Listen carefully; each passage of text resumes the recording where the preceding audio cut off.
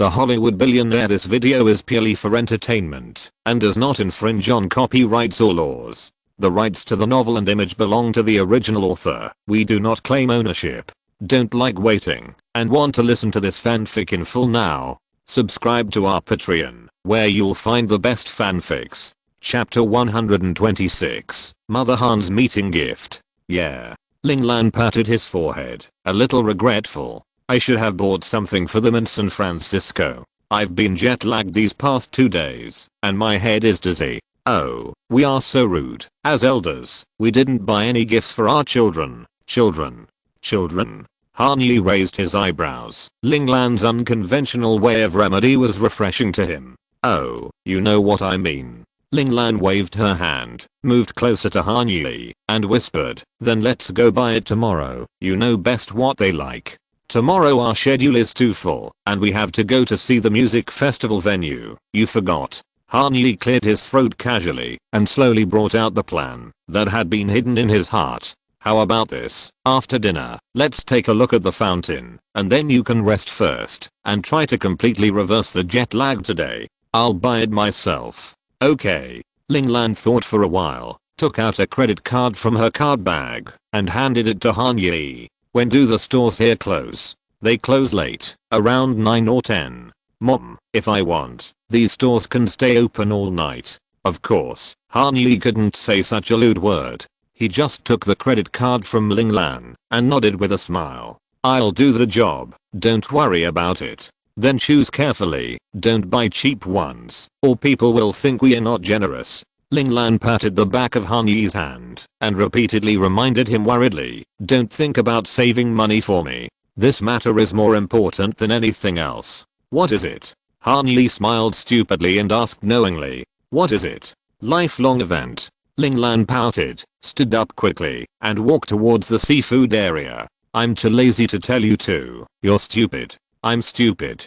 I think it's Einstein. Han Yi touched his head and was quite satisfied with himself. You're stupid. Can you come up with these tricks? Well, I'm so strong. Lying on the sofa in the living room of the top floor suite, Zhu Yiru felt like a balloon that was rising high in the sky and was about to explode at any time. The oxygen content in Las Vegas hotels is much higher than in normal places, so it is easy for people to lose their keen perception in an exciting mood. In addition, the food at the Bacchanal is indeed impeccable. Therefore, when Zhu Yiru found that she could no longer stuff another northern zodiac crab leg, it was already a big deal. Chew 2 of these. Zhao Yaozhen, who came out of the bedroom, leaned over and put 2 yellow chewable tablets into Zioru's mouth. Papain, it helps digestion. Thank you. Zioru supported her chin with her right hand to prevent the crumbs from falling on her body. Aren't you bloated, Sister Yaozhen? If I'm not mistaken, this terrible glutton has refilled all kinds of juices 5 times. As for me, I'm 8/10 full. Zhao Yaozhen winked at Zhu Yiru playfully. Once there is a first time, there will be a second time. Now in front of Zioru, the Korean girl is no longer afraid to show this side of her. As long as Han Yi cooperates with her, she only takes a little at a time and removes the empty plate in time, so that Ling Lan and Shan Zhangyan can't see it. She ate the money for 5 of us by herself. Han Yi gave a thumbs up. I wonder how happy you will be when we hold Mad City here in the next few days. I'm so excited that I can't sleep now. Sister Yaozhen, can you? Zhu Yiru raised her hand weakly. Can we stop talking about eating? I'm going to vomit just thinking about it. Oh, okay, sorry. I'll press here for you to stop vomiting. Zhao Yaozhen sat next to Zhu Yiru, held her hand, pressed the Hegu point, and rubbed it. Where did you see this method? Han Yi was a little curious. Zhao Yaozhen raised his eyes, thought for a while, and replied. You are Korean, and your online activities are quite wide. After a casual joke, Han Yi sat on the sofa opposite Zioru and Yaozhen, turned on the screen of his mobile phone, glanced at it, and said lightly, oh, by the way, you don't have any plans later, right? Yee, look at me like this. Zhu Yiru struggled to raise her head from the pillow and looked at Han Yi. If I have any plans, it should be to go to the hospital. Okay, then you take a good rest first. Wait, about half an hour. You two will accompany me to buy something? It's almost 9 o'clock. Zhao Yaozhen did not stop what he was doing, but tilted his head in confusion. What do you want to buy? Harry Winston. At 21:06, the three of them took the elevator down to the first floor and walked to the shopping gallery on the left wing of the Bellagio Hotel. Raising his chin slightly, he glanced at the Harry Winston store in the distance, which should have closed 6 minutes ago, but was now brightly lit, with shop assistants welcoming guests at the door. In stark contrast to the closed doors of Chanel, Giorgio Armani and Gigi Lecoultre next to it, Zhao Yaozhen's eyes were even more puzzled. Yee. After resting for 30 minutes, Zhu Yiru, who had almost recovered, touched Han Yi's elbow. Are you getting married? You're cuter when you're so swollen that you can't speak. Han Yi glanced at Zhao. I'm not buying it. I'm buying it for you. Hey, where are you going? Looking at Zhao and Yaozhen, who turned around and left in astonishment, Han Yi stretched out his arm and raised his voice. Of course we are going home. Zhu Yiru turned her head and wrinkled her nose at him. Who asked you to buy it for us? If we want to buy it, we'll come during the day. Strictly speaking, I didn't buy it for you. Han Yi breathed a sigh of relief, stood there with his arms folded across his chest, and lowered his voice. It was Auntie. Hearing these two words, Zhu Yiru and Zhao Yaozhen stopped at the same time. She asked me to pick a gift for you too. The two girls' necks, shoulders, and backs became visibly stiff. After a few seconds, they turned around at the same time in tacit understanding. You said. Yaozhen opened her mouth with a rolling eye. What gift? Zhaoru's face flushed as she helped her fill in. I don't know either. Han Yi spread his hands with an innocent expression, adding fuel to the fire. She said that as a parent, it would be impolite not to give anything when you meet for the first time. As a parent. Chewing on this word, Zhu Yiru and Zhao Yaozhen seemed to have changed into different people and suddenly became shy and restrained. How can you give gifts when you meet for the first time? Auntie is too polite. There is no need for a gift. She said this, but her body honestly stood back next to Han Yi.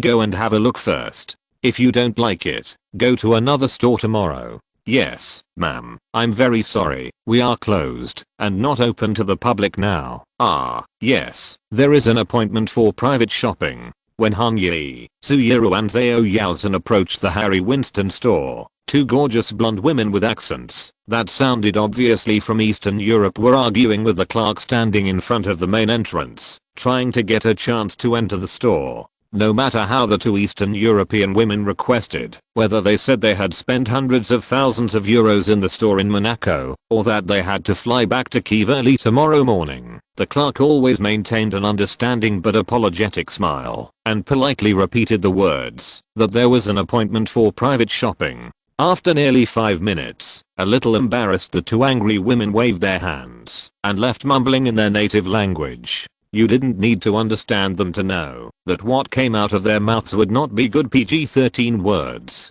In order not to increase the difficulty of the clerk's work, and in order not to cause this completely unnecessary and troublesome publicity, Han Yi and the other two looked at each other and stood by the elevator leading to the basement and talked in a tacit understanding. They didn't step towards Harry Winston in front of them until they could no longer hear the complaints in Ukrainian. Good evening, sirs and ladies. One of the clerks, who had been keeping a perfect smile since just now and could not see any emotional changes, with bright and smooth brown hair combed close to the scalp, wearing a Prussian blue women's suit, which matched the main color of Harry Winston very well, came up to greet them warmly. I'm Pasha, a consultant for Harry Winston's Bellagio store in Las Vegas. Do you have an appointment? Asking this actually means that Pasha is already 70% sure about the identities of the three people. One man and two women, all of them are Asian, which is consistent with the information of the private shopping appointment. Yes. Han Yi nodded. By Ms. Ling. Hearing the name of the person making the appointment, the arc of Pasha's mouth rose a little more, and the half-believing and half-doubting expressions on Zhu Yiru and Zhao Yaozhen's faces standing beside Han Yi also faded. It seems that it was indeed Aunt Ling's idea. Of course, this small detail was also carefully arranged by Han Yi. He asked Olivia Rodriguez to use her mother's surname to make an appointment for today's private shopping time. In this way, it can not only increase the credibility of Linglan wants to choose a gift for them in front of the two girls, but also give Xiaoru and Yaosun a subtle hint. What hint? The wealth that Han Yi can control does come from this unfathomable family, not himself. Okay, thank you. Once again, welcome to the Bellagio store of Harry Winston, Las Vegas, Ms. Zhao, Mr. Han and Ms. Zhu. Thank you for choosing our store as the destination for today's private shopping trip. Please follow me. Led by Pasha, Han Yi and his party walked into this not so large store. Compared with the brand's main store at 701 Fifth Avenue in New York, which occupies half of the St. Regis Hotel, and the 7,022 square foot West Coast flagship store in Beverly Hills that is under renovation and will open next year. This branch located indoors and next to the casino lobby can only be described as elegant. But there are also exhibition halls on both wings, filled with various jewelry, and the iconic octagonal jewelry display cabinet at the entrance, but the variety is not as complete as in other cities. Xiaoru quickly observed the situation of the store. He felt relieved. There was nothing particularly expensive in this store. No, there was nothing so expensive that he couldn't imagine. The only strange thing was that there was only one security guard at the door, but there were 4 of them, patrolling the store. When the time came, he could just pick a small item like a silver bracelet worth a few $1,000s and show it to his aunt. If he gave it too cheaply, his aunt would be embarrassed. If he gave it too expensive, he would feel bad. Zhao Yaosun glanced at the Winston lying quietly in the glass window on the counter closest to them in the exhibition hall on the right. Gates platinum bracelet. The same idea. In the traditional context, bracelets do not have any special meaning beyond accessories, and this kind of single item without diamonds, or only with broken diamonds, which is closer to the category of fashion jewelry, is also one of the few items in the store that she does not feel unworthy of. Today, I accepted the gift from Han's mother. When I return to Los Angeles, I will buy a return gift for Han Yi. At least, in the first 2 minutes, when I sat in the VIP room at the deepest part of the store, Yaosun did think so. Please sit down for a moment. I will ask today's personal shopping consultant to serve you right away. What would you like to drink first? Still water, sparkling water, soft drinks, and some of our Harry Winston special drinks, Spring Garden, and ice water is fine. Still water, warm, thank you. Me too. No problem, I'll serve it to you later. Almost at the same time, when Pasha turned and left, 2 sales consultants who were also wearing Prussian blue suits and looked much older than Pasha walked into the semi-open VIP room with a humble and restrained smile. One was a man and the other was a woman. The former had dyed silver hair that was not naturally evolved. With his pale skin and slightly wrinkled skin, he gave people the impression that he had been immersed in the industry for many years and was very professional. The latter was a middle-aged black woman with tight skin. Of course, she didn't have an afro or dreadlocks, but a neat ponytail. The exposed skin had been carefully cared for a long time. The elegant temperament that came naturally did not seem to be from this continent at first glance. Good evening, Ms. Zhao, Mr. Han, and Ms. Zhu. The male consultant stood in front of the 3 people, nodded with a smile, and called the 3 people in strict alphabetical order to avoid giving customers any bad impressions and hints on such details. My name is Oliver, and the elegant lady next to me is my colleague, Jada. We are honored to have the opportunity to be your personal shopping consultant at Harry Winston tonight. The 2 sales consultants both spoke with a distinct British accent. Of course, it's not Scottish or Liverpool, but the more clear and easy to understand pronunciation of Southern England south of the 7th Washington line. Let me briefly introduce myself. Jada and I are both jewelers from the high jewelry department at 718 Fifth Avenue. Oliver's introduction had just come out, and Zhao Yaosun's pupils suddenly shrank when she heard the key words, and her originally relaxed feet instantly clenched.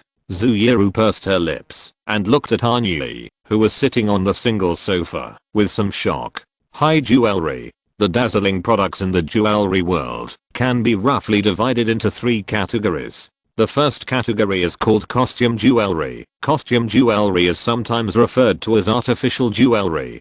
Costume jewelry is usually made of gold-plated or synthetic gemstones instead of natural gemstones to reduce costs. Some brands even use acrylic or even plastic in this type of jewelry. More importantly, since these jewels use a lot of base metals such as brass, copper or zinc in a thin gold-plated layer, many wearers may even have allergies. Apart from anything else, Hanyi has a typical example around him, Madison Beer. Her ears are extremely sensitive to brass. As long as it is a gold-plated and copper-covered earring, her earlobes will immediately become red and swollen. As for how he knew this, the high-intensity WhatsApp chats these days are not in vain. In short, the purpose of costume jewelry is directly stated in the name, that is, as an accessory to set off clothing for trendy matching. The lifespan of these jewels is only a few years at most. Of course, for shoppers who pursue fashion trends, they may have to be thrown into the trash after wearing them for a quarter. The second largest category of jewelry products is called fine jewelry.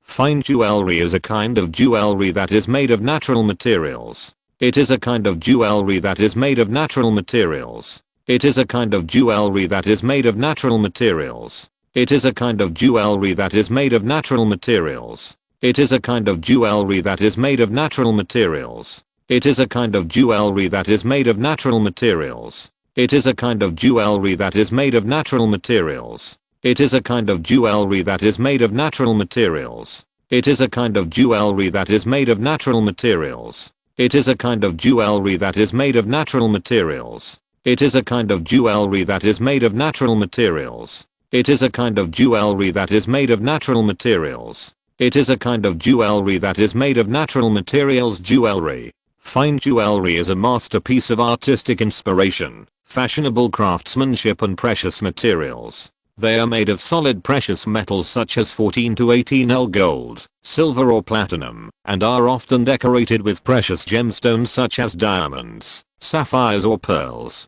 Therefore, unlike costume jewelry, fine jewelry is extremely durable and can be worn every day and even passed down from generation to generation. At this point, consumers have truly touched the core area of the jewelry world.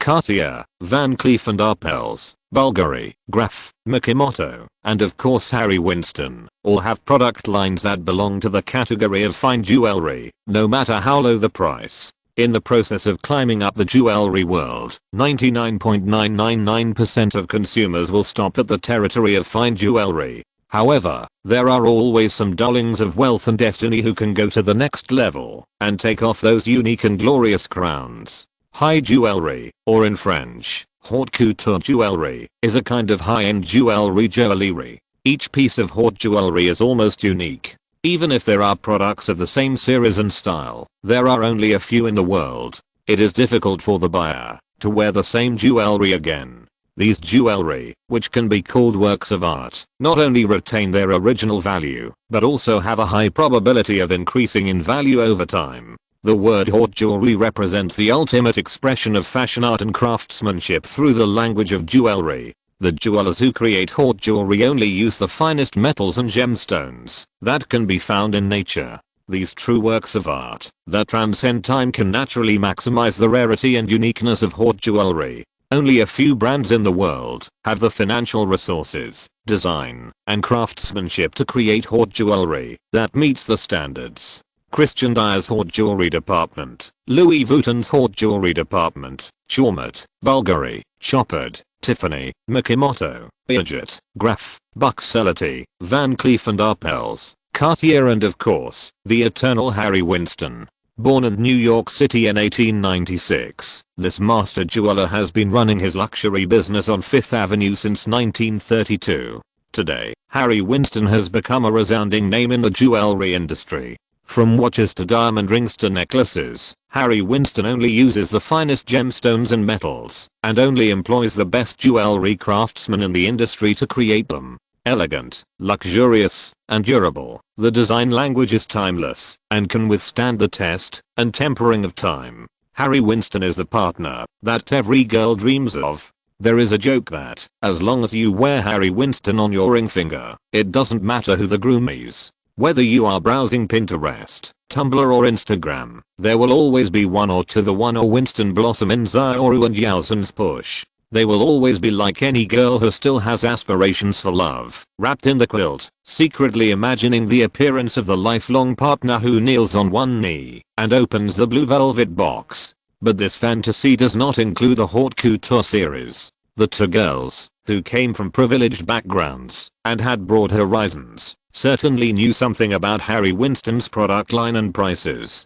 A 1.35 carat the one, no matter which store in the world you buy it in, or what discount you enjoy, is at least over $40,000. For ordinary people, this is already an astronomical figure that makes people shy away. As for Harry Winston's high-end jewelry, in order to protect customer privacy, the brand will not disclose the specific price of each high-end jewelry series to the public. But as an investment target that can beat time, people can get a glimpse of the ultimate luxury of that mysterious world from Christie's auction records. A 29.01 carat pear-shaped high-end custom diamond ring with an estimated price of between $1.3 million and $1.8 million was finally sold for $1,9,275 million 1986 Harry Winston high-end sapphire pearl diamond necklace, $2.26 million.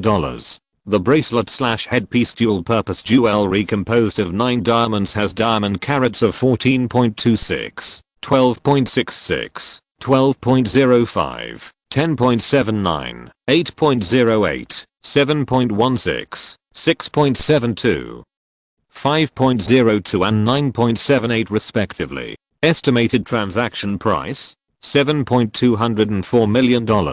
It is no exaggeration to say that for products that can be called high-end jewelry, $100,000 is considered a bargain, $300,000 is just the starting point, $500,000 is barely enough, and $1 million or more is considered the absolute essence of HW. This time, flying with us from New York are all 9 high-end jewelry series of Harry Winston, the New York Collection, the Incredibles Collections, the Majestic Escapes Collection, and the Secret Collection and Hope Collection. Following Oliver's gentle and calm introduction, several sales consultants from the Las Vegas branch carefully entered with jewelry display trays with royal blue velvet as the bottom. Just looking at the size of those diamonds, Zayoru felt like she was about to faint. The fear of being dominated by Channel Haute Couture on Rodeo Drive 2 months ago once again surfaced in her mind. Ms. Zao, Ms. Zhu. Jada said softly, "Excuse me, do you two want to browse the collection together, or do you want me and Oliver to serve you separately? There is also a private showroom inside." Together? Zuyeru glanced at Zhao Yaozhen, and after seeing the latter's affirmative eyes, she smiled politely and nodded at Jada. Together. At this time, the two girls, who were greatly shocked, urgently needed each other's encouragement and support. Very good, then, let's start with the New York series, okay? Oliver signaled the sales consultant to put the tray on the display table on the left of the 3 people and made a gesture of invitation. Okay. Zuyeru slowly moved towards the white chair at the display table, turned her head, glared at Han Yi fiercely, and squeezed out a sentence in Chinese with the corner of her mouth. "Yi, you are going to hurt us badly. It's too expensive." Zhao Yaozhen sighed lightly and took over the conversation. "My mother arranged it, not me." Sitting on the chair on the far left, Han Yi smiled slightly and threw all the blame on Ling Lan. "Your Aunt Ling gave me a strict order. There is a minimum spending limit.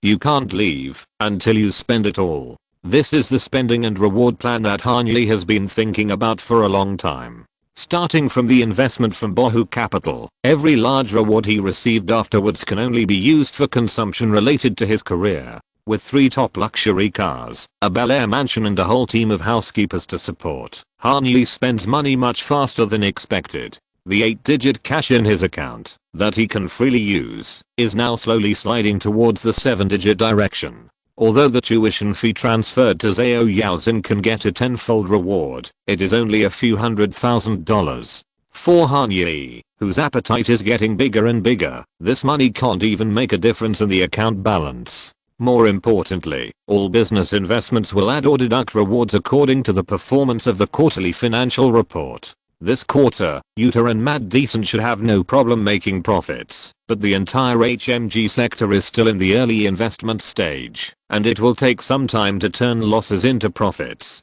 Therefore, if Han-Yi wants to offset the deduction of the reward caused by the loss, he must get double the return through other consumption. Spending money on artists is doomed to fail. The car of Billie Eilish only returned 30%. For Han-Yi, if it does not exceed 100%, it will be a loss-making business that will spend less and less money. As for spending money on himself, in addition to the 3 times of private equity funds that 864 Stradella Road helped him get, even the Ferrari that resonated strongly did not make him much money. Other hobbies? How much can you spend on reading, playing games, or music-related consumption? What's more, music-related consumption can only be counted as career investment. Who told him to be in the music industry? Linking hobbies with careers is not a good thing from this perspective. With almost all the options exhausted, Han-Yi can only put his calculations on Xiaoru and Yaozhen. At present, only spending money on the 2 girls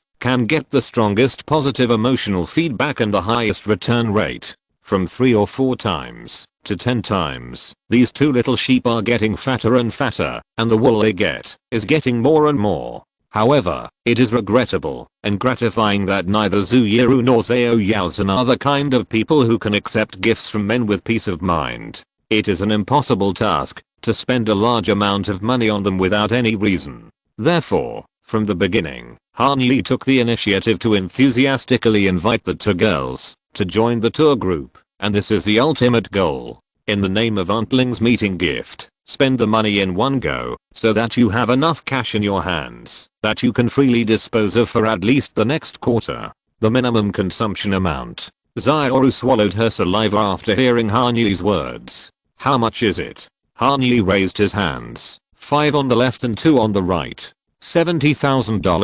Zhu Yiru was a little dazed. It's a 7-digit number. Han-Yi shook his head. Everyone. Chapter 127 Rare Treasures. 7 figures. Zhao Yaozhen took a deep breath and suppressed the urge to run out of the door. When she learned from Han-Yi that Ling Lan wanted to give them a meeting gift, Yaozhen thought she had figured out her aunt's thoughts very well. In Yaozhen's opinion, Aunt Ling's meaning should be to recognize and accept her and Xiaoru as dating partners for further developing a relationship with Han-Yi, or even marriage partners. But giving a meeting gift to 2 people at the same time, or even choosing them together, the meaning is also very clear. That is, not taking sides, or standing in a team, so that both of them can feel the kindness and friendliness of the aunt. I like each of you. No matter how the situation develops in the future, I support it. In the ambiguous situation, this is indeed the best statement that Ling Lan can make. However, for Zhao Yaozhen, even if the meeting gift is exaggerated, tens of thousands of dollars should be the ceiling. After all, their relationship with Han-Yi has not yet begun, and this purely polite exchange of favors cannot be such an outrageous number. But now, 7 figures. More than $1 million US. Let alone other people, even her family, although they certainly invested more than $1 million in her. That was the gradual accumulation of more than 20 years. When Zhao Yaozhen's eyes met Zhu Yiru's equally confused eyes, she knew that the girl from Taiwan should be about to cry out of anxiety. Yi, this really can't do. Putting her hands on the chair, Zhao Yaozhen hesitated to sit down. She looked at Han-Yi, shook her head gently but firmly, and said in Chinese, "It's too expensive. No matter what form of gift, I can't accept it." Me too. Zhu Yiru took a step towards Zhao Yaozhen and whispered, "Please say thank you to my aunt for me, but, hey, otherwise we can help you pick something." "Why, do you really want me to get married?" Han-Yi smiled and sighed, imitating Xiaoru's tone. "My mom gave me a death order today. She said that I only know how to work on my career during this period, and I don't know." That. Hesitantly touching the back of his head with a well-rehearsed embarrassed expression, Han-Yi continued to act according to the script. "Your Aunt Ling said that if we can't spend all the budget today, we can forget about the money from Carlisle. So." Han-Yi blinked at the 2 girls. "Just think of it as helping me. Pick a gift. If you really don't want it, just put it in the auction house when the time comes." someone will be willing to take it. Hearing Han Yi's words, Zuyuru and Zhao Yaozhen looked at each other without saying a word, but sat down at the display table one after another. If it can help Han Yi, then picking 2 pieces is also okay. As for putting it in the auction house, that is absolutely not allowed. Because, as long as you accept the gift, you have to keep it well, and seriously consider the thing after your career. In Carmel by the Sea, at Fisherman's Wharf in San Francisco, when they embraced the most beautiful hope and light in life, wasn't that what they were thinking about in their hearts? Zuyuru bit her lower lip unconsciously, her fingertips rubbing the tablet top. Zhao Yaozhen, on the other hand, held her chin with one hand, her eyes unfocused in the direction of the display tray. In Han Yi's words, which seemed unconvincing, when you think about it carefully, Zuyuru and Yaozhen accepted the only choice they were inclined to. The 2 flames that had been extinguished on the terrace of the Jetty Suite seemed to have rekindled a weak but tenacious light. Mr. Han, Oliver, who sat opposite the display table, had been patiently waiting for tonight's customers to finish talking to each other. After a few seconds of silence in the VIP room, and confirming that the incomprehensible foreign conversation had ended, Oliver spoke again, cleared his throat, gently covered the tray in the center with the white gloves he had put on at some point, and smiled. "Excuse me, can we start?" "Of course." Han Yi nodded in response. "Excellent. Okay, Miss Zhao, Ms. Zhu, as I just said, what we are showing today are all 9 high-end collections of Harry Winston, a total of 32 treasures.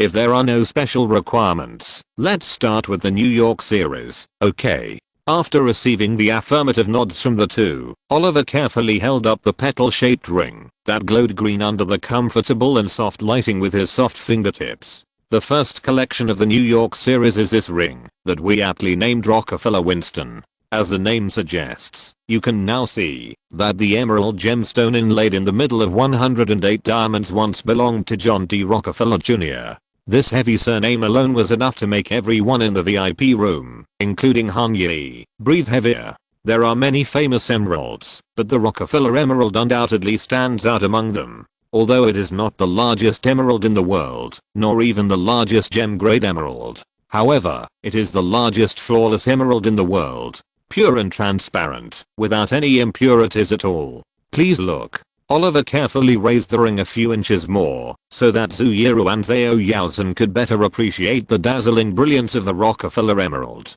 In 1930, John Jr. bought the gem and set it in a Van Cleef & Arpels brooch, which he wore on his first wife, Abby Aldrich Rockefeller, until she died in 1948. After that, the heartbroken John Jr. gave the brooch to the legendary jeweler Raymond Yade to disassemble and reassemble it into a ring, which was kept in the family treasury. Until this year, the Rockefeller Family Foundation decided to sell the ring. Unfortunately, we stood out from the fierce competition of Christie's auction house. We removed the base of the ring and matched this Colombian gem that is destined to be passed down through the ages with 108 petal-shaped rings totaling 10.7 carats, making the extraordinary color and brilliance of the emerald the absolute focus. The finished product you see now has only been seen by less than 20 people in the world so far, including me, Jada, and the 3 people present. Truly remarkable. Han Yi exclaimed softly. "What's the price?" $25.986 million US dollars. Mr. Han. This is indeed a work that stands at the top of the human luxury world. From the historical heritage, to each famous lecturer who handled it, to the final product appearance, it is impeccable and perfect. Of course, this can also be reflected in the price. $25.986 million. The cash in the account is definitely not enough. But since there is a reward, it is entirely possible to use the $100 million cash in the Chase Wealth account as collateral and borrow some money first. However, if one of Zuyuru and Yaozhen buys this rare treasure, then the next one must at least be kept at the same level and price. Therefore, if you really want to buy this, you can first take out a loan to pay the full price of this one, get the reward, and then pay for the second one. When shopping consumption reaches this level, even if the account period is as long as several months, Harry Winston will gladly accept it. And Han Yi is of course happy to do it. After all, for him, consumption is not just consumption, but also a way to make money. The more you spend, the more you earn. Han Yi seriously considered the transfer process, but Zhu Yiru and Zhao Yaozhen didn't think about the Rockefeller Winston ring in front of them. The two girls have a very clear understanding of themselves and the world around them. Jewelry is called an accessory because its core function is to set off. It makes the beautiful more beautiful and the luxurious more luxurious. Different ages, identities, cultures, and classes all have their own suitable accessories. In other words, the wearer's experience and aura must be able to suppress the decoration she wears, so that it is appropriate and even complements each other. The Mountain of Light was worn on the head of the former supreme ruler of the Indian subcontinent, before it became well known to the world. The Wonder of Pearl must really be on the fingertips of Bloody Mary, Napoleon, and Elizabeth Taylor to carry a legend that transcends time. I don't know what they will look like in the future, but Zhu Yiru and Zhao Yaozhen are far from being able to control this ring. It comes from the mistress of the Rockefeller family, and can only belong to a wealthy lady of a legendary family. Most importantly, with a price of nearly $26 million US, even in Bel-Air, you can choose 99% of the properties with your eyes closed. In this world, the number of people who would choose to use this level of wealth to buy luxury jewelry can probably be counted on two hands. However, I don't recommend this ring to you too. Oliver's delicate mind, which has been immersed in Fifth Avenue for more than 20 years, how could he not guess what Zhu Yiru and Zhao Yaozhen were thinking? In fact, Oliver himself never thought that this collection would be able to be launched today. The reason why he took out this treasure of the New York series at the beginning was to get the scene right. It is not necessary to overwhelm the guests in momentum, but at least let them feel the heritage and stature of Harry Winston in person. For the younger generation, it will look a bit dull and not easy to match in daily life. Therefore, the New York series has also prepared many options with the vibrant colors of the metropolis for you. The first set is called Manhattan from the Sky, a set of jewels composed of brilliant diamonds and radiant pure sapphires that recall the beautiful hues and luminosity of the Manhattan sky. Like the magical light emitted by New York's skyscrapers at dusk, this high jewelry necklace inspired by the Manhattan sky is a perfect expression of the amazing artistic charm of New York. 85 light blue sapphires of various cuts are complemented by 255 brilliant diamonds to create this incredible piece of jewelry. The second one, we called it Cathedral, was inspired by the famous St. Patrick's Cathedral. In 1942, Harry Winston & Co. moved into 7 West 51st Street, just across the street from the cathedral. This is our tribute to Winston, the ode to Mr. Dunn's first office location, using our iconic design to highlight the natural beauty of emeralds that goes so well with St. Patrick.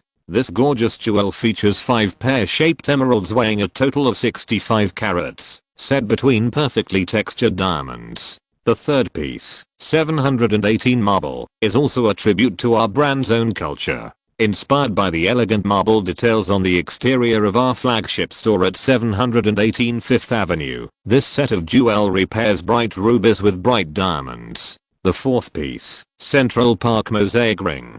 Zhu Yiru and Zhao Yaozhen were not interested in the previous pieces of high-end jewelry, and of course Han Yi didn't have any special feelings about these sets. If you don't have any special research on the Harry Winston brand story, it is probably difficult to resonate with Mr. Winston's life experience and struggle story in New York. But Oliver's British accent is indeed very pleasant, and his voice is also low and magnetic. In his ups and downs and emotional narration, although they didn't try them on, the three of them didn't feel bored or tired at all. The sixth model, Fifth Avenue crossover.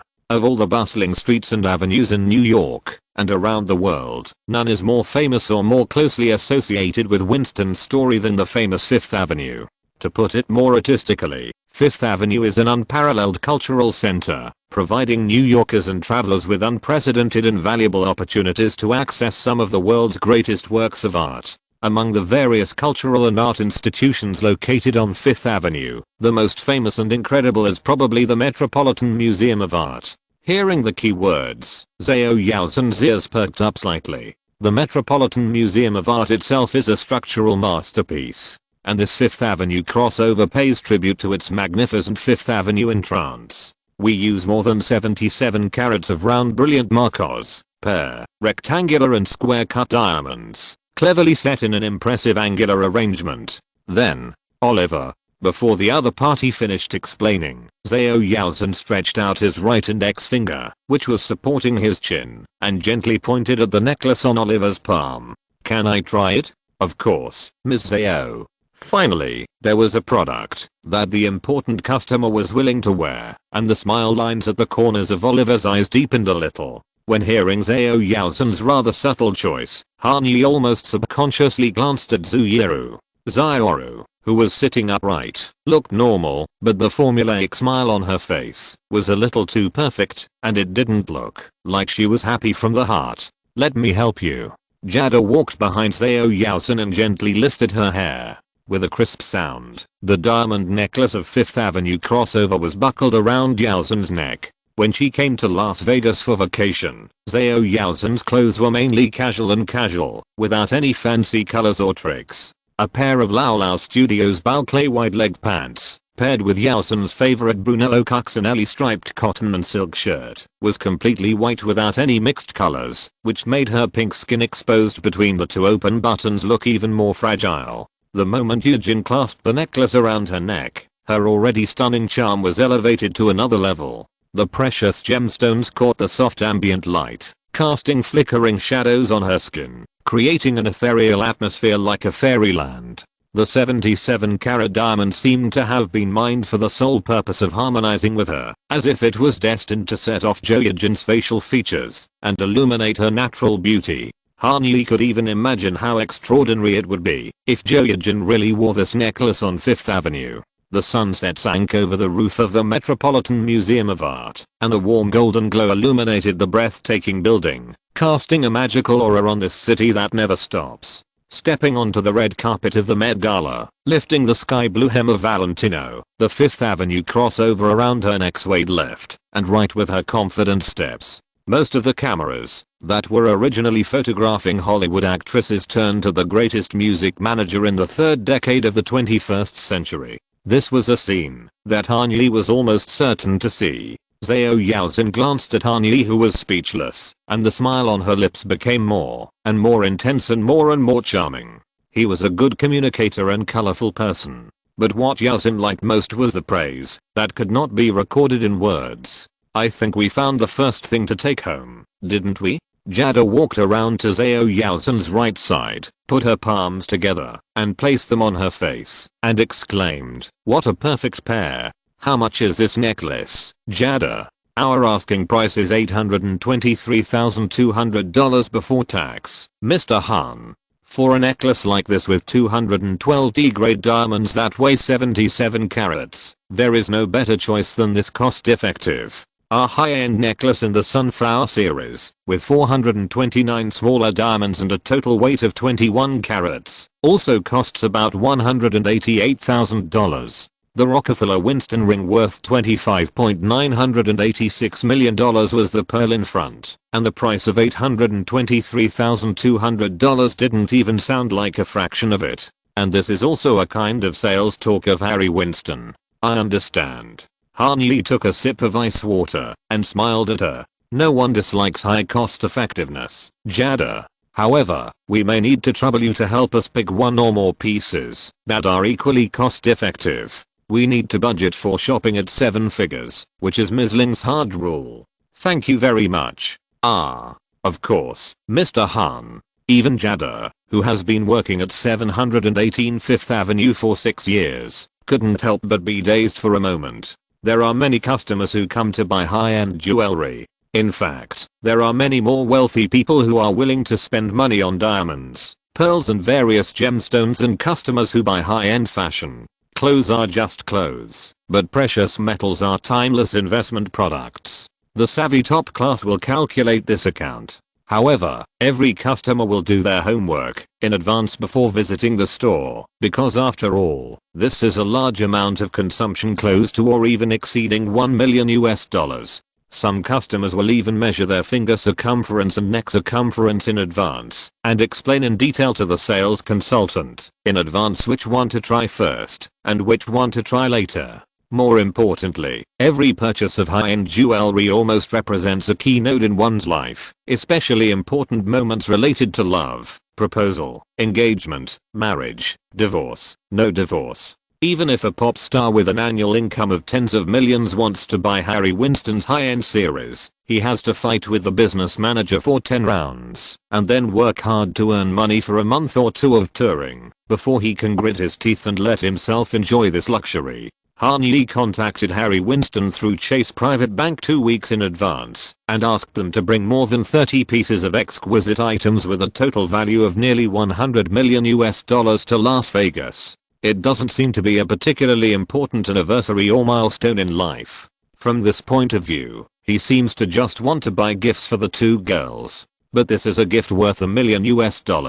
When Richard Burton pursued Elizabeth Taylor, or when Rainier 3 first met Grace Kelly, was he so crazy? A stronger sense of disbelief and unreality also echoed in Zhao Yaozen's heart. As the person involved, she undoubtedly suffered the greatest shock and impact. It's one thing to boast about buying a 7-figure gift, but it's another to actually nod your head and prepare to sign the bill to pay. The $52 million acquisition of Electric Feel was to obtain a cash cow that continued to generate revenue. But what would a $1 million check for a few pieces of Harry Winston jewelry given to Jo Eugene as a personal gift bring Han Yi? You know, this money is enough for her to go to college for another 25 years. Jo Eugene pressed her slightly trembling hands under her body and looked at Han Yi with a look full of extremely complex and intense emotions. It's not that Eugene has any unusual enthusiasm and obsession with money, but it's impossible for anyone, to remain calm under such a generous gift. This is the impact of generosity and the power of gesture. As human beings, when someone spends a lot of money on us, we naturally feel deeply touched. This reaction is not just because of the so-called material value of the gift, but also because of the underlying emotions that accompany such a gesture. When someone chooses to invest their hard-earned money in us, or our happiness, what they are actually trying to express is thoughtfulness, care and love. Humans do not become superficial or materialistic because of such feelings. Instead, we appreciate the deeper message behind the behavior. What message does Han Yi want to convey? Yuzen doesn't know, but every reasonable guess leads to the same conclusion. Okay, Mr. Han, if that's the case, I would recommend another model in the New York series, the Eagle Eye Jewelry Watch. The dial itself is made of 18K gold and is set with 48 yellow diamonds. The wristband is composed of 119 round brilliant cut diamonds with a total weight of 10.36 carats, 57 pear-shaped diamonds of approximately 11.5 carats, 23 marker-shaped diamonds of 4.16 carats, and 1 2-carat pear-shaped yellow diamond. As Jada's hand moved, Han Yi turned his attention to the jewelry watch in her hand. Such lavish use of diamonds. Even the entire watch has no other materials, all made of diamonds attached to platinum wires. This kind of grandiose thing can only be made by Harry Winston, which accounts for 1/3 of the world's diamond reserves, second only to the British royal family. But, what do you think of this, Yaozen? Han Yi pointed at the watch and asked softly. Well, it feels more. Yaozen calmly switched to Chinese. Exaggerated. Indeed. Han Yi nodded in agreement. This kind of watch is impossible to wear at ordinary times, especially in the sunshine of Los Angeles. As long as you go outdoors, it can shine like a lighthouse to attract the attention of the whole street. Not to mention the safety issue. This excessive publicity alone is inconsistent with Zhao Yaozen's personality. Maybe it doesn't match. Jada, do you have any other options? The Fifth Avenue crossover has a matching ring. No ring. Zhao Yaozen responded instantly, and then stole a glance at Zhu Yeru, who looked down with a smile, looking at the other jewelry on the trays, as if she didn't hear anything. How about this, Jada? You can take Ms. Zhao to try bracelets or earrings from other series, and let's try to see if we can match them into an interesting combination. Okay. Following Yaozen's eyes, Han Yi also noticed the well-behaved and quiet Zioru beside him. He breathed a sigh of relief, sat up straight, and smiled at Jada. Of course. Ms. Zhao, our Marvelous Creations series and Winston with Love series have many exquisite decorations, which can perfectly match this necklace. Please come with me to the sofa. Okay. Both series are here. Without Han Yi's excess of emphasis and exaggeration, Jada could understand the customer's current needs. Since a big piece has been chosen for Ms. Zhao, the next accessories can be completed step by step. Ms. Zhu hasn't started to choose yet. Ms. Zhu, do you have any preferences? After Jada brought Yuz into the sofa and began to explain the other two series in a low voice, Oliver leaned forward half an inch, folded his hands on the table, looked at Zhu enthusiastically and politely, and asked, "We can recommend the most suitable style for you, based on your requirements for jewelry materials, design details, and even overall concepts and creative ideas. Let me think about it." Zioru put her index finger on her lips, and her eyes slid across Han Yi's face with a smile. "Oliver, I remember that among the 9 series, there seems to be one called Secret Collection, right? Secret Collection? Ah, yes, Ms. Zhu. Secret Collection is one of our most popular high-end jewelry series. For example, the necklace on your right is a piece from the Secret Collection series, Secret Cluster. This necklace draws inspiration from the iconic Winston cluster pattern. The sculptural design of the Secret Cluster series presents a unique diamond ribbon shape, embellished by a cluster of closely connected round, markers and pear-shaped gems. The reason for this design is that we want to express a point of view that behind the brilliance, every unique jewel hides an incredible secret waiting to be revealed. Incredible secrets, every one of them has one. Zioru nodded slightly, and the specially selected commentary made the ice water in Han Yi's hand even colder. "Let me try." Hearing Zhuyiru's words, Oliver turned his head and glanced at Paisha standing on the side. The latter hurried forward and carefully helped Zioru buckle the necklace. "Does it look good?" Zhuyiru grabbed the hair on the back of her head, turned her body to one side, faced Han Yi, tilted her head and asked him, "There are a lot of secrets clustered here. Ah, this." Although he didn't fully understand what Zioru meant, he could still clearly capture the dangerous taste in her words. "It seems it's not particularly suitable for you," Han Yi answered carefully, choosing his words carefully. "Yeah, I also think it doesn't seem to be particularly suitable. I still like it in one piece, more complete." Zhuyiru's eyes curved a little more, looked at Oliver, and smiled with great affinity. "Thank you, Oliver, but too many diamonds stacked together will make your eyes blurry. Is there a design that highlights the main diamond?" "Of course, Ms. Zhu. Every Harry Winston diamond has its rare beauty and inner light. Selecting diamonds, making diamonds, and packaging diamonds are the skills that Harry Winston is best at. In fact, in this world, no one is better than us at giving new vitality to large diamonds." Oliver accurately lifted a necklace that was still covered with shining diamonds from top to bottom from the tray on the left-hand side that had not been introduced yet. "Legacy Collection. Its name is a magnificent diamond necklace. Just from the name, you can see how confident we are in this work of art. A 10.72 carat Marcos diamond, set off by a full 205 Marcos and round brilliant cut diamonds, with a total weight of about 23.58 carats, connected by a platinum bracket. Ms. Zhu, please allow Paisha to put on this necklace for you." Similar to Zhao Yaozhen, Zhuyiru's dress tonight was also quite simple and casual.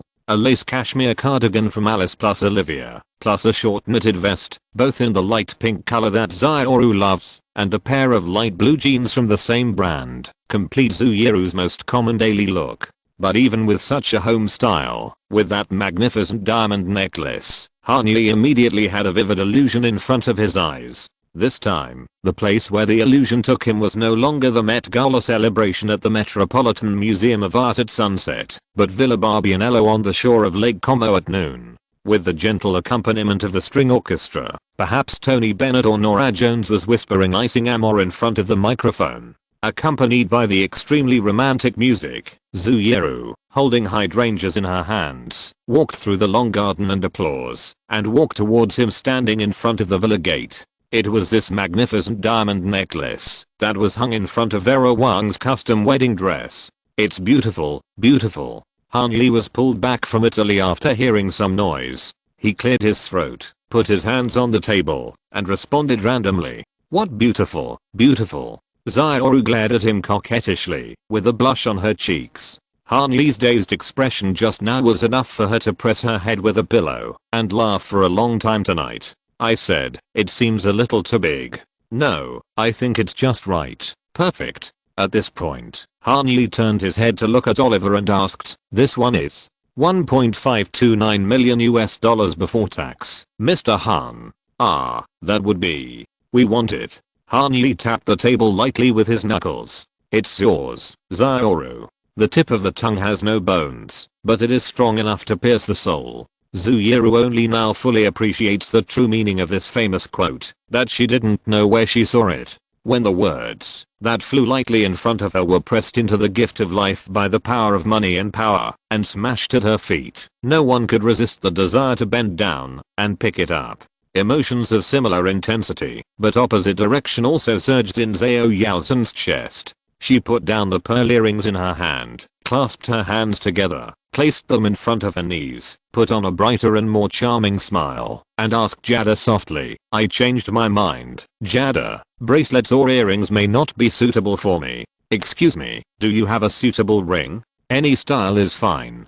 Chapter 128, Blood Recovery. In the end, Han Yi's spending at Harry Winston's Bellagio store in Las Vegas today ended at $3.3296 million. Zuyuru's a spectacular diamond necklace, with a pre-tax price of $1.529 million, plus the federal, state and city sales tax rate of 8.265% in Las Vegas. The final cost was $1.6554 million. As for Zhao Yaozhen, it was just an impulse to choose a ring. With her personality, she would never choose a diamond ring as a gift for herself. At least not in front of Zioru. Therefore, in the end, Yaozhen chose a pair of specially made diamond loop full pattern diamond earrings chandelier models. According to Harry Winston's internal classification, diamond loop does not belong to the 9 series of high-end jewelry, but falls into the category of exquisite jewelry that is shipped regularly and in fixed quantities. However, this does not mean that the price of this diamond loop will be much lower. After all, although the ordinary diamond loop without the chandelier pendant only costs $30,000, it still has the word specially made in front of it. The pre-tax price of the diamond loop earrings, which consists of 2 pear-shaped diamonds with a total weight of 7.52 carats and 82 round brilliant cut diamonds with a total weight of about 5.45 carats, is set at $723,200. Just $100,000 less than the Fifth Avenue crossover. Including sales tax, the final price of the two products is $1,674,200, which is $18,800 more than Zioru. But who is counting?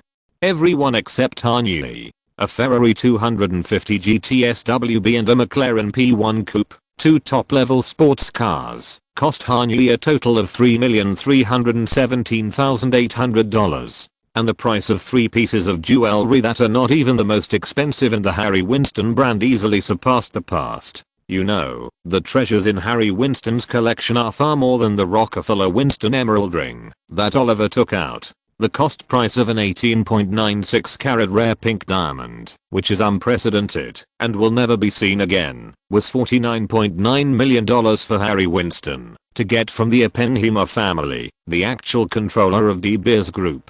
At an auction in 2013, Harry Winston raised his bid twice, winning the world's largest flawless blue diamond of 13.22 carats and a 243 carat Botswana rough diamond at the prices of $23.8 million and $26.7 million respectively. Pink Legacy, Winston Blue, and Winston Legacy are the names given to the 3 diamonds, and they are also the treasures of Harry Winston Legacy collection.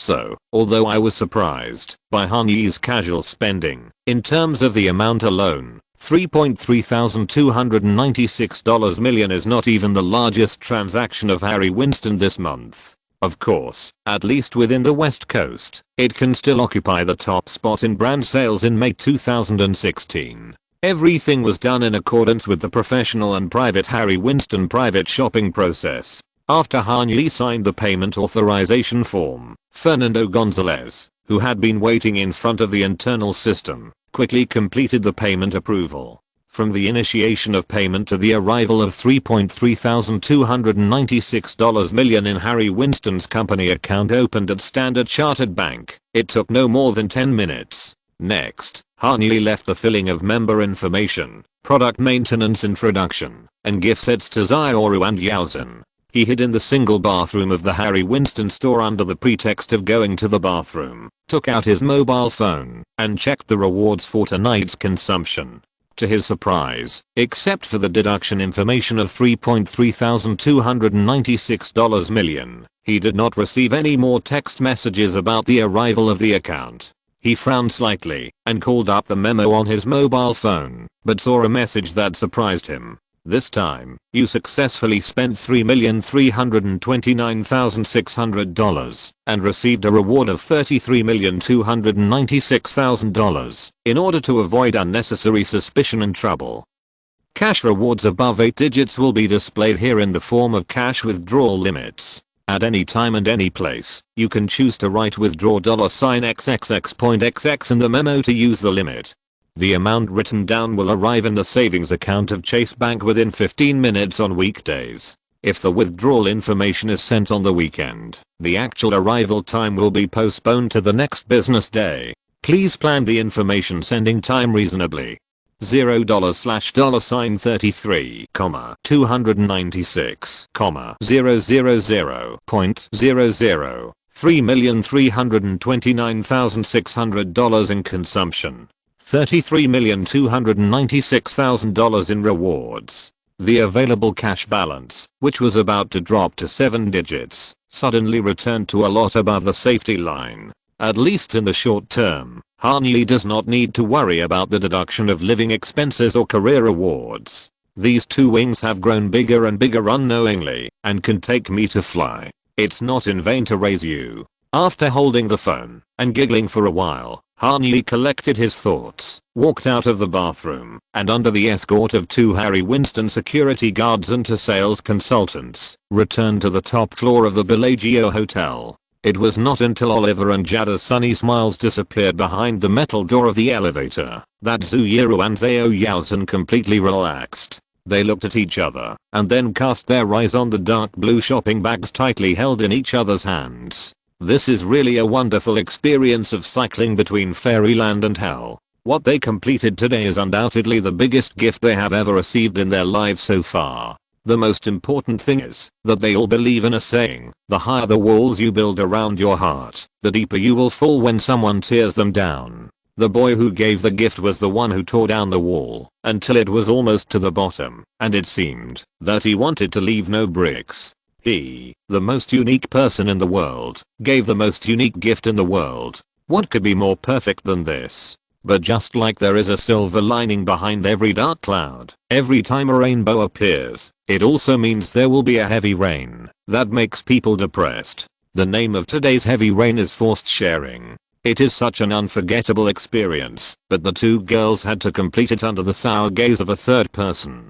Believe Zioru and Yaozen, this is not as refreshing as it sounds, because they both have to take turns to be the third party. Zuyuru saw how heavy it was when Zhao Yaozen put on the necklace that symbolized the Metropolitan Museum of Art, and Zhao Yaozen witnessed how lost Zuyuru was when she touched the 10-carat pear-shaped diamond. Under normal circumstances, Hanyi's bizarre behavior that made people feel confused might have made the 2 girls hang him up and beat him more than 10,000 times in their hearts, and they would have to be angry for at least several days before they could slowly ease up.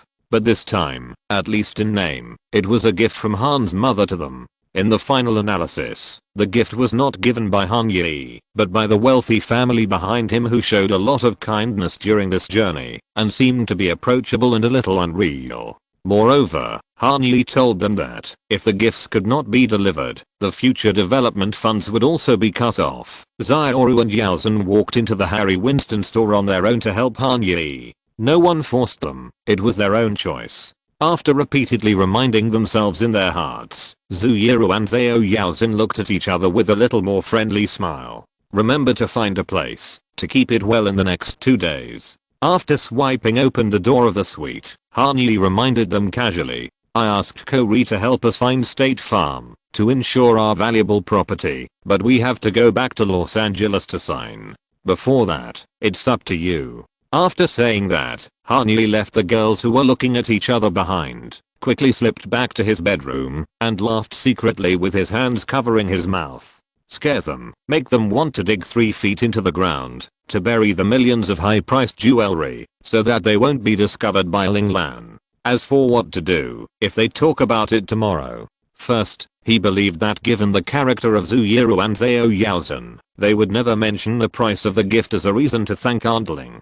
Even a dollar sign in the thank you would be considered inferior to them. Second, see how he operates. In order to prevent his operation from turning into a tragedy like the McDonald's salad, Han Yi felt that he had the advantage, but he was still very cautious. Not only did he fall asleep early amid Madison Beale's question mark, but he also set an alarm for 6 AM the next day to get up on time, even before Ling Lan and Chen Zhangyan, who were still at the end of the jet lag cycle. Unlike the buffet restaurant at Bellagio, the room service at this hotel was lackluster. A continental breakfast, an American breakfast, and brioche French toast, waffles, breakfast croissants, and smoked salmon eggs Benedict were ordered, which were the few appetizing things on the menu. Fortunately, the service quality was quite good.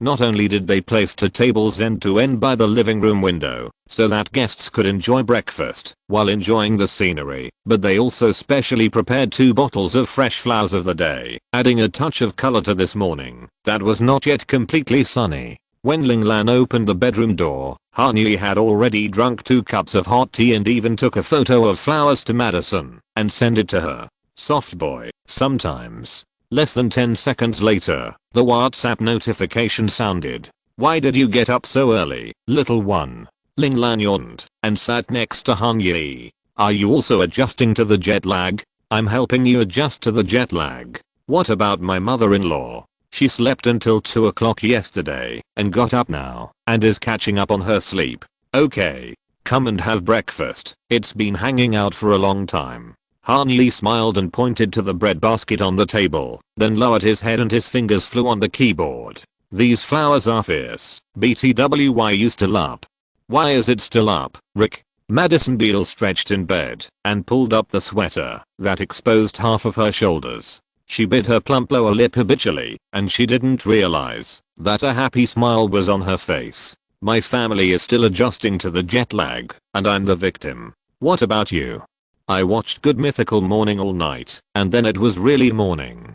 Will it hypnotize? Apparently not. Didn't you buy a gift yesterday? In the real world, Ling Lan picked up a croissant, spread butter on it, and asked. I saw that there was no consumption record on the credit card. I gave it to him myself. Han Yi raised his head and poked his chest. I told you that your son is now working man.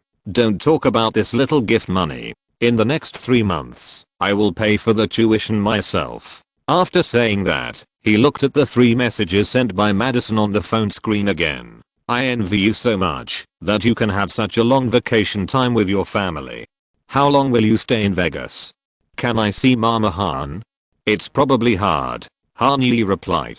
We are staying in Las Vegas until tomorrow, and they are going back the day after tomorrow. Madison sent a meme of a sad frog washing its hair. Ah, I thought I'd meet my future in-laws. This is unprofessional, unethical, and deeply disturbing. Ever since the raid on Hollywood Ridge Road that day, Madison Beer, who always said you're the boss, I'm the artist, would always find opportunities to make fun of Han Yi and watch the former's embarrassment with great amusement. Faced with such teasing, Han Yi didn't know how to respond at first, but over time, he found that the best way to defeat magic is to learn magic. What is the most powerful magic? Keeping up with the Kardashians. Every time a classic line from this reality show is spoken, Han Yi and Madison always mock the family they both hate together. No second half.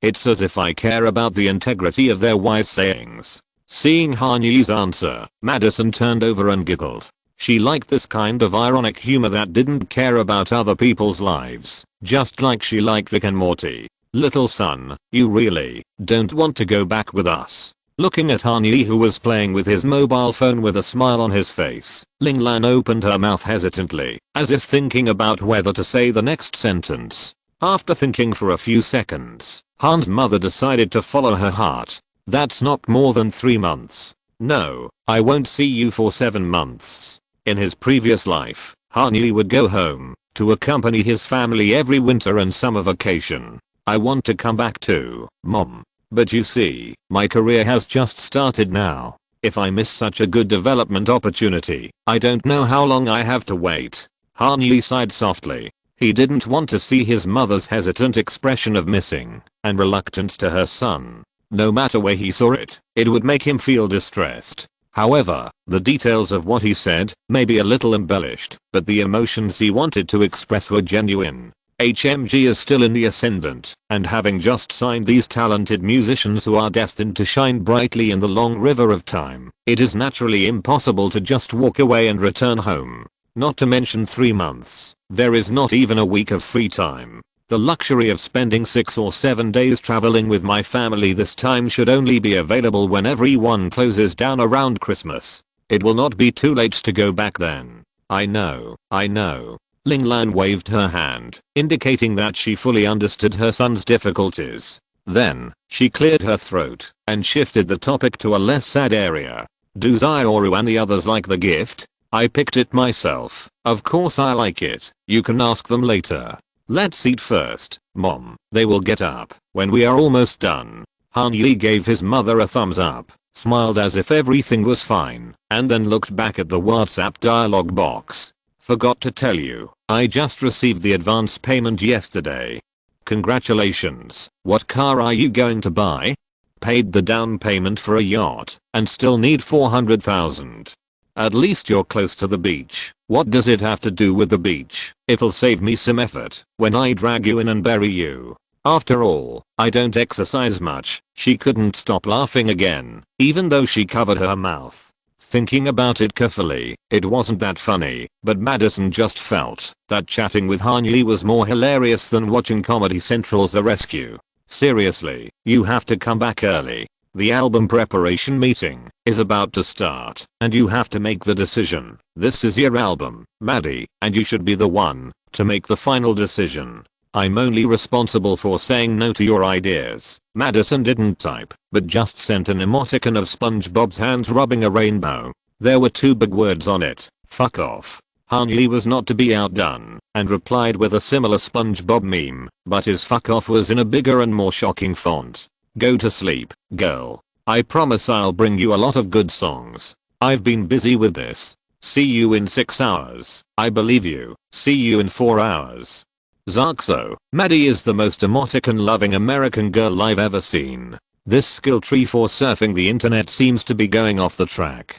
Also, I have to find a way to get her to break the habit of adding Zarkso at the end of every chat. Auntie. Just as Han Yi shook his head and put his phone back in his pocket, Zhu Yiru's Taiwan accent, which was a little hoarse from not getting enough sleep but still sweet, started to speak. Zioru, who was wearing pink bear pajamas, saw Ling Lan, who was concentrating on making eggs benedict, and her mouth pursed. She rushed over like a happy puppy. Thank you so much. Hey, good boy. The fragrance filled her arms. Ling Lan didn't react at first, until she saw many dancing bears behind Zioru. She smiled kindly, and put her hand on her back. You are so polite. Auntie and I have known each other for such a long time. If there is any gift, it should be me who gives it.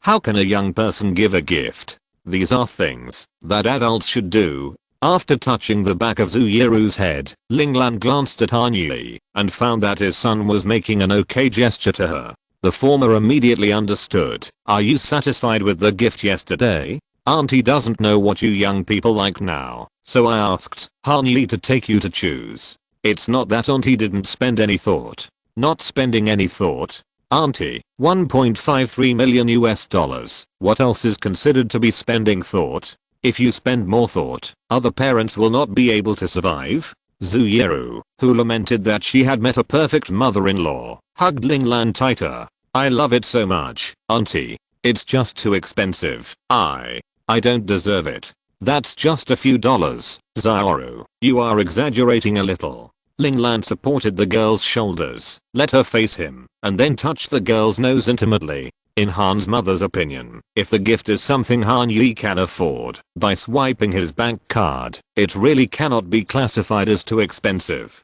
Even if he has a full-time job, Ling Lan still knows what his spending limit is. So, Auntie smiled and said something that scared Zaioru. You are not well prepared this time. Next time, Auntie will take you to buy it personally. Just help me urge Han Yi to study hard. He will listen to you. Take me to buy it personally. Really no need, Auntie. I'm afraid I will have a heart attack. Okay, Auntie, I will definitely let you. Han Yi, study hard. Good boy. Linglan rubbed Zuyeru's hair lovingly, making it a little fluffy. Zuyeru, who was still in Linglan's arms, pursed her lips and looked at Han Yi shyly, but full of hope. In her eyes, which were slightly narrowed because of embarrassment, there was a little embarrassment, as if she was acting like a spoiled child with her mother-in-law in front of her newlywed husband, and there was also the excitement and happiness that a beautiful life was slowly unfolding before her eyes. This girl. I'm going to marry her. Seeing Zuyeru's eyes glued to Han Yi, and then glancing at Han Yi who responded with a silent smile, Linglan felt like she was given a 10-carat candy. Auntie, I'll go wash up first and come out to have breakfast with you later. Okay, go quickly, go quickly. After watching Zaioru bounce back to the bedroom, Linglan smacked her lips with a sigh, shaking her head. Han Yi, look at you. Auntie. Linglan hadn't finished her words when the subject of look at you appeared in the living room. Strictly speaking, she hadn't stepped into the living room yet. Zhao Yaozhen held the doorframe of the bedroom with both hands. Half of her body leaned out and looked at Linglan timidly. The face that would make people inadvertently fascinated. No matter how many times she looked at it was already fully made up. This is the subtle difference between the way girls in Seoul and Taipei treat people. For Zhao Yaozhen, who grew up in Korea, she had to put on makeup even when going downstairs to the convenience store, and she couldn't neglect it when meeting her parents. Yaozhen. Linglan is a fan of Zaioru's face, but she didn't say she was a fan of only her. After spending these few days together, Linglan was very satisfied with Yaozhen's appearance. Come over and have dinner together. Mother Han kept a kind smile and waved to Yaozhen. Hearing Linglan's call, Zhao Yaozhen pursed his lips tightly, moved towards the dining table in small steps, and held the hem of his sweater tightly with both hands. Then, to Han Yi and Linglan's surprise, Zhao Yaozhen walked to the dining table and bowed to her in an arc, which was particularly exaggerated for modern Chinese people. South Korea, which inherited the etiquette culture of China, has also developed a more complicated and trivial culture against the trend. If you meet an elder 50 meters away on the street, you have to jog up to greet him. If you take the same elevator, just waving goodbye will be considered disrespectful. Growing up in this atmosphere, Zhao Yaozhen has been praised by all kinds of elders for knowing etiquette since childhood. Even if he has been immersed in a Western-style education and living environment for many years, it is difficult for him to get along with the elders with affinity without any sense of distance like Zuyeru. Thanking in the most solemn way is the best way that Yaozhen can think of to express gratitude for everything that happened yesterday and this week. Oh dear. Linglan hurriedly stood up and supported Zhao Yaozhen. It is difficult for this generation who grew up under the red flag to remain calm about such excessive respect. To put it bluntly, in China today, this kind of bow can only be seen at farewell ceremonies at most. Thank you, Aunt Ling. Even though she held her arm, she couldn't stop Yaozhen from lowering her head and bowing again. Thank you for your care, Yaozhen. I'm deeply grateful. This is one of the disadvantages of liking Chinese culture and always studying ancient poems. There is still a certain difference between the use of idioms and the habits of modern Chinese people. Of course, this is also a completely understandable phenomenon. This is the same as when Chinese people ask locals in the United States where is a loo, or when Americans are always quite shocked when they hear the British call the subway tube. What kind of care is this, dear? The embarrassed Zhao Yaozhen made Linglan feel distressed. The latter held the girl's face, frowned and said softly, I should thank you for taking care of our Han Yi. He is clumsy, not careful in doing things, and often forgets things. Mom. Han Yi coughed twice. You are communicating with each other. Why do you want to hurt my feelings? You still have feelings to hurt, you blockhead. Linglan teased her son, and then touched Yu Zhen's smooth and flawless face again. In the future, if he does anything wrong in his work, be more tolerant, and give more advice. Auntie will let him learn from you. Hearing Ling Lan's words, Yu Zhen's eyes drifted towards Han Yi and fell gently on his face. I will try my best and try to help him. Good boy, hug me. Hugging Yu Zhen into his arms, Ling Lan could clearly hear the other party's suddenly heavy and nervous breathing. But not long after, the girl, who was completely relaxed, made an extremely subtle, but very close to Ling Lan, a baby sound. Just like the snoring of a kitten, when it feels comfortable and happy. This girlie's so cute that I'm dying. Han's mother, who was deeply touched by the cuteness, stroked Zhao Yaozhen's back, and her sharp eyes moved around Han Yi, who was confused. She always gave me these difficult questions. What should I do if I want both of them? If you're listening to this novel on a channel other than Fanfic World, it means they downloaded and uploaded it without effort. We cordially invite you to visit our channel, Mundo Fanfic Novelos. There you'll find the original version of this story and you can explore many other novels of various genres. We're waiting for you to immerse yourself in a world of incredible novels. Chapter 129 Birthday Celebration, Part 1. Ms. Ling, I'm honored to finally meet you in the United States. In the Mercedes-Benz Metris business car, Diplo turned around in the passenger seat and smiled at Ling Lan with enthusiasm. After breakfast, Han Yi took his mother and grandmother to visit the shopping arcades of Bellagio and Aria and bought a few small items they liked.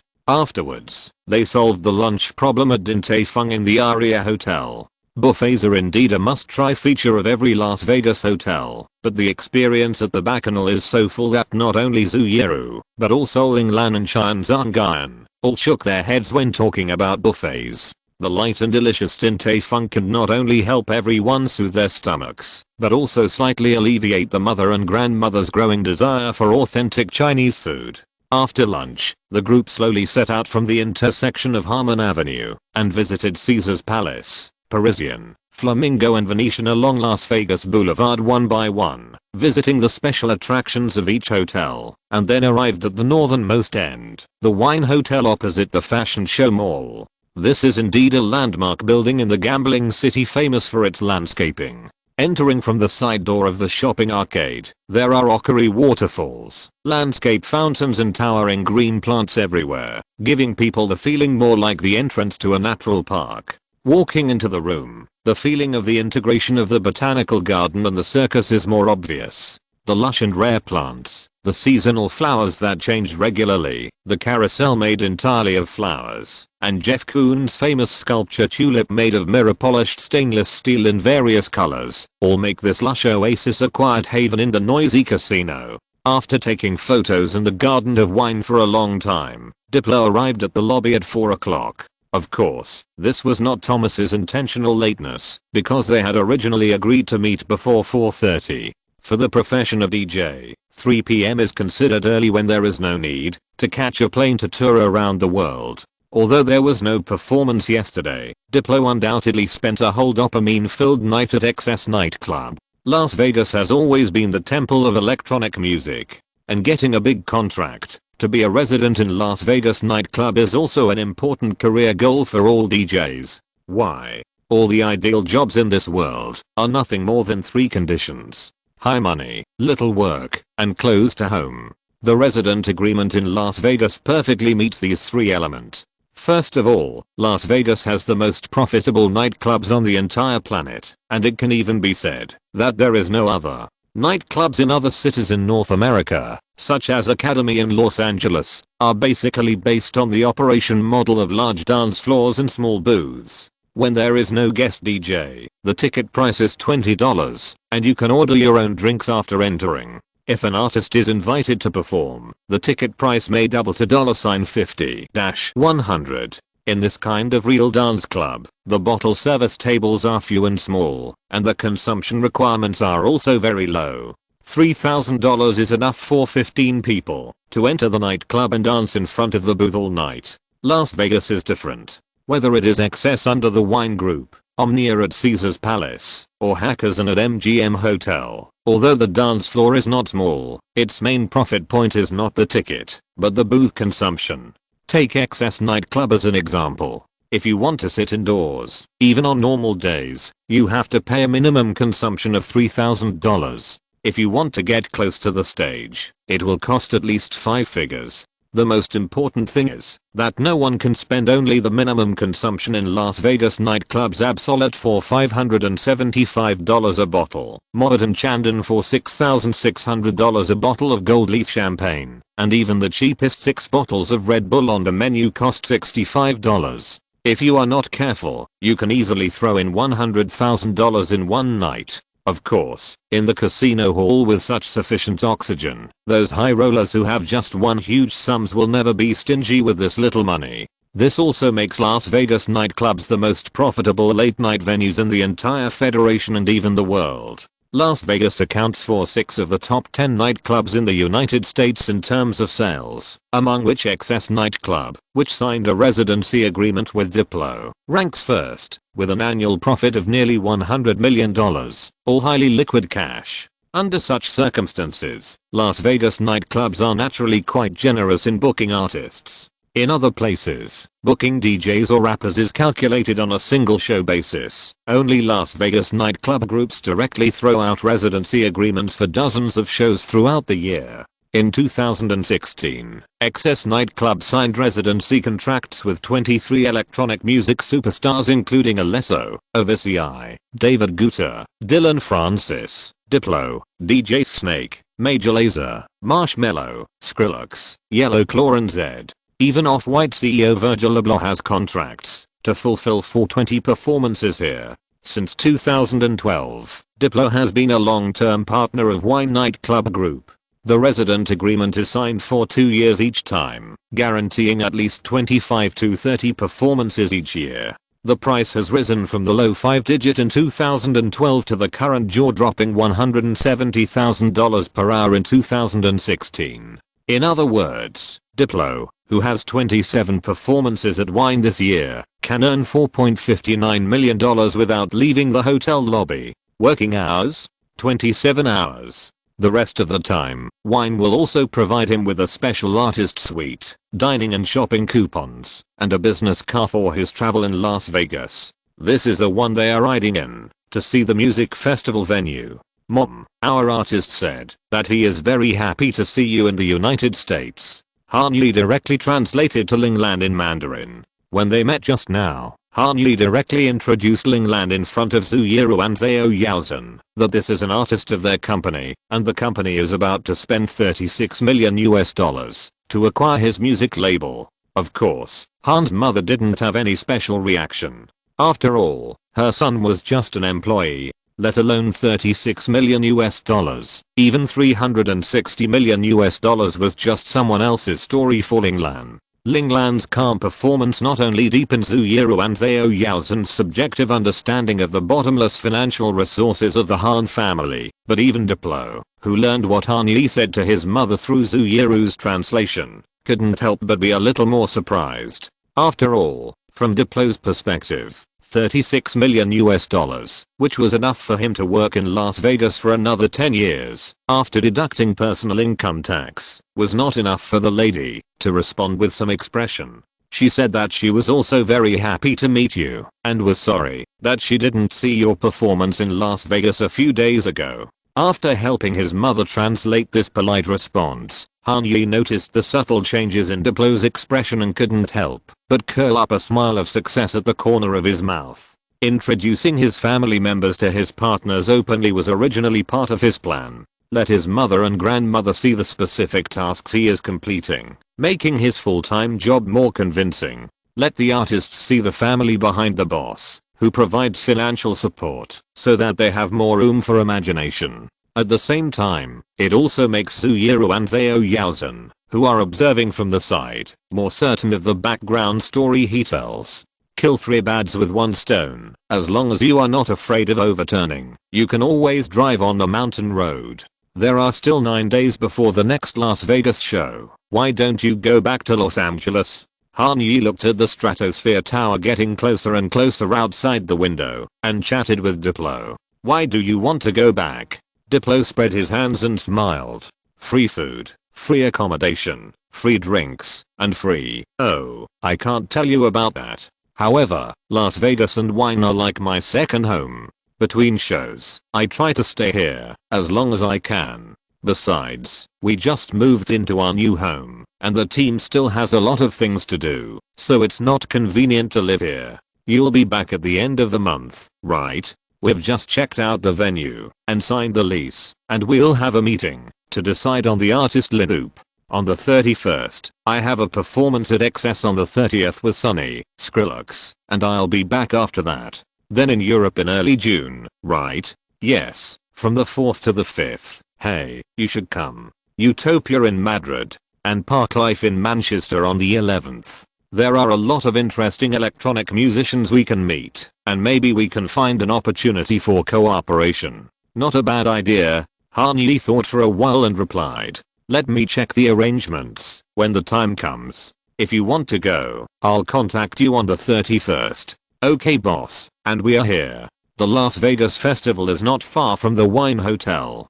Going north along Las Vegas Boulevard and passing 6 blocks, you will arrive at the future venue of the Mad City Music Festival. The Mercedes-Benz commercial vehicle turned into the South Bridge Road in front of West Sahara Avenue and drove forward steadily. This entire piece of open space belongs to the Las Vegas Festival.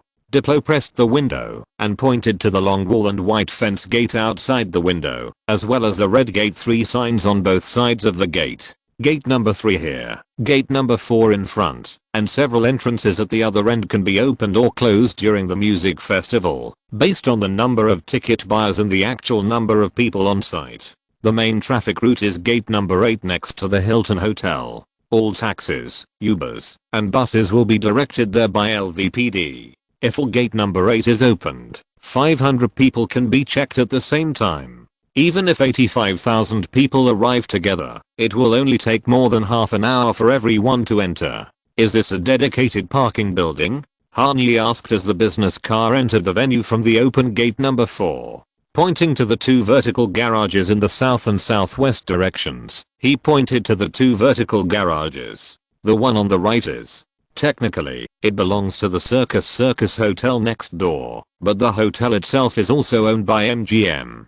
So when the music festival starts, the parking garage can be completely closed and only used by the music festival except for hotel guests. In addition, this higher parking garage has 13 floors and is an affiliated podium of the Hilton Hotel. If necessary, we can negotiate with the hotel for the overall lease. But generally speaking, it shouldn't be necessary. You know, most of the people who come to Las Vegas to participate in the music festival are tourists from other places, and the venue itself is not far from the core area. Generally speaking, everyone will choose to walk here, or at most take a taxi. If a few people need parking, let them park separately at the hotel rate. Sitting in the last row of the business car is Diplo's manager, Kevin Kusatsu, who has not been seen for a long time, and is now a senior partner of Renew Management. As Diplo's most trusted personal manager, Kevin will naturally follow wherever Thomas is. As for this venue, Kevin Kusatsu came to check it out a few days ago and memorized all the technical parameters and basic conditions.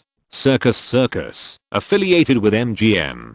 Following Diplo out of the business car and coming to the center of the venue, Hanyi squinted his eyes and looked at the Circus Hotel on the south side under the strong sunlight. Even in such perfect weather, and under such a refreshing blue sky, the dull white exterior walls of the Circus Hotel and the neon signs that seemed to have faded and rusted were hard to make people feel good about, let alone actually staying in it. Compared with the magnificent Conrad Hotel and Wine Encore Hotel behind it, Circus can only be called an antique forgotten in the last century. It's a pity for this location. Hanyi's thoughts on Circus stopped here at this time, because in front of them, 4 or 5 business people in suits were rushing up. Hi, Kevin, see you again. The middle-aged man with a big back hair supported by hair gel and very obvious Italian feature shook hands with Kevin Kusatsu. Nice to see you again, Mr. Sanella. The sturdy Kevin Kusatsu turned sideways with some effort, raised his right arm, and pointed to the 2 faces standing side by side behind him. Let me introduce you to today's VIPs, my client Thomas, also known as Diplo, and Yehan, a shareholder of United Artists Management and Mad Decent. Thomas, I see your face every day on the Las Vegas Strip, and I always hear your name on the board of directors of the stadium committee. Mr. Sinella smiled heartily and patted Diplo on the shoulder. The director said that when the stadium is built, your name must be included in the first music festival held. I can't wait to go there to watch the first Las Vegas Raiders game. Las Vegas Raiders? They should still be called Oakland Raiders now. Is this plain-looking Italian man in front of him also a director of the Raiders Las Vegas new stadium committee? Interesting. Also, Mr. Hahn, I have heard a lot about you last time. Kevin told me a lot about your deeds. The most important thing is left for the end, and Mr. Sinella understands this truth very well. When greeting Diplo, he was very careful to maintain his warm, but still somewhat noble smile. When looking at Han Yi, although he was still careful about his posture, he was obviously more sincere in front of an important customer. Stephen J. Sinella, Chief Commercial Officer of MGM International Hotel Group. Just from Sinella's title, you can tell where his expression and posture come from. As the Chief Commercial Officer, Sinella is responsible for the public relations, marketing, group sales, customer loyalty programs and business strategies of the entire group. It stands to reason that in this role, he does not need to personally handle the leasing of a music festival venue in Las Vegas. His appearance shows that the situation of the Las Vegas festival venue has become serious to a certain extent. It is so bad that the senior vice president in charge of this sector must go out himself to fight for a long-term and stable event partner for the venue. If I remember correctly, 2 years later, MGM International Hotel Group, which could no longer afford the huge losses, and whose parent company had been in deficit for years, sold this open-air venue, along with the Circus Hotel next to it, to the owner of the Treasure Island Hotel, the famous West Coast industrialist and casino tycoon Phil Ruffin. How should this advanced information be turned into a business strategy that benefits oneself? Hello, Mr. Sinella. Han Yi extended his hand to Stephen Sinella. Nice to meet you. I hope that in the near future, I can address you as the venue of the world's most famous music festival, and the Las Vegas festival venue we are standing on. Chapter 130 Birthday Celebration, Part 2. According to Kevin, you want to hold a 2-day comprehensive music festival here. Stepping on the soft lawn in the northeast corner of the Las Vegas festival venue, Stephen Sinella looked at the young nation tycoon beside him and whispered in an inquiring tone. Yes, October 28th to 29th, Halloween weekend. Han Yi nodded in response. In this country where countless religions, cultures, and nationalities coexist, there are not many public holidays, and there are even fewer widely recognized national holidays. If we have to talk about it, the festival periods that everyone accepts and looks forward to are probably Christmas, Thanksgiving, Halloween and New Year's Eve.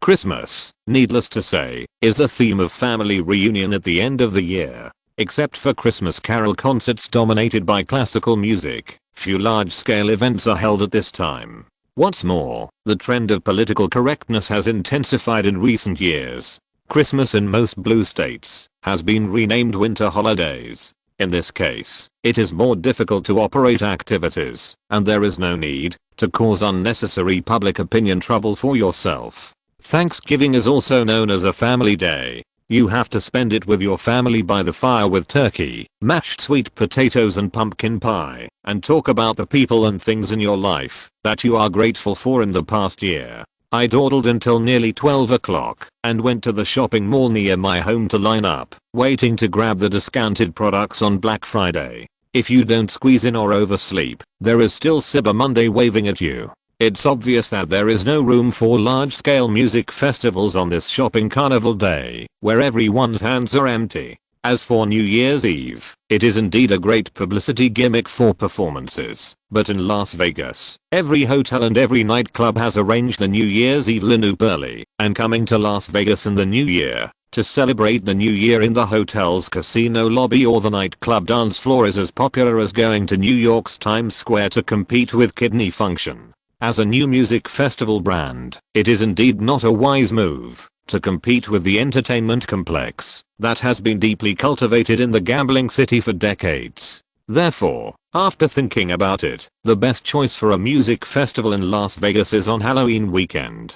Although Halloween itself is not a public holiday, no young person will miss this day with the most sense of ritual, participation and belonging. Most importantly, looking at the entire West Coast, the only relatively mature music festival is Escape, Psycho Circus, an electronic music festival held by Insomniac, the organizer of EDC, in Los Angeles.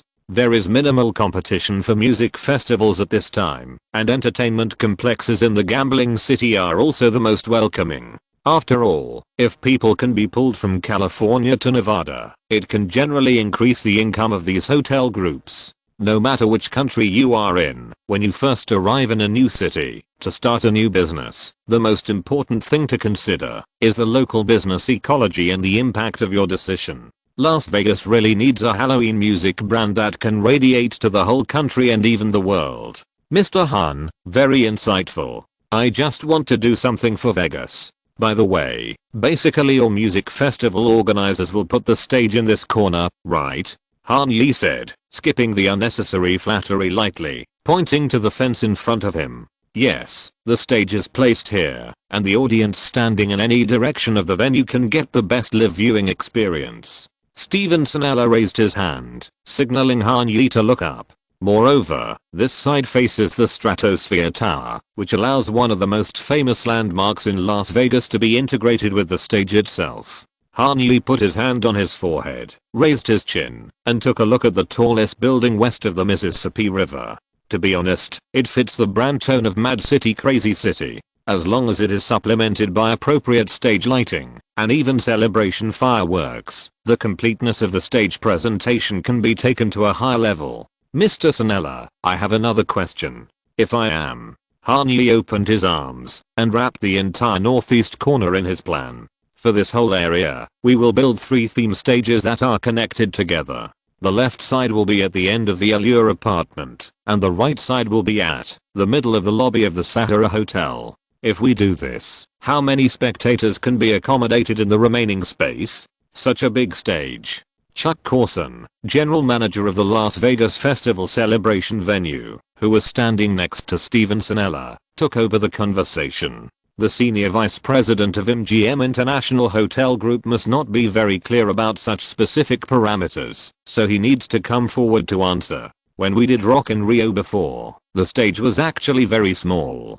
Do you see the Walgreens across the street?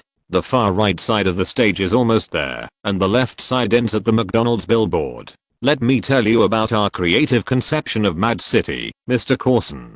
That must be wonderful, Mr. Han. In fact, Yuzin, realizing that he had been at the center of the topic for too long, which might cause his mother to doubt his identity as a newcomer in the music industry, Han Yi calmly stepped back half a step and said to Zhao Yuzin in English, "Do you remember the plan we made with Thomas and Kevin?" "Of course. Leave it to you." Han Yi took another step back, stood beside Zhu Yeru, and gave Zhao Yuzin an encouraging smile. "Okay. Mr. Corson, Mad City, in simple terms, is the largest A-level music festival under the Mad Decent label, and it is a comprehensive upgrade of the Block Party brand. Entering the working mode, the cat that made a baby voice in front of Lin-Lan disappeared, and was replaced by a proud lioness standing gracefully. Mr. Corson, Mr. Sinella, and all the colleagues from MGM International Hotels Group present here, I'm very happy to share with you our vision for the music festival brand Mad City, which will be the most exciting Halloween experience in Las Vegas ever.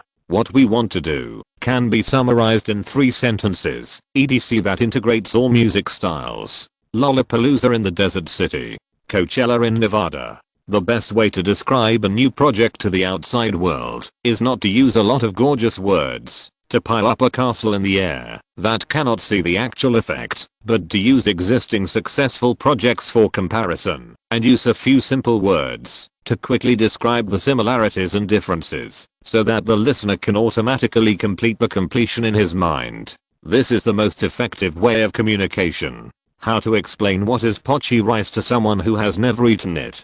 Add some sauce to the broken sushi. Using things familiar to the audience to form empathy and quickly close the distance is an important means of speech and presentation. This is one of the many shining points that Zhao Yuzin learned from Han Yi. As an electronic music label, Mad Decent, we have been committed to providing electronic music fans with unforgettable music experiences in our past years, and this is exactly where we have continued to achieve amazing success. I believe you should remember the song Lean On. Who doesn't remember it? When you drive from south to north on the Las Vegas Strip, you can always hear it in grocery stores, shopping malls, and even in other drivers' cars on the street. We have experience in creating music classics. We know how to capture a new generation of consumers, and we also understand how to create truly special large-scale performances to make this city the absolute focus of Halloween nationwide. First, let's talk about the planning of the venue. We carefully studied the Las Vegas Festival venue, from the spatial layout to the surrounding commercial scenes and the topography, and came up with a plan to maximize the available space and create a multi-sensory and interactive environment that goes beyond music. This plan is a 3-in-1 real-life stage. From a macro perspective, the entire stage will be a magnificent metropolis. Just like the Parisian or New York hotel, we will recreate the most representative landmarks in the United States in the stage scenery, including the Empire State Building in Manhattan, the sign of the Hollywood Hills, the Willis Tower in Chicago, the Transamerica Tower in San Francisco, and of course, with the help of the Skyline Tower in the back, we can also recreate the Space Tower in Seattle quite completely. However, this is just the overall stage design. As for the scenery of each stage, we will set them in different periods. Hip-hop stage: the slum streets of Los Angeles in the 1990s, full of graffiti and flaming trash cans. Pop/rock stage: the brightly lit Broadway theater in New York at the beginning of the century. Electronic music stage: the Las Vegas nightclubs where the night never stops in the tens. This is it. As the narration progressed, Zhao Yaozen's expression became more and more excited, and his language expression became more and more smooth and infectious. It sounds like a very exciting plan. Steven Sinella looked at Zhao Yaozen with an approving look, and finally cast his gaze in the direction of Han Yi. Such an ambitious stage presentation should be matched with a strong artist lineup.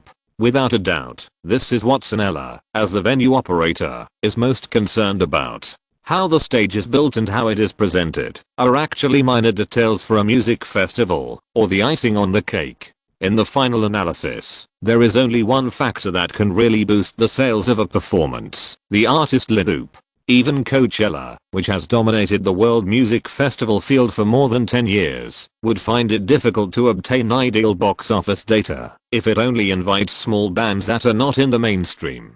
As long as there are the Rolling Stones, Bob Dylan, Paul McCartney, or the new generation of $P Rocky, Travis Scott, and Calvin Harris, even if a wooden platform is built on a rotten vegetable field, it can be filled with tens of thousands of people. Only after roughly understanding the cost that Han Yi, Diplo and their Mad Decent are prepared to spend on artists, Steven Sinella knew how to proceed with the next negotiation. There is no doubt about this, Mr. Sinella. Zhao Yaozen pondered for a moment and answered in an orderly manner. As one of the most famous electronic music labels in the world, I believe you should also have great confidence in our electronic music lineup.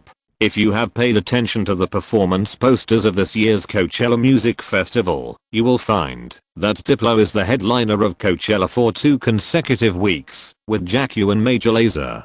In addition, we have just acquired the artist management company that signed Ellie Goulding, the second Asian guest on the first day. G-Eazy, the performer in the prime time of the Sahara stage, is from the United Artists Management Company, which we control. As for Hotch on the outdoor stage on Saturday, we have jointly established a partnership. You may see the specific news in newspapers and magazines next week. I'm not listing these to show off, Mr. Sinella. I want to tell you that unlike those organizers who list the so-called proposed guests without any evidence, we have the world's 3rd largest performing arts agency, Kanye West, who is a full-field cooperative artist of Utah. Even the artist resources we already have, and can be deployed at any time, are enough to support a large-scale music festival with 50,000 people. With the support of Han Yi's series of large-scale purchases, Zhao Yaozen, who smiled and spoke slowly, seemed full of confidence. Of course, we are not satisfied with just using our own artists.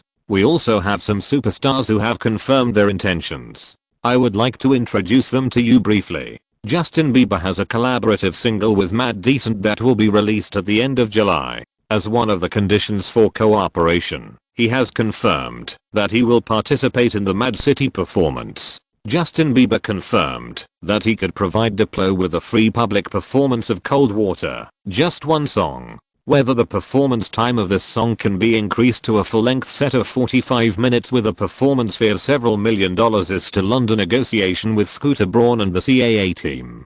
But Steven Sinella and Chuck Corson don't need to know this detail, right? Also, we have confirmed the intention of Eminem and Kendrick Lamar to perform. They will participate in the 2-day Mad City lineup as heavyweight guests on the hip-hop stage. How did they get Eminem and Kendrick Lamar? Of course, it was through Dr. Dre, who has established close relationships with Apple Music and Yovan and Young Academy. As for why Dr. Dre was not invited directly to the festival, it was because his name would be used in another music festival that Kanye was planning with Apple Music. At the end of this year, Kanye will have a life and death competition with the world's second largest live performance group. Wow. Chuck Corson was inevitably shocked to hear 3 names that could hold a concert for 10,000 people anywhere. Just Eminem and Bieber together should be $6 or $7 million, right? As one of the most popular male pop singers on the planet, Justin Bieber's performance fee has always been high. For his The Purpose World Tour co-organized with Eglive, he has a net income of nearly $1 million for each performance. If you want him to participate in the music festival as a headline guest, you may have to pay a higher price than this. As for Eminem, he held 6 joint shows of the Monster Tour with Rihanna in 2014. With only 6 shows, the total box office revenue was $36 million.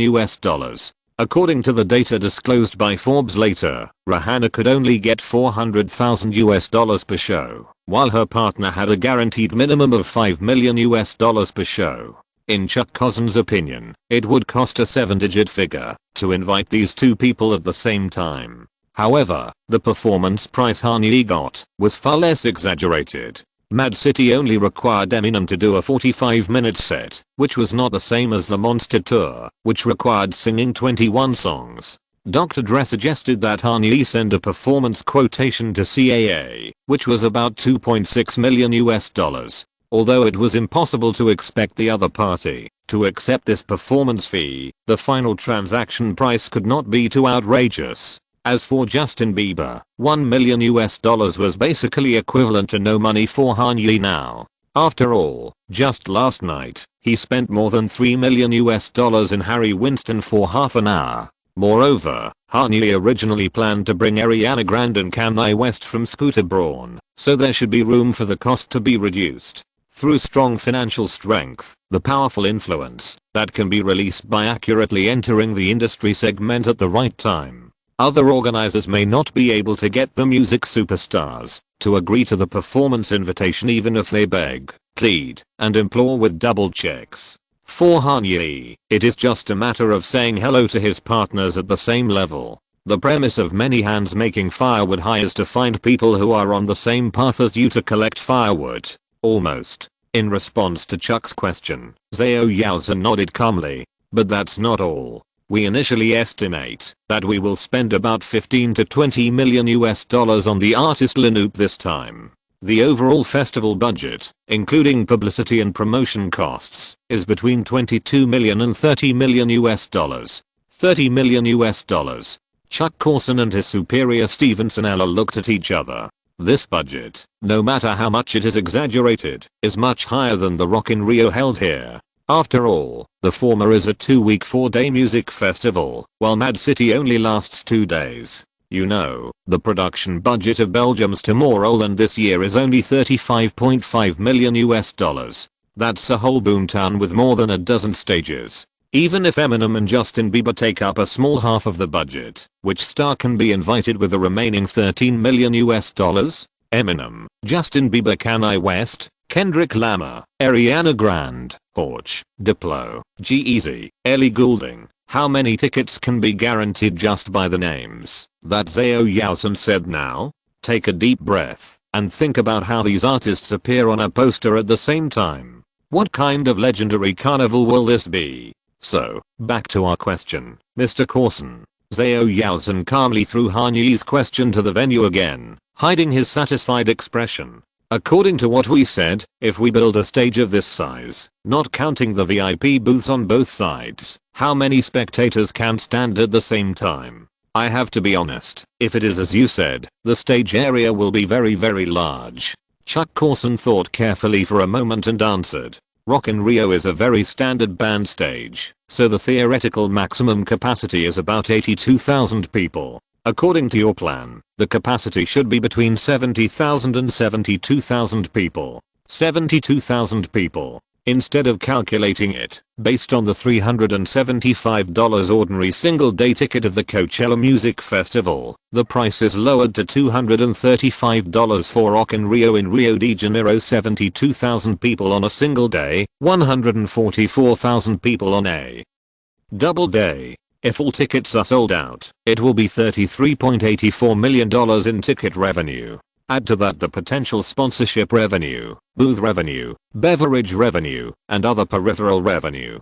This venue is very suitable. Well, Mr. Sanella, Zhao Yaozhen continued to ask. According to this plan, what kind of venue discount can the Las Vegas Festival Celebration venue give us? How soon do you expect to enter the venue?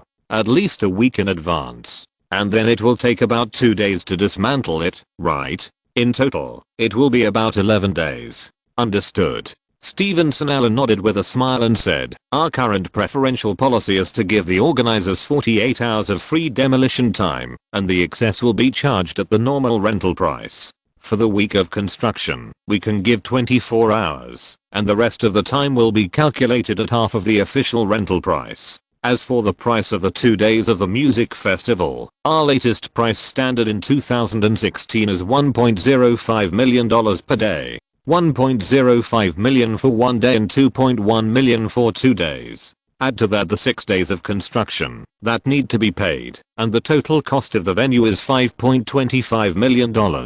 You might as well just go and grab it. That's not good enough. Far from enough, Mr. Sanella. Han Yi, who had been standing by with his hands down, spoke at this time.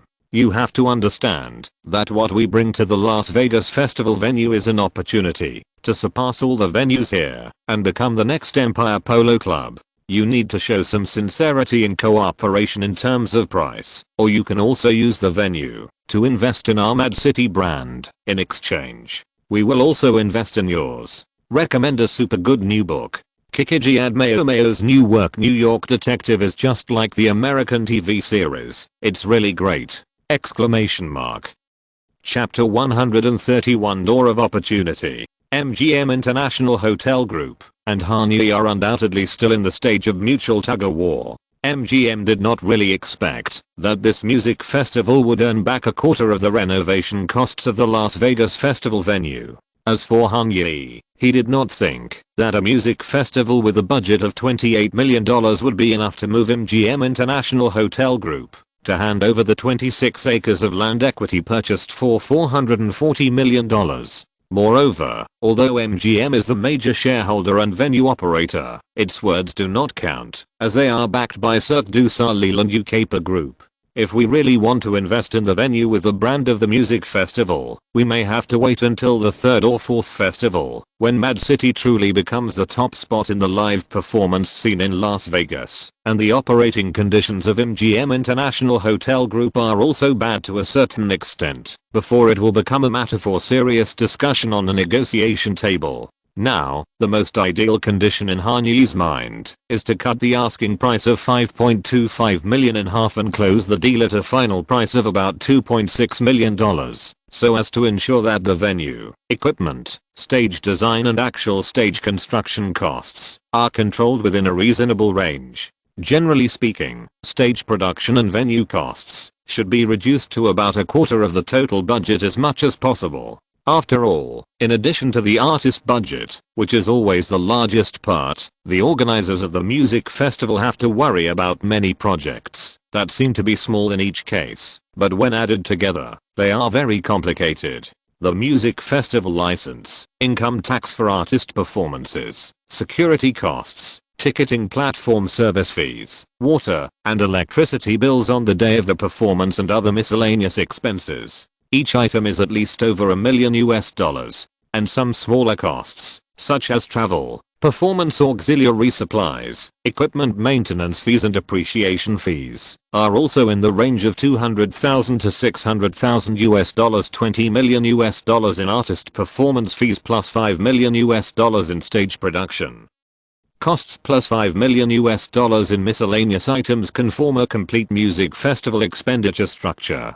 Of course, the specific expenditure ratio will vary slightly depending on each music festival, but this is not a problem that Kanye needs the venue to consider. What the latter has to do for him is to give a reasonable venue rental price, provide some administrative assistance in the application for performance licenses, and then stay out of the fucking way. There was no need to reach an agreement with MGM on the same day. After inspecting the venue and discussing some general plans for the music festival, Kanye and his party got in the car and left. The specific cost negotiations that followed could be handed over to the lawyers of both parties. If there is a price that Jordan Bromley can't get, then no one else can get it. At the following dinner time, Diplo and Kevin Kusatsu hosted Kanye and his party to enjoy a steak dinner at Southwestern Steakhouse by the Dream Lake, the most famous artificial landscape in the Wine Hotel. The dining vouchers that 2 people can't use up are still quite sufficient for 5 more people. After tasting the high quality beef ribeye, Kanye hugged Diplo in the lobby and said goodbye, and reconfirmed the time for the next meeting in Los Angeles. Then, the group that walked out of the Wine Hotel did not rush back to Bellagio, but took Ling Lan and Cheyenne Zangayan, who had almost adjusted to the jet lag, to the Hollywood Planet Hotel. What for? See Lionel Richie. In the American music industry, Las Vegas has a nickname called the retirement home for retired artists. Almost every well-known American singer who has fallen from his prime will find a resident contract in a hotel on the Las Vegas Strip, perform dozens of shows comfortably every year, attract nostalgic tourists from all over the world, and earn some money for retirement. Starting with Celine Dion, more and more superstars, even in their prime years, will sign sky-high contracts with hotel groups to make money in the gambling city. Since this Canadian queen, Mariah Carey, Shania Twain, Rod Stewart, Britney Spears, Elton John, Katy Perry, and even Bruno Mars have all started resident performances in casinos, ranging from dozens to thousands of shows. Lionel Richie is not the biggest star among them, but he is the most coincidental one. On May 18th, there is a show at the Planet Hollywood Hotel. And it just so happens that the era when Lionel Richie became popular was also the green years when Ling Lan was studying for medical school. Say You Say Me, Easy, Hello, and Endless Love are the youth of a girl for Han's mother. For Han Yi, Su Yeru, and Zhao Yaozhen, they are classics that they were not lucky enough to live in during their glorious period. And surprisingly, the audience at Lionel Richie's concert was not all white-haired old people, but more young faces. Basically, they were retro music lovers who wanted to come to Las Vegas to pay homage to the legend and enjoy the wonderful experience of going back in time. The excellent experience of the whole chorus made the tourism experience in Las Vegas more colorful, and also brought a perfect end to the week-long trip to the United States for mother and grandmother. On May 19th, after lunch at Bellagio, Kanye and his group set off at 2 or 3 in the afternoon and returned to Los Angeles after a 4.5-hour drive. Arriving at LAX before 7:30, it was just enough for Ling Lan and Cheyenne Zangayan to spend about 2 or 3 hours shopping in the duty-free area of the departure hall of the Tom Bradley International Terminal. You really won't come back with me, little one? After checking in their luggage and walking to the ticket gate, Ling Lan still held Kanye's hand tightly and asked with tears in her eyes. They were still getting along like friends and making irrelevant jokes with her son. But when the time came to say goodbye again, thinking that she would not see the person she loved most in the world for several months, Ling Lan still could not suppress the sadness that surged into her heart. Every parent who sends their children to study thousands of miles away may be like this. They dislike their children at home and are picky when they go out. But when they stand in front of the sign at the terminal, few parents can hold back their tears. I'll be back at the end of the year, Mom. Kanye hugged his mother tightly and comforted her softly. If the school is not busy, I will spend the new year with you directly. Can you stay until the new year? Cheyenne Zhang, who wiped his eyes and asked. For 4 years, every New Year's Eve, there was no grandson on the table. It depends on when the semester starts. If it starts later, it's fine. If it doesn't work, just take a week or 2 off. No leave allowed. Study hard. Ling Lan sniffed, patted Han Yi's shoulder, and then showed a bright smile to Zhu Yiru and Zhao Yaozhen, who were standing behind him. Zioru, Yaozhen, thank you for your busyness this week. Auntie saw it, and remembered it in my heart. Come to Rancheng with Han Yi next time. Auntie will treat you well. Okay, Auntie, I will definitely come. Thank you, Auntie. I'm looking forward to eating your food in Rancheng. Come and eat. Come and eat. There are enough dishes and rice. Seeing the 2 future daughters-in-law. This time she didn't change her words, just called them future daughters-in-law. It seemed that the sadness and boredom of parting were also diluted a lot. Han's mother hugged Han Yi again and whispered in his ear, bring one back to me by the end of the year. If they don't come back, you don't have to come back either. ? Han Yi was a little confused as he suddenly turned from his mother's doll into his daughter-in-law's consignor. He didn't fully react until he waved goodbye to Ling Lan and Cheyenne Zhang and took the 2 girls back to the I-405N highway to Bel-Air. Must I take only one? No. Must I be so anxious? Of course, the trip to visit relatives at the end of the year is not among the things Han Yi needs to consider carefully. In fact, after many days, he finally returned to 864 Stradella Road, and he didn't even have a moment's rest time, and he had to re-enter the work of HMG. The preparation period of more than 2 months is coming to an end. With the arrival of midsummer, the first good show of Han Music Group in the European and American music scene is about to begin. From the overall structure, the most critical and exciting news is the platform strategic cooperation agreement signed by Apple Music and Han Music on May 20th. Starting from July 31st, 2016, for the next 3 years, Apple Music will exclusively cooperate with the following artists under Han Music Records. 1. Diplo. 2. Diplo's group Major Lazer. 3. All works released by Diplo and Skrillex's group Jack U on Mad Decent. 4. Dylan Francis. 5. Halsey after fulfilling her record contract with Astralworks. These are the 3 most influential artists under Han Music. Apple will provide Diplo and his 2 groups with an advertising budget of $1 million per album or EP of the same length. Provide Halsey with an advertising budget of $500,000 per album, and provide Dylan Francis with an advertising budget of $300,000 per album. In addition, the platform settlement tax rate for these artists will be 3 times the normal tax rate. That is to say, ordinary artists can get $0.0076 for a single play, while these 3 artists can get $0.228. With 1 million plays, they can get the money of 3 million plays of others. This is a way that the wealthy Apple Music compensates musicians for choosing them as the exclusive streaming platform, and it is also the most effective strategy for them to compete with Spotify for traffic. Advertising budget is another preferential policy that Apple Music gives to Han Music. 50% of this budget is mandatory to be used within the platform, such as the homepage banner position, official song list, pop-up push and other promotional resources given by the platform, which will be discounted into US dollars and deducted from the advertising budget. The other 50% is the cash that Han Music can negotiate with Apple Music to spend on external contractors, radio promotion, artist peripherals, and other creative marketing activities can all be drawn from this budget, and Apple Music will not require a commission from these promotional strategies and peripheral sales.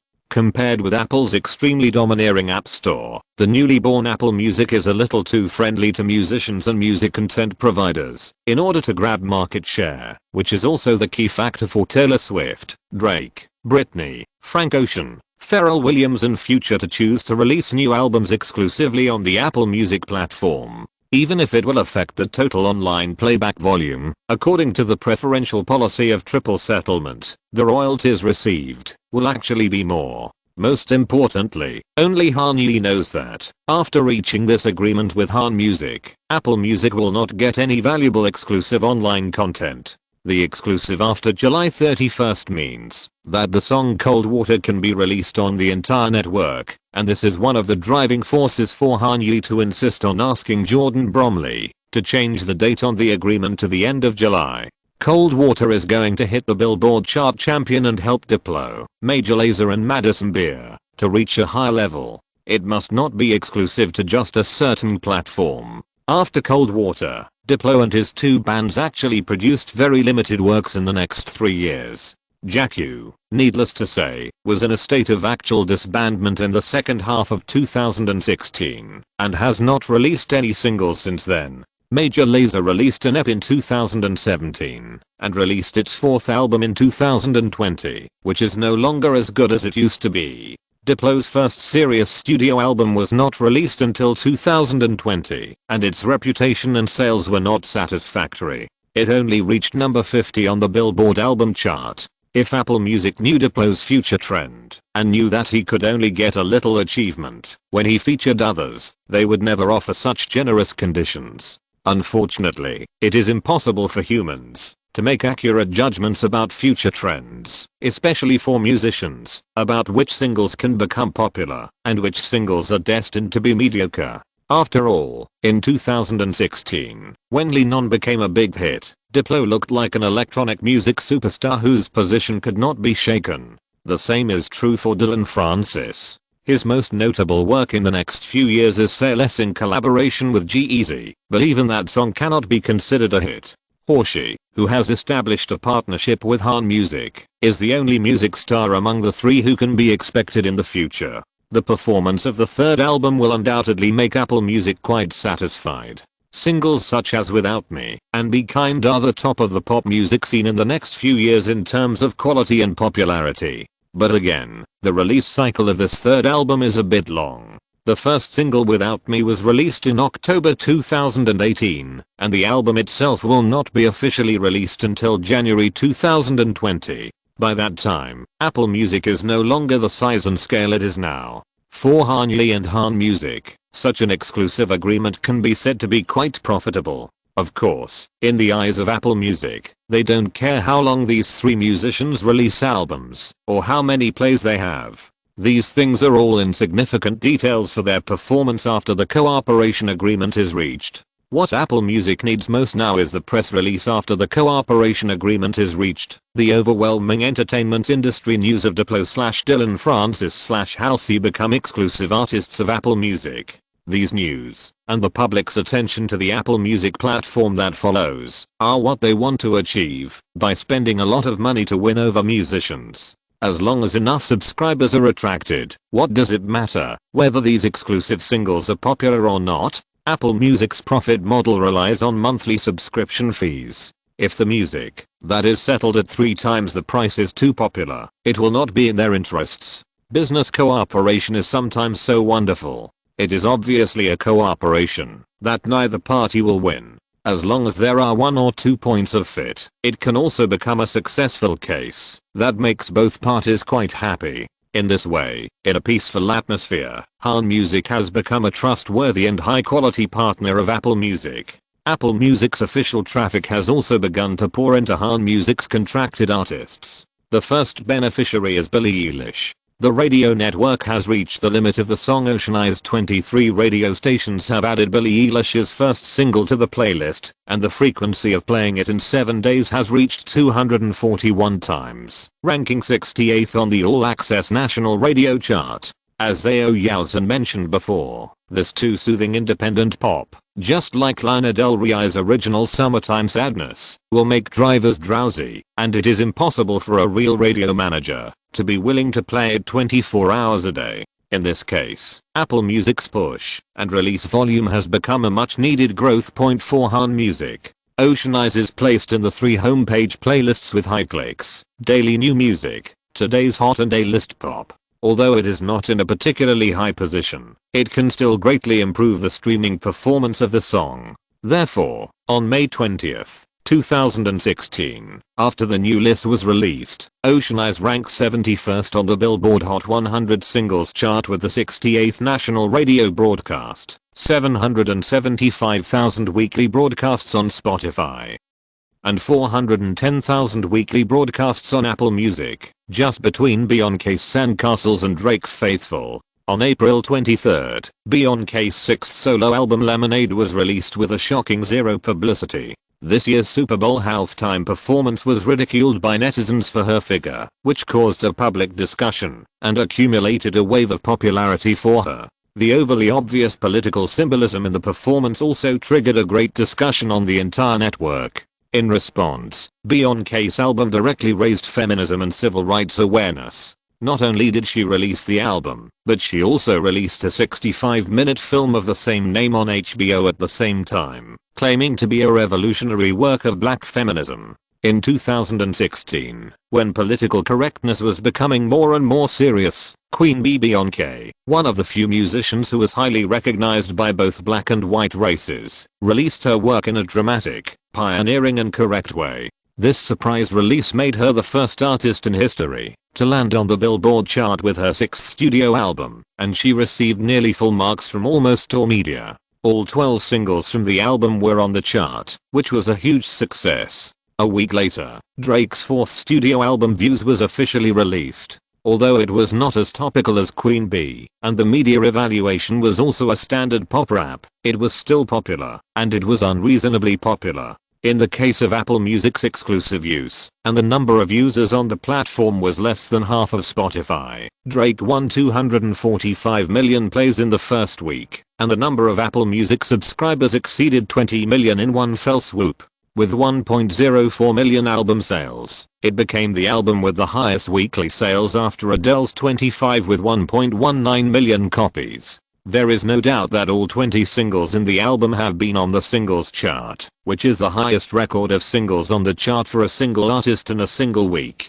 Therefore, in the 2 weeks when the two gods fought, Billie Eilish was able to climb from the bottom of the chart and finally got the 71st place, which can be regarded as a proud victory for her music. As the song rankings rose, the popularity of social media also followed. The Billie Eilish Instagram account, which originally had only 3,427 fans, now has more than 64,000 followers.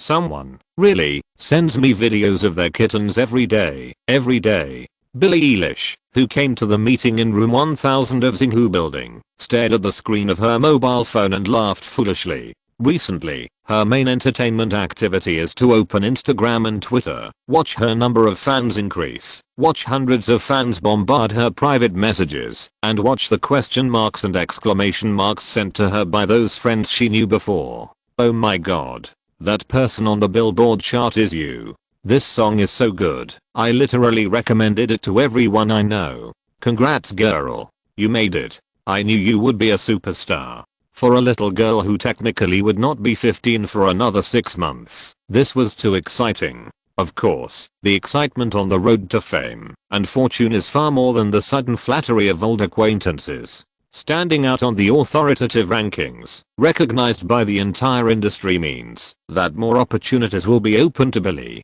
For example, Jimmy Kimmel Live, one of the most watched late night talk shows in the entire federation. Every night at 11:35, 1.76 million loyal viewers are in front of the TV to watch this 1-hour talk show. When she first learned the news, Billie didn't even know how to react.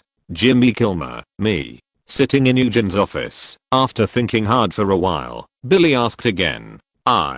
Jimmy Kimmel? Honey, do you realize that you just asked it again in reverse order? Eugene said softly, touching Billie's face lovingly. Of course I know. Billie nodded blankly. But, why me? This is one of the cooperation rights that Victoria fought for from Apple Music. Zhao Yaozhen explained patiently. Apple Music Up Next is a regular program released by the platform, which aims to find, showcase and help promote rising stars who have a close cooperative relationship with the platform. Every month, the editorial team of Apple Music will select an artist to promote in order to increase the artist's global popularity. And you are the second artist since the launch of this program in April this year. Billie Eilish. As part of the promotion plan, we can choose one from Jimmy Kimmel Live and James Corden Late Night. James Corden. Billie lamented, holding her head. I really want to see him. Why didn't we choose Late Night? Because at 11:30, the average audience is 800,000 more than at 12:30. Zhao Yaozhen smiled. Do you want to see James Corden, or do you want to let 800,000?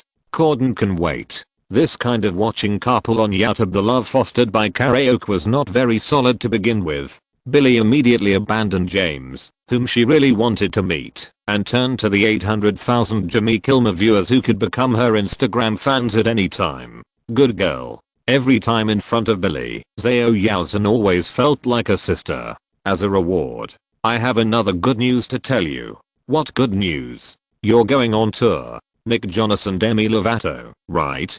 Billie's eyes widened instantly. Are you sure? Confirmed. Zhao Yaozhen nodded with a smile, turned on the phone screen, and put it in front of Billie. The press release just sent to us for review will be online on May 24th. Take a look. Billie couldn't wait to take the phone, and clicked on the press release sent by the public relations and publicity team of Live Nation, the organizer of the tour. Demi Lovato and Nick Jonas invite you to experience Future Now, the tour, New York, May 24th. 2016 /Brusoir/ multi-platinum selling music artists Demi Lovato and Nick Jonas invite you to experience Future Now, the tour. The North American tour produced by Live Nation will kick off on June 29, 2016, when the two influential artists will join forces to create one of the most anticipated music events of the year. Today, Live Nation is very excited to announce that artists Billie Eilish and Madison Beer will join the tour as opening guests. Starting at the BB&T Center in Sunrise, Florida, this amazing team will bring 44 unforgettable nights of music to fans around the world.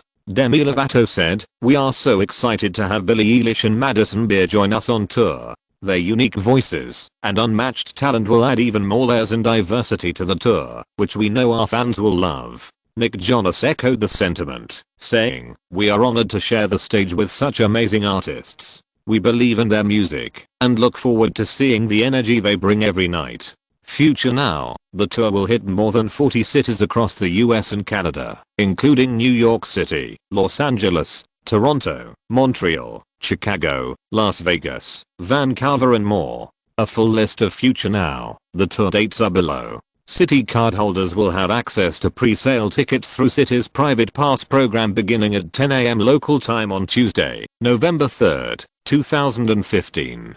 For complete pre-sale details, visit www.cityprivatipus.com. Tickets for the general public go on sale Saturday, November 7, 2015 at www.livenation.com. At present, the pre-sale tickets for many sessions have been sold out, and only a few tickets for the live show are left. "Ah, I love you, Eugene." Before she could finish reading the entire press release, Billie screamed and threw herself into Eugene's arms. "I don't care what others say, you are the best manager in the world. Has anyone said otherwise?" Zhao Eugene shook her head and laughed. "If anyone has said something bad about me, remember to tell me." "What bad words?" At this moment, the glass door was pushed open a few inches, and a head with a warm smile like the California sun came in. "What good show did I miss?" M.A.D. Son.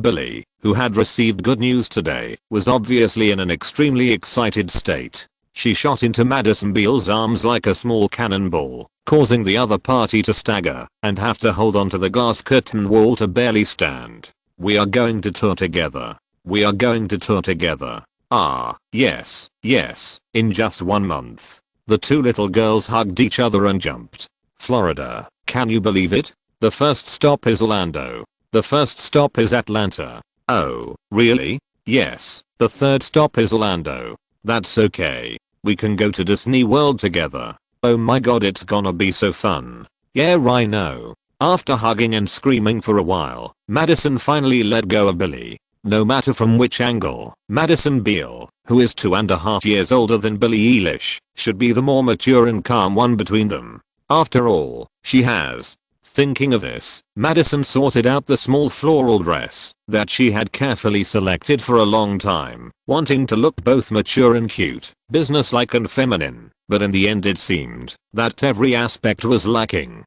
She cleared her throat, pretended to casually lift her hair, and cast her eyes on Zhao Yaozhen, who was sitting in the office chair, holding her chin, and looking at the two of them with a smile. Eugen, do you know where Yi went? He wouldn't forget that we have an album preparation meeting to hold, right? Chapter 132 debut album. I heard you saying bad things about me the moment I came in, Madison. Madison's last words hadn't even finished coming out when Zhao Yaozen's office door was pushed open again. This time, it was the smiling face that the Long Island girl had been thinking about for more than a week. I'm going to buy you coffee. Han Yi put the Starbucks paper bag in his hand on the desk and took out 4 cups of coffee one by one in order. Yaozen's super large cup of iced Americano, Bill's super large cup of vanilla cold brew, and Madison, you know what you will get. What will I get? Madison asked coquettishly, with her hands behind her back and her head tilted. Mudslide cocktail. Han Yi put the matchel hat on the corner of the table closest to Madison. Green. You really treat me like Morty. Madison complained softly, holding the drink to her lips. In front of outsiders, she knew very well how to maintain the normal distance and chat style that should be maintained between the boss and the artist. Even if it was a joke, there would be no place to cross the line. But that was only her on the surface. If someone could see the fairy tale world in her heart, they would find that the princess living in the castle was dancing and singing happily. There were also many colorful birds around her that only appeared in Disney animations. He still remembers what I like to drink the most. Madison, who was overjoyed, obviously ignored the fact that Han Yi also skillfully repeated the favorite drinks of the other two girls. Are we going to the meeting now? Of course, no matter how exaggerated the plots that Pisces girls have arranged in their hearts are, they can't affect their calm appearance. Madison took a sip of latte, looking more concerned about work. It's almost 3 o'clock. Let's go. Putting the straw into the iced latte and shaking it, Han Yi cast a questioning look at Zhao Yaozen. Are you done here, Yaozen? I spent 5 minutes watching this little baby jumping up and down. Yaozen pointed at Billie Eilish sitting on the sofa with the pen in her hand and smiled. So it should be done. Hey. Billie dragged out her voice in dissatisfaction. Who is the baby? Oh, sorry, I didn't say it accurately. Yaozen turned the pen tip in a direction and pointed it at Madison. There are 2. I want to protest, but I have to win the support of my manager in the meeting later, so. Wubba-lubba-dub-dub. Han Yi spoke almost at the same time as Madison. I knew it. Watch less cartoons, girl. Han Yi teased, while taking the lead and opening the glass door. Let's hurry up, ladies. There will be a preparatory meeting later.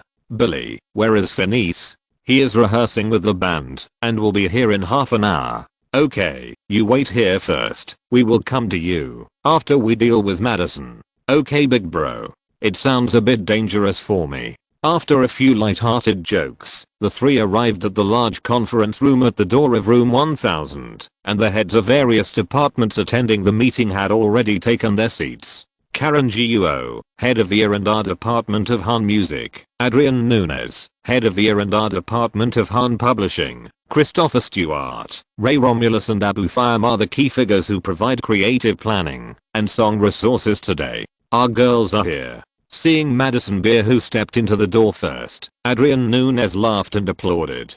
Demi Lovato and Nick Jonas. Congratulations. This is not my first tour, ladies and gentlemen. Amid the applause from the crowd, Madison lifted her skirt gracefully, bent her knees, and made a ladylike gesture of thanks. But this is the first tour across the United States, if I remember correctly. Sitting in the main seat, Han Yi added with a smile. And it's the Honda Civic Tour. Honda Civic Tour is an annual concert plan started by Honda America in 2001. Every year, they sponsor a tour in North America under the name of their Civic brand. In 2001, it was Blink 182. In 2005 it was Maroon 5. In 2006 it was the Black Eyed Peas. In 2010 it was Paramore. In 2015 it was One Direction. Although it can't be said to be the top tour, as long as the artist is sponsored by Honda Civic, it means that the popularity of the year is not much worse. At least it can be ranked at the top of Palster's annual concert box office rankings.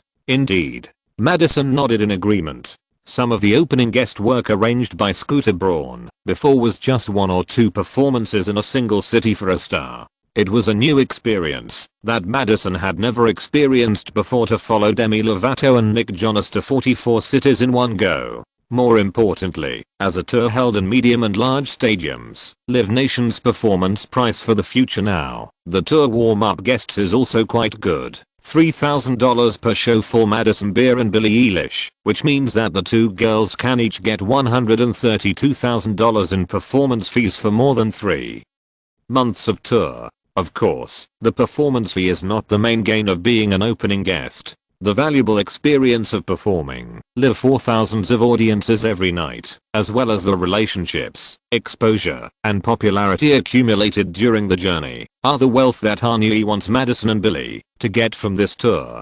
Thank you very much for the precious opportunity you have provided me, Eugene, Karen, Adrian, Chris, Ray, Abu. Not only the work of the opening guest of the tour, but also all your efforts for the Madison Beer brand during this period of time. I will remember it in my heart and express my deep gratitude. At this point, Madison glanced at Kanye, who had been poking his chest with his hand and making me with his mouth, and smiled mischievously. Yes, boss, you have to thank them too. Although she was joking, Madison Beer knew in her heart who she needed to thank the most in this conference room. With his status as a major shareholder of Mad Decent, he won the cold water feature, and then used the relationship with Utah to help her and Billie Eilish get 44 hot performances. If it weren't for Kanye, her career would never have been revived in such a short time. Thank you. With her heart, Madison looked at Kanye and said softly, "In HMG, I feel unprecedented attention.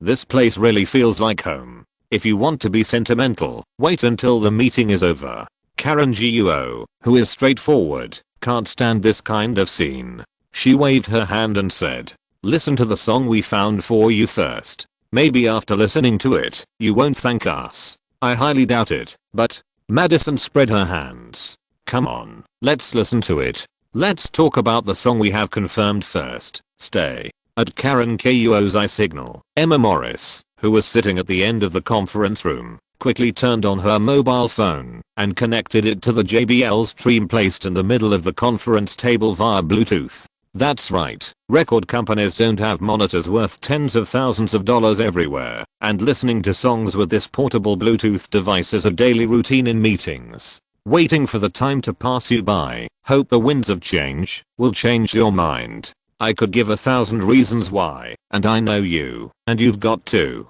Most of you know it, but I still want to repeat it again. This song Future Bass comes from a good friend of Interscope. Our boss has a close relationship with Mr. Riven, and I happen to have some old acquaintances at Definition Jam. Karen Guo explained, turning down the volume of the demo and playing it as background sound. Definition Jam originally wanted to pair up with an artist from within the group. It was said that the favorite candidate was Alessia Cara, but Ye and I both owed some favors, or had others repay the favors, so we took the feature of this song. This song really has the potential to become a hit single. As the drop sounded, Zhao Yaozhen listened attentively and exclaimed, "The vocal slice at the beginning is very memorable, and the structure is simple and direct. It also meets the needs of the radio station, the characteristics of the chart, and the public's aesthetics." The chorus part with the vocals at 45 seconds and the drop at 1 minute and 5 seconds. If you listen to it on the radio, it means that there are two highlights within 20 seconds that attract the audience to stay. In addition to Zed's recent popularity, if we help Definition Jam do a good job of joint promotion for this song, the results should be quite amazing.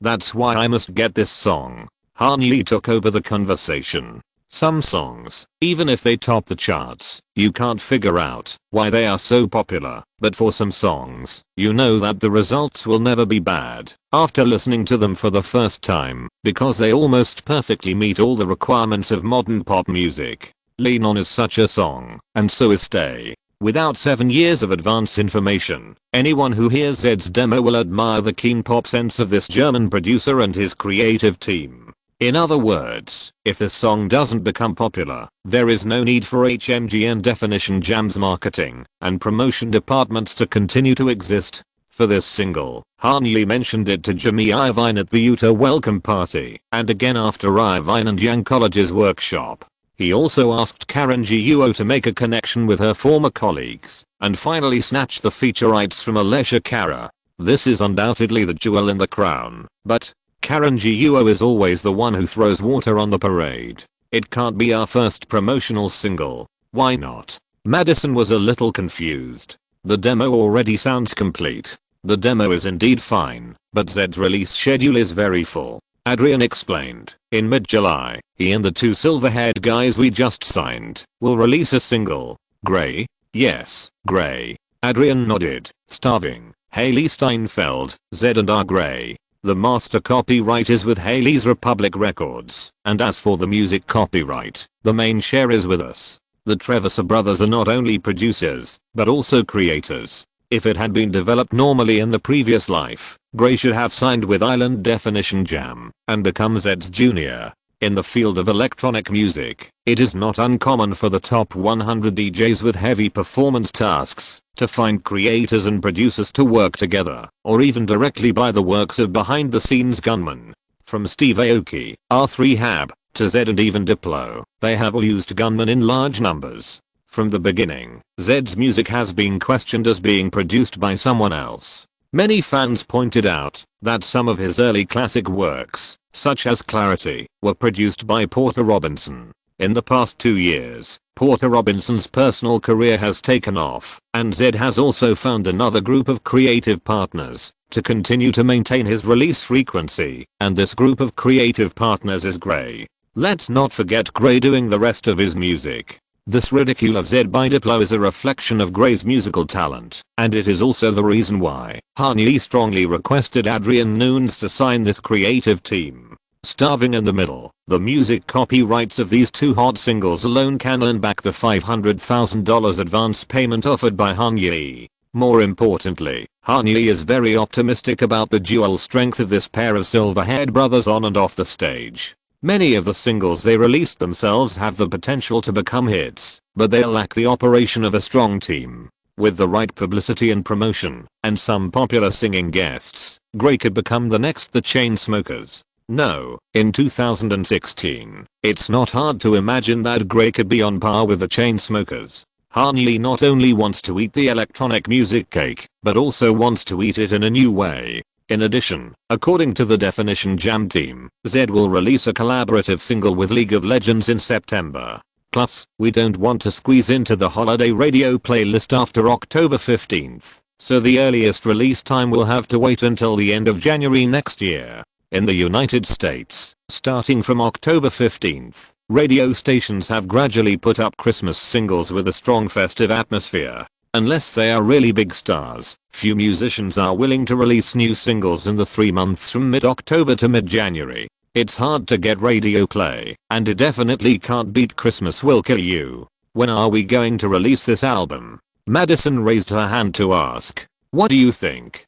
Kanye threw the question back. You are the one who is going to put your name on the album cover. I think maybe next February would be better. Madison thought for a moment and suggested cautiously, before this year's tour, let's release a promotional single first to see how it goes, and then if possible, release the second single in September. In this way, after Christmas, when the third single, Stay, is released, the album can be officially released.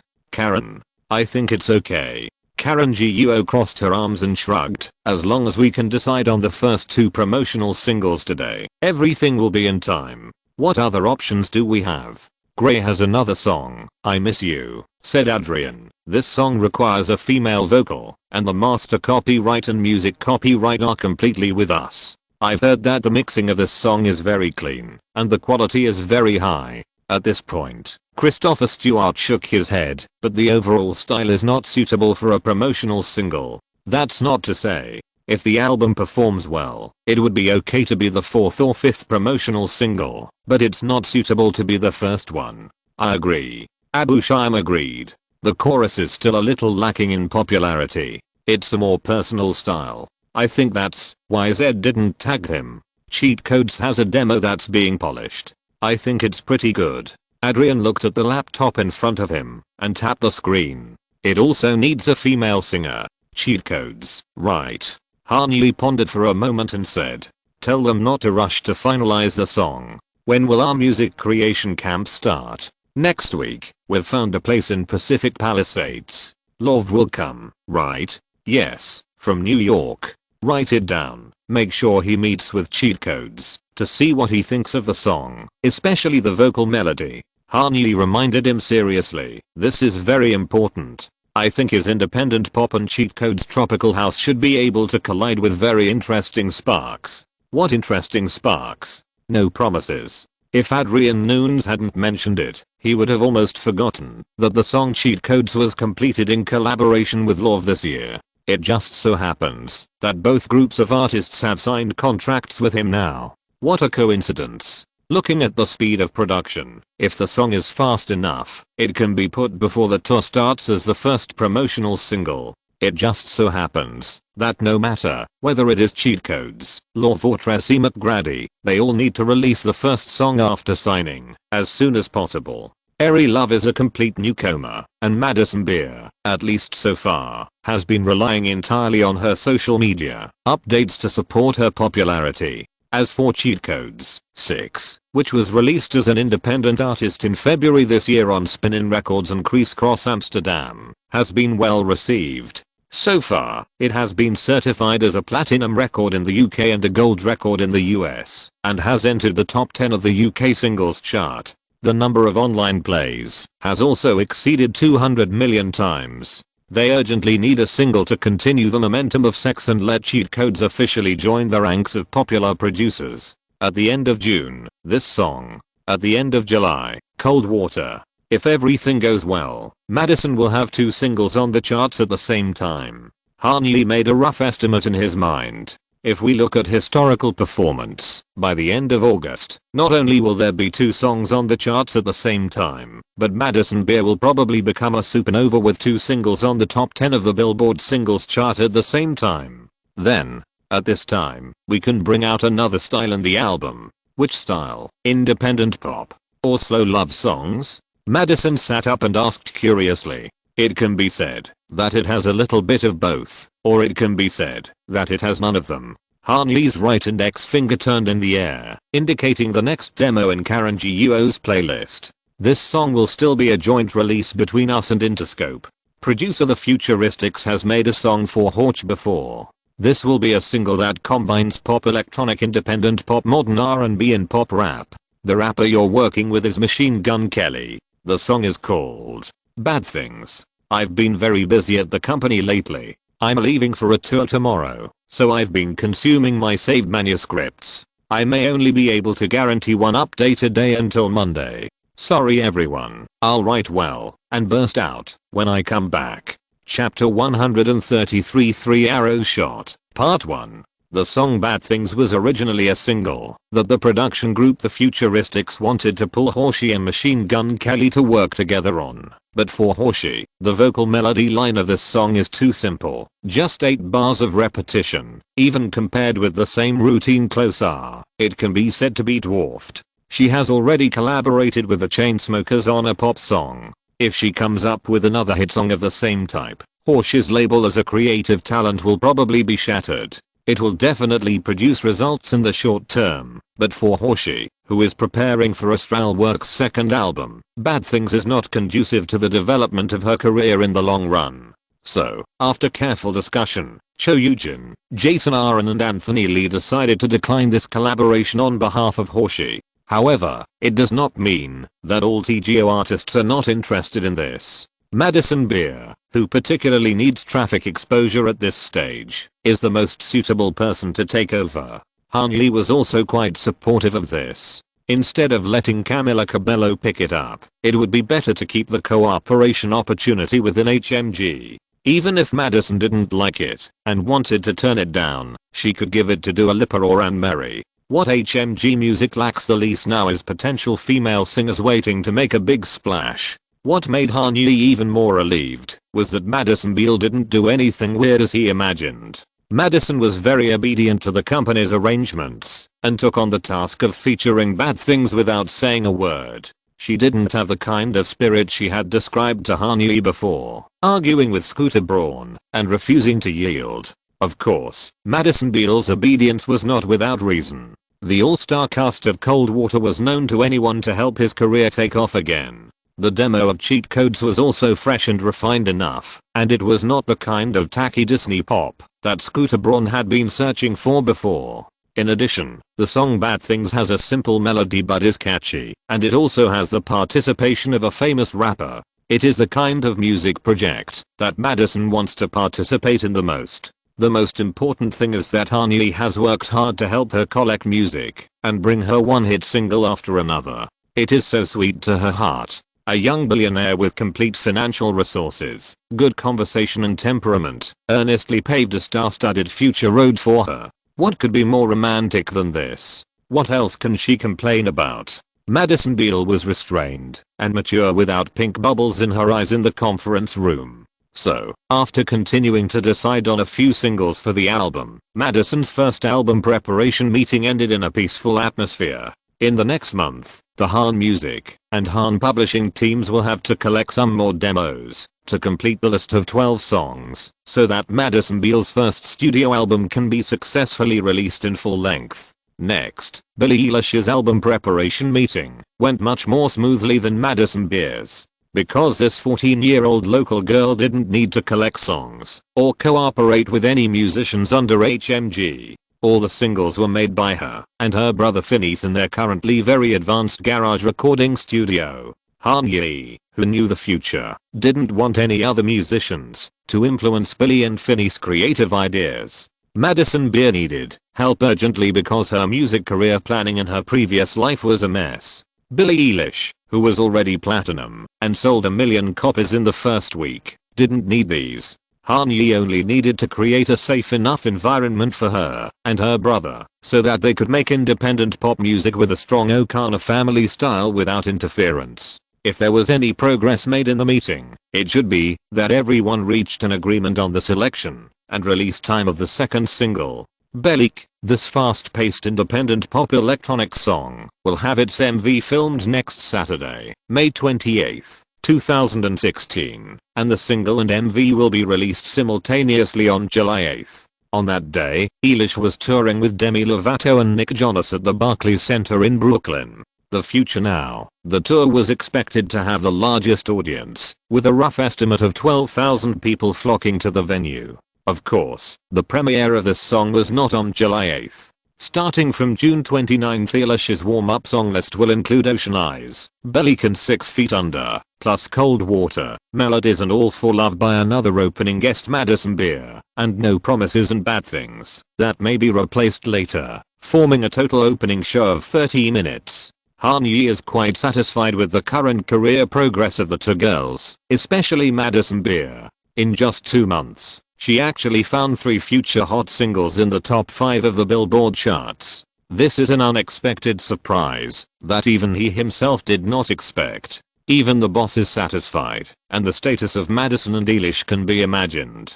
After Billie's meeting was over, her sister left her brother alone at the company and happily went to the West Park shopping center across the street with her tour partner and best friend to shop at Sephora. After purchasing cosmetics, they also had to watch The Good Wife, which was just released today at Century City AMC. It doesn't matter what it's about. Why would you need a bicycle when you can watch Ryan Gosling for 2 hours? The two girls also invited Hanyi and Zhao Yaozhen, but this Asian pair didn't have the blessing of taking a break from their busy schedule. After all, in addition to the 2 meetings of Billie and Madison, the Xinhu Building Room 1000 has been busy these days. May 19th, Dua Lipa, Hotter Than Hell. May 20th, and Mary, Alarm. May 21st, Khalid, Location. 3 arrows were fired at the same time. The saying that the best is always saved for last does not apply to this release plan, because the most resources were poured into the textbook pop dance song number 19 by Dua Lipa. Whenever a new pop star with excellent quality starts to climb, it always brings us some comfort. Although there are many evergreens in the music industry spinning aimlessly at the bottom of the charts, pop music will never lack new talents. Today, British singer-songwriter Dua Lipa begins to play this role through her latest single Hotter Than Hell, which is exciting. "What are you reading?" Hanyi asked curiously, while sitting at the president's desk late at night, chewing a Domino's takeaway pizza. Music review. Music review? Hanyi raised his eyebrows. Yes, Spin. Zhao Yaozhen shook the screen of his mobile phone at him with his left hand, and of course his right hand was not idle, and another mozzarella cheese stick was killed. Why would you read that kind of stuff? Hanyi curled his lips, took a sip of coke, raised his chin comfortably, took a long breath, and then continued. Music reviews are just Twitter comment sections created by some old stubborn people who can't type. It only represents one person's opinion, and it is always full of extreme and unfair words to attract attention. We bought this article. Then you continue reading. Hanyi's face changed instantly. Spin is my favorite music magazine. How can you? Zhao Yaozhen was stunned on the spot, holding the half-bitten cheese stick, and couldn't find the right words to describe Hanyi for a long time. So flexible? I still owe you money, so whatever you say is right. Only when she was alone with Hanyi, Zhao Yaozhen would pour out all the witty remarks hidden in her heart, especially after the intimate embrace at Fisherman's Wharf. Even if it was something like she still owed Hanyi tuition, which she would have kept to herself for a long time. Now Zhao Yaozhen spoke about it, as if she had no psychological burden at all. Instead, Hanyi seemed a little concerned, fearing that this matter would touch the sensitive points of Korean girls. Yaozhen, you don't have to. In this MV directed by Emile Navar and shot in a warehouse in London, 20-year-old Dua Lipa tells a story about heartbreak. Without giving Hanyi a chance to comfort her, Yaozhen continued reading. More importantly, it reinforces to us a theory, that is, you can easily launch a revenge plan against the person who hurt you, as long as you are hotter than hell. What a cliché description. Hanyi frowned. The manuscript we provided to NME. We just paid the fee and sent the WAV file and lyrics. They wrote the text themselves. Wow. Remind me to cut their payment by at least half next time. Please continue. This single was co-written by Lipa and Rachel and produced by Steven Kosmeniak, who is also the producer of the star's previous single Last Dance. Although it is too early to draw a conclusion now, Dua Lipa and her Hotter Than Hell are undoubtedly a clear sign that pop music, especially pop dance music, still has vitality and personality. That's it? That's it. Zhao Yaozhen showed him the page that had scrolled to the bottom. Remind me again. Hanyi tapped his head and laughed. Why do we have to buy this kind of thing? It's industry inertia. At least that's my opinion. It seems that if you don't buy some music reviews in music magazines, it's like you haven't published any works. In this regard, Zhao Yaozhen and Hanyi's attitude are quite consistent. I don't know if there will be young people under the age of 30 who will read this, but I feel that if we buy some robots to post comments on YouTube, it will be better than paying music critics. But we still bought a lot. Yes, Spin alone bought 2 articles. Zhao Yaozhen raised his mobile phone and called up the media promotion summary. Rolling Stone, NME, Entertainment Weekly, Vulture, Fuse, Idolator, and even Cosmopolitan. We pay Vulture and Fuse based on the number of readers, and Rolling Stone, NME and Cosmopolitan are all one-time payments, $3,500 per article. It sounds a bit not worth it, but Victoria said that the audience of professional music reviews in these magazines is not the general public, but industry insiders. With the endorsement of high-profile media, it will be easier for us to find other collaborations for Dua Lipa in the future. That's true. Hanyi nodded in agreement and replied, I hope other music critics can be more attentive than this. Brennan Carey from Spin. It actually looks pretty good. Listen. Zhao Yaozhen slid to the quoted part in the summary, raising expectations for her self-titled debut album. This is Dan Weiss from Spin, making the aging tropical house trend fresher than ever. Entertainment Weekly, full of sexiness, exuding desire and temptation. Recommended to play it after your 3rd drink and after returning home from the bar. Justin McGraw, Vulture. Not bad. Hanyi has always been unimpressed by these music reviews that use gorgeous words to describe emotions, but do not mention the details of professional arrangements or post-production levels. After all, most critics have never even picked up a guitar to play in their lives. But today, he found that he was not so opposed to these comments from outsiders. After all, who doesn't like rainbow farts? The kind that costs $3,500 per article. And to be honest, even if we don't buy reviews, I believe there should be mostly good reviews. Hanyi pointed to the personal information of Stephen Kozmeniak displayed on his desk computer and said, "I like Koz's production very much. After all, he is the one who has produced songs for Madonna and Nicki Minaj." Zhao Yaozhen agreed. "The last song, Last Dance, is also of high quality. Yes, I think that Dua has truly found her voice since that song." What is Dua Lipa's voice? In May 2016, only a few people knew the answer. They included Hanyi and Koz, Dua Lipa's most trusted producer. Technically, Dua Lipa is a mezzo-soprano with a range of 3 octaves, G'2D5A5, but in fact, her golden vocal area, or in English, sweet spot, is closer to the mezzo-soprano or even alto part. Within this range, Dua Lipa is like the European peony, the national flower of Kosovo, with a straightforward beauty and rough and moving. Dua Lipa's voice is definitely not clean and clear, the voice position is backward, and it is a bit hoarse and rough. But this natural sound texture is by no means a bad thing in the 21st century, because the new era of pop music needs this unique voice that can be recognized in a second. Rihanna's chest voice, Beyoncé's angry voice and Ariana Grande's head cavity resonance can be instantly recognized even by those who are not familiar with them, and Dua Lipa's contralto has the same effect. Stephen Kozmeniak captured this very accurately and gradually guided Dua to adjust her vocal melody line to get closer to her most authentic and comfortable area, and then use the majestic arrangement to set it off. To be honest, although Last Dance and Hotter Than Hell belong to the category of pop dance music and pop electronic music, the arrangement styles are actually different. The former is closer to contemporary R&B and independent pop. But no matter what the style of the music itself is, Koz left enough space for Dua in the placement of sound and image. The drums are almost parade-like, and other instruments are kept aside as much as possible, leaving enough space for Dua's thick and tough vocals to resonate. In short, Koz knows that Dua Lipa's voice is a bottle of Balkan liquor, and if you want to use liquor to make a finished product, you must not add too many fancy seasonings and sweeteners. Add some vermouth and ice cubes, shake well, and add a twist of lemon peel or green olives as garnish, and you will be able to serve the audience a refreshing and fierce martini. From Last Dance to Hotter Than Hell, to I Jaff and the later hit Levitating, the melody is changing, the style is changing, but the formula remains the same. The simplicity, complexity, directness, and subtlety of being a music producer are all here. Please tell me, he should be the main producer of this album, right?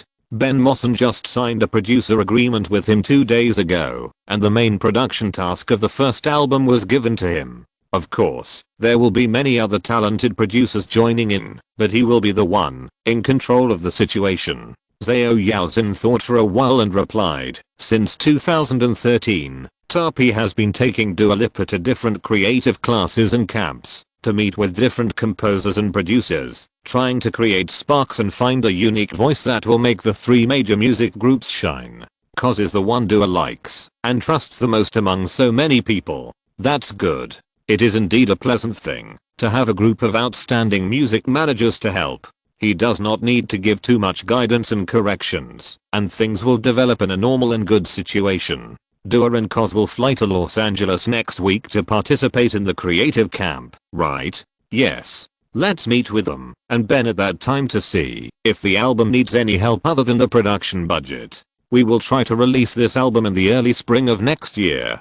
Before that, try to have 2 or 3 more promotional singles, okay? No problem. Zhao Yaozhen entered the schedule into the reminder. There are a lot of things to do in a week of creative camp. Of course it will be busy. We signed a group of the most creative people on the planet. Let them spend a week together and produce works that will shame Ed Sheeran into retiring directly. Before that, we have to work hard. Yaozhen has become accustomed to Hanyi's strong confidence in future trends that he often shows in front of her. She calmly grabbed the last cheese stick in her hand before continuing.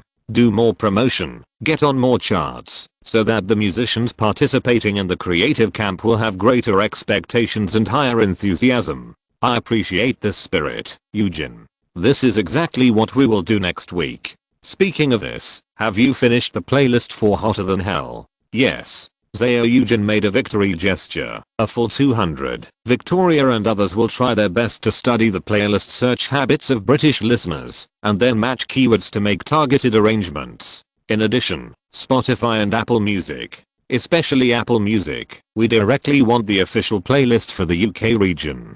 Try to form a streaming listening wave in a single region in the shortest time and impact the chart ranking. The British singles chart included streaming playback in the chart ranking formula later than their American counterparts. In June 2014, this dimension of music data was officially accepted.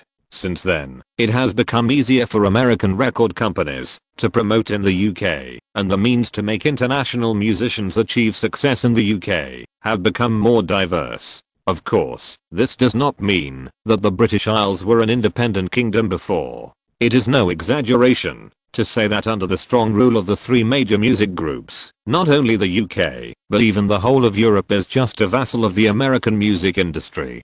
There are no British musicians who have not worked in Hollywood for a long time, and there are no British listeners who are not influenced by the American pop music trend. The only change after June 2014 is that American record companies no longer need to spend money to sell physical CDs in British bookstore chains, or persuade listeners to pay to download on the outdated iTunes. If they want to achieve results, they just need to tilt online promotional resources towards the UK. And this is exactly what Kanye and his HMG are better at than anyone else on this planet. What about radio promotion? Ben has his connections in the UK.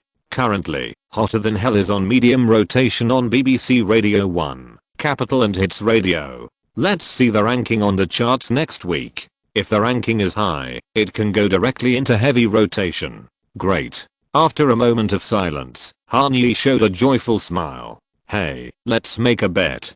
Do you think Hotter Than Hell can enter the top 30 of the UK singles chart next week? I think. Zhao Yaozhen rolled her eyes and smiled lightly. Yes. Okay, then let's do this. Kanye stretched out his right hand to Yaozhen and raised his little finger. Make a pinky promise. If I don't make it into the top 30, you'll treat me to a meal at In-N-Out. No, no, no, let's go with Coco. I don't like hamburgers that much. Okay. Zhao Yaozhen stared at Kanye with great energy, folding his hands on the table. What if I win? Anything you want to eat, just pick it. Then, Zhao Yaozhen tilted his head, thought seriously for a long time, and then slowly said, spicy chicken feet. I want to try chicken feet that are 10 times spicier. Chapter 134 3 Arrow Shot, Part 2. I regret it, Yi. I shouldn't have come here. At 8 o'clock on Friday night, Zhao Yaozhen looked at Kanye, whose appearance had become distorted in the water light, with tears in her eyes and said hoarsely,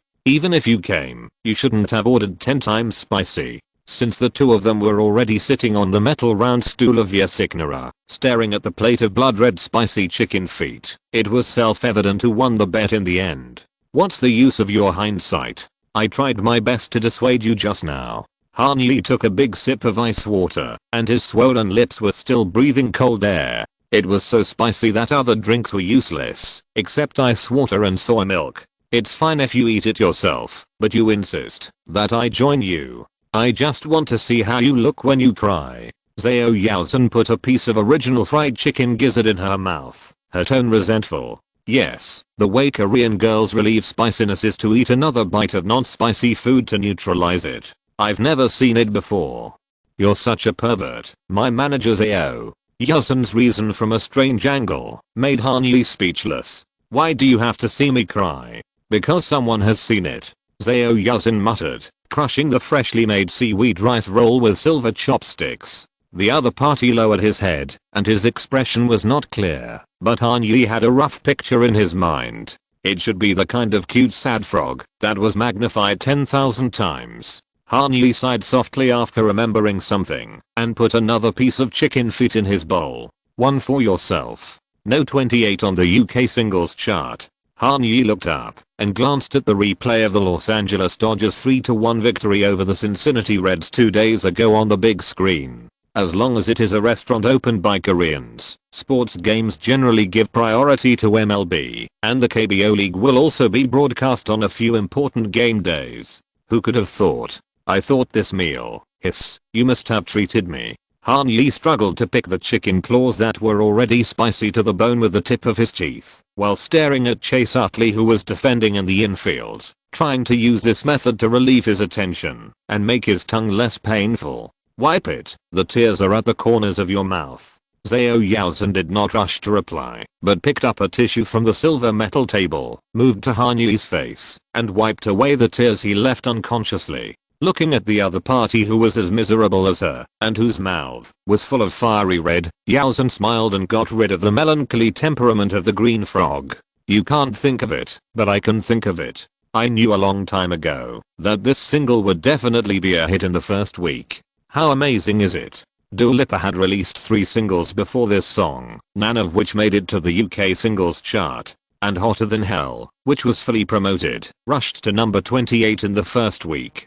On Spotify's UK chart, it ranked 19th in the country with 132,131 streaming plays in the first week. On Apple Music's chart, it ranked 7th in the UK with 101,266 plays in the first week. You have to know that this country has only 66 million people. The outstanding performance of the streaming platform allowed Dua Lipa to land at number 28 on the UK singles chart, barely making it into the top 40 of the radio play chart. The one ahead of her was 21 Pilots' hit single Stressed Out. Coincidentally, the one behind her was Cheat Codes, who she was about to meet at the Pacific Palisades Creative Camp.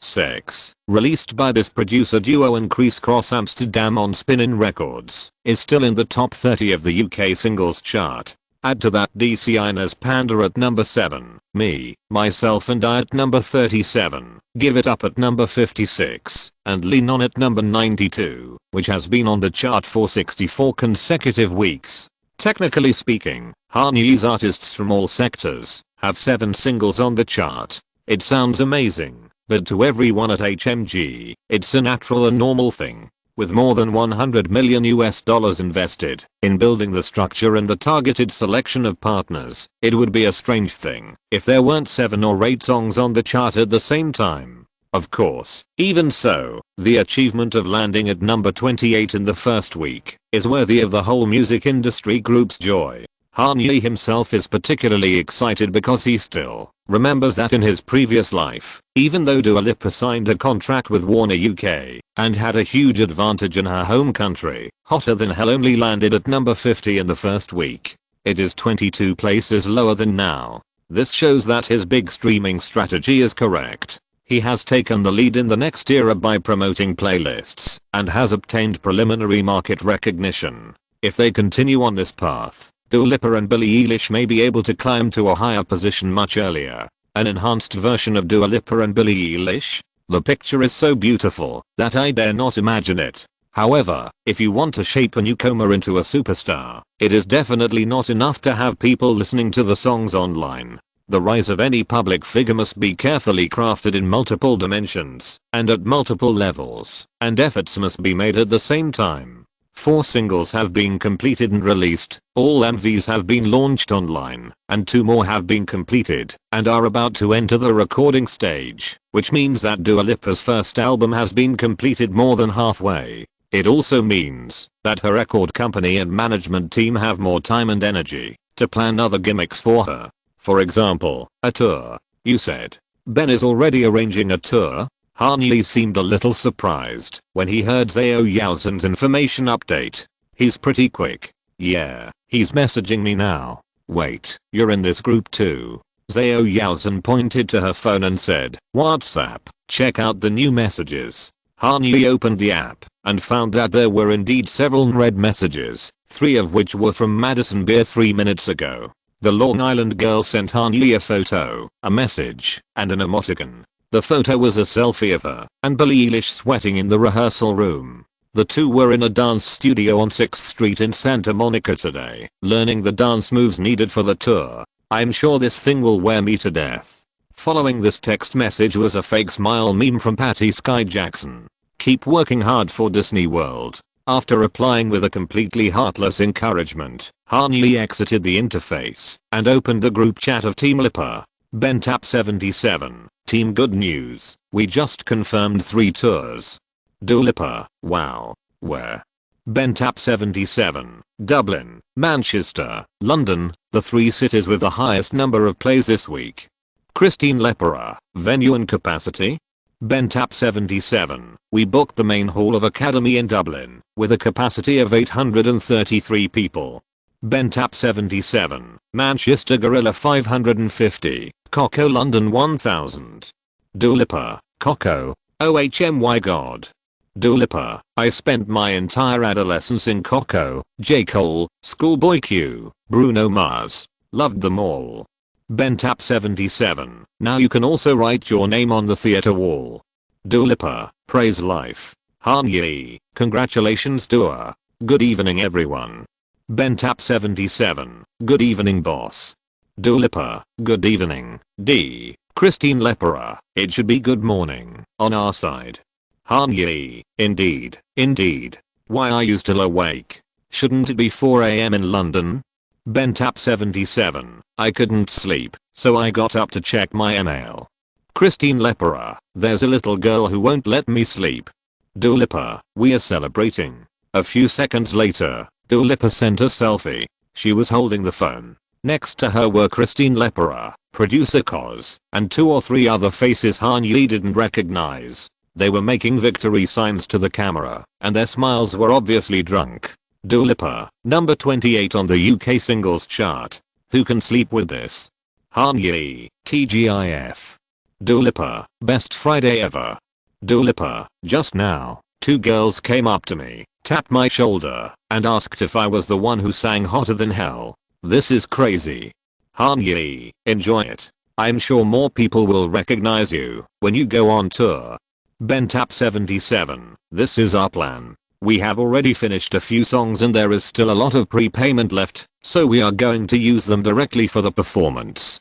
Bentap77, the preliminary date is October. By then, the performance of this single will have reached its peak and the next single will also be in the promotion period. With 2 waves of enthusiasm, it should not be a problem to fill up the venue with less than 1,000 people or occupy 70-80% of the capacity. Han Yi, good idea. Yuzhan and I will come to the scene to cheer for Dua. Are you really going? Seeing the message sent by Han Yi, Zhao Yuzhan raised her head and suppressed the hope in her tone very well. Why not? What's the point of being a musician and an artist if you don't fly around the world? Han Yi spread his hands and smiled. Why, don't you like London? I like it very much. Zhao Yuzhan's face showed 2 dimples. It matches my aura very well. It seems to be true. Han Yi stroked his chin and glanced at Yuzhan, agreeing with her self-assessment. The calm and cold Korean girl is indeed more in line with the temperament of London than Los Angeles. Then it's settled. We'll go to London in October. It just so happens that we are going to Amsterdam in October. Don't forget. Eminem. Oh, right. Zhao Yuzhan quickly found this keyword from her memory. Yes, it's the annual electronic music festival. We have to go to pay our respects, and there are many labels and artists we can cooperate with to talk about. Han Yi blinked and teased. Before that, remember to finish all the papers and quizzes. Don't affect your GPA. It's okay. Zhao Yuzhan also blinked and smiled sweetly. People who don't sleep don't need to sleep, even if they go to another continent. Don't forget what your Aunt Ling told you. Han Yi touched his lower eyelid. Oh. Hitting the sore spot. Yuzhan's smile disappeared instantly. No coffee at night. If you still can't sleep, I'll buy you some melatonin. Go ahead and buy it. Zhao Yuzhan complained in a low voice, but the cuteness overflowing from her eyebrows revealed that she actually liked this kind of little overbearing out of concern. Arrange Khalid and Mary's promotional tour tonight and go to bed early. I thought everything was done. Is there any problem? There is no problem, but I have to confirm the details of each program group and the promotion department of Han Music on behalf of the artist. And Mary's Alarm is her first single after joining Han Music. According to Karen Guo's plan, this song should also be the first warm-up for her first studio album. However, unlike Dua Lipa, whose album is halfway done and will get the final master this year, and Mary has not even decided on the main producer for this album, and there is only one song ready. The entire project is still in the initial stage of preparation. Under such circumstances, the R&R and publicity and promotion team of Han Music is not in a hurry to fully promote it. After all, if there are not enough high-quality follow-up works as a reserve, it is easy for Anne-Marie to become a one-hit wonder. That is not uncommon in the music industry. If a song is hastily pushed to the top of the charts and fails to keep up the momentum, her British predecessor Duffy is an excellent example. The second promotional single Mercy of her first album was a big hit, winning the top of 15 charts in 12 countries, but R&M failed to help her strike while the iron is hot. Instead, it was only 2 months after the release of this album that a single Warwick Avenue that had been on the charts for 2 months was released again for promotion, causing the audience to lose their sense of freshness. The chart performance was far less than expected, and Duffy quickly fell into silence after becoming a global sensation overnight. This is exactly what Karen Guo, Victoria White Mason and their team are trying to avoid. Therefore, although they are also testing the waters in their home country first, Han Music only arranged 40 playlists for Anne-Marie as a cold start for online traffic. The radio matrix also started from Hits Radio, the third largest radio network in the UK, and targeted reinforcement will be carried out after user data is obtained. So, what is the focus of Anne-Marie's initial promotion? The answer is simple. This power vocal, who has been performing musicals in London's West End since she was a child and even Rudimental admires her, has the strongest skill from the inside out, which is her live performance skills that can be called original sound reproduction. For this kind of singer who has used CDs, the best way to rise is, of course, to impress the live audience with her strength one after another and turn strangers into loyal fans. Is it difficult for a solo newcomer to get enough performances? This may be true for others, but for Anne-Marie, who has accumulated a certain resume and reputation as an organizer through Rudimental, and whose boss is a shareholder of the world's third largest talent agency, filling her schedule for the entire summer is as easy as eating and drinking. In fact, on May 20th, the day the single was released, Utah arranged a performance opportunity for Anne-Marie at a music festival, The Great Escape 2016, held at Brighton Beach, the southernmost tip of England. Although this is not a first-tier music festival with a strong lineup, the headliner this year is Oh Wonder, and the special guests are Shura and Mira Massa. Because of her temporary participation, Anne-Marie did not even get on the main poster of the music festival. But anyway, this is at least a small milestone in her personal solo career. Next, as part of the MV promotion, Anne-Marie will rush back to the Aloft Hotel in London to participate in the Push Futures live performance held by MTV on May 26th. Then, on May 28th, she will perform at the annual Pride Parade in Birmingham. On June 12th, she will return to Brighton to attend the Wildlife Festival with Rudimental, Ice Cube, Bastille and Carl Cox. On June 25th, she will go to Fulham's Fold Festival. On July 8th, London's Wireless Festival. On July 21st, Milton Keynes' Secret Garden Party.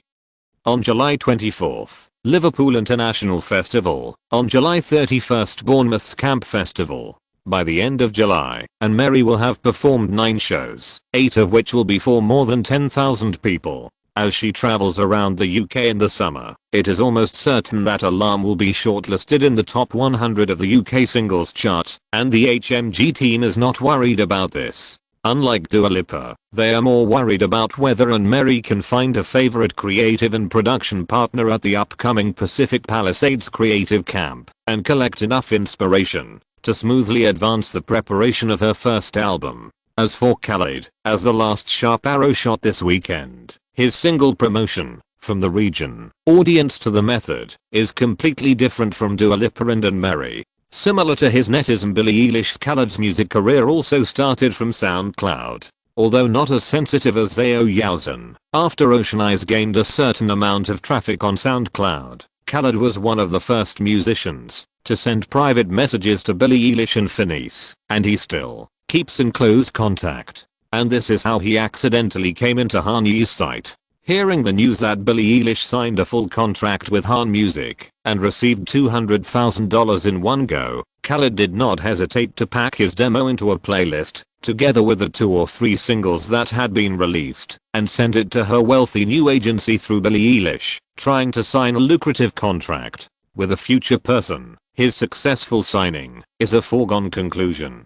Talk, East Side, Lovely, and the classic Young, Dumb and Broke. Any one of them can make Han Music's performance soar. Of course, even without a forward-looking vision, just listening to the demos he has made and location released on SoundCloud is enough for any R&R manager to make up his mind to print a contract. Just from the vocal conditions, Khaled can beat any male singer who became popular in the past 2 years, except The Weeknd. The Weeknd's chest voice is a lyric tenor, and his head voice can even reach the 5th octave, competing with the soprano, while retaining the characteristics of high pitch, brightness and strong resonance. It is no exaggeration to say that God is chasing him to feed him. The meal Khaled got is very different from The Weeknd, but equally delicious. Although there are only 2 ranges, from F2 to B4, Khaled's vocal expression in the baritone area is powerful, transparent, thick, rough, and even has a little echo effect. Few people can match it.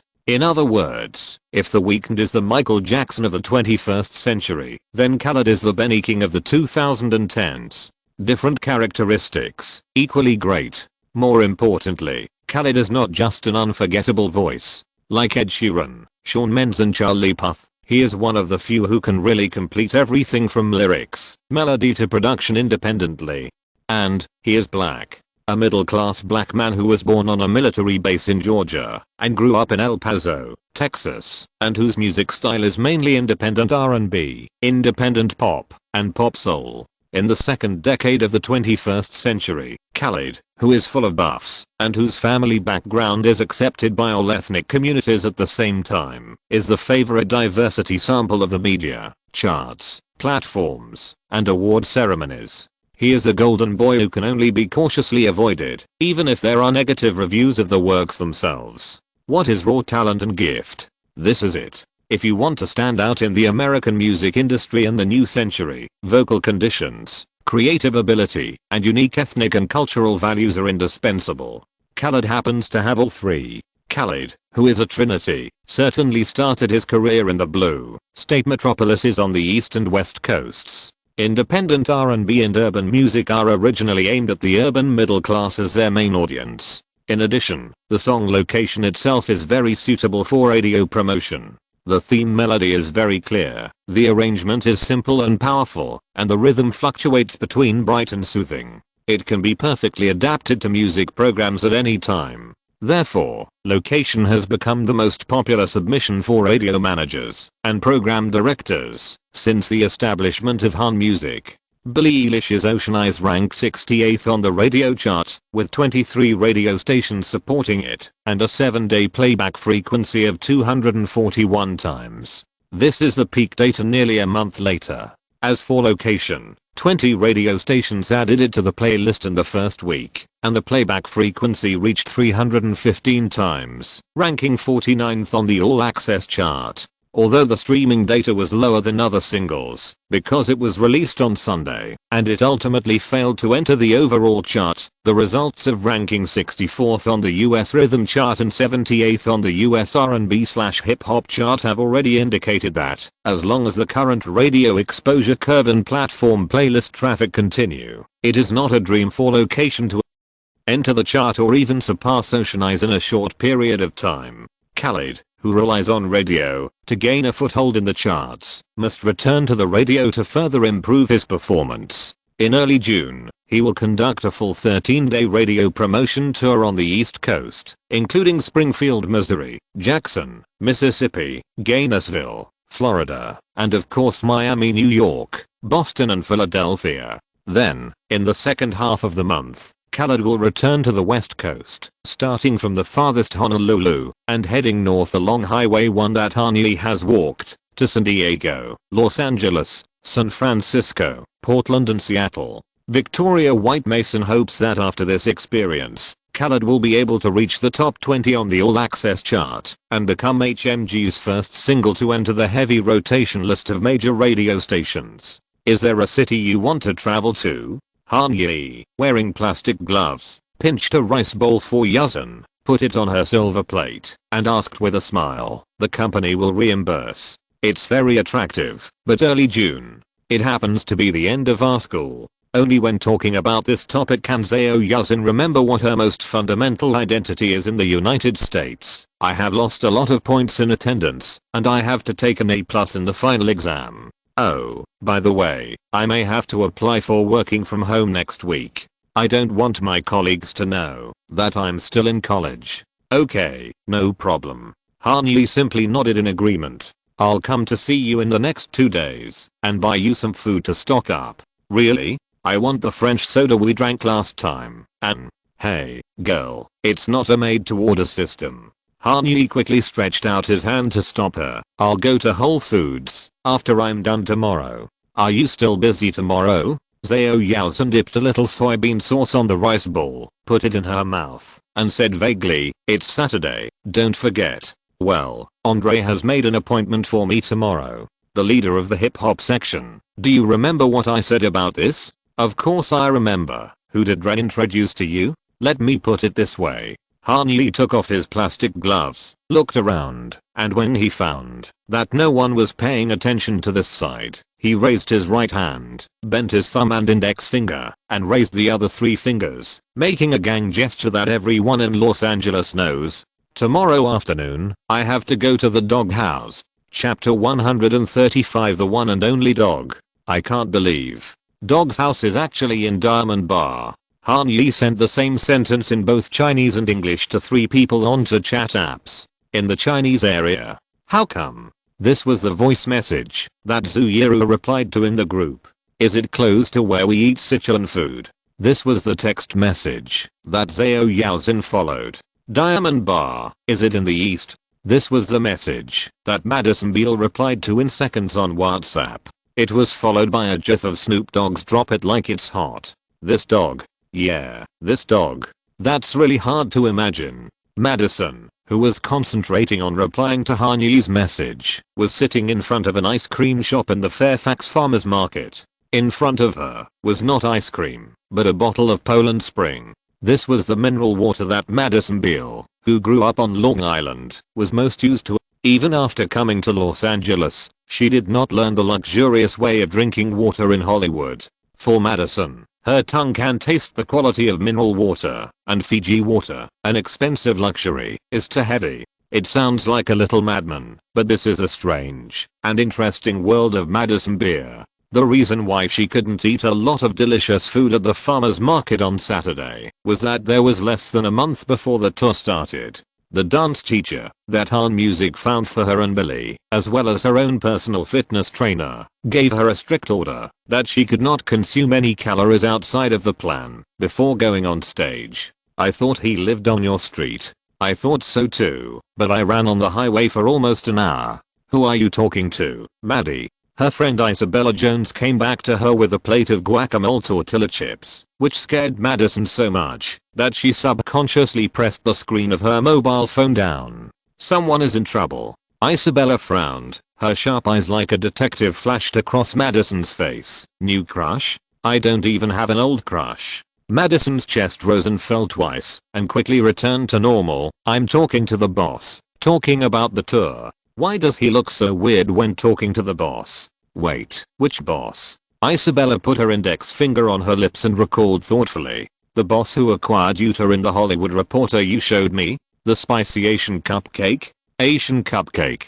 What are you talking about? Madison propped up his forehead with one hand, smiled bitterly and shook his head. But yes, it's him. Oh, wow. Isabella's eyes widened, leaned towards Madison, and whispered in a low voice. Somebody wanna bang her boss? I didn't. Got. Madison looked at the empty neighboring table in fear and patted Isabella's arm.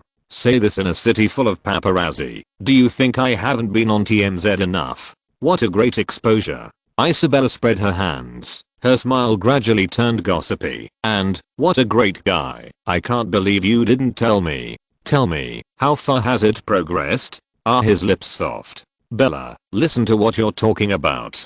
Madison was very grateful at this moment that her makeup today could well cover up her feverish face. Thank you, Fenty Beauty. Thank you, Rihanna. Just kidding. I would never date my boss. That's neither professional nor moral. At this point, Madison remembered the Kardashian family jokes that she and Han-Yi had exchanged with each other and couldn't help laughing out loud. She waved her hands quickly and explained, "Sorry, I just find it funny when I think about it. Bella, don't pry. I don't want to mess up my new contract because of this." "Okay." Isabella Jones rolled her eyes, then showed a more cunning smile, put her hands on the table, and said word by word, "Then you or introduce me to each other?" "What?" Madison raised her voice in disbelief. "Introduce what?" "Me and your boss." Isabella Jones's index finger swung back and forth between Madison Bill and herself. "This is not possible." Madison quickly braked her tongue. "But why, Bella?" "Let's see." Isabella Jones counted on her fingers. "Rich, hot, extremely rich, attractive, and rich at the level of 100 million US. Woman, I'm not his artist. Do you need to ask me why? You." Madison opened her mouth and found that she couldn't refute any of Isabella's reasons, so she could only scoop up a spoonful of guacamole with corn chips and stuff it into her friend's mouth. Get a life. A request that could not be refused seriously could only be evaded with a joke. Hearing Madison's cheesing, Isabella snorted with dissatisfaction, chewing and refutation. "Get a man." "Oh, haha, got." On the other side, Han-Yi, who was immersed in the mobile phone chat interface, suddenly heard the long and hoarse laughter of Kyan Griffin in the driver's seat. "What's wrong, Kyan?" "It's okay, boss." Kyan smirked and couldn't help laughing. "No, it's just that this street is so familiar. See that sign? Alamo Heights Road. More than 10 years ago, Suj and I came here to find him, to negotiate, and I still remember it clearly. Wow, I didn't expect he has lived here for so long." Han-Yi raised his eyebrows. "Yeah, he used to live in Claremont. It should be 1998. He moved here." "Yes, it was 1998. I remember it very clearly, after he signed with No Limit." Glancing at Han-Yi, Kyan Griffin instantly understood the source of the other party's surprise. After so many years of popularity, he still lives in East Los Angeles. "It's surprising, isn't it, boss?" "Indeed." Han-Yi nodded slightly. "I thought he was at least in a place like Malibu. Snoop has chronic back pain and can't live in a place that is too humid. The desert in the east is just what he wants." Kyan Griffin pointed to a white bungalow that flew by on the left. "Here is his recording studio. Most of the albums were made here. We call it church." "When did you leave Sugar, Kyan?" "In 2001. He had just gotten out of prison and was still involved in those blood gang things. I advised him, and Andre also advised him, but Sugar didn't listen. Later, Andre went out to set up a label in order not to take sides between the brothers. I also quit. Strictly speaking, I'm Death Row's security team is not just his." "I see. It was a long time ago. Andre and Snoop will be surprised to see you later." "Oh, I'm not sure if they remember me."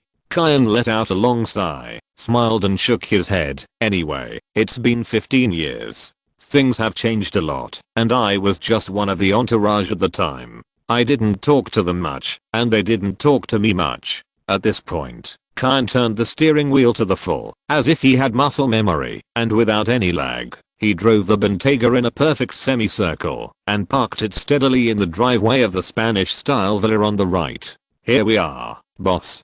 Doghouse. Getting out of the car, Han-Yi carefully observed the villa. It was clean and tidy, with tropical plants and flower beds carefully cultivated, without any trace of the life of a gangster hip-hop singer, except for the unusually tall black bodyguard standing at the door. "Mr. Han?" the bodyguard with a muffled voice asked with his hands folded in front of him. "Yes." Kyan Griffin took a half step forward and answered on behalf of his employer. "Mr. Han-Yi, I'm invited by Mr. Yang." "Okay." The bodyguard nodded and held out his hand. "Before entering the house, please hand over any deadly weapons, hot and cold."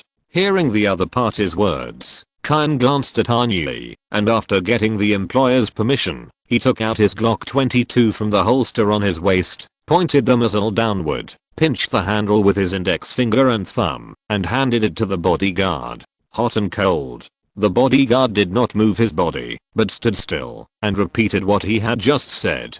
Kyan Griffin curled his lips, pulled out a Smith & Wesson stainless steel folding knife from his left waist with his right hand, and pulled out a boot knife of the same brand from his right ankle, and handed it to the bodyguard, who then made way for a path to the door. "Mr. Yang and Mr. Broadus are waiting for you inside, Mr. Han." Walking into the house, through a long and narrow corridor to the living room, the decoration was normal. The huge art paintings on the wall, the thick cashmere carpet with intricate patterns in the main hall, and the solid wood furniture with a strong retro feel. Judging from the appearance alone, it would not be surprising to say that this is a retirement home for a retired insurance manager. Of course, living with Dog Master, the most important thing to numb is not the vision, but the sense of smell. The unpleasant smell of burning mixed with fire and ashes rushed to Han Yi's head as soon as he entered the door. Without half a pound of leaves, it is estimated that such a rich smell cannot be cultivated. Just look at Andre to know how uncomfortable this environment is. Dr. Dren, who has long given up these things, pays special attention to physical maintenance, and goes to the gym 5 times a week, is pacing back and forth in a corner of the living room to cover up his action of covering his mouth and nose. Andre. Han Yi gently exhaled a breath of turbid air, then tried to hold his breath. Walked into the main hall on the left and greeted Andre Yang. "Yi." Andre waved at Han Yi, then immediately turned his head to the tall, thin black old man sitting in the middle of the big sofa, puffing away. "Put it out, Calvin. Our guest is here. It's almost finished. No introduction is needed. If there is an industry insider on this planet who can't recognize Snoop Dogg, then he must have chosen the wrong industry." Dog replied lazily, and under Dr. Dre's scrutiny, he put the roll he had wrapped on the edge of the ashtray. "Put it here first. The legalization of green plants for recreational use in California will not be until November 2016, but Snoop Dogg obviously has no concerns in front of outsiders. The doctor wrote a rather generous prescription for his chronic back pain, and no one can catch him with this thing until the next century. More importantly, who will care about him? Since his debut with Doggy Style, his image has been closely linked to green plants. Not to mention, he has appeared on the cover of High Times magazine, which cooperated with Utah countless times. Okay, let me introduce you. Yi, you should know the old guy sitting on the sofa. No need to say more. Snoop, you can just call him Calvin. The hot fairy godmother Shant next to him is his wife and manager. Nice to meet you. Calvin, Shant. Han Yi, the largest institutional shareholder of United Artists Management. He and Park HUI spent $190 million to buy out their 41% of shares. Now he is also running his own copyright distribution company, record company and artist management company, and cooperates a lot with Apple Music. Yes, Matt Decent was also bought by him. Thomas Label? Since 2012, he has collaborated with Diplo on a reggae album. Dog Yi and the founder of Mad Decent can be said to be old acquaintances.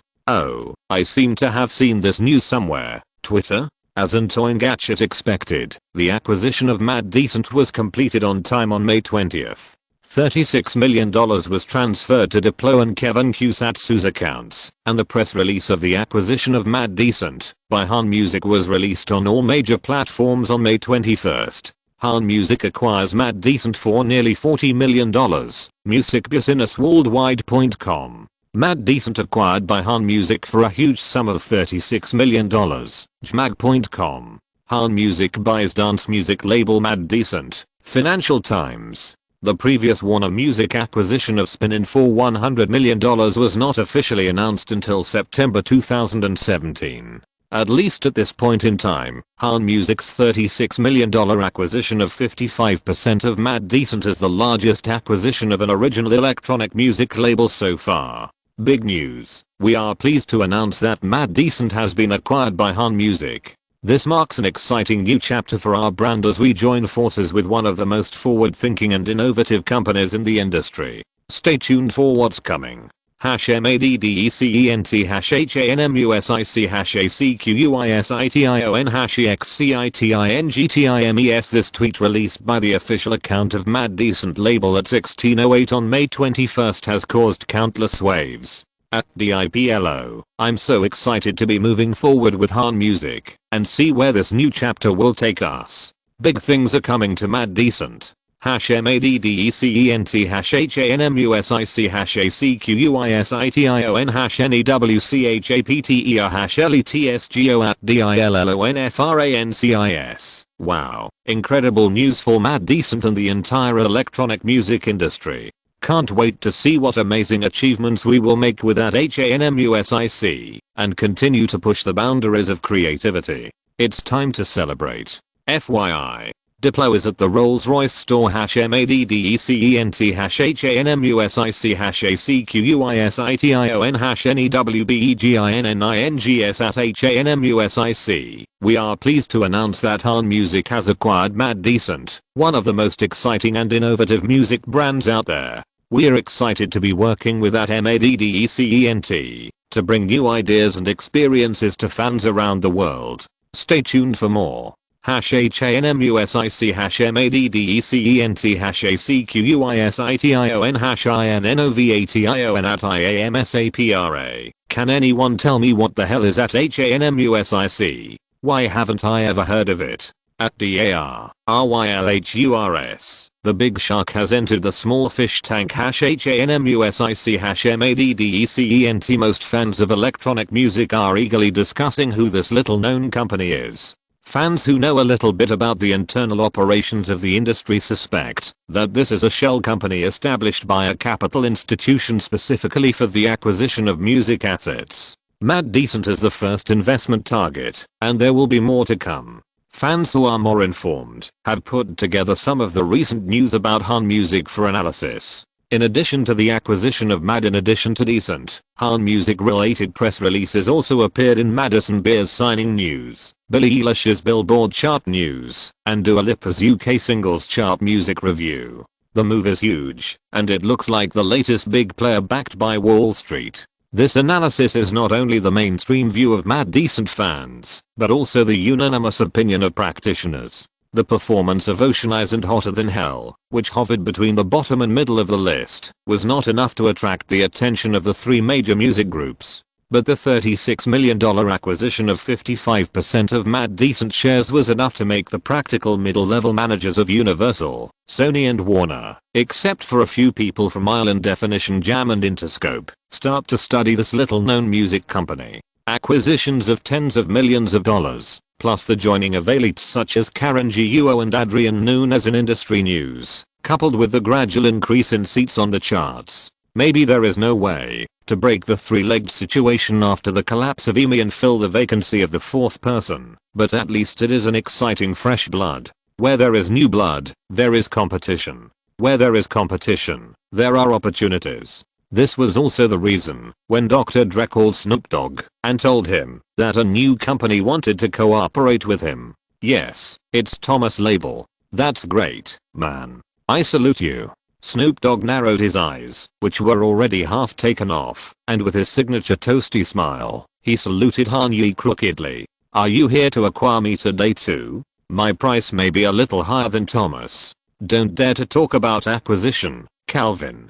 Kanye shook his head slightly and smiled, but there are indeed some interesting projects. I hope that through Andre's introduction, we can have the opportunity to cooperate. Of course, we are always open to cooperation. Halfway through his speech, Snoop Dogg suddenly noticed Ken Griffin standing behind Kanye. After squinting his eyes more and seeing the latter's face clearly, Dogg's face changed drastically, veins popped out on his skinny neck, and he shouted angrily, "Who the hell brought this nigger in?" If you're listening to this novel on a channel other than Fanfic World, it means they downloaded and uploaded it without effort. We cordially invite you to visit our channel, Mundo Fanfic Novelos. There you'll find the original version of this story and you can explore many other novels of various genres. We're waiting for you to immerse yourself in a world of incredible novels. Chapter 136 Hip Hop Empire. As if it was a signal, Snoop Dogg's angry roar made the followers who were loosely gathered in the living room and on the lawn outside react. They all reached for the loose waist, quickly approached Ken Griffin, formed a semicircle in front of him, and forced him into a corner. Calvin, think twice before you act. Even facing more than a dozen strong men, Ken Griffin was not afraid. He just raised his hands expressionlessly and took a step to the left to keep the danger away from his employer. You don't want to do that. Oh, really? When will it be your turn, a little asshole raised by a bitch, to teach me how to do things? Dog Lord stood up suddenly, lowered his eyes, and looked at Kyan Griffin, who was slightly shorter than Han Yi. Whoa, wait, Calvin. Dr. Dre quickly stretched out his hands and walked in front of Han Yi. He knew very well that the black man surrounded by Dog Lord at the moment was Han Yi's personal bodyguard. Only he, the middleman, could resolve such a tense situation. What happened? Who is he? I don't know the exact name of this dead nigger, but I know he used to hang out with Sugar. Snoop Dogg pointed at Kyan, his tone sharp and excited. He's one of the followers of Death Row, a piece of shit. He came to my house more than 10 years ago. It was this fucking family that negotiated with me, threatened my wife, and forced my children to be afraid to go out. They wanted me to go back to death row, or they would blow my head off. I've never been a piece of shit, Calvin. Kyan Griffin glanced at Dr. Dre. Think about it again, Calvin. Andre, you should remember me. Kyan Griffin. Kyan. The two professional bodyguards around Andre Young looked much more capable than Snoop Dogg's ragtag group from the Crips. Dr. Dre's transcendent status on the West Coast would also make the most reckless gang members wary. Andre stepped forward and automatically made a gap in front of him. You did work for Such, right? I've seen you before. Andre looked at Kyan carefully and asked calmly. It sounded as if Suge Knight had nothing to do with him, but the two bodyguards behind him had already shown their Glock 22s. At the Utah welcome party, there were too many important people who needed to be greeted, and Andre Yang did not notice Kyan Griffin, who was on guard at the edge. In the subsequent meeting with Han Yi, the latter never brought personal security. Therefore, this was actually the first time Andre looked at Kyan directly. Yes, but I left in 2001, before Poochie was shot. Kyan Griffin shrugged, looking relaxed and natural. I'm not from Mob Peru. In Malibu, also in 2001, remember? His villa, when you advised him, I was the only one who stood by you and spoke. Oh. Hearing Kyan Griffin's precise description of the time and place, the dusty bad memory came to his mind. Andre raised his chin and drew out his voice. So it was you, the kid from the east, right? It was me. Nice to see you again, man. Hope everything goes well for you. Dr. Dre reached out his hand and high-fived Kyan Griffin, then turned his head and looked at the confused dog. He cool, Snoop. He left Marion at the same time as me, I remember. Isn't it him? Snoop Dogg frowned. Not the one who wanted to kill Eminem at the Source Awards? Man, you tripping. I told you not to smoke when you're talking. Dr. Dre sighed helplessly and said, you got it mixed up, bro. That guy's dead. That guy's dead. Snoop Dogg looked at the followers beside him blankly, and after getting their affirmative eyes, he grinned with some regret. Oh shit. Calvin Broadus, who had been sitting on the sofa since the dramatic change, spoke up. Apologize to that good guy and sit back. Look, it's my fault. Kyan, right? Snoop Dogg, who was completely relaxed, resumed his always lazy posture, like he had no bones, and bumped fists with Kyan Griffin. We're fine. Just a little misunderstanding. It's quite eye-opening, isn't it, Yi? Dr. Dre touched Han Yi standing next to him with his elbow, trying to ease the atmosphere in a humorous way. Indeed. Without dwelling on this kind of issue about ethnicity and community, Han Yi knew very well that regarding the issue of African Americans, he only needed to adhere to one principle. The more he said, the more mistakes he made. No matter how much others didn't mind him expressing his opinions, he had to remain restrained.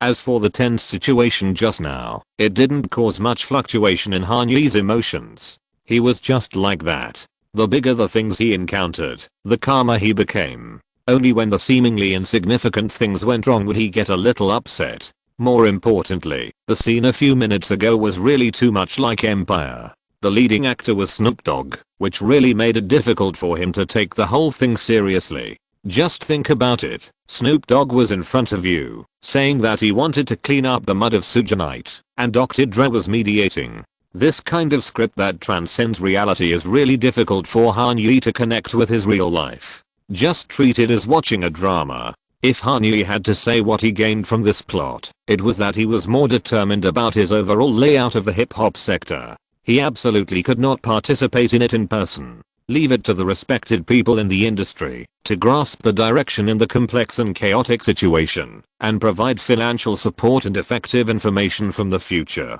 American hip hop may be the most savage jungle in the world music industry. European electronic music is at most full of drug abuse problems. As for American rap music, if you are not careful, blood will splatter 5 steps and kill people on the spot. There is no need to mention Tupac and Biggie in the distant past. Just look at the rappers who will lose their lives in various gun violence after 2016. XXXTentacion was shot to death by rifle in I-8. Pop Smoke was killed by 5 people who broke into Airbnb, and Tekiath was killed by stray bullets in Houston. Whether it is the endless disputes between the Bloods and the Crips, the high-profile style of doing things, or the habit of living a life of drunkenness and dreams, the characteristics of rappers and the proliferation of firearms in this country put them, and the people around them, in extreme danger at any time and anywhere. Either they acted first, or their opponents shot first. To cite 2 examples, Drake is already the mainstream rap star whose image is closest to that of a pop singer, but he is still considered to be inextricably linked to XXXTentacion's sudden death. Another example, Dr. Dre, who sat next to him. In 2014, Suge Knight was shot 6 times at One Oak nightclub in Los Angeles. In 2015, Suge Knight went to the set of Straight Outta Compton to make peace with Dr. Dre, and then accidentally killed Dr. Dre's entourage and his longtime friend, Terry Carter. It doesn't matter who is right or wrong. What's important is to remember that neither of the 2 rap stars sitting across from you has a completely clean hand. Even though Dr. Dre is now successful and famous with Beats and Apple Music, he has never admitted his relationship with the Crips, and even publicly stated in his lyrics that he doesn't smoke green plants. But don't forget that when Suge Knight killed several people, Dr. Dre was still the co-founder of Death Row Records. Thinking this in his mind, Kanye sat on the right side of Shunt Broadus and gave a polite smile to Mrs. Dog. "Nice to meet you, Mrs. Broadus." "Oh, just call me Shunt, yee." Shunt folded her hands and bowed with a smile on her face. "I'm sorry that you saw this as soon as you walked in, and I apologize to you again, Kyan." "It's okay, ma'am." Kyan stood not far behind Kanye with his hands down. "I know what Marion's name means in this house. I won't apologize for my previous work experience, but I really don't agree with some of his behaviors." That's good. Shunt smiled with her lips pursed. Compared with Snoop Dogg, who was dazed with his forehead propped up, she was the real boss in the doghouse. "So, yee, Andre told me that you have some ideas about working with Calvin." "Yes, in many aspects actually, Shant." "Tell me one by one." Shant raised his hand and smiled. "We have a whole afternoon." "No problem. First thing, we, HMG, and Apple Music, are planning a hip hop music festival in Miami. It will be held in late March, during spring break. Technically speaking, it is an exclusive online live broadcast by Apple Music, and will provide online promotion and post-video reviews, as well as corresponding artist music exposure. Andre Yang did not intend to take credit for this. The overall expenditure of the entire music festival will be borne by HMG. "Where is the venue?" "Morris Fair Park." Kanye replied, "It can accommodate 45,000 people in a single day. It's very large. It can be bigger, but Bayfront Park was already booked at that time. You know, the end of March every year is Ultra Week. It should be difficult to compete with them for audiences." Snoop Dogg interrupted, "I remember that there were more than 100,000 people going to watch it every year. If it was an ordinary Lanoop, it would be difficult." At this point, Kanye cast a smiling look at Dr. Dre. "Yee's idea is to replicate the 2012 Coachella." "Oh, haha. No one can forget that classic Coachella, not even Snoop Dogg himself." "You had me, and the holographic projection of Tupac?" "I don't think there will be a holographic projection this time. The brightness of the city over there doesn't meet the requirements, so I want to add Eminem, 50 Cent and Kendrick Lamar. With such a good resource like Dr. Dre, Kanye will certainly make the best use of it. Not only Mad City in Las Vegas, but also this hip hop music festival in Miami. From 2016 to 2017, launching a series of large-scale music festivals of different styles and genres across the United States was originally an indispensable part of Kanye's music career planning. with a copyright distribution company, a record company, and an artist management company. All that is missing is a third live giant to compete with Live Nation and Eaglive. With sufficient funds and a reward mechanism, Kanye will never start with a live house with a few hundred people or a warehouse party with a few thousand people. If he wants to do something, he will do the largest annual event, because only in this way can the accumulation of positive emotions be the strongest. The comprehensive music festival will be held in Las Vegas. The hip hop music festival will be held in Miami during the spring break when there are the most young people. The electronic music festival will have a touring block party, and there will be a big project that he will discuss with several partners soon. In addition, the Century event that he has been planning with Jimmy Iovine and Andre Young for a long time, as long as the operation is done properly and the schedule and account period are planned reasonably, Kanye may be able to leverage hundreds of millions of dollars in reward returns through these music festivals. The lineup of Mad City has already taken shape, so which artists should the hip hop music festival decide on to attract the attention of the whole country and even the world? Is the West Coast All-Star enough? The plan I propose to Andre is that we don't need to start in the afternoon, and we don't need small guests to set the stage. Ultra Next Door is already our warm-up party. In the early evening, I will ask you to bring our most popular hip-hop singers here. You know, DC Ina and some other artists. They alone can drive a lot of box office. Kanye already had a rough idea of the guests before the All-Star headliner. DC Ina is a hot newcomer whose singles are at the top of the charts. Needless to say, since he is a member of Utah, he can just place an internal order. In addition, because this hip hop music festival will be held in March next year, by then, 21 Savage, who Kanye has signed a full contract with, Post Malone, who has full control through the acquisition of Electric Feel, and other potential new stars who are going to work with Gowley to sign, will all burst out with their own light and heat. Now it seems that Dr. Dre, Snoop Dogg and other legends will lead a group of newcomers, and the status of the artists is very different. But in March 2017, it will become a rare feast where new and old hip hop stars gather together. Starting from the first person standing on the stage, here's a heavyweight guest who even Rolling Loud has to put in the front row with the largest and boldest font. Only Kanye, a future man, can arrange such a lineup and such box office appeal in advance. This unrepeatableness is not only due to Kanye's forward-looking vision, but also to his comprehensive and meticulous layout. It can only be said that it is a fantasy for a new hip-hop music festival to invite these big Buddhas. But what if the organizer donated $10 million to Dr. Dre's Academy? What if the organizer's record company just signed a strategic cooperation agreement with Dr. Dre's Apple Music? What if the organizer has 2 other music festivals to cooperate with Andre? What if the organizer also wants his little brother Snoop Dogg to be the head of the hip hop section? Are these 4 elements enough for Dr. Dre to raise his arm and invite an unprecedented West Coast Rap Hall of Fame team to the music festival? It sounds like a grand scene. While everyone was not paying attention, Dogg quietly held the rolled green plant in his hand. How many days do you plan to do it? 2 days. Kanye stretched out his index and middle fingers. On the first day, I want to be a West Coast All-Star, and on the second day, it will be Young Money. All of them? Snoop Dogg took a puff and said in a long tone while puffing, Lil Wayne, Drake, Nicki Minaj, and DJ Khaled, who was also in Young Money before. Shit, kid, you are going to kill Rolling Loud. Snoop Dogg glanced at Dr. Dre and laughed hoarsely. Then, under the death gaze of Sean Broadus, Dogg's face froze and silently put the cigarette in his hand back into the ashtray. This kid has big plans.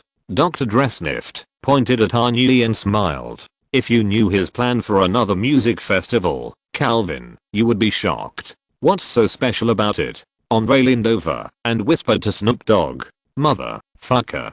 Dogg took a breath and widened his eyes. If you can make this show, got Live Nation or Eaglive, one of them will have to give way. It's not that exaggerated, but I do have great confidence in that music festival, and this one in Miami. Knowing that the topic had entered the core track from this point on, Kanye's expression became serious, and he slowed down his tone and spoke slowly to Snoop Dogg, who was listening more and more attentively. And this is just one of my plans in the field of hip hop. Calvin, Shant, and Andre, my family and I have invested more than $100 million in the music industry. Mad Decent, Utah, and all the companies that have been acquired but not announced are just appetizers for us. The main course we want to eat is much bigger than any album, any rapper, or any performance. What we want to build with you is a unified hip hop empire. When saying this, Kanye actually knew very well that he was talking about Calvin, Shant, and Andre, but no matter how good the results of today's talks were, he could only persuade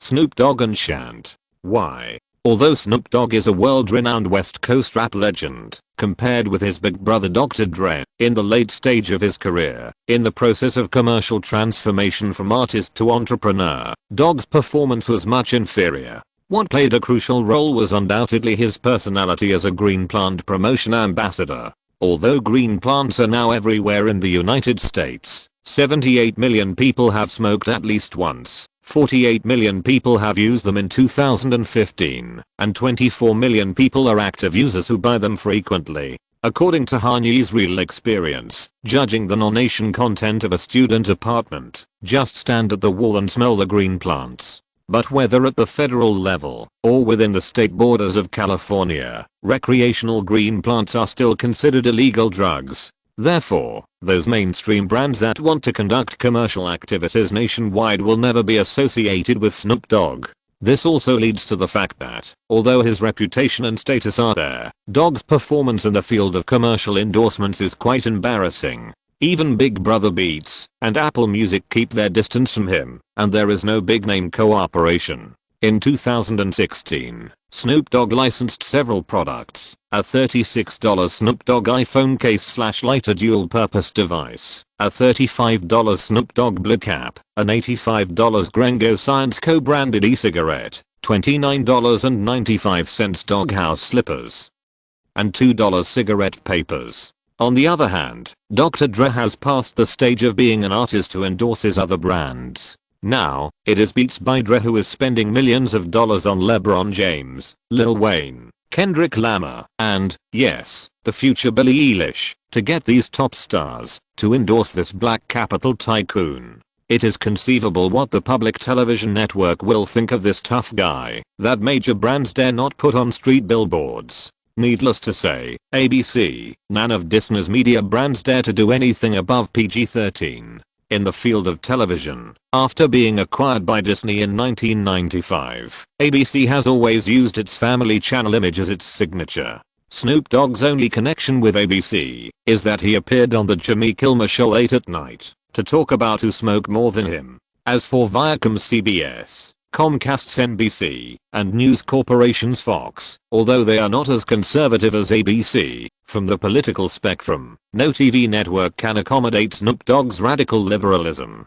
Comcast is from Mississippi, and Fox is based on conservative audiences. Viacom, its founder Sumner Redstone, although he claims to be a long-term supporter of the Democratic Party, he once endorsed the Republican president of Texas at the beginning of the century, and his actual political inclination is actually more neutral, with limited business development, strangled public communication channels, and entering a period of creative exhaustion. Few works have been released. At this point in 2016, Snoop Dogg, who has invested most of his funds in Reddit with Peter Hill and Jared Leto, is actually quite short of money. To what extent is he short of money? He was so short of money that he was selling his feature in the industry. The verse, which had been recorded long ago, was 16 bars long and the asking price was $250,000. Were there many buyers? There were some, but not many. They were mainly people from all over the world, including the Far East, who bought it to promote it in their own countries.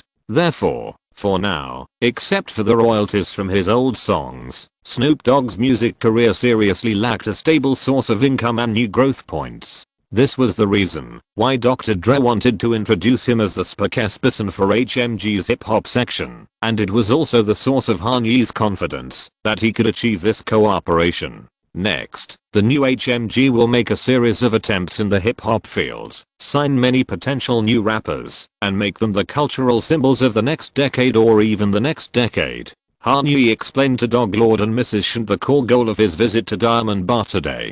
and we think, and our highly trusted chief consultant Mr. Andre Young also thinks so, that you, Snoop Dogg, the legend of the West Coast, are the best choice to help us implement this plan smoothly. Chief consultant, me. Then you haven't written me a paycheck yet. Dr. Dre was not disgusted by Kanye's words. He knew that the other party was using this method to show respect and gratitude to him. He also had his own plans for Kanye and their future professional relationship. Since he established a relationship with Jimmy Iovine and Andre Young through the Iovine and Young Academy, Kanye's communication with the latter has been several times more than that with the former. Dr. Dre is very clear about Kanye's thoughts. Jimmy Iovine already has Interscope Jethner and M Records Group, which is an indispensable general in Universal Music. Until 2014, when Jimmy Iovine resigned as chairman of the IGA board of directors, the company he founded had become the undisputed #1 overlord in the American music market with a market share of 7.72%. The reason for resigning was not because of power struggle, but because Jimmy Iovine, who was 61 years old at the time, did it on purpose. Only by leaving Universal Music could he enter the larger Apple and take charge of the new streaming platform Apple Music. No matter how high the price Kanye offered, it could not be higher than the $3 billion that Apple paid to acquire Beats. More importantly, in the field of the record industry, Jimmy Iovine's achievements have reached the top. He is not ambitious and is unlikely to accept a powerful position in a new music group. It is possible to be a director with a nominal position. But Andre Young is different. In terms of music, he has only become the founder of Aftermath. Is Aftermath famous? Of course it is. Eminem and Kendrick Lamar, who were cultivated under it, are the cash cows that many people dream of. But no matter what, Aftermath is still just a subsidiary label of Interscope.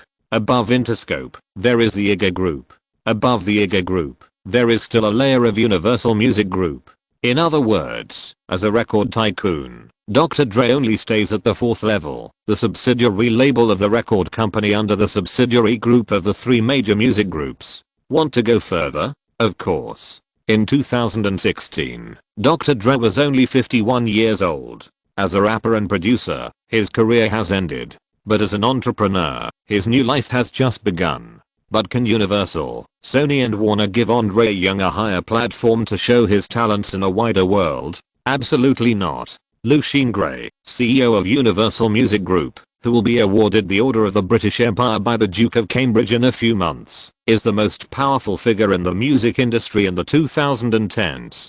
He has been the CEO of Universal Music Group since 2011 and is currently a popular figure in Vivenda's eyes. In his previous life, his contract was even extended to 2028. The chairman and CEO of Sony Music Group is Doug Morris, who was replaced by Lucian Gray. Soon, his position and status at Sony will be taken over by Robert Stringer, chairman of Columbia Records. The CEO of Warner Music Group is Steve Cooper, who took office when Arcus Industries acquired Warner for $3.3 billion in 2011. What do these people have in common? Whether they have Botox or not, have implants, real hair or no hair, they are all elderly white men whose skin begins to wrinkle and turns lobster color when exposed to the sun. Among them, Lucian Gray, Steve Cooper and Doug Morris are all from Jewish families. As for Robert Stringer, he is from Buckinghamshire and is a WASP.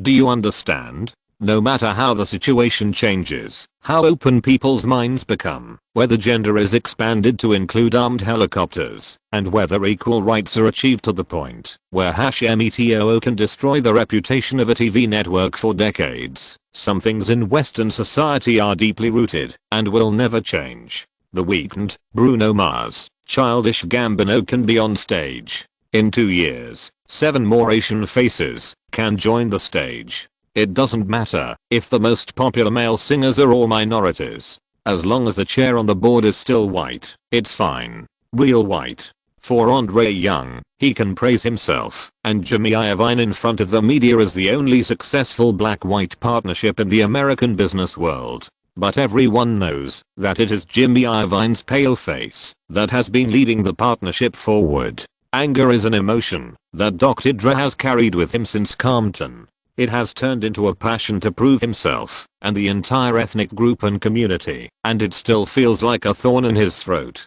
But even if he makes a lot of money from the acquisition of beats, the wealth that Dr. Dre can control is not enough for him to start a new business. The most important thing is that the countless cooperation agreements signed over the years are like huge and invisible shackles on Andre, binding him tightly in place and making him unable to move. Compared to Eazy-E, who died of AIDS, Tupac, who was lying dead on the street, Suge Knight, who was in and out of prison frequently, and MC Ren, who disappeared, he and Ice Cube were the two who were recruited by the mainstream society. He sold headphones and Ice Cube made movies. It sounds very noble, but the reality is just so simple and crude. The white people gave them a chance to survive and live well, and they accepted it. Westchester, Calabasas, Malibu, Brentwood, Hollywood Hills, there are manors covering acres everywhere.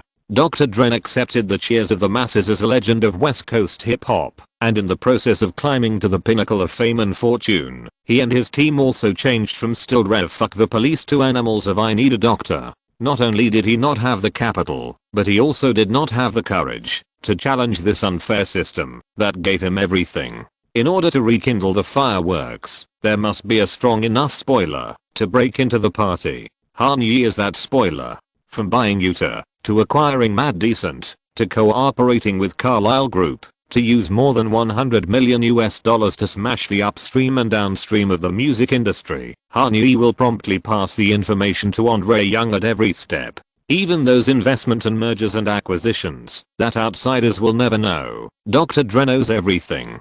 The real reason why Han-Yi contacted Dr. Dre so frequently in the form of seeking advice is well known to both parties. Han-Yi wants Dr. Dre, who currently has no actual cooperation with any of the three major groups and only has Aftermath hanging there and operated by others, to jump on the big ship of HMG. The signal is too obvious. Although there is already a general name of HMG, the so-called Han Music Group has not actually established a structure. The three subsidiaries, Han Publishing, Han Music and Renew Management, are still in an independent operation state. What is Han-Yi waiting for? Waiting for a suitable opportunity to introduce his careful layout and grand blueprint to the world in the name of the group. Waiting for more capable people like Dr. Dre to board the ship. If Andre Young can participate in the operation of HMG as CEO or chairman of the board, the new group's voice, opportunities, and industry appeal will definitely increase exponentially. Han-Yi, who actually invested and held absolute control, does not need such a false name. Giving up the name and taking back the benefits is in line with his usual style of doing things. Coincidentally, the name is what Andre Young, who is now financially free, needs the most. One of the leaders of the world's four major music groups. As a black man, this has an unusual and fatal attraction for Andre Young. However, the old-timer who has been struggling in the streets, music circles and business circles for decades knows that he must not bet all on Han-Yi at such an early stage. Yes, he spent nearly $200 million in a quarter to build the infrastructure. According to the financial report of Universal Group in the first quarter of 2016, the cash in the hands of this world's first group is only $360 million. Han-Yi doesn't need to seek capital institutions to raise funds. He can wave checks everywhere with his own account balance. Even Universal has to withdraw half of its liquidity to do this. But whether it is the construction of the copyright library, the improvement of the artist matrix or the business operation itself, it is a long-term thing.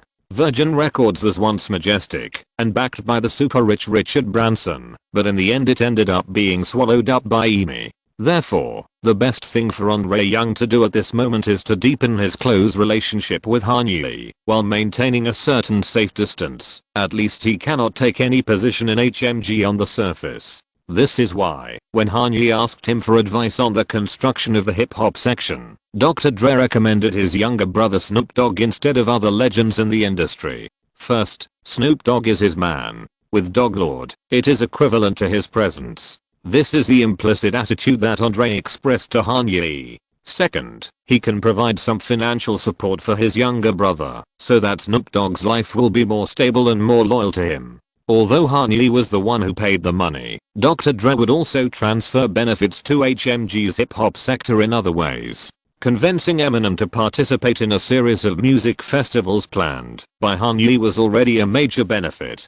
Third, if the sector of HMG can really take advantage of the situation and become a hip-hop empire that dominates the rap circle, then Dr. Dre's continued consultant work will become his stepping stone to enter HMG. Not as an airborne mercenary, but as an external consultant who has been helping in the founding stage. Killing 3 birds with 1 stone, taking care of both inside and outside, and being able to advance and retreat. Dr. Dre's business wisdom is hidden under the skin that is despised by the top class. As long as you are willing, Andre, the check is always on my desk. Although he could not fully understand Dr. Dre's intentions, Han Yi could judge it almost accurately through the known information. From the moment he saw Andre's only recommended candidate, he knew that the possibility of Dr. Dre being recruited by him was increasing.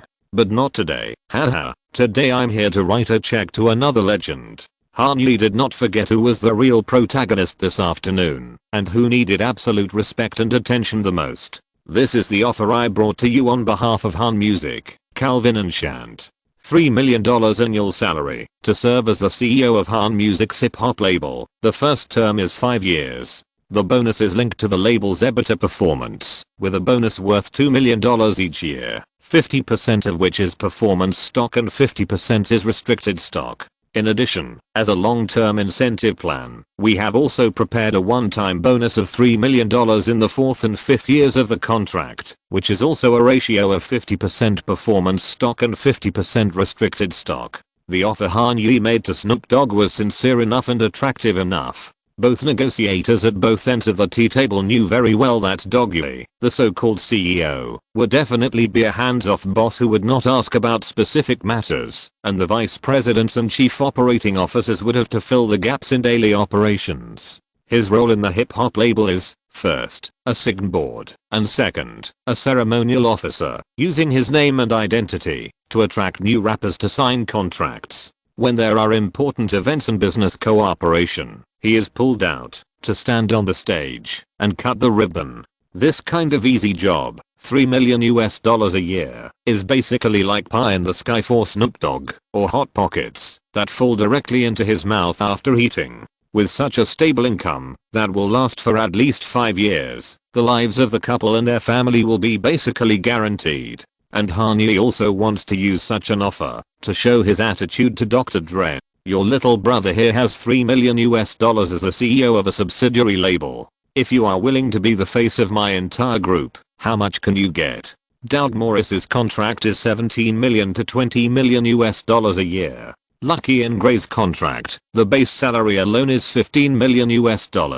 What about you, Andre? As the head of the world's 4 major music groups in the future, how much do you think you can get? How much are you willing to pay to get this fame and fortune? Thinking of this, Han Yi cast his eyes on Andre Young and found that the famous hip-hop doctor was smiling at him. I already know your intention. This is the message hidden in Dr. Dre's smile. Okay, let's let the lawyers talk about the specifics, but I think there should be no problem, right, Shant? Snoop Dogg picked up the cigarette again with great satisfaction. With such a big contract in front of him, his wife should not blame him for his living habits anymore, right? Of course I can. Anything that can get your old ass out of the house is welcome. Shant glared at Snoop Dogg, turned his head to look at Han Yi, and laughed. Calvin will be happy to accept this cooperation invitation. Yes, for the establishment of a hip-hop empire, isn't it? Dog Lord exhausted all his lung capacity, took a deep breath of green plants, then raised his head and exhaled a long column of smoke towards the ceiling. Okay, boss, next, as the CEO, what do you need me to do? I have some thoughts about the music career line that I would like to share with you. I have seen many students say that there will still be a lot of popular science in the music career line, which may seem boring, but it may be a problem of different perspectives. At least for me, I don't think that what I write is pure popular science. It is 100% related to the protagonist's career. I will only write about these things. I will not write a lot of irrelevant things just to make everyone understand. Moreover, I still attach great importance to professionalism. I think many other types of business articles, whether they are about finance or stock speculation, will be criticized if they are written too simply and passed over in one stroke. data and other things that are not detailed enough will also give people a poor sense of substitution. But when it comes to entertainment business articles, there seems to be a mentality of it's okay, if it's almost okay, whether it is true or false, as long as it looks good, there is no problem. At least in my memory, few people will be serious about the data, operating model, rules, and operations of the entertainment industry. I personally want to change this. The entertainment industry is essentially a business, and I have not seen anyone who can restore the true appearance of this business. I know that some people who study directing or screenwriting are writing entertainment articles, but there are no people who have the whole structure like me, covering artist management, performing arts brokerage, music copyright, copyright trading, performance planning, and performance hosting.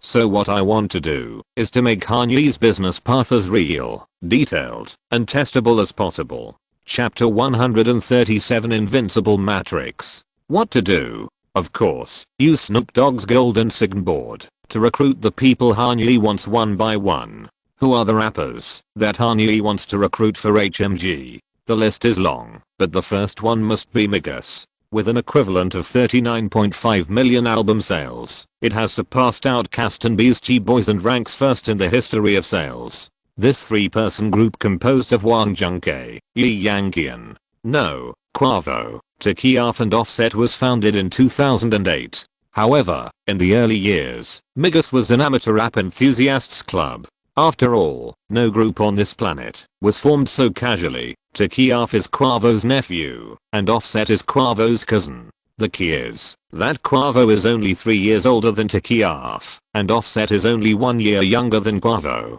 But such a team whose background makes people laugh has become the most surprising accidental discovery in the hip-hop music scene in this decade. The first single Versace in 2013 was produced by the famous producers Beethoven, and Drake also remixed it. The promotional single One Time of the first album in 2015 ranked 34th on the Billboard chart, and the album Young Rich Nation itself was certified gold in the first week of its release. In September 2015, the release of the new single Look at My Dab pushed Migos to the forefront of pop culture. Under the guidance of Migos' magical movements and NFL star players Odell Beckham Jr. and Cam Newton, dabbing quickly became the hottest trend in 2015. Migos' appetite grew as they became more and more popular. They first left 300 Entertainment, which they had signed a short-term contract with, and then withdrew from Quality Control to become a completely independent artist group. The reason is simple: 300 Entertainment can only let them get $30,000 to $40,000 per show.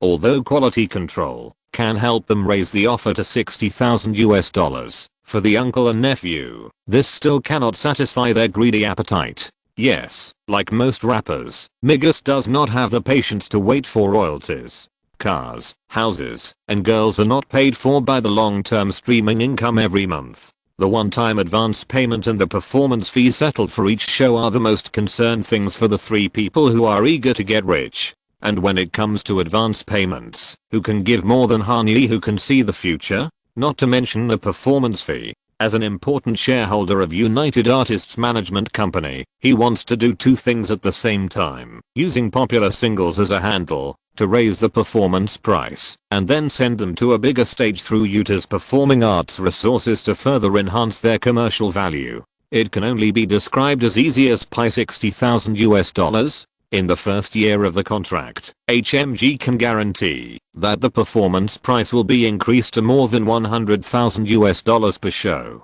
This is the promise Hanyi made to Migos through Snoop Dogg. Where does Hanyi's strong confidence come from? Of course, it is the song Bad and Bougie that has entered the final stage of production. Number 1 on the Billboard chart, equivalent to sales of 4 million copies. Is it enough to raise the performance fee to 6 figures? The advance payment for the first album is $500,000, the advance payment for the second album is $750,000, and the advance payment for the third album is $900,000. All the options for the 3 albums are activated. The record share ratio is 18%, 82%. The performance share ratio is 75%, 25%, and other performance income is divided in half. Snoop Dogg, who quickly entered the CEO state, sent his entourage to drive the 1967 Cadillac DeVille nicknamed Brown Sugar to pick up the Migos trio to Diamond Bar, and then personally presented this lucrative contract.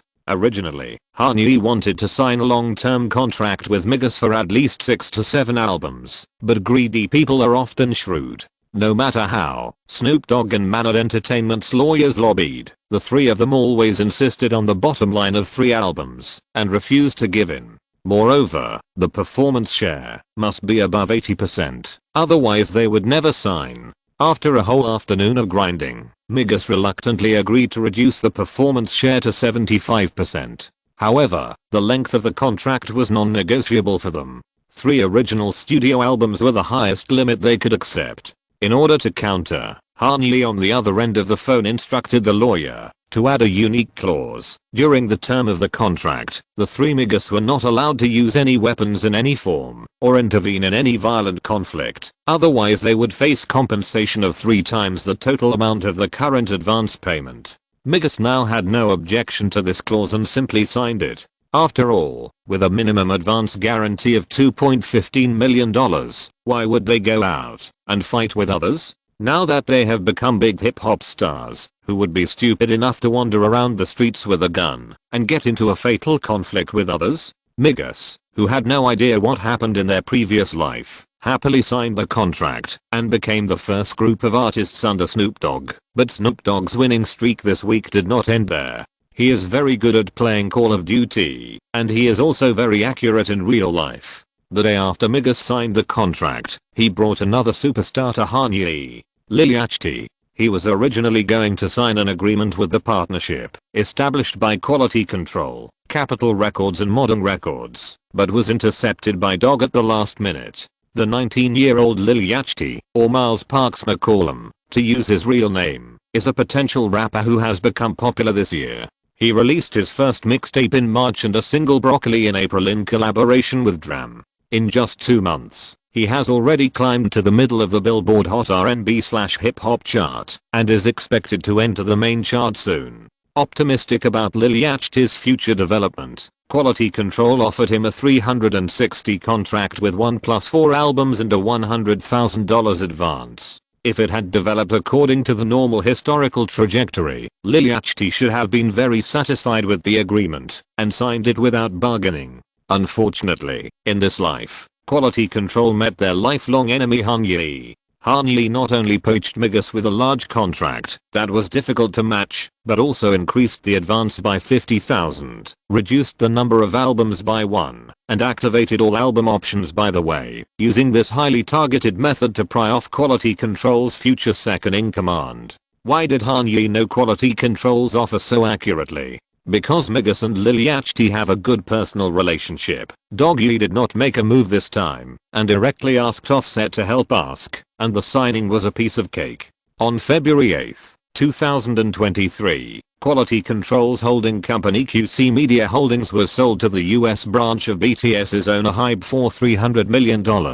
At least half of this amazing valuation came from Migos and Lil Yachty, who had become the new generation of legends at the time. Spending $650,000, you can snatch away someone's treasure worth hundreds of millions of dollars. Isn't it great? The advance payment is an interest-free loan given to the artist, which is not considered consumption. Kanye cannot directly judge from the return ratio, but Kanye was indeed in a very good mood when he hummed Raindrop, Drop Top, Smokin' on Cookie in the Hotbox, while helping Yasin buy end-of-term war supplies at Whole Foods. Without the help of them in the memo, both transactions can make a lot of money. In 2017 alone, Migos had 149 performances. Calculated at $100,000 per performance, Utah took 10% first and HMG took 25%. How much money can this business segment alone make? What's more exaggerated is that although their performances in 2018 were reduced to 125, but the performance fee soared to $250,000. Do you know why? Kanye was determined to get a share of the hip hop field despite all difficulties. As time goes by, hip hop music will become more mainstream and more commercially valuable worldwide. The dominance of rappers on the Billboard charts after 2020 is a cultural spectacle that has never been seen even in the era of Eminem, 50 Cent and Jay-Z. The electronicization of pop music and the popularization of hip-hop music are two beaches that Kanye, a future man, must seize. Speaking of beaches, let me tell you a bad joke. Who's gonna be the baddest beach, bitch, in hip-hop? Different people have different answers to this question, but there are always two people who can't be avoided. Nicki Minaj, who is now known as the #1 female rapper, and Cardi B, who is about to take this position. If Kanye were to answer this question, he would undoubtedly prefer the latter. Why? Because the former is already a signed member of Young Money, while Cardi B has not even found a label willing to take her. There is an opportunity to seize, so of course he prefers the latter. If you want to sign Migos and Lil Yachty, who have already made their mark, you have to offer them lucrative contracts that exceed industry standards. But for Cardi B, who is still in the Bet and MTV variety show circle, and went on Keeping Up with the Kardashians to talk about her past as a dancer, a $75,000 advance for her first album and a standard 1+6 year contract are enough to make her ecstatic. $75,000 in exchange for the only female rapper in history to have 2 Billboard champion singles. As long as there is advanced information, it seems really difficult not to become the #1 hip hop label. What's even more exaggerated is that these 3 rappers are just the beginning of Guy's scout work. Next, Kanye also prepared a list for him that was getting longer and longer. In 2 or 3 years, the whole world will know how invincible and unsolvable the artist matrix on the list is. He not only wants to pack up the hip hop cake and take it away, but also stay in other people's kitchens to get the raw materials and bake a few pieces himself. Hey, there's a door access control. Kanye, who had a lot of things on his mind, didn't realize until he parked his car at the door of the Atrium apartment and walked under the grey awning of room 10,965 that he didn't have a room card and couldn't just ask the security guard to swipe him up to the 19th floor like he did when he went to see Zuyeru. Anahaseo. He dialed Yusun's West Hollywood number starting with 310, and before it rang once, the other end picked up the phone. Kanye cleared his throat and greeted her with his rich experience of living with Korean roommates for 2 years. Seo Yusun spoke English, Chinese and Korean in 3 completely different voices. Her English accent was impeccable, and her California accent was even mixed with a bit of dramatic mid-Atlantic accent. The vocalization position was much further back than that of ordinary Valley girls, which sounded very comfortable and natural.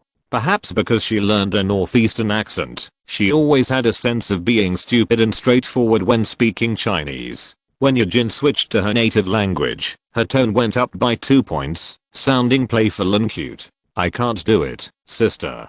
Kanye sniffed and answered honestly. I know you can't do it. Seo Yejin chuckled twice, closed the MacBook on the bedside, and leaned forward from her cross-legged sitting on the floor, leaning against the wall. Every word she uttered was sweet and sticky. What's the matter? I forgot to tell you, I'm here to see you. Please help me open the door. At this point, Kanye's voice stopped abruptly. He turned sideways, made way for the 2 UCLA students who pushed the door out, nodded to them politely, and flashed into the hall. Just help me swipe the elevator. I'll wait for you at the elevator door. Okay, here I come. Wait for me. Seo Yejin hurriedly got up and trotted towards the door. Halfway through the run, he patted his forehead and went back to the bedroom to pick up his phone and the door card on the bedside table. Wait for me, right away. After another word to the phone, Yejin casually put on a pair of the most convenient UGG cashmere slippers and hurried to the elevator of the apartment.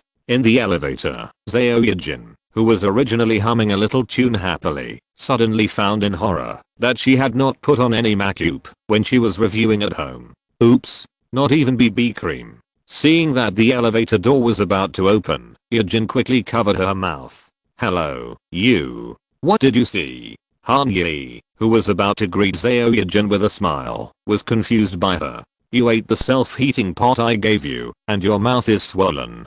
Kanye, carrying 2 shopping bags, walked into the elevator and looked around. Or is there a ghost in this elevator? I'm not wearing makeup. Zhao Yajin raised her foot and gently kicked Han Yi, expanding the area covered by her hands a little, and said in a muffled voice, "Oh, I see." Han Yi nodded. What has the knowledgeable Korean town tyrant not seen? The fact that girls in the peninsula don't go out without makeup is known to at least the 3 countries in East Asia. But do you also wear makeup every day in Los Angeles? Not in Seattle. Not every day, but I have to wear it in front of you. I just didn't sleep well yesterday. Why didn't you cover your eyes when you didn't sleep well? Han Yi's eyes were full of confusion. Dark circles under your eyes have grown into a mouth. I can't say a word to you. Zhao Yaozhen moved her claws away in self-abandonment, pressed the button on the 3rd layer, crossed her arms, and moved her body further away from Han Yi angrily. Every time she had a little emotional fluctuation, her northeastern accent would always become more obvious. What's the difference between you wearing makeup or not? Han Yi is really not a straight man. No matter how much he frowned and squinted his eyes to look carefully, he really couldn't see any difference between Zhao Yaozhen now and usual. Cheeks are not so rosy, closer to flesh color. Lips too. What else? Don't come close to look. Maybe it was because Han Yi's movements were too large, or maybe it was because of the statement that was not flattering at all that made her heart burn with anger. Zhao Yaozhen looked rosy at the moment, without foundation or blush. She turned up her hood and put it on her head, mumbling softly, "The main thing is that I really can't see any difference." Han Yi laughed twice, pointed at the slowly opening elevator door, and made small talk. "Are we there? Yeah, follow me." Yaozhen tightened the rope of her hood and stepped out of the elevator 311. The single apartment she rented was only a few steps away from the elevator. In Los Angeles, the layout of each apartment rented to students is similar. There is a garbage room and a laundry room on each floor, and then there are dozens of 700 square feet of finely decorated first and second suites lined up side by side. "Welcome to my humble home."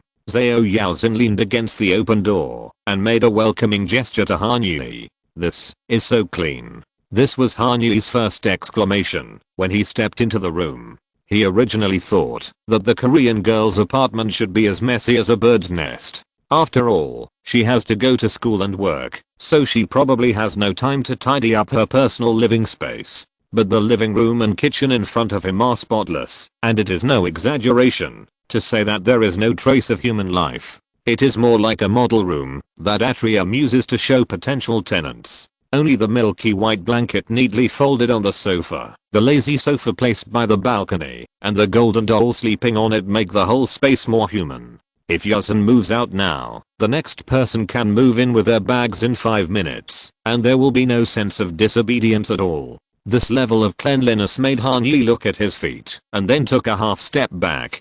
"Do you have shoe covers? I have a pair of unused slippers. You can wear them." Zhao Yaozhen cleared his throat and took out a pair of brand new grey slippers from the shoe rack at the door. This was ordered on Amazon by the girl after she knew that Han Yi would come to see her in the next 2 days. But how could he know about this? "Your room is so clean that I feel like my existence is tarnishing it." Han Yi sighed again as he carefully placed the pair of Alexander McQueen shoes he had taken off on the carpet at the entrance. "Yes, I prefer cleanliness." Zhao Yaozhen stood on tiptoe, looking very satisfied with her apartment. "When did it happen? You are always so anxious every time you eat, and you always get everything you want, whether it's oil or sauce." "That's different." Yaozhen blushed and didn't dare to explain, because her eating habits were indeed very different from her cleanliness in life. She bent down and picked up the 2 shopping bags before Han Yi and put them on the kitchen island. "What did you buy?" This was Yaozhen's most excited tone today. She and Zhu Yiru both have a very well-educated habit. That is, they will not peek into other people's things without permission, whether it's a mobile phone, a computer or a gift that hasn't been given. "Let me see." Han Yi reached into the brown paper bag and took out the purchased items one by one while explaining. "Has avocado, lemon sparkling water, cauliflower rice, extra virgin olive oil." "What's with that expression?" Han Yi stopped talking and looked at Zhao Yaozhen, whose brows were getting tighter and tighter beside him, and asked knowingly, "No, thank you very much. These are very healthy." Zhao Yaozhen waved his hand and forced a smile against his will. Too healthy, too organic, too green. I should have told him directly not to go to Whole Foods to buy things. Yaozhen stood aside with his head tilted and entered a downtime state. Do you think these are not very delicious? Han Yi lowered his voice and asked, tell the truth. No. Zhao Yaozhen wanted to comfort Han Yi. After all, the other boss brought so many things to see her from afar. But her stomach would not allow it. These organic and healthy meals that Yaozhen relied on before would now only make her stay away a little bit. Then, what about this? Han Yi's eyes flashed with a hint of mischief, and he took out another paper box from the shopping bag with both hands. On the red and white rectangular box, there was an old man with a white glow smiling at her. KFC, finger-licking delicious, was the bold black font next to the old man. How could I not know what you want to eat? Han Yi smiled and shook the paper box in his hand. 6 packs, 3 original flavors, 3 spicy flavors, and, hey? Before he finished introducing, Han Yi was hugged tightly by Zhao Yaozhen, who screamed cutely like a kitten stepping on its tail. The ups and downs between the green organic avocado and the golden deep fried chicken were really exciting. Moreover, Yaozhen, who was concentrating on reviewing, hadn't eaten for almost 4 hours. She was starving, and what she needed most was such a high-calorie fat reward. So, Zhao Yaozhen didn't even think about it, and happily dived into Han Yi's arms. Han Yi didn't expect this at all, and Yaozhen obviously didn't think about what to do next after hugging him. The 2 little stiffs, one was frozen in the other's arms, using his nose to concentrate on distinguishing which Tom Ford cologne the rich smell was. The other's left hand was frozen in midair, still holding up the KFC box, but what he smelled was not the meaty aroma of fried chicken, but the fresh and elegant fruity scent between the girl's hair. In this way, they kept this posture until the box was so hot that Han Yi felt his fingertips were about to burn. Eat quickly. I bought this on the way to Whole Foods. It won't taste good if it gets cold. Han Yi patted Eugen's head and said softly, okay. Eugen, who was buried in his chest, raised her head and lowered her chin. It wasn't until their eyes met that she used her eyes and lips to outline an extremely sweet smile and loosened her hands that were clasped behind his back. Don't forget this before you eat. I brought it from home. Whole Foods doesn't have it. Han Yi clenched his left fist and put it to his mouth. He coughed twice, then took out a bottle of green cap and transparent body from another paper bag. It contained a hot red sauce. Salad sauce. I have to have this every time I eat KFC. Okay, I'll try it. Zhao Eugen took the bottle and put it aside. She rolled her eyes, opened the paper box, and tore off a large piece of crispy skin from the original chicken breast with her fingertips and put it to Han Yi's mouth. Come on, open your mouth. I've hugged him more than once, but you're not allowed to feed him? Zhao Yaozhen, who had already applied several layers of blush to herself with her accelerated heartbeat, encouraged herself like this. You like to eat chicken skin, am I right? Yes. You eat it yourself, I'm not hungry. Han Yi obediently opened his mouth and welcomed the chicken skin into his mouth, chewing and speaking vaguely. What are you reviewing today? Comparative politics. Zhao Yaozhen picked up the chicken leg, took a bite, and narrowed his eyes in satisfaction. After this exam, there is only one election, media, and strategy class left, and this semester will be over. That's not bad. It seems that your school. You are now on Ukla's territory. Before Han Yi could finish his ridicule, Zhao Yaozhen raised the chicken leg and pointed it at his head. If you dare to say bad things, I will beat you to death. I shut up. Han Yi smiled and raised his hands and didn't continue to ask until Yaozhen put the weapon back into his mouth. Is there anything at TGO that worries you too much recently? Han Yi originally wanted Zhao Yaozhen to take a week off from the company, but this American workaholic with an icy style in her blood firmly disagreed. Zhao Yaozhen didn't want her colleagues to see her absent without reason. After all, according to the normal credit selection, she doesn't need to take time off to study like Zaoru, who works hard on herself. With a brain capacity of 2360 points on the SAT, it is quite easy to operate 2 threads. Fortunately, Billy and Madison have a lot of touring and rehearsal tasks during this period and basically have no time to think about other things. Khaled is on a radio tour, and other artists also have their own managers. Oh, yes, except Cardi. Zhao Yaozhen wiped her hands with a tissue, turned on the screen of her mobile phone, and showed Han Yi her 6 unread WhatsApp messages. Although the hip-hop label under Han Music signed the contract with Cardi B as a full contract artist, her work in the artist management section was directly handled by Zhao Yaozhen. This is the only person I send hundreds of messages to every day. She is so talkative and has many ideas one after another. She jumps to 3 years later and talks to you about her concert tour before she finishes talking about the previous thing. Rapper, that's how it is. Han Yi smiled and nodded. This was in line with his impression of his sister. But she is a really nice person, and her voice is very suitable for hip hop.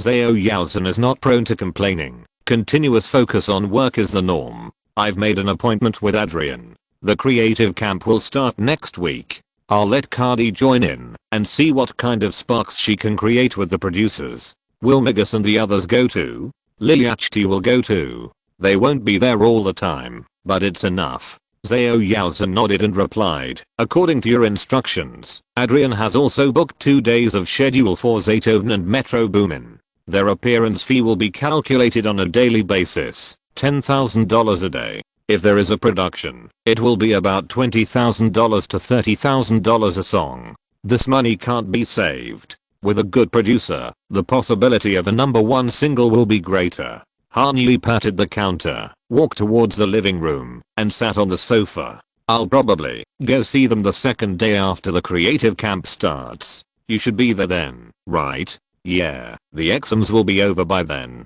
Okay, then we'll see each other then. I have to go to New York again tomorrow. Before Han Yi could finish, Zhao Yaozhen, who heard the key words, turned around abruptly, staring at him with wide eyes, with a half-eaten original chicken leg in her mouth.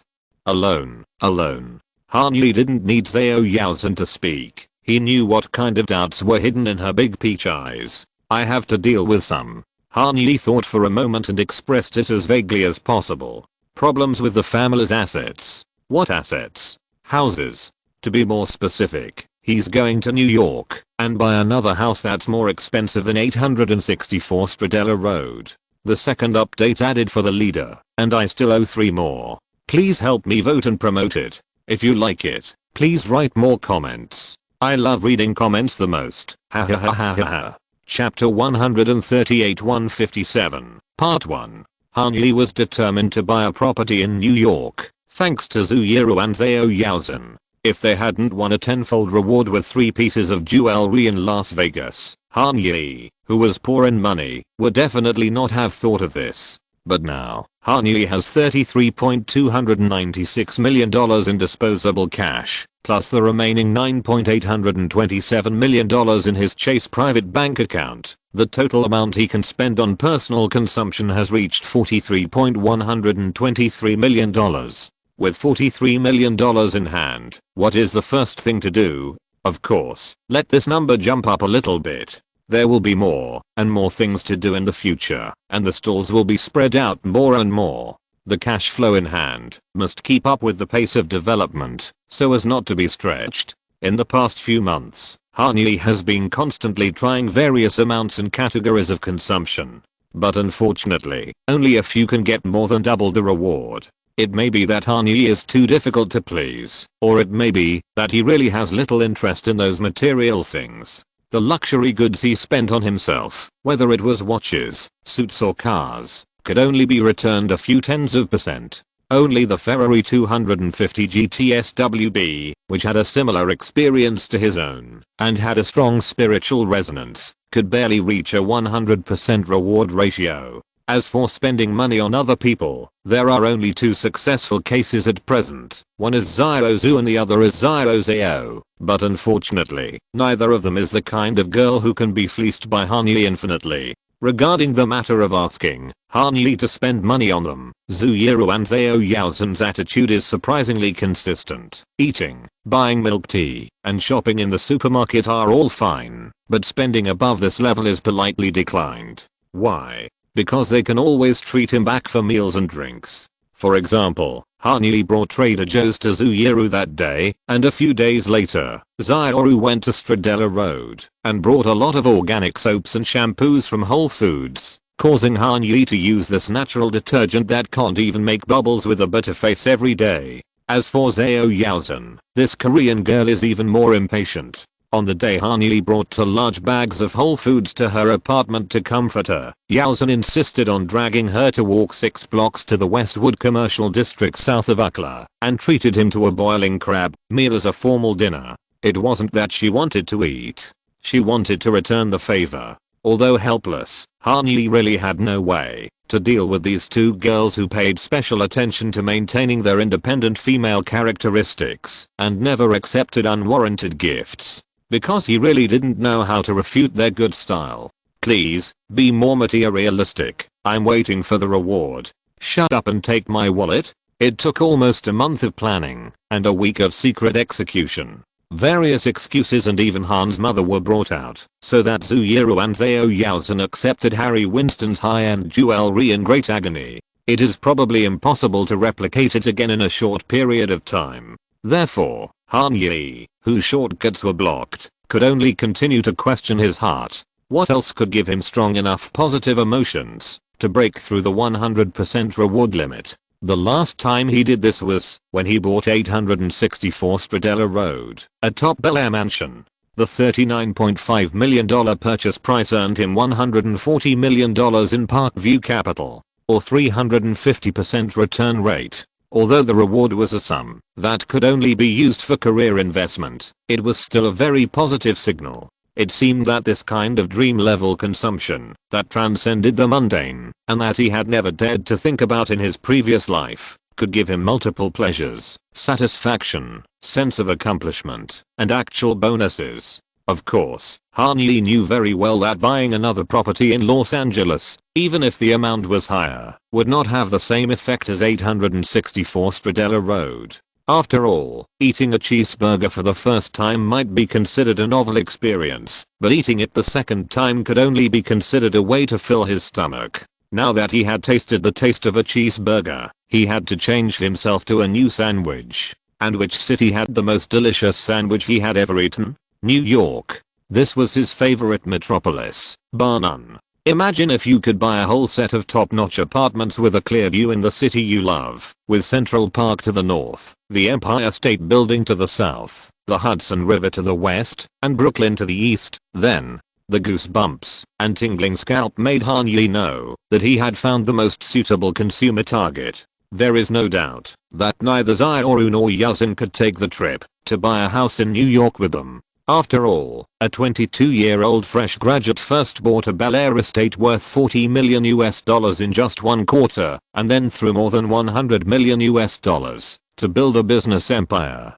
His family came to attend the graduation ceremony, and he also bought more than $3 million high-end jewelry as a gift for 2 girls whose relationship he had not even confirmed. No matter from which angle you look at it, it is already 3 strange things that are hard to digest. If they knew that he had $40 million yuan to buy a house in New York, even Jeff Bezos would not spend money like this. Therefore, Han Yi used the same excuse to Zuyuru, Zhao Yaozhen, and Madison Beale, who had no energy to rehearse if he didn't talk to him every day, going to New York to deal with the family assets. It was vague enough and private enough. I can't do it this time. Walking on the Truesdale Parkway leading to the Anti-Ching building with a school bag on her back, Zuyuru bit her lower lip lightly, lowered her head, and stared at her phone. After hesitating for a long time, she added with her fingertips flying, "But you should let Sister Yaozhen go with you. It can help you." Han Yi, who was sipping orange juice on the plane, suddenly felt that the drink in his hand was several degrees sour.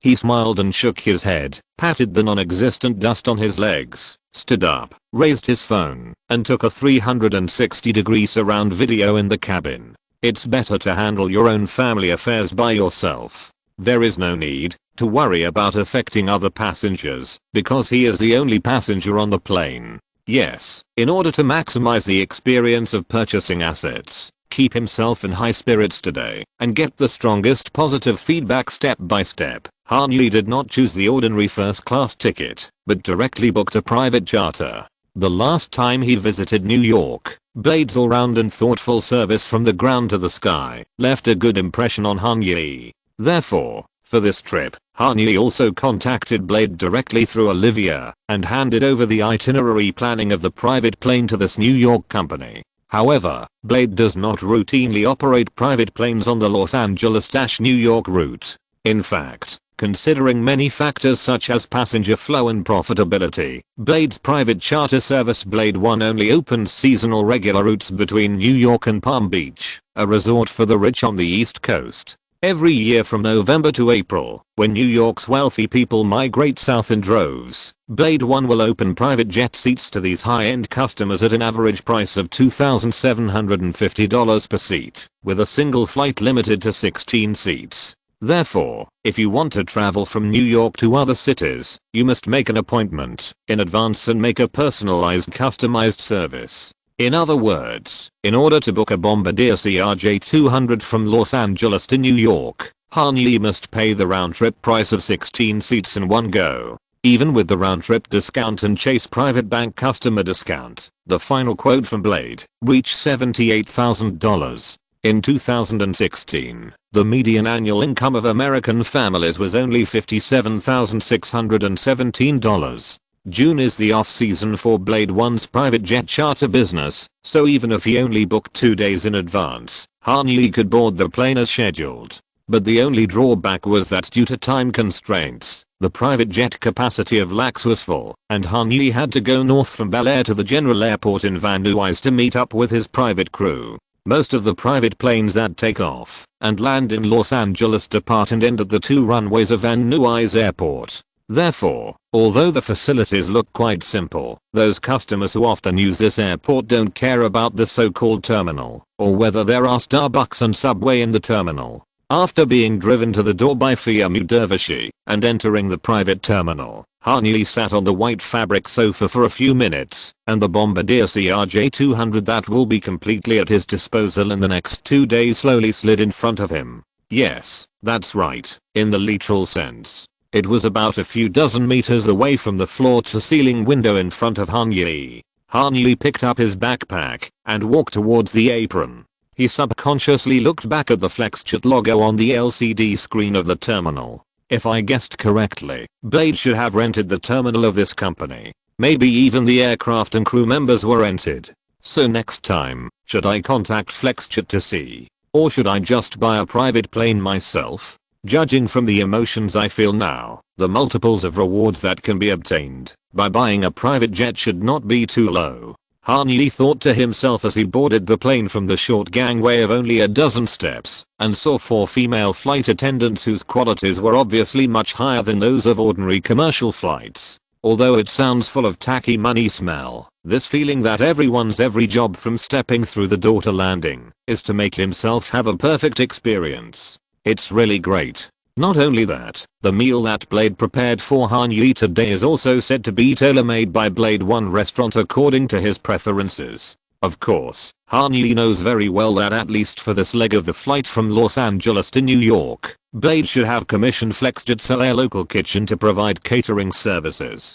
But what does it matter? As long as the glass of orange juice in front of him is only a millimeter worse than that in the Marriott Hotel lobby bar, as long as the croissant just eaten is comparable to the smoked salmon and the French Laundry appetizers. With a smile and a nod, Han Yi continued to reply to Zioru's message after watching the red-haired flight attendant take away the meal tray in front of him. I forgot about it when I went to New York last time. Next time we have a chance to go out together, let's book this. It's much more convenient. He took another photo of the cabin and sent it over, emphasizing again that he was alone. He, who wants to go out with you again. In the voice message sent by Zuyuru, half was pretended disgust and half was unconcealed joy. I don't know how she mixed the two emotions so well. There is no rest time between spring and summer. I feel like I can't study anymore. Zuyuru, who happened to walk in front of the Tommy Troy statue, stretched and yawned.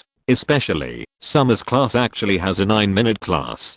Damn it. I chose the class myself, and I have to finish it, even if I fall asleep. Han Yi's humorous reply made Zioru cover her mouth and laugh. There are only 12 people in the graduate school class. If you close your eyes, you will lose your attendance points. That's right. The professor should always keep an eye on the best looking one. Ouch. Zaoru put the phone to her lips, smiling sweetly and speaking softly. Why are you so sweet today? It's mainly because I was in New York for too short a time this time. I may not have time to buy you Dean and DeLuca, so I compliment you and make up for it. You don't have to buy it for me. I haven't finished the coolant you drank last time. What coolant? Concentrate. Okay, come to my place next time and I'll make it up for you. Zuiru talked to herself. You're a motorcycle. Hanyu imitated Zuiru's tone and said this out of the blue. I've turned on the flight mode and I'm taxiing. I'll be in. Oh, no, it seems I don't need to turn it on. If you don't turn it on, I will. Zaoru snorted twice. It's time for class. Let's talk later. After that, she sat in the classroom, and with a mischievous smile on her face, she put the phone with full signal, and Hanyu's messages popping out one by one back into her school bag. Not only because this number one good student will never be distracted by doing other things during class, but also because occasionally bullying Yui really makes people happy. When Zaoru got out of class and talked to Hanyu again, the latter had already flown over the Great Lakes. The route between Los Angeles and New York for private planes is generally a little further north than ordinary commercial flights. Large passenger planes of Delta Airlines or American Airlines can directly pass over Indiana and Ohio and enter the airspace of New Jersey and New York from Pennsylvania. In order to avoid the almost non-stop relay of 23 flights in the air, the private plane needs to circle over Michigan, pass through Canadian airspace, and directly enter the New York state border. Similar to the situation in California, due to the temporary reservation, Blade could not coordinate the parking space of the JFK General Aviation Terminal for Hanyu's flight, so the plane could only land at Teterboro Airport under the jurisdiction of New Jersey, which is also a general airport with private charter and business charter as its main business. It sounds like a lot of trouble to cross the state to enter the city, but in fact, Teterboro Airport is only 12 miles away from downtown New York. Take I-80 to I-95N, enter Manhattan from the George Washington Bridge, and then take the West Side Highway down the Hudson River to the exit of West 56th Street, perfectly avoiding all the main traffic arteries in New York. When Hanyu arrived at his destination in the Mercedes-Benz S550, provided by the hotel, the entire ground journey took less than 30 minutes. Looking down at the grey carpet with the words Park Hyatt New York written on it, Hanyu walked quickly into the lobby on the first floor under the greeting of the concierge manager, went to the lobby on the third floor, and took the elevator again, skipping the check-in process, and going directly to the Sky Terrace suite on the 19th floor facing Central Park. The Sky Terrace suite is not the best room type at the Park Hyatt New York. There are 3 suites with higher specifications above it, the Carnegie Suite, the Presidential Suite and the Royal Suite. However, Hanyu, who is quite familiar with New York, has never had a good impression of the Park Hyatt, which he thinks is the most flashy in the world. Zhao Yaozhen, who has stayed here once, also finds it difficult to give a good review against her will.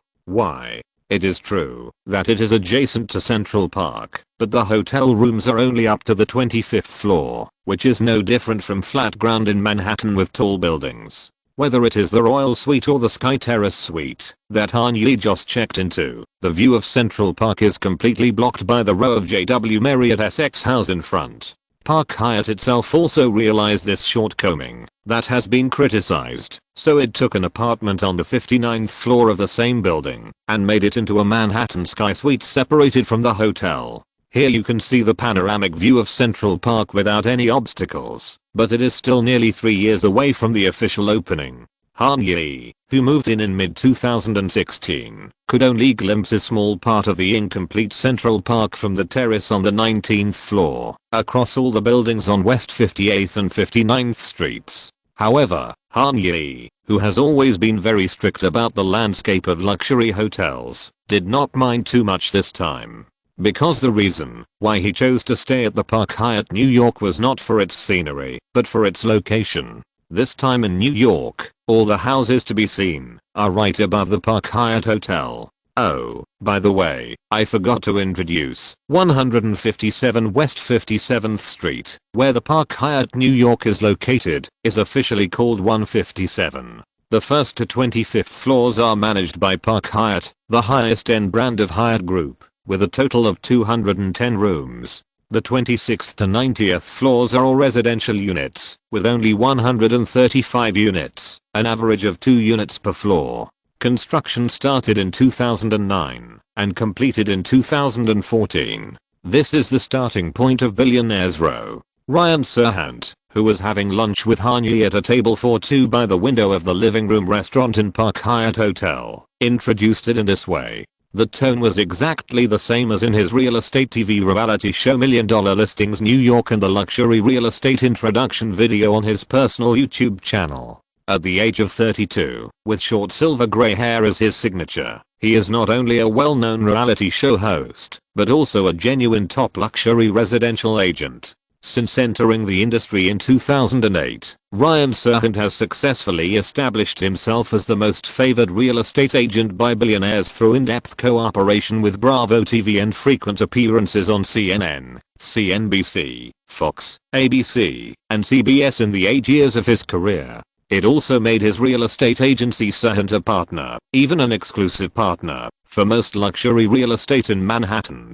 A considerable number of apartments in 157 that are still on the market, especially those that Han-Yi favors the most, are assets managed exclusively by Serhant. In fact, Ryan Serhant has not shown many properties himself in the past 2 years, because he not only has to shoot reality shows and create content for his YouTube channel, but has also been negotiating with Bravo for a new derivative real estate program in recent months. These schedules alone are enough to keep him busy. But today is different. Great. Han-Yi put down his silver fork and clapped his hands lightly. It's a wonderful feeling.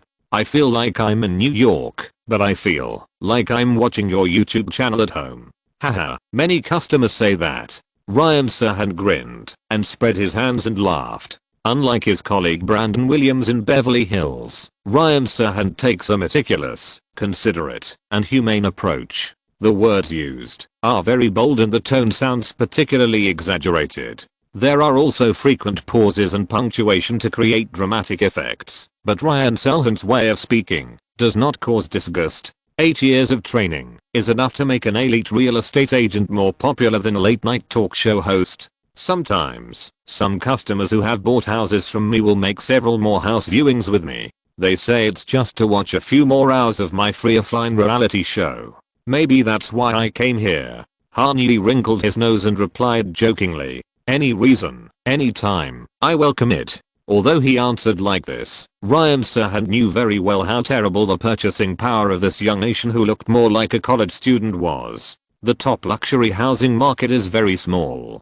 Manhattan in New York, Beverly Hills in Los Angeles, Palm Beach in Miami, Presidio Heights in San Francisco. There are only so many super high-end residential areas in the Federation, and brokers who can manage tens of millions or even hundreds of millions of dollars in real estate are rare. Although the main battlefield is in New York, Ryan Serhant's Serhant firm provides real estate brokerage services nationwide and even worldwide. He is naturally well aware of the transaction situation on the West Coast, especially in the Platinum Triangle 864 Stradella Road, which was sold for $39.5 million, is still the ceiling of the transaction price in the Platinum Triangle this year. You should know that the Delphin House of department store tycoon Bloomingdale's, located in the core area of Hollywood Hills, was sold for $750,000 less than 864 Stradella Road. If everything goes forward according to the historical trajectory, in the second half of this year, Han-Yi's name will be squeezed into third place by Barbara Streisand's Dream Manor sold to Detroit Pistons owner Tom Gores for $100 million and Owl Grove Manor sold for $90 million.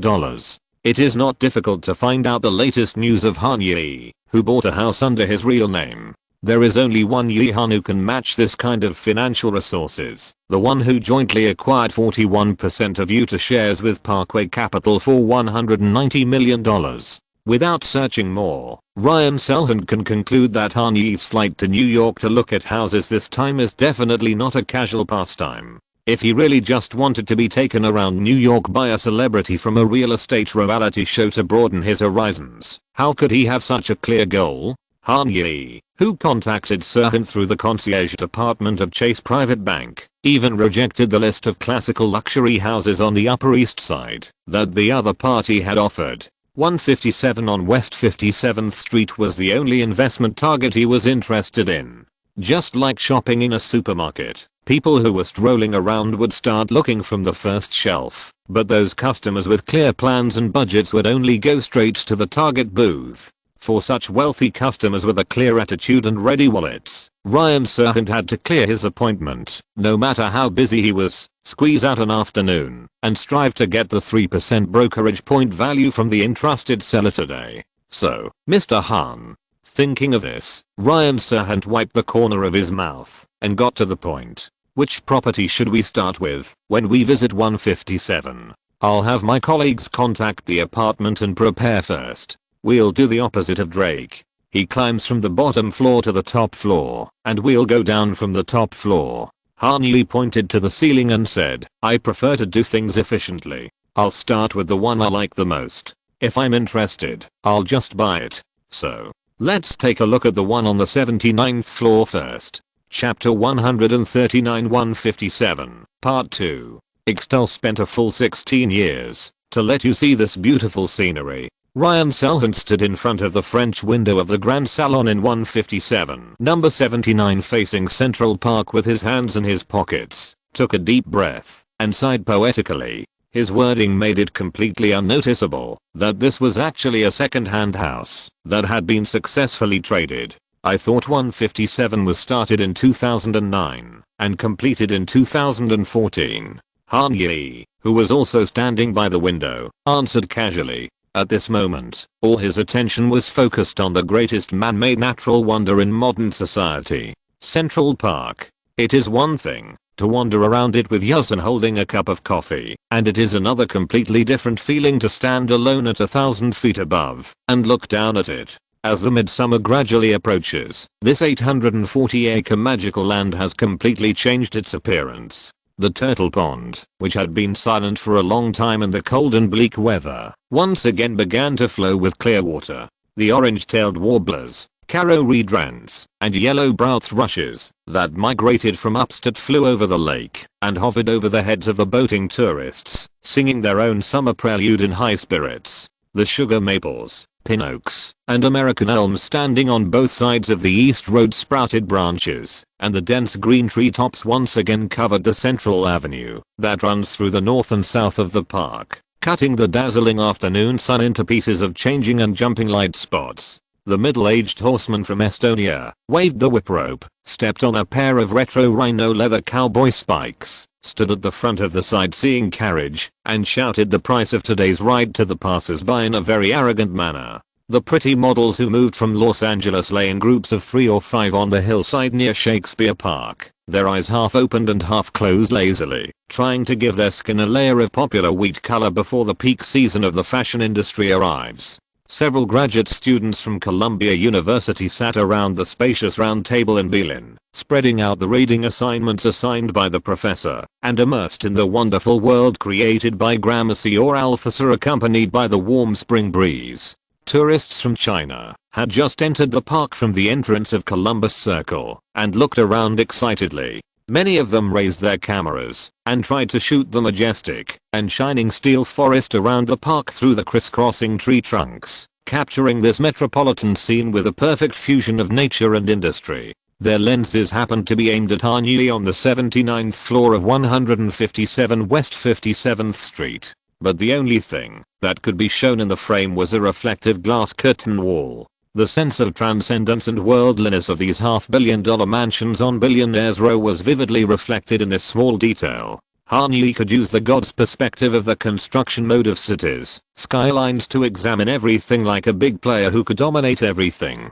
But the countless people under his feet could not even detect his existence. while ordinary people are running around the aging streets of Manhattan, exhausted by the high rents in the city. 135 people are sitting in front of the floor-to-ceiling windows of 157, looking at the city and thinking about which street corner can still squeeze in an office building that reaches the sky. The groundbreaking time was indeed in 2009, but the preliminary preparations actually started in 1998. Ryan Selhant carefully introduced the background story of Extell Real Estate's development of 157, telling the hardships and difficulties that have been carved and frozen by time, which is also one of the gentle means to make home buyers further accept the sky-high price of tens of millions of dollars. In Manhattan, if you want to build a high-rise building like 157, it is not as simple as applying for a building permit from the city government and then summoning a construction team to start digging.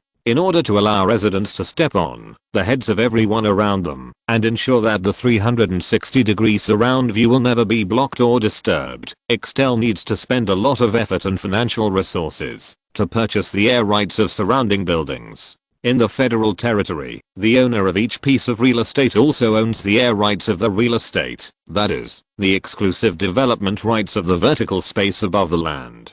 Generally speaking, in other places, as you know, such as Beverly Hills, air rights are not that important. Because everyone is on the mountain, the view is not obstructed, and the land supply is relatively sufficient. But in Manhattan, or Brooklyn, air rights become very important, because the peninsula will not get bigger, unless Bill de Blasio or his successor suddenly decides to spend $1 trillion to fill the sea all the way to the Statue of Liberty. Ryan Selhant's success as a real estate agent and reality show host lies in his ability to turn boring knowledge into interesting anecdotes. While the customers listened with great interest, they gradually agreed with his ideas and the sales pitch he wanted to deliver. It is precisely because the space in Manhattan is too valuable that we cannot expand horizontally like Los Angeles. If you want to maximize the value of your real estate, the only way is to move towards the sky. Ryan pointed to the ceiling, which had few floors left, and smiled. The New York City Planning Bureau has divided each plot into different plot ratios, R7, R8, R10. These numbers are not important, but what we need to understand is that each plot has its own floor height limit. For example, look, the apartments in the Upper East Side can basically only be built to 35 floors. If a developer wants to build a building that exceeds the height limit of the plot, what should he do? Federal law allows the owners of the plots to sell their air rights. Developers can buy the air rights of surrounding buildings and then superimpose them on their own plots. So, this is what 157 has spent 11 years doing. After hearing Ryan Selhant's in-depth and easy-to-understand explanation, Han Yi, who originally didn't know much about real estate development, suddenly realized it. This sounds like a very interesting industry. Not only can buildings be bought and sold, but also air rights. Doesn't that mean? Yes, for Extell Real Estate, building a house itself is definitely not the core difficulty. They are the largest developer in New York City. If there is a construction project that they can't do, then no one can do it. Ryan Selhant nodded and added, the acquisition of air rights is the most tiring task. At the beginning, the air rights of the first or second plot may be obtained at a low price by luck and negotiation skills. But when the owners of other plots around know that you have the idea of building a skyscraper, sorry, you can't start the construction unless you write enough checks. And this is the greatness of 157. Gary Barnett, the founder of Extell Real Estate, did not let these greedy people scare him. He negotiated one by one and settled them one by one. It took a full 11 years to turn 157 into a 1,004 foot or 306 meter aerial work of art, and it is also the first slender high-rise in modern New York. Slender high-rise? Han Yi frowned slightly. This was the first time he heard of this term. Yes, in the building code specified by New York City, a slender high-rise building has a width-to-height ratio of 1:7. You see, ordinary skyscrapers, such as the Empire State Building, are very tall, but the land itself is wide enough, and the width-to-height ratio is only 1:2.95. 157, on the other hand, has a width-to-height ratio of 1:8.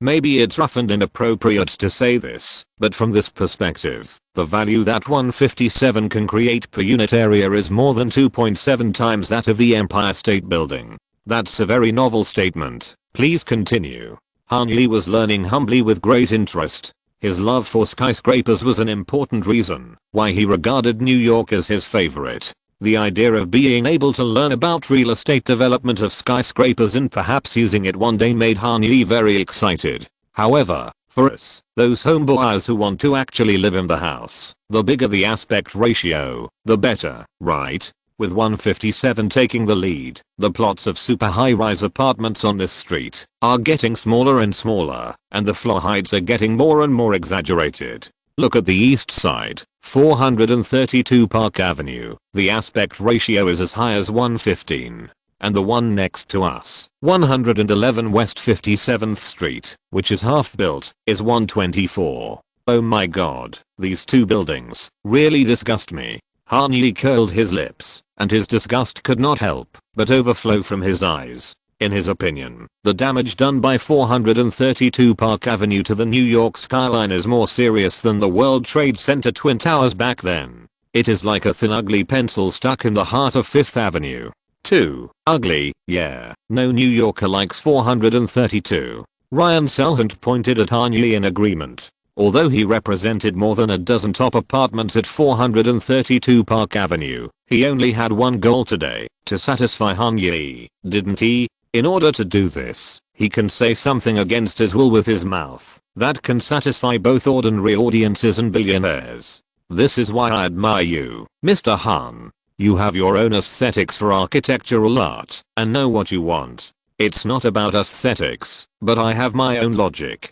Han Yi waved his hand and said lightly, if I were to buy a property on the Upper East Side, I would buy the most historically valuable cultural heritage. And if I were to live on Billionaires Row, I would definitely not choose a shoddy imitation. The original that best reflects the characteristics of this street is what I want to buy. Wow, I really like this statement. The original that best reflects the characteristics of Billionaires Row is indeed the label of 157. Ryan Selhant clasped his hands together and introduced the emphasis on the tonality of the building to the next topic. The vast majority of billionaires like you who have succeeded in the business world have built the foundation of their rich legacy with the pursuit of originality. Mr. Han, I must say that there are many elites in this building who you may meet, get to know, or even become close friends with in the building's swimming pool, spa, gym or library. The person who occupies the entire 2 floors from 89th to 90th, although I cannot reveal his name, but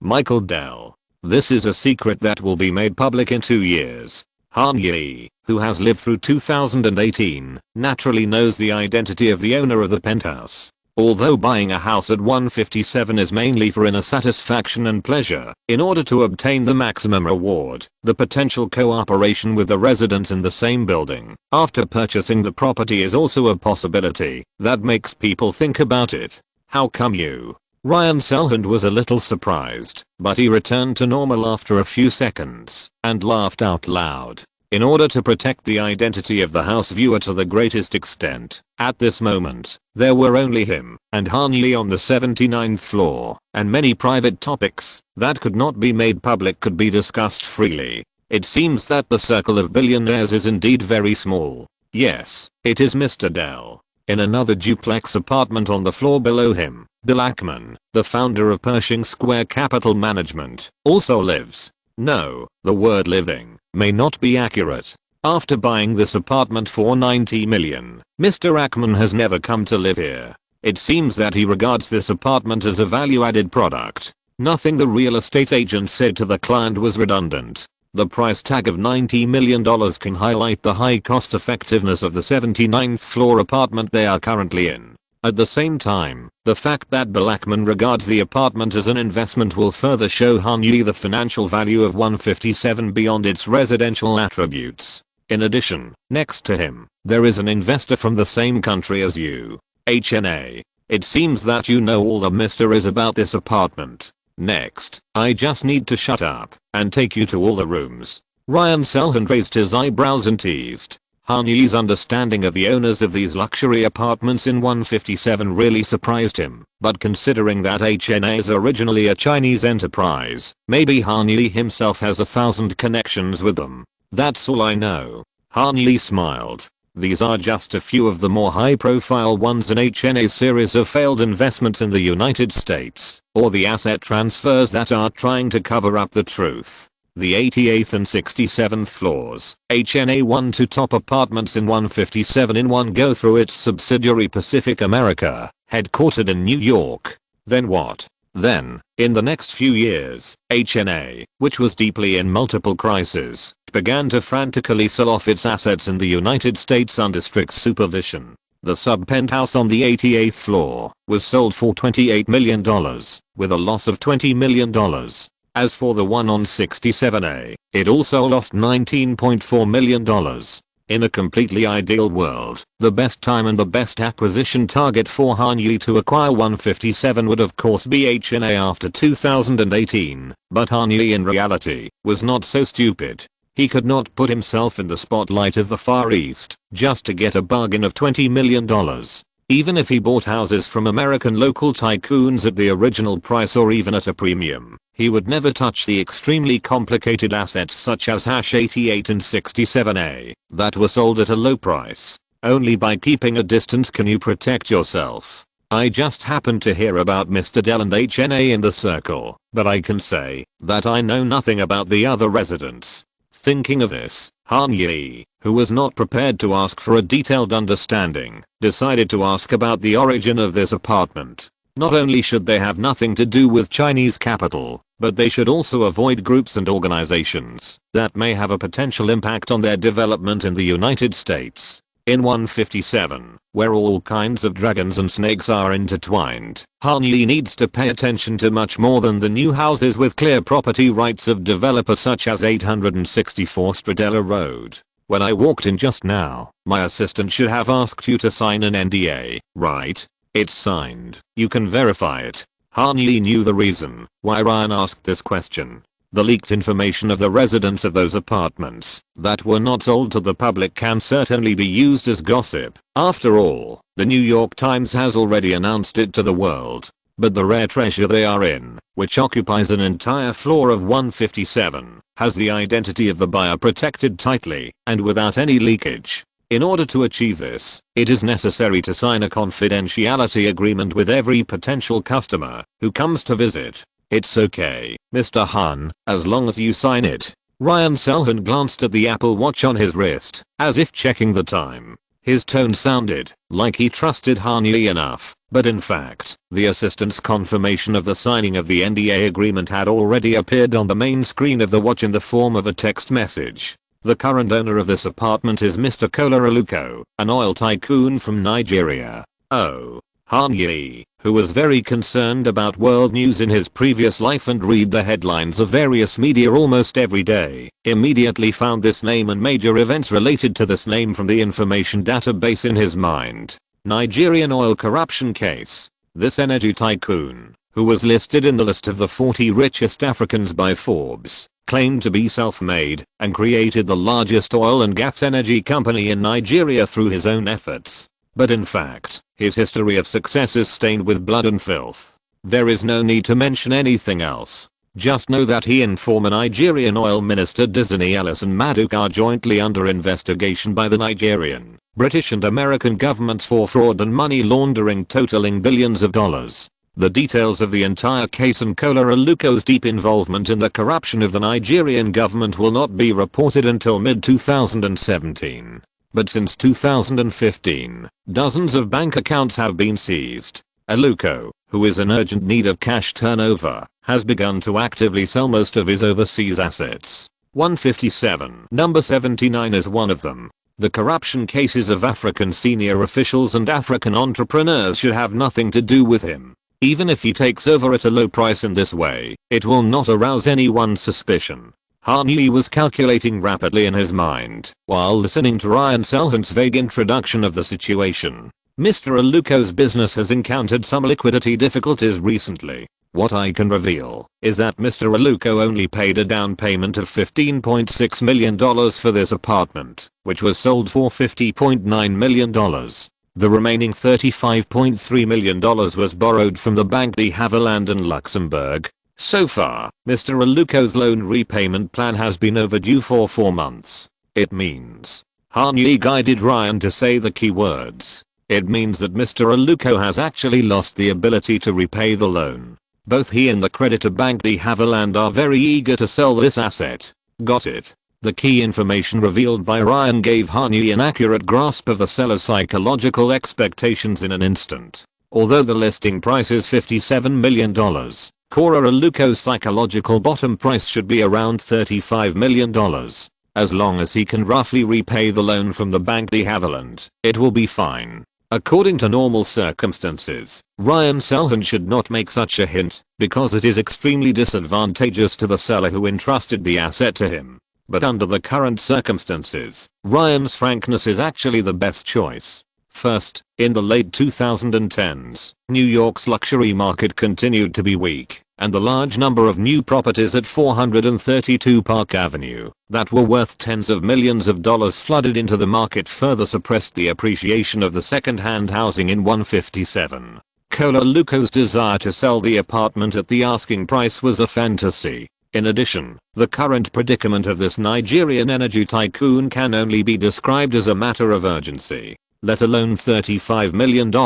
If someone could offer him $30 million at this moment, I'm afraid he would have to seriously consider it for a while and then agree directly. Because the $30 million obtained through normal transaction procedures belongs to Aluko himself, how much to pay back to Havilland Bank, how to pay back, and how long to pay back are all up to him. But if it continues to be overdue, by next year, when this apartment enters the judicial auction market, Cora Aluko will not see a penny. In the luxury real estate transaction market, there is no such thing as urgent buying and selling. Extol Real Estate itself still holds nearly half of the apartment assets that have been unsold since completion. It is actually very unlikely to find a wealthy customer to buy a large order of more than $30 million within a year. You know, without Han-Yi, the billionaire's previous life. 157. Number 79 was finally delisted at a price of $36 million after a full year and a half through the judicial auction process. Now that there is a potential buyer like Han-Yi who meets the standards in terms of strength and intention, Ryan Selhant must of course try his best to get closer to the buyer's position and strive to close the deal. Before we talk about the price, Ryan, let's take a look at the house first. After figuring out the key points, Han-Yi became the calmest and most relaxed person among the parties involved in the transaction.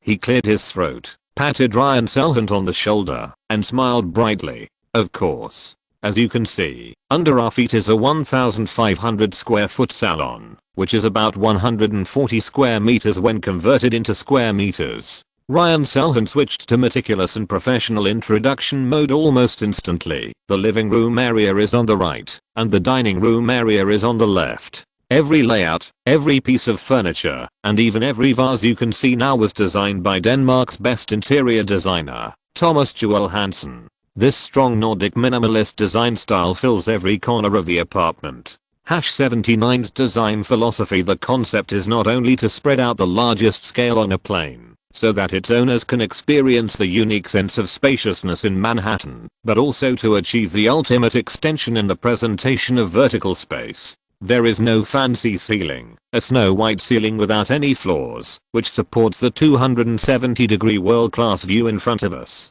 No, it is not world-class, because there is no property in the world that can match it in terms of landscape. Standing in the center of the salon, Ryan Selhant invited Han-Yi to experience the visual shock brought by the three 270-degree glass curtain walls with him. We are literally standing at the midpoint of Manhattan. What I mean is that the reason why Billionaire Street can become Billionaire Street is not just because the space rights around it are easier to buy and the houses can be built higher. The success of Billionaire Street has only 3 factors: location, location, and location. Here, 157, especially a panoramic apartment like 79 that occupies a single floor, you will never miss any landmark in New York.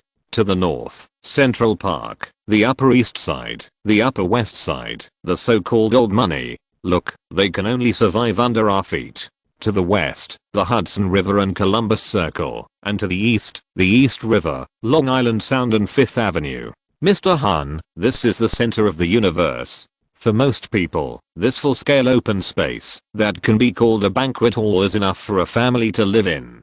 Think about it, how many bedrooms can be separated from a full 1,500 square feet of space? But in 157, in our penthouse, it is just the starting point of a magnificent life. #79 has an almost perfect north-south living line, moving from north to south along the corridor, and slowly stratifying from the active area to the quiet area. On the southeast side of the salon is the entrance we just came in, with 3 elevators leading to a semi-open foyer. If you care more about privacy or feng shui, you can make a sliding door here to separate the living area from the porch. Working in any of the world's top residential areas, you can't avoid dealing with Asians, and as long as you deal with Asians, residential feng shui is a point of knowledge that must be understood and even integrated. Of course, in recent years, Asian architectural concepts and residential aesthetics have swept the world. So far, basically every wealthy person and their interior designers will measure the luxury house from the perspective of feng shui and then make appropriate structural modifications. On the west side is our kitchen space with a breakfast room, facing the Hudson River. Exquisitely decorated diamond waterfall granite countertops and background walls, dawn-brached faucets, external exhaust hoods, and fully integrated Miele and Sub-Zero professional kitchen appliances. You may rarely use these facilities yourself, but your private chef should like the full equipment we have equipped him with. Beyond the kitchen, there are 3 guest bedrooms. Although they are called guest bedrooms, they are all suites with custom dressing tables and bathrooms. White quartz ceilings, built-in medicine cabinets, white dolomite floors and walls, as well as faucets and other accessories jointly created by Dornbracht and Graf. Mr. Han, the cost of each of these bathrooms alone is no less than $200,000. Not only that, the corridor we are in is actually built according to the standards of a gallery. Although there are no decorations on both sides at present, imagine that it is full of Monet, Cezanne and Caravaggio. If guests who love art and collections visit, they can stay in the corridor for a whole day. Occupying the entire east wing of the house is my favorite part, and the part you will use most in the future, the master bedroom suite. It includes a 22-foot long dressing room and 2 suspended bathrooms custom designed by Thomas Yull Hansen, the only 2 in the world. The reason why it is called a suspended bathroom is that they really float above the Empire State Building, the Chrysler Building, and the Freedom Tower. Opening the shower room in the master suite, which is larger than an ordinary bedroom, Ryan Selhand raised his arm and stopped introducing, leaving Hanyi a moment of peace, so that he could take in the magnificent view of the entire Midtown and downtown. Looking up, Manhattan is shining with colorful lights even during the day, contributing to the dazzling skyline of tall buildings. The Empire State Building with a long history stands tall, complementing the modern skyscrapers. The prosperity and vitality of Midtown and downtown seem to jump out before your eyes, breaking the trend. The boundaries between the 2 spaces present the city's pulse in front of Hanyi. Everywhere you look, you can see the unique and magnificent scenery. This is a painting that transcends time and space, giving Manhattan a touch of eternal charm in this ever-changing era. Wet rooms with steam showers, full-size whirlpool bathtubs, inlaid wash basins made of Nero Voda marble, radiant heat walls and floors, Italian humus marble slabs, and of course, accessories are all provided by Dornbracht and Graf. Our residences are equipped with the most advanced multi-zone climate control system. Through carefully designed vents and linear diffusers, each room has constant heating and cooling all year round. Not only that, if you choose to live in 157, your butler team in Beverly Hills only needs 1 person to coordinate the details at a time, because the Park Hyatt Hotel will provide 24-hour butler-style concierge service.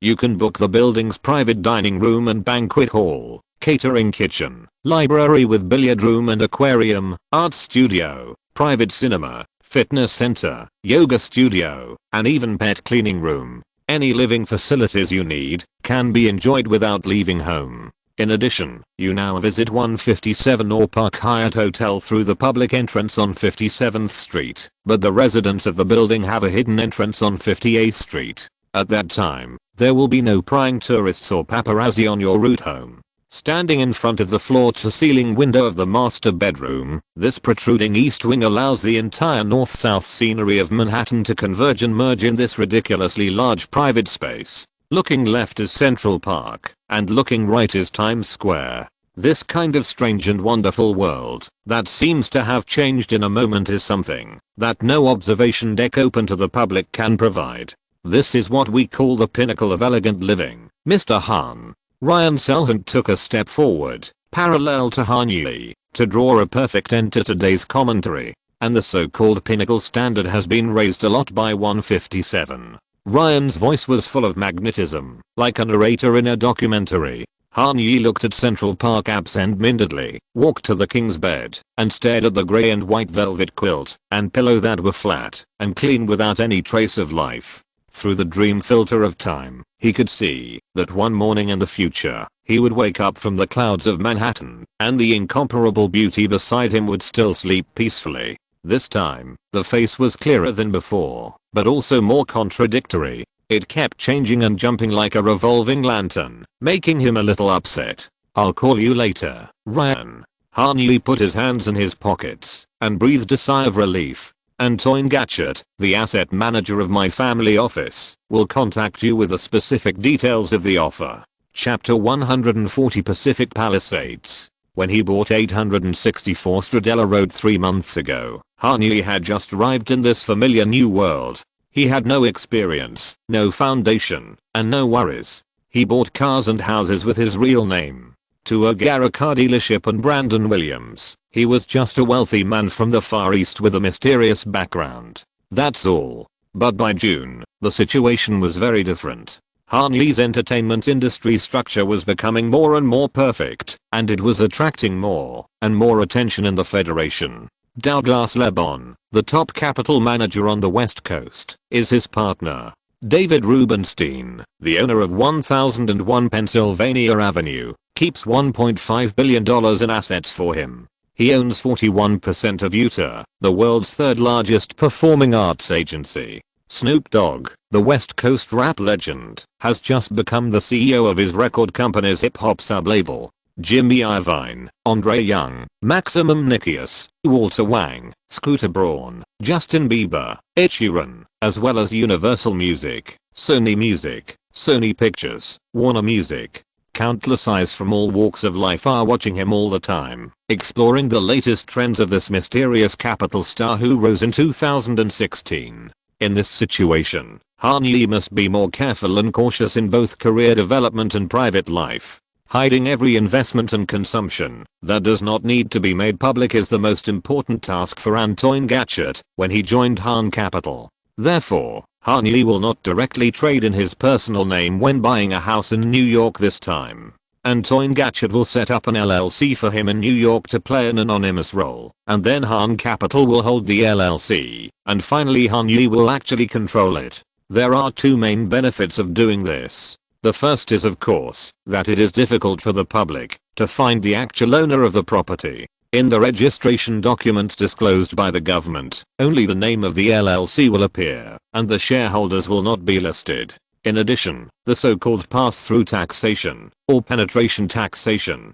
is also one of the main reasons why people use LLC to buy real estate in the United States, and even for many people, it is the only reason. Because the IRS regards LLC as a partnership or sole proprietorship, it is a disregarded entity. It is part of its owner, not an independent corporate entity. Therefore, the owner of LLC only needs to pay personal income tax on the company's income, and the company itself does not have to pay taxes, and has no tax liability. In other words, the transaction and transfer of any assets under LLC can be carried out under the condition that the owner is completely anonymous and does not need to pay additional corporate taxes. It is not surprising that the rich and the federal government use LLC to buy houses. After sending an email to Antoine Gatchett in the suite to confirm the quotation and LLC registration details, Han Yi took the elevator down to the first floor, walked along West 57th Street, walked 2 blocks, and came to the luxury core area of 5th Avenue next to the Plaza Hotel.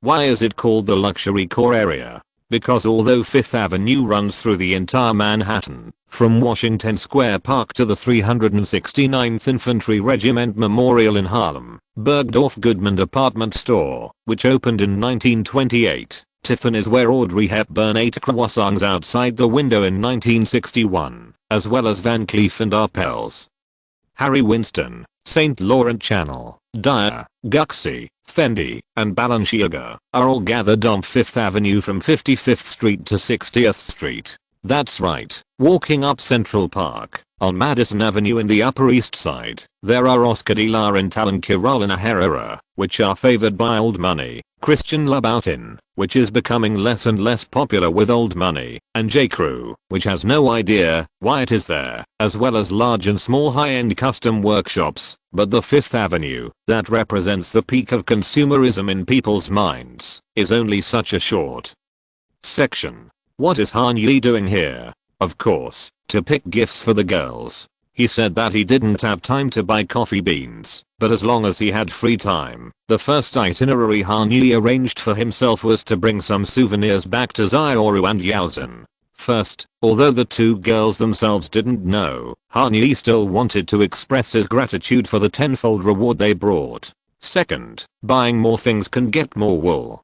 Don't let small kindnesses go unrewarded. Zhu Yiru and Zhao Yaozhen will definitely not accept such exaggerated and heavy gifts as high-end jewelry worth millions for no reason. But if the words are appropriate, it should be okay to buy a few bags, right? No matter how small a mosquito is, it is still meat. In order to make Xiaoru and Yaozhen happily accept the gifts and give them rewards, Han Yi still spent a lot of effort browsing their Instagram homepages. He wanted to choose the most suitable items for them by observing their usual fashion styles. However, not long after scrolling down, Han Yi regretfully discovered that this method didn't work at all. Because neither Zhu Yiru nor Zhao Yaozhen are the kind of people who would show off their bags on social media. Even if they appear in the photos, they will only be the edges and corners, far from the level that Han Yi, a straight man, can recognize. So, he could only bite the bullet and choose it himself.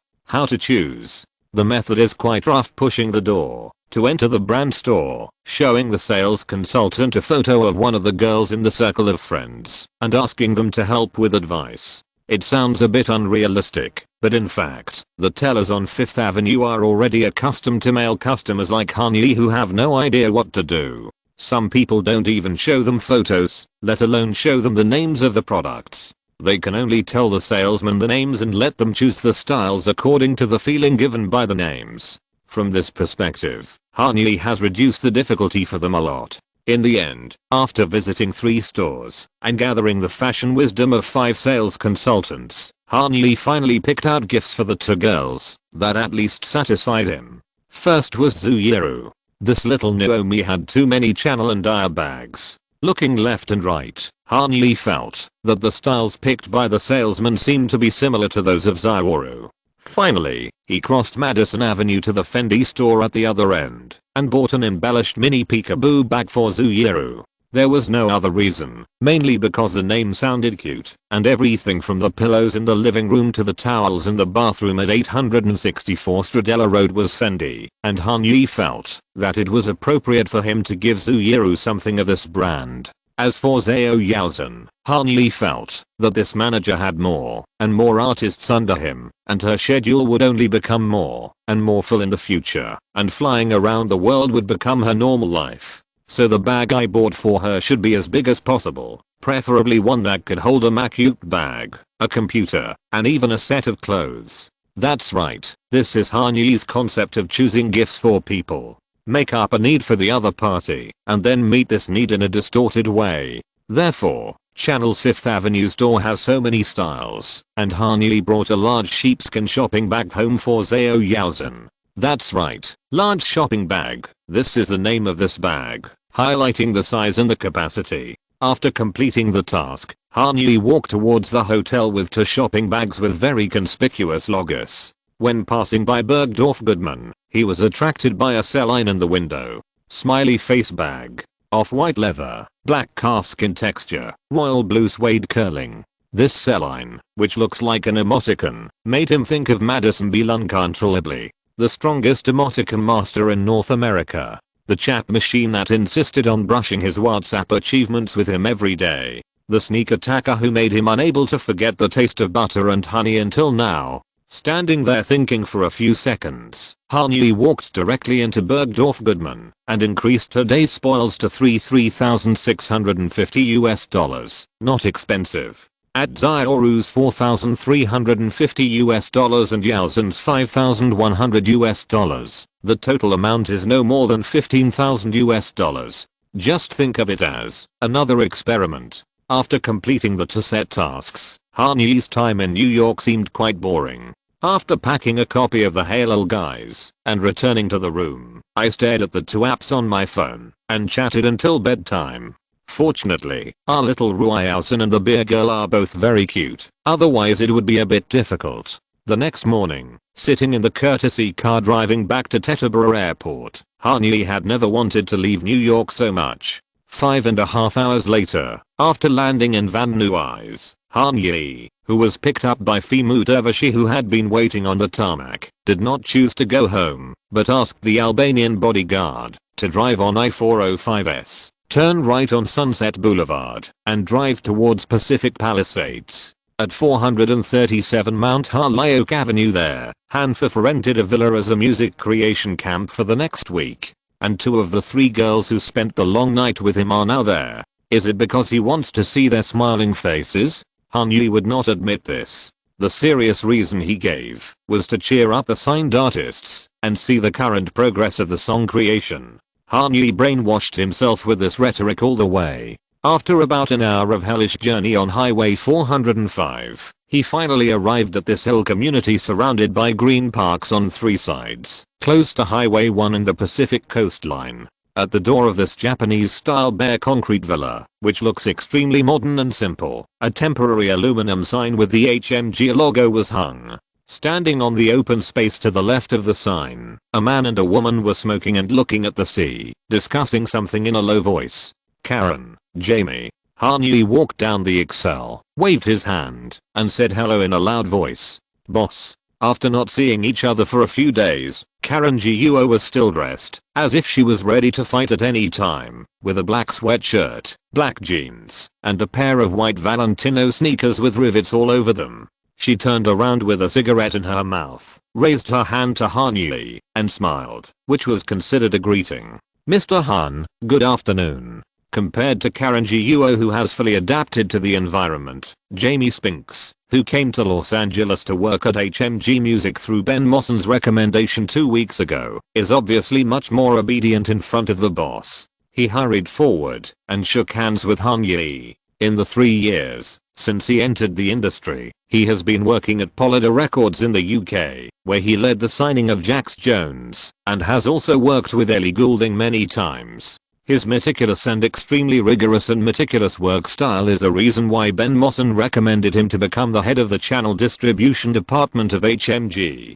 Jamie himself is also very willing to accept such a departmental head position equivalent to VP. For him, although it is not one of the 3 major music groups, the generous salary, the rising rank and the series of big name artists under HMG that he has the opportunity to cooperate with are all his dreams. Especially when he came to the creative camp in Pacific Palisades yesterday and saw Snoop Dogg who came to visit, his confidence in this job and this company was greatly enhanced. Even Lord Dogg is here, what else does he have to worry about? Good afternoon. Hanyi nodded to his channel distribution director. Did they kick you 2 out? Yeah, only Karen and I are heavy smokers. Jamie Spinks shrugged and said with a smile, it's okay to smoke half a pound of green plants in the living room, but cigarettes? Big no. Yeesh. Hanyi grinned. Migas, Liliachti, and Mr. Snoop Dogg. Jamie pointed to the opaque frosted glass door of 437 Mount Holyoke Avenue. Snoop just arrived half an hour ago. Then I'll go in and say hello first. Karen, see you on the other side later. That sounds a bit scary, boss. Karen Guo blew out a smoke ring and teased, "I haven't smoked that much yet. But no problem. Jamie and I will come in to see you later to talk about the distribution channels for Dua Lipa's physical album in the UK. Okay, see you later." Han Yi simply responded and pushed open the door. He was almost driven back by the burnt and rich smell of green plants in the living room. Why do you care whether people smoke indoors or not? After silently complaining about the strange brain circuits of Americans in his heart, Han Yi pinched his nose, put on a bright smile, as if nothing had happened, and continued to move into the depths of the jungle. "Hey, Calvin. Yo, Yi." Snoop Dogg, who was sitting on a white leather recliner that was very ergonomic, enjoying the sun and waves with green plants, sat up a little and turned around. Just by looking at the arc of his narrowed eyes, Han Yi knew that Dog was still in the sky. "Welcome home. Nice to be home." Han Yi high-fived Snoop Dogg and looked away, looking at the Migos trio and Lil Yachty, who were lying on the lazy sofa, tapping the beat of the trap beat in the Marshall retro speakers and typing lyrics on their mobile phones. The older generation of rappers used pens and white paper, while the new generation of rappers used mobile phone keyboards and memos. "Hey guys. Hey boss." Quavo stood up and bumped fists, Offset raised his hand to salute, and Tekiaf nodded. The three people's completely different personalities can also be seen from the way they greeted each other. As for Lil Yachty, he gave Han Yi a hug. "I like this beat. Who made it?" Han Yi gently shook his head back and forth following the rhythm in the speakers. "Metro Boomin or Zaytoven?" "Neither. It was Steve Aoki actually." "Aoki?" "Yes. Adrian found the beat for them." Snoop Dogg exhaled and interrupted. "Ultra is helping Steve prepare a new album and came to Adrian to ask for a cooperating artist, and the kids are just interested. In this world, there are only a few rap veterans who can call Migos and Lil Yachty the word kids without offending them. It is indeed very important to have a hip-hop superstar who can calm the situation." "Understood." Han Yi nodded and then turned his attention back to Dog Yi with a smile. "Thank you for coming here every day to urge progress, Calvin." "Oh, no, these little bastards don't need me to urge them. Spouting the verses is like spitting fire," Snoop Dogg said leisurely, with his left hand resting on his head and his right hand pinching a green plant. "I came here because, if I stay at home, my daily supply quota would have been reached long ago." Snoop Dogg didn't mind the snickering Migos and Lil Yachty at the side. He enjoyed the feeling of others knowing that Shant was strict with him. "Not here. I can smoke 3 at a time here. I'll tell Shant. If you tell her, I'll quit." Hearing Snoop Dogg's half-truthful shout behind him, Han Yi, who had already stepped towards the balcony, didn't look back, but just raised his right hand and shook it in the air. "Where is Adrian?" "Just outside. Go left. It should be next to the barbecue grill." Compared with 864 Stradella Road, 437 Mount Holyoke Avenue, which only has 3 bedrooms and 3 bathrooms, is much smaller. When he walked to the concrete balcony with no fancy decorations and looked left, Han Yi found a large group. Adrian Noon stood in front of the turned off electric stove with an iPad in his hand, checking the information with Austin Rosen, who was holding his chin with one hand. Not far from them sat the most eye-catching creative group on the planet in the next few years. The NOTD duo, Nick Miller, Cos, Omar Fedi, Carter Long, and the 6 behind-the-scenes creators were accompanied by Dua Lipa, and Mary, and Horch. NOTD wore noise-cancelling headphones and stared intently at the Ableton Live project file on the MacBook in front of them. Nick Miller sat on the same metal bench with Dua Lipa and Cos, playing the electronic keyboard in front of them intermittently, as if looking for inspiration for a new single. At the other end of the long table, and Mary and Omar Fedi wrote and drew on an open notebook, eagerly discussing the concept of lyrics that Han Yi didn't quite understand. Horch sat in the corner with Carter Long. Horch played the guitar and sang, while Carter Long held the MacBook in his left hand and raised the portable microphone in his right hand to each other's mouth, as if he wanted to record the sudden inspiration for further production and improvement. What a harmonious and beautiful music creation scene. The total number of online playbacks of the musicians sitting here is more than 100 billion. Now, they are all used by themselves. Immersed in the great happiness of having the upper hand in his favorite industry, Han Yi folded his arms across his chest, leaned on the transparent glass railing of the balcony for a long time without saying a word, and looked at everyone with a look of relief, until Anne-Marie, who was closest to him, and was not wearing headphones, looked up at the sea for inspiration and found him. "Wow, boss." Anne-Marie screamed with full energy, and her voice was so loud that OTD, who was wearing noise-cancelling headphones, was startled. When everyone's eyes gathered on her, Anne-Marie had already given Han Yi a strong clamp. Yes, the word clamp is the most appropriate to describe it. The strength of a karate black belt made Han Yi grimace in pain. "I didn't expect you to come back so soon. Yusun said you were still in New York today. Of course I have to come back soon. After all, I have to meet our British singles chart girl." Han Yi patted Anne-Marie on the back, implicitly signaling her to let go of him who was about to suffocate. "How was the performance in Birmingham?" They were very proud. Everyone was parading, which means no one cared what I sang in the middle of the crowd. Anne-Marie giggled, "But I like this kind of performance atmosphere. It's not so nervous. Even if I forget the lyrics, no one cares. As long as I shout, 'Let's cheer for Birmingham,' I can win the applause of the whole audience. It looks like you've already mastered the basic tricks of becoming a pop star." Han Yi struggled back twice, and then he quietly got out of Anne-Marie's strong grip. He rubbed his shoulders, bit the tip of his tongue with his teeth to prevent himself from crying out in pain, and then continued, "No 56 on the UK singles chart, congratulations. Not just the UK singles chart." Anne-Marie raised her index finger to correct her boss. "Also number 16 in Latvia, number 30 in Ireland, number 12 in Belgium, and, who would have thought, number 10 in Australia. It seems that those people down there love you very much." Han Yi spread his hands and smiled. "How do you feel?" "I love you so much." Anne-Marie raised her arms high and danced in circles on the spot. "On the plane to Los Angeles, I gave my first autograph in my life. I can testify to this." Dua Lipa quietly stepped forward, put her hands on Anne-Marie's shoulders, and leaned her cheek against the ends of her hair in a very intimate way. As one of the few overseas artists under HMG who focuses on the UK, Dua Lipa and Anne-Marie have a growing relationship, and their schedules always coincide with each other. On May 28th, when Anne-Marie sang at the annual Pride Parade in Birmingham, Dua Lipa also participated in 3 consecutive music festivals in the UK. Under the operation of UTA, the famous British comprehensive music festival brand ... put Dua Lipa in the main stage lineup. In order to minimize the average cost of each show, ... which will hold multiple rounds in different cities, usually directly takes 3 or 4 performances from artists at a time. Dua Lipa, who already has a hot single rising rapidly in the UK singles chart, got a 3-show agreement for $17,500 per show this time. The money is not much, but the publicity effect is very good. From the 27th to the 29th, Dua Lipa followed ...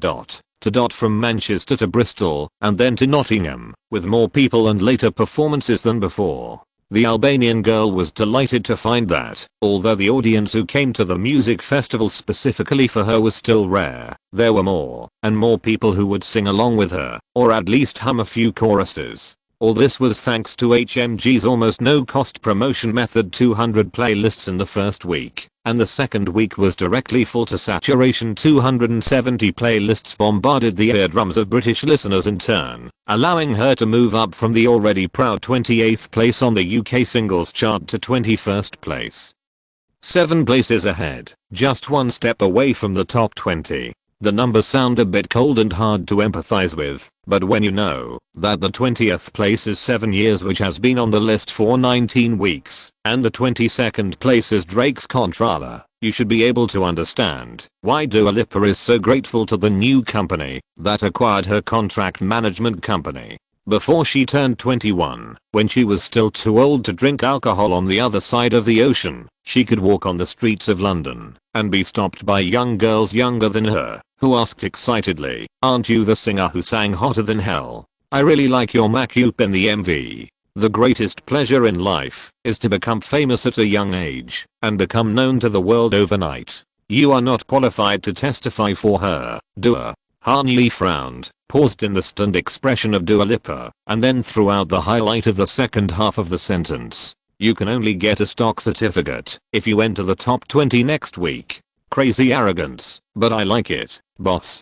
Dua Lipa's facial muscles quickly relaxed. Isn't this the quality that every artist wants their behind the scenes team to have? The spirit of daring to make big plans. At this point, Han Yi turned his head to the left and looked at Austin Rosen and Adrian Nunes, who had formed a conversation circle. And I'm sure these two will have bolder plans for you than I do.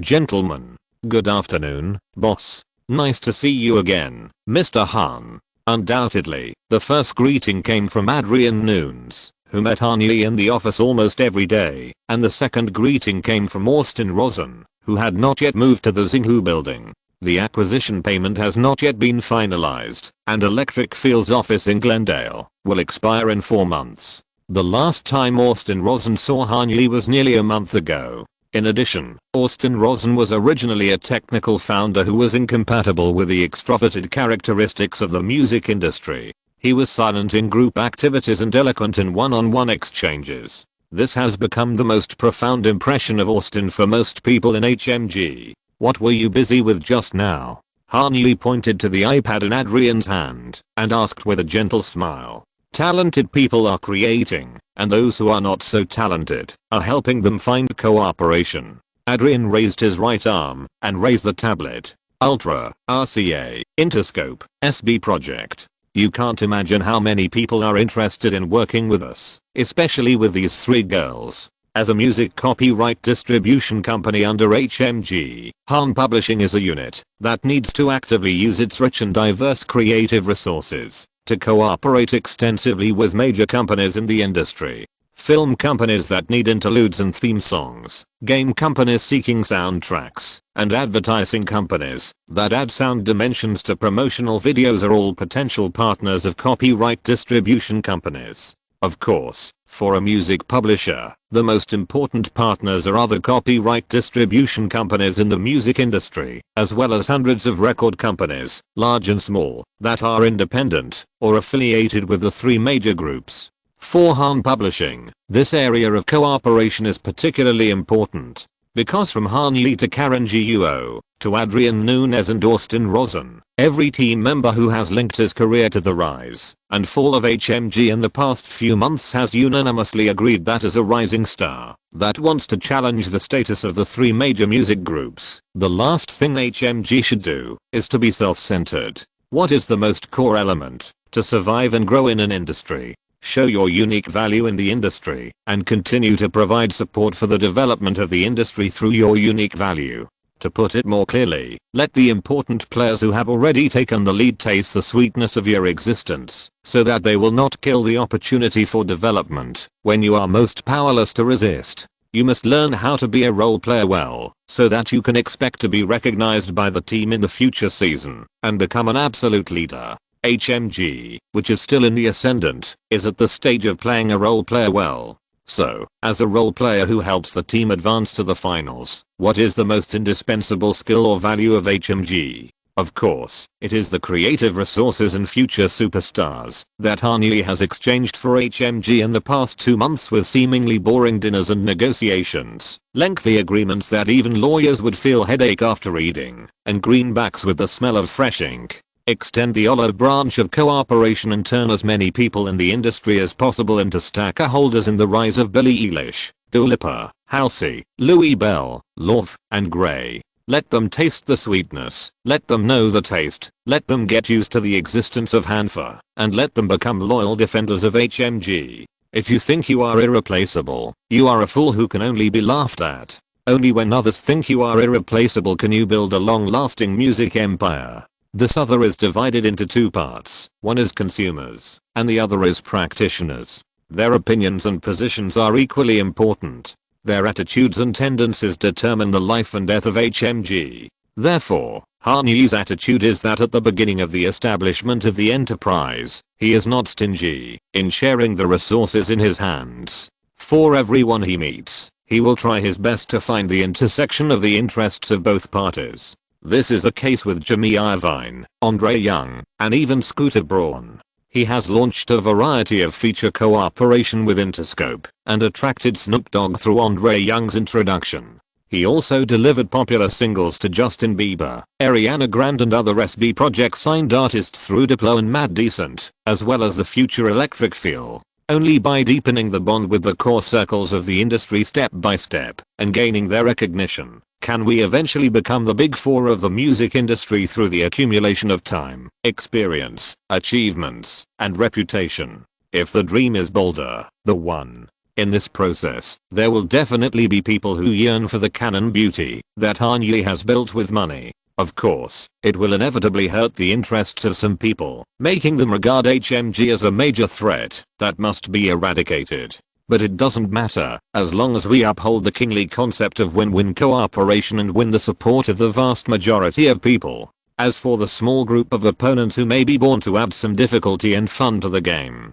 Kanye will let them see what a real crushing blow is. Therefore, under Kanye's instruction, the copyright distribution team led by Adrian and Austin has been attacking everywhere in the past month, sending many potential works to the three major music groups, and at the same time winning many exchange cooperation opportunities for HMG. The most important thing is this girl. And Mary turned around, put her arm around Horch, and spoke in an exaggerated tone. Anyone who's not deaf can tell how special her voice is.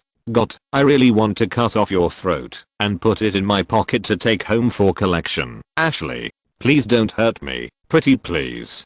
She made a gesture of surrender with both hands and shrunk her shoulders. What a deeply disturbing way to compliment. Hey, Ashley. Kanye also gave Halsey a friendly hug. He didn't feel anxious or impatient at all for this New Jersey girl who hadn't released any new works since joining. After all, the release of Closer has entered the countdown, and for this phenomenal work, that has dominated the charts all over the world for an entire summer, there is no complaint about waiting any longer. Why didn't you see Zaytoven? I heard that the three of you made a really great single. Kanye looked at Halsey, and then at Carter Lang who had just put down the microphone and stood up. He's in the studio on the second floor, helping Austin and she record something with Metro Boomin, and Cardi is up there too. I just went to listen to it, some good shit. Halsey explained. The Austin she was talking about was not Austin Rosen, but Post Malone, a full-time artist of Electric Feel, whose real name is also Austin. As for she, it's 21 Savage's real name. What could they record with Metro Boomin? Kanye didn't dare to make a rash statement, but it was almost certain that it was the song Rockstar. No wonder you were forced to record vocals on the balcony. Hey, I thought there was more than one studio in this villa. At least that's what the landlord said at the time. Yes, there are two studios. One on the second floor, and one in the garage, but the garage is now occupied. We try to use it in turns. At this point, Halsey looked back and pointed to the garage, which was separated from the balcony by only a side door. My home Gerald is recording in there. I like that song a lot, too. Go listen to it, I believe you'll find it refreshing. It's a new month, a big chapter of 8,000 words. Please give me your monthly votes. Thank you everyone. I've received everyone's suggestions, and I'll keep working hard. My career and relationship are getting more and more exciting, and both sectors are about to undergo great changes. Chapter 141 No Promises, Part 1. I just wanna dive in the water with you, baby we can't see the bottom. It's so easy to fall for each other, I'm just hoping we catch one another. When Kanye carefully pushed open the main door of the garage recording studio at 437 Mount Holyoke Street without making any sound, what pierced his ears and mind was a pop dance song that was so familiar that it couldn't be more familiar, but now it sounded so strange. The reason why it was so familiar was that Kanye played this single on repeat for a month and a half after it was released in his previous life. More importantly, even with such a high frequency of playback, his love for this tropical house song has not been worn away. For Kanye, if he were to rank a list of songs that he loves most in his life, this song would definitely be at the top of the list. From the arrangement, melody to the lyrics, it took Kanye into a summer love that had never happened, but had been rehearsed in his mind hundreds of times. It was a teenage, reckless, and uncommitted love. No promises. The reason why he felt so strange was very simple. The vocals in the song changed from Demi Lovato to Madison Beer, who was standing in the middle of the garage. Most professional recording studios separate the console from the recording room so that the vocals can be recorded in a completely undisturbed and silent environment. But there are also some recording studios that are converted from garages or similar environments, and it is difficult to separate another room. In the garage at 437 Mount Holyoke Avenue, a row of control panels and workbench computers are placed against the wall, looking neat and tidy. On the side near the automatic door, drums, electric guitars, electric basses, electronic keyboards, and countless black connecting wires that are intricately entangled and seem to never be separated lie there in despair. At the midpoint of this chaotic and orderly dividing line, there are two microphones, one hanging and one standing. The hanging one hangs from the ceiling without a pop filter. The standing one is the same as the former. Both are Norman U87, but it has more accessories, and it won't float in the air. It looks like the recording studio that Billy and Phineas have set up in their garage. Kanye touched the grey soundproof sponge on the wall and thought to himself. In the recording studio, the three members of Cheat Codes and Love were sitting or standing, gathered in front of the console, staring at the constantly increasing vocal frequencies on the computer screen, their heads swaying gently with the rhythm of the drums. Madison Beal stood in the middle of the garage, her nose against the pop filter, concentrating on recording. Therefore, the first person to discover Kanye's entry was Zao Yalzin, who was leaning against the wall, with his arms folded, standing with Billy and Phineas, listening attentively to Madison's voice. The moment he saw Kanye, Zao Yalzin's pupils shrank slightly, and his lips moved. Then,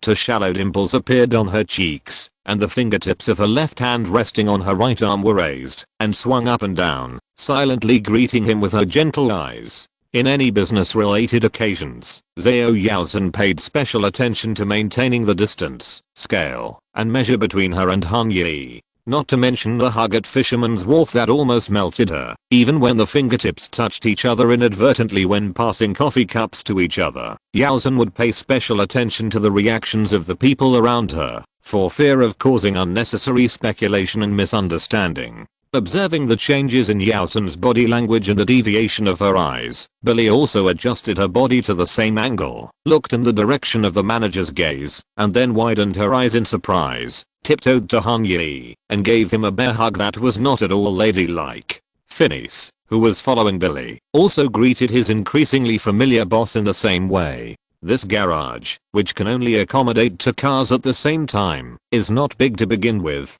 After being soundproofed and filled with equipment, it seems a little cramped. If there is any movement, everyone can react quickly. So, the song moved forward 4 bars, and before the build-up part, Cheat Codes, Love and Madison Beal all pulled away from their work and cast their eyes on Kanye at the door. The expressions of Cheat Codes and Love were simple, just polite greetings. The performance of the Long Island Girl was much more complicated. Madison first showed a smile that was more dazzling than the California sunshine outside the house at the moment. Her well-cared white teeth could even reflect light indoors. She stretched out her hands, that were originally clasped in front of her chest, in order to find the power point of the sound, and waved them towards Kanye with full energy. Although the recording this time could only be a waste due to the background noise, her professional qualities as a singer still allowed her to insist on completing her own singing segment. Then she took off her headphones, put her hands behind her back, and slowly walked to Kanye's side. After Love and Cheat Codes greeted him, Madison said hello to Kanye softly, opened her left arm, wrapped it around his waist, and pressed her face against his chest. At first glance, Madison Beal's hug seemed no different from Billie Eilish's, both of which were the normal scales for American girls to greet their friends. But Kanye could notice that the arms were stronger, the cheeks were pressed tighter, and the hug lasted longer. And her puppy-like sniffing behavior. In fact, the reason why Madison waited until the last one to greet Kanye was to occupy him for a while longer in this way. Like Zao Yalzin, Madison also paid attention to drawing a clear boundary between work and private life. But Maddie, who is 4 years younger than Yalzin, is not so comfortable. This song's fire. Kanye patted Madison's back gently, smiled and glanced at the main creative team of this song, and praised sincerely. I knew your collaboration would be eye-catching, but I didn't expect it to be so amazing. Oh, we just did some arrangement work. The real hero is this, the one and only Ali. Kevin Ford, one of the 3 members of Cheat Codes, put his hand on Love's shoulder. He is the best person I have ever seen who can write pop melodies. No one else. In 2016, Love had not yet changed his hair to the wild and jumpy colors that he would have a few years later. Now Ali Love, with the simplest undercut style smeared with hair mud, heavy eye bags, drooping eye corners and shy and erratic smile, looks not far from the majority of New York's sleep-deprived, arty young men who rely on drugs and alcohol to make ends meet. It's mainly due to the arrangement and structure. I really like the style of Cheat Codes. Ari Love spread his hands and pointed at Madison Beer and our vocals. They gave me a lot of inspiration. I sure did, didn't I? Hearing this, Madison Beer reluctantly let go of Hanyi, turned back, put his hands on his hips, and accepted Love's compliments very proudly and unceremoniously. Seriously, this is the song that makes me happiest among all the songs I have ever recorded. Yee, I really don't know where you found so many talents. I also want to work with them. Billy raised her hand and chewed gum carelessly. If my songs weren't so depressing. You mean, our music is too cheerful? Trevor Dahl, the shaggy-haired member of Cheat Codes, smiled and answered. I'm so happy that my skin hurts. Billy's emo-filled witticisms caused a burst of laughter in the recording studio. With her half-closed eyes and messy blonde hair, coupled with her age, when she is easily sentimental, it is not without reason that the young and famous Billie Eilish has gradually become one of the representatives of the culture of mourning. Save this world weariness in the song.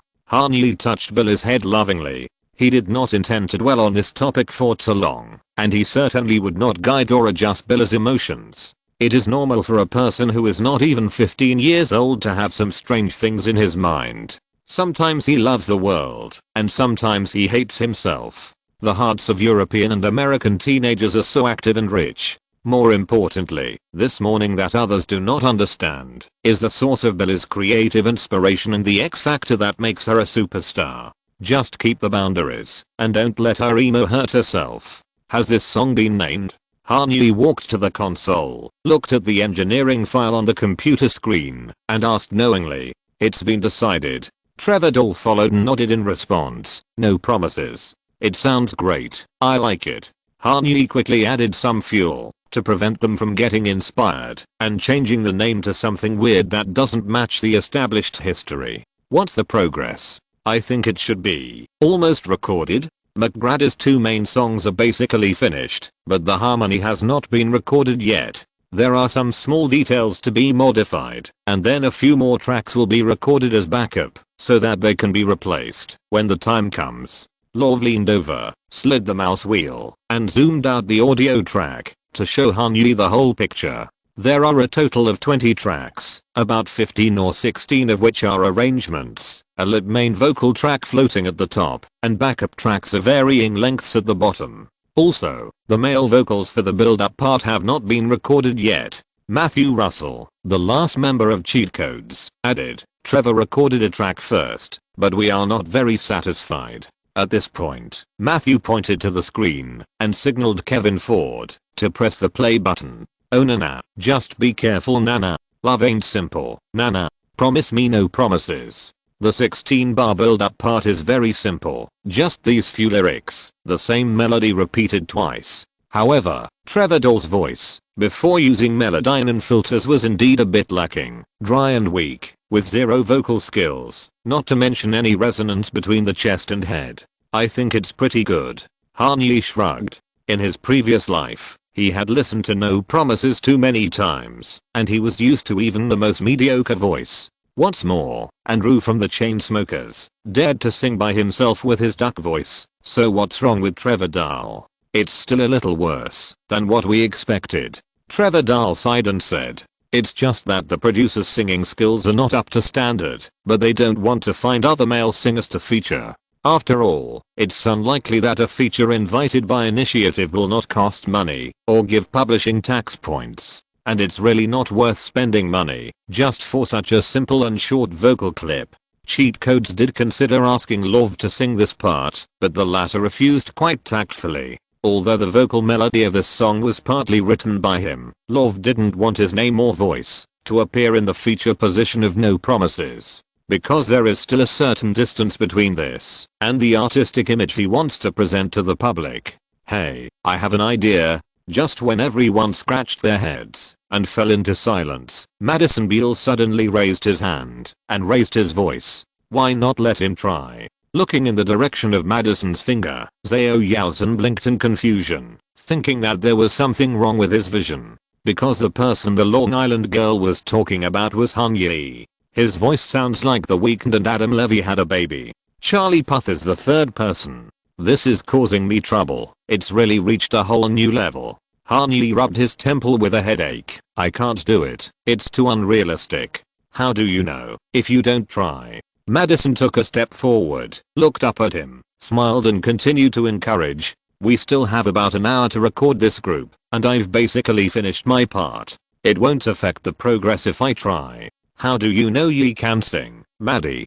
Billy asked curiously. I was quite nervous when we were recording Cold Water that day. Madison Beal tried to keep her face calm, putting her hands in the pockets of her loose sweatpants so that her stiff fingers would not reveal anything when answering questions. He also gave me some vocal guidance, which was very effective. I didn't expect you to have such a skill, big bro.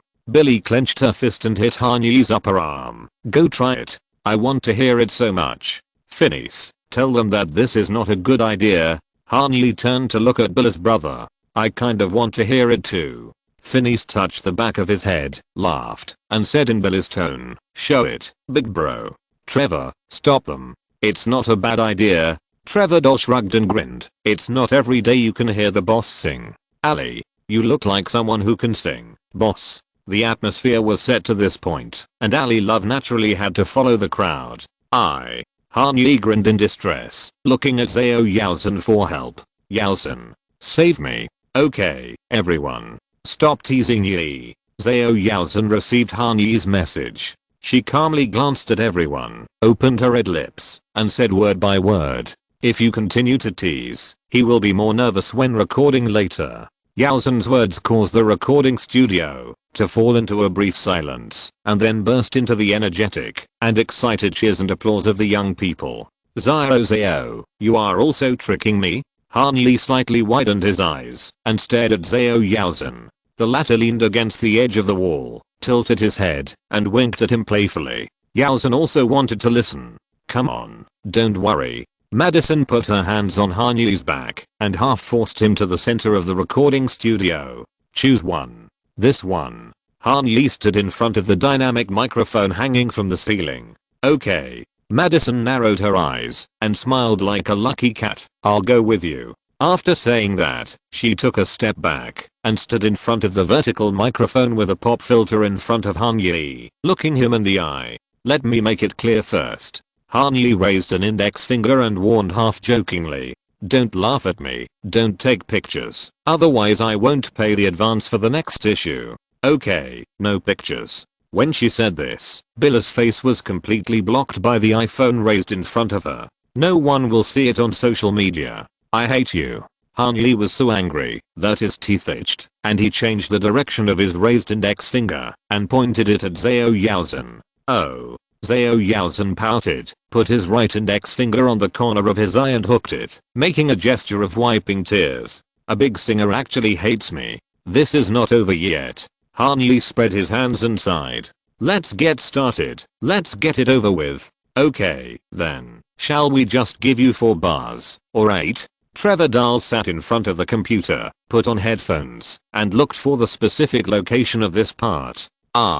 In fact. Madison spoke first before Han Yi. Let's start again. This way I can also re-record my part, which saves time. Is it to save time? Of course not. Seizing this rare opportunity to sing together is Madison Beal's real purpose. It can also allow you to prepare more mentally. Okay. Trevor pulled the track to the 0th second, turned his head, and looked at Han Yi, who was already familiar with the headphones. Boss, do you need to listen to your part again? Okay, play it a few more times. Han-Yi held the monitoring headphones and muttered something in his mouth, looking like he was studying very seriously. But in fact, how could you not remember a song after listening to it thousands of times? Not to mention memorizing it, you can even sing it backwards. After letting Trevor Doll play it twice, Han-Yi, who thought he had done enough superficial work, gave him a thumbs up.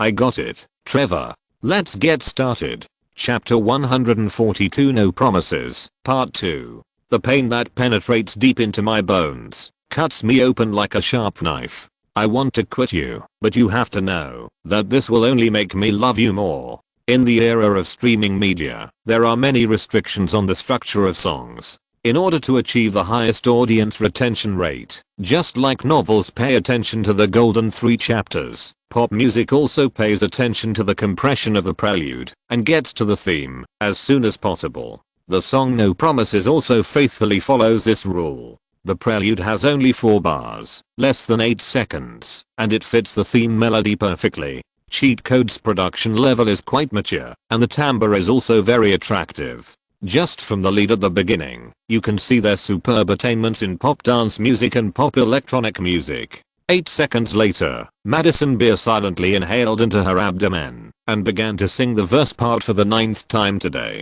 As soon as she opened her voice, the ethereal and pure sound coming from the headphones made Han-Yi's eyes light up. In Han-Yi's previous life, the main reason why No Promises was able to enter the top 40 of the Billboard chart and obtain platinum record certification was due to Cheat Code's ability to perceive and grasp popular trends, as well as Trevor Dahl and Love's strong vocal melody and lyrics writing skills. Generally speaking, people don't care too much about the lyrics of pop dance music or have too high expectations for the level of lyrics in electronic music. The slightly empty whispers about love, repeated over and over again, until the audience enters a trance dance state. This is the role that most dance lyrics can play, nothing more. From this perspective, the collaboration between Cheat Codes and Love can be described as a very dazzling work. When you strip away all the exaggerated synthesizers and strong jumping beats, it actually becomes better and more beautiful. Just a little piano accompaniment and sweet harmony can hit the audience's emotional forbidden zone. Of course, this is not to say that there is anything wrong with the electronic part of No Promises. On the contrary, it may be tropical house's work that best fits the commercial music pop formula, since Kygo's Fiercest and broke into the Billboard charts. The vocal melody is extremely catchy but not cliched. The lead part is simple, easy to remember and unique, and the very refreshing arrangement and post-production perfectly set off the theme of the song about the beauty and simplicity of midsummer encounter. If there is something that restricts No Promises from further impacting the championship seat, then unfortunately, Demi Lovato and Trevor Doll's mediocre vocal performances are definitely the core factor. Disney in the late 2000s was an era of 3 princesses shining together. Miley Cyrus, Selena Gomez and Demi Lovato each had their own highlights. Miley doesn't need to be mentioned much. Hannah Montana made her sit firmly on the top spot of the year, and it didn't change until the 3 left Disney one after another. Selena's career is also quite exciting. After several popular teen dramas such as Wizards of Waverly Place and Cinderella's Dance, her music career is also quite brilliant. Her relationship with Justin Bieber and her strong streaming performance made her the fastest growing one among the 3 in 2016. As for Demi Lovato, she has always been the one with the dimmest star among the 3, but it does not mean that she cannot stand in the ranks of first-line child stars. The Camp Rock Summer series made her famous overnight, and in the subsequent studio albums, there have been hit singles such as Give Your Heart a Break and Cool for the Summer. It is a pity that they all embarked on the route of pop stars, but they actually do not have beautiful singing voices to match their current achievements. In other words, from natural vocal conditions to acquired singing skills, the 3 seem very mediocre. Ariana Grande, who came from Nickelodeon, can tie the 3 of them together and beat them up. If Miley Cyrus' voice is like the name of her single, it is a rampaging metal wrecking ball. Selena Gomez's voice is hoarse and dark, which complements the name of her second studio album A Year Without Rain. Then Demi Lovato's voice, at least in Han-Yi's eyes, can really give people heart attack. Although it is said that the range of C3BB5EB7 spans 4 octaves, in fact, the bass relies on breath, the middle relies on roaring, and the high voice relies on stabbing the throat with a knife. None of the voice parts sound really comfortable. When she sings No Promises, a tropical house song that requires a girlish, youthful, and ethereal feeling, the actual effect can be imagined. Coupled with Trevor Dahl's straightforward conversational singing, this single is always a step away from the potential it should have achieved. You can fix the pitch, but you can't fix the sound quality. Demi Lovato is a living example. Therefore, when Han Yi heard Madison Beer's amazing voice, he felt a sense of surprise that the pearl was dusted off and revived. The 3-octave range of C3, BB5, E6 seems far less wide than Demi Lovato's, but pop music does not pursue extreme operatic high notes or ultra-low harmonics like the throat singing. How to gain a foothold in each voice part, find your own characteristics, and give a wonderful performance is the homework that pop singers need to learn. In this regard, Madison Beer did much better than Demi Lovato. Madison's voice is full of soul, power, and emotion. Compared with Demi, who played the falsetto part, and whose breath was as biting as a Chicago cold wind, Madison's head cavity resonance is warm and mellow. Even if it is full breath, it retains a sense of fragility, while having a strong bottoming power. To express it more vividly, Ariana Grande Etta James, loud and thick. Without the need for autotune and melodyne, Han Yi can hear a nearly finished vocal performance by adding a little reverb in the headphones. Han Yi, who was brightened up, raised his hands to his chest and gave Madison Beer a thumbs up sincerely. Seeing the person she wanted to conquer with her voice the most, Madison's deep dimples were sprinkled with icing sugar, and even her singing seemed to be baked by the sun with a little more comfort and joy. I just want to dive into the deep sea with you, this bottomless deep sea. It's always too easy for us to fall in love. I just hope you don't let me sink alone. As a mezzo-soprano, Madison Beer's middle range, that is, the part that can be completed with chest voice and a little head cavity resonance, is her absolute sweet spot and the area where her voice is most expressive.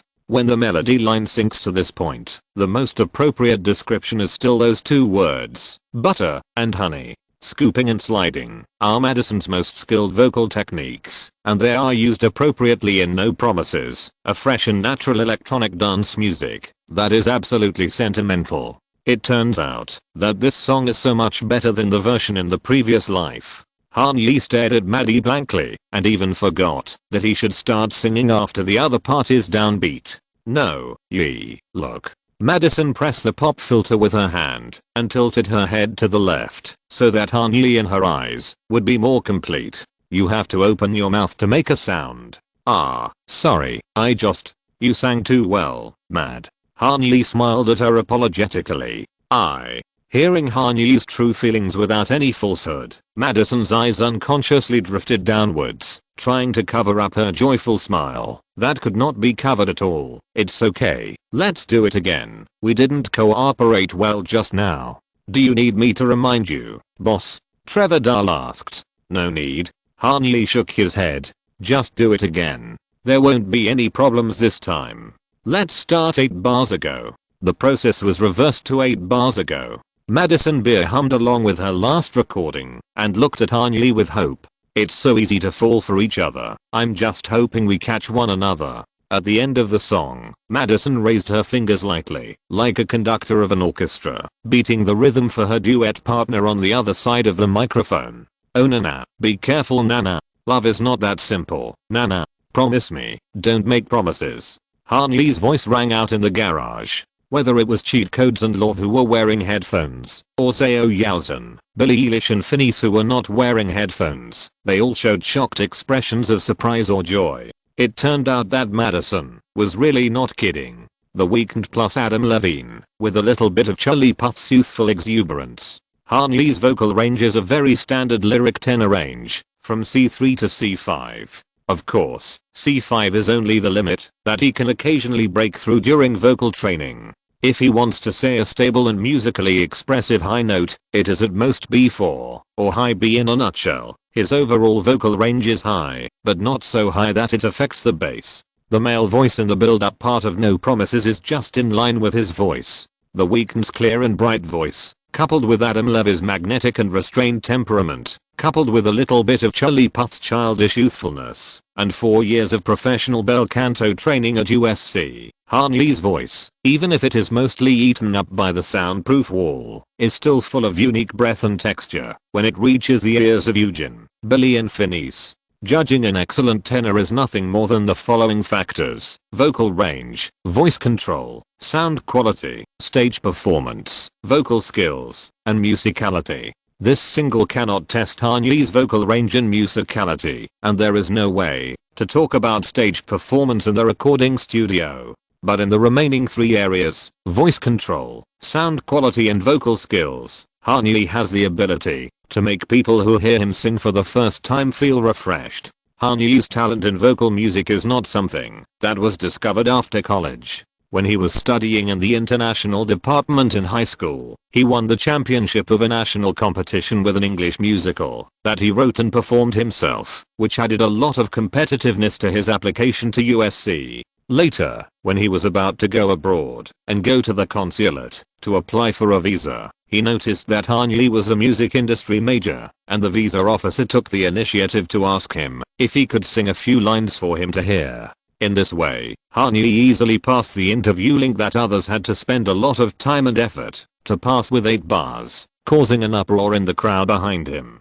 Someone sang a song for the visa officer and got a visa. This urban legend that Han Yi walked out of the consulate that day and heard people whispering outside the venue can well prove his vocal conditions. If Han Yi was not interested in the glamour of the stage and had no creative talent, becoming a singer might be the most suitable path for him. After all, after the performance of the vocal class at USC, a professor came to him and asked him if he was willing to switch his major to vocal performance in graduate school. Although it was a bit embarrassing for the boss to be forced to record a vocal, Han Yi was not worried about the final result. In any case, it must be better than Trevor Dahl. You can see the clues from everyone's expression. Love turned around and rubbed his lower lip, and the muscles at the corners of his eyes were no longer weak in surprise. The trio of cheat codes opened their mouths and exclaimed silently. Billy and Phineas looked at each other and saw the meaning of disbelief in each other's eyes. Zhao Yaozhen, who had been with Han Yi for 3 months and even accepted the gift from his parents, heard him sing for the first time today. The Korean girl put her left hand on her chest, as if looking for the Fifth Avenue crossover necklace that she had never worn in public.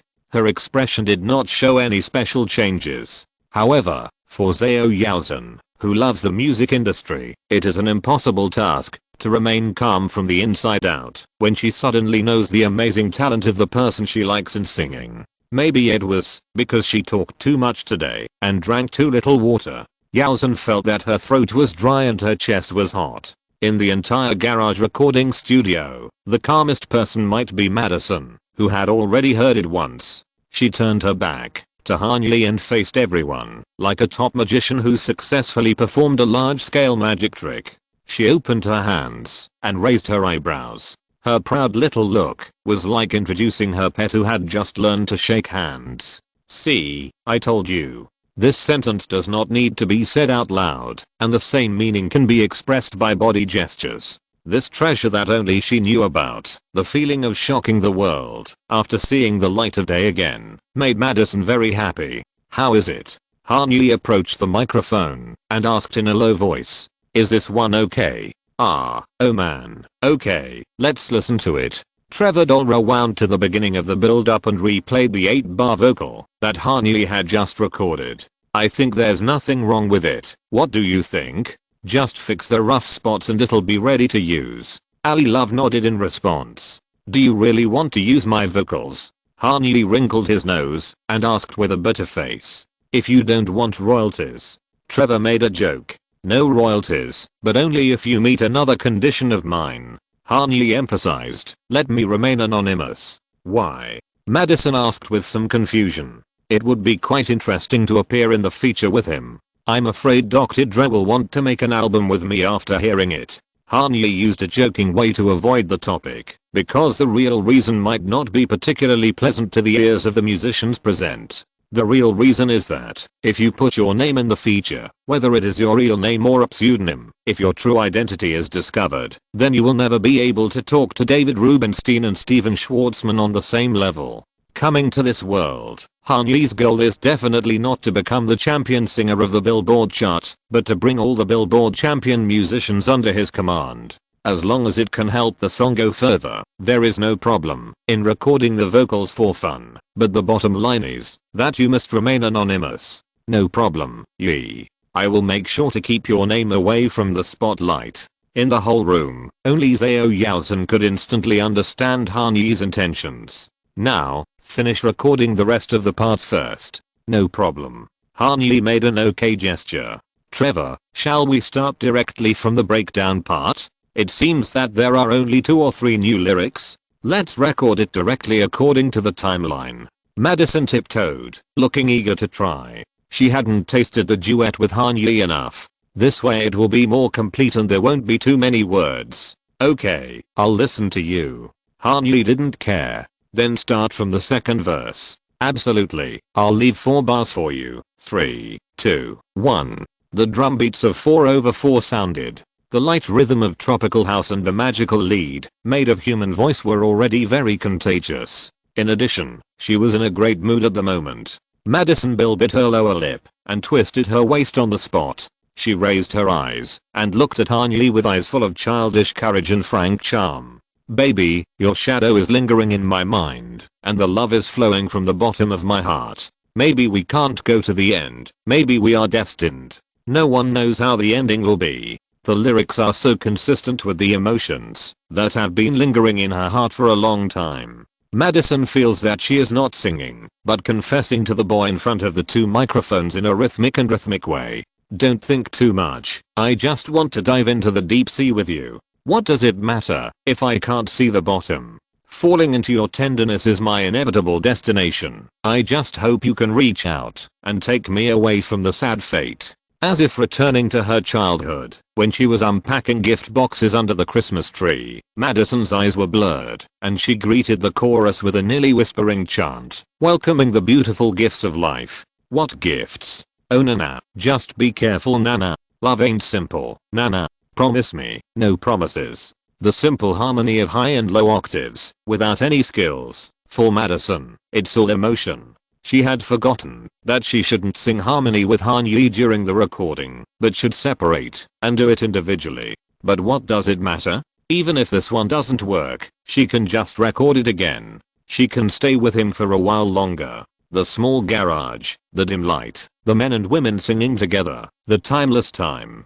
The tiny dust floating between the light and the dark is like a galaxy in the microcosm, separating Han Yi and Madison. When they sang the end of the second chorus, they looked at each other and smiled at each other. The so-called galaxy shrank rapidly at this moment, collapsing into a black hole that stagnated time and emotion between the sky and the earth. It seemed out of reach, but it was closely connected. What else could be more touching to this Pisces girl who regarded music and romance as her life than such a scene? As described in the lyrics, the chord resonance from the depths of the soul is the spiritual food that Madison Bill relies on for survival. Now is the time for her to feast. I just want to jump into the water, deep into the sea. I just want to sink into the dreamland with you. In these 4 short bars where all the instruments completely disappear, Han Yi performs with a magnetic voice as soft as spring water, just like the drizzle in the morning, casting a layer of mist and rain in front of Madison and Zhao Yaozhen.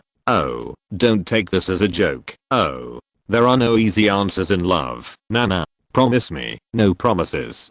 Don't make any promises. Promise me, let's walk carefully on the cracked ice. Promise me, no promises. If you're listening to this novel on a channel other than Fanfic World, it means they downloaded and uploaded it without effort. We cordially invite you to visit our channel, Mundo Fanfic Novelos. There you'll find the original version of this story and you can explore many other novels of various genres. We're waiting for you to immerse yourself in a world of incredible novels. Chapter 143, Stormy Advance, Part 1.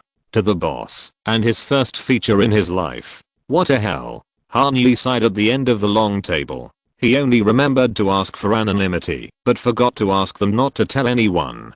After the recording of No Promises, Han-Yi didn't even have time to walk out of the garage, and Billie Eilish and Holch and the others who pushed the door in told him everything about his singing. The key is that Han-Yi can't hit her. Inflicting cruel or inhuman corporal punishment and other harm on children is a violation of California Penal Code 273rd PC. What?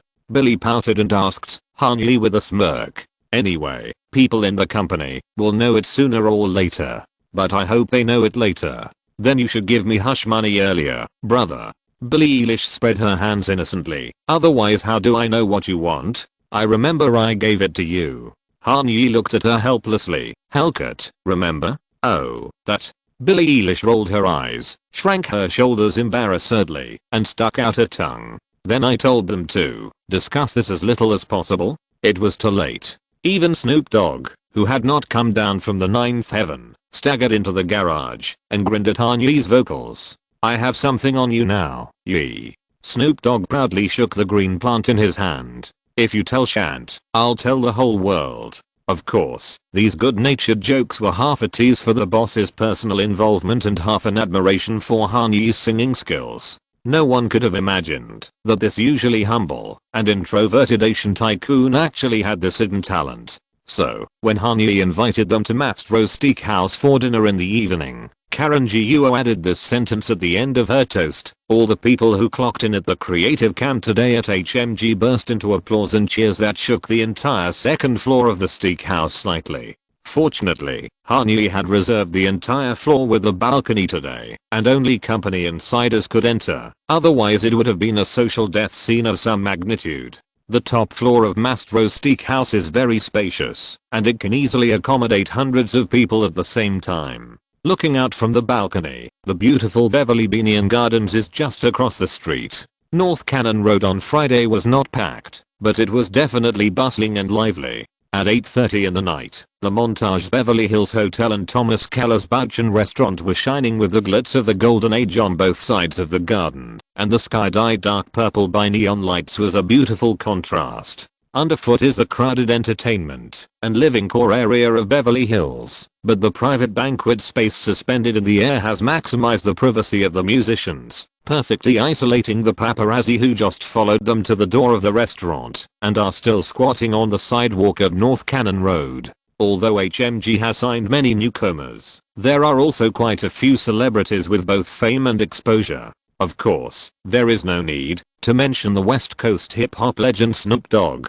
Wherever he appears in Los Angeles, his 6'4" height will attract flash bombing. In addition to Snoop Dogg, today's Mastro's Steakhouse also includes Holch, who just made a big splash at the Coachella Music Festival and the Met Gala, Mingles, whose dabbing has made teenagers all over the world imitate an on-mainstream pose, 21 Savage, who has officially announced that he will represent this year's freshman class on the cover of XXL magazine, and Post Malone, who made his debut in Kanye West's The Life of Pablo and is touring around the world with Justin Bieber. Of course, there is also Madison Beer, who has not released a single since signing, but has more than 4 million Instagram followers. They are not the kind of superstars that are worth the Los Angeles paparazzi chasing thousands of miles, but if you meet them on the street, especially in groups like this, entering and leaving public places, they will instantly attract a large number of freelance photographers who are already wandering around West Hollywood all day.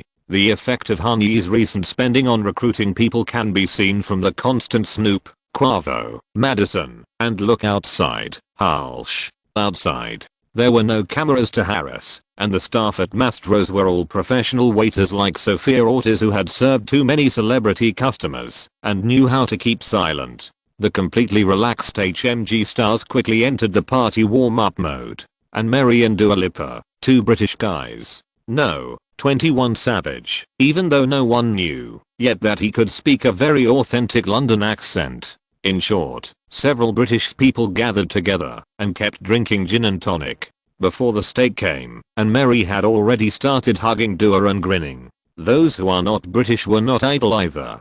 Taking advantage of the fact that no one was around, Billie Eilish took a glass of craft beer from her brother and held it tightly. Of course, this does not mean that Phineas is a good citizen who drinks legally. At the age of 19, He still has 2 years to drink alcohol without breaking the law. What is even more hilarious is that Billie Eilish has heard from Han Yi that Yoojin can drink a lot, and she insisted on binge drinking with her. The Korean girl was pestered by her first signed artist, so she made an agreement with her that Jo Yoojin would drink tequila and Billie Eilish would drink beer, with the same size of 1 cup, and they would start with half a dozen. After 6 cups, Jo Yoojin, the outstanding inheritor of Korean drinking culture, did not change her expression, but Billie Eilish, who was only drinking for the 2nd time, had already put her chin on the table and her eyes were empty, wandering in the world. As for Gao Yi and his hip-hop disciples, there is no doubt that they will play more wildly, but that is just the value of others. According to their standards, this is actually a very restrained scene. Starting with Snoop Dogg, Quavo, Offset, Tekiaf, Metro Boomin and Zaytoven each had a green plant in their hands, and Post Malone, who was a master of all 5 poisons, also had one pinned on his ear.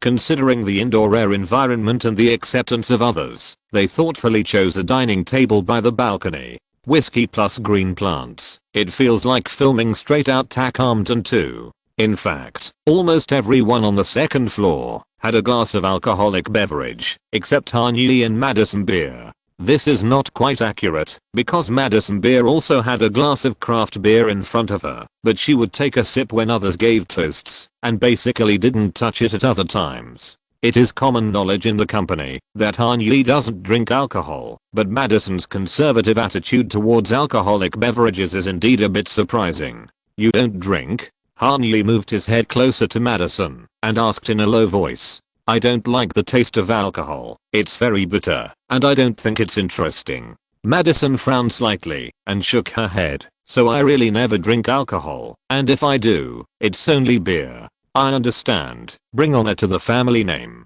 Han Yi nodded in understanding. No. The beer girl, who was not the same as the one in the picture, smiled and patted Han Yi's upper arm. It's not because of my name, it's true. I can't drink those hard drinks, but Mexican beer is acceptable. Corona or something like that? Yes, Corona Light. I don't buy your statement, not at all. Han Yi stared at Madison for a few seconds, curled his lips, and said firmly, why? Madison looked at him in surprise. Yi, do you want to say a few words? 2 people who didn't drink alcohol talked about jokes, as if they had just finished 2 bottles of Grey Goose, which was confusing. This was the radio chat method that Han Yi and Madison were accustomed to. However, the dinner party was not WhatsApp, nor was it a safe environment where you could send emoticons to each other at will without being disturbed. Karen Guo, who was sitting next to Han Yi, leaned over and whispered, "You're the last one tonight." "No problem." Han Yi cleared his throat and stood up, while Karen Guo cooperated very well and picked up a spoon and knocked on the rim of the wine glass. The crisp sound attracted nearby team members and artists to gather together, and those who were sitting a little further away or talking quietly on the balcony also noticed the movement of the crowd and walked into the room. About 2 or 3 minutes later, when Han Yi was surrounded by people, Madison Beal and Zhao Yaozhen were on his left and right. Karen Guo spoke slowly. "Ladies and gentlemen, please join me in warmly welcoming our inspiring leader, the visionary behind Han Music Group, and the core that connects us closely, the incomparable Mr. Han Yi. Let us feel his sincere toast tonight together." "What?" Karen Guo looked at the people around him who wanted to laugh, but didn't dare to laugh, rolled her eyes, and raised her middle finger to everyone. "Okay, fuck you all." I tried to be polite. Amid the laughter of the crowd, Han Yi applauded and walked to Karen Guo. "I think everyone likes this version of you more, Karen." "Yes, that's right." Horsey raised his glass. "The dirty Karen is the best Karen." "Fuck you, Ashley. And I love you too." This is the harmonious atmosphere we dream of at HMG. Han Yi raised his eyebrows and joked. When the laughter almost subsided, he raised his coke, put one hand in his pocket, and slowly scanned the room. "Ladies and gentlemen, dear colleagues and artists, I'm honored to have you all gathered at the table, share delicious food, and toast to our success as a growing family. HMG may have originated from one person's dream, but tonight, we celebrate our collective vision and achievements together." Every time Han Yi spoke, his voice was not too loud, and it was not even bright. It was just the most oriental temperament, as gentle as jade, humble and polite. But such a warm tone of voice can always calm the scene. What lies before us is a delicious steak with a fragrant aroma.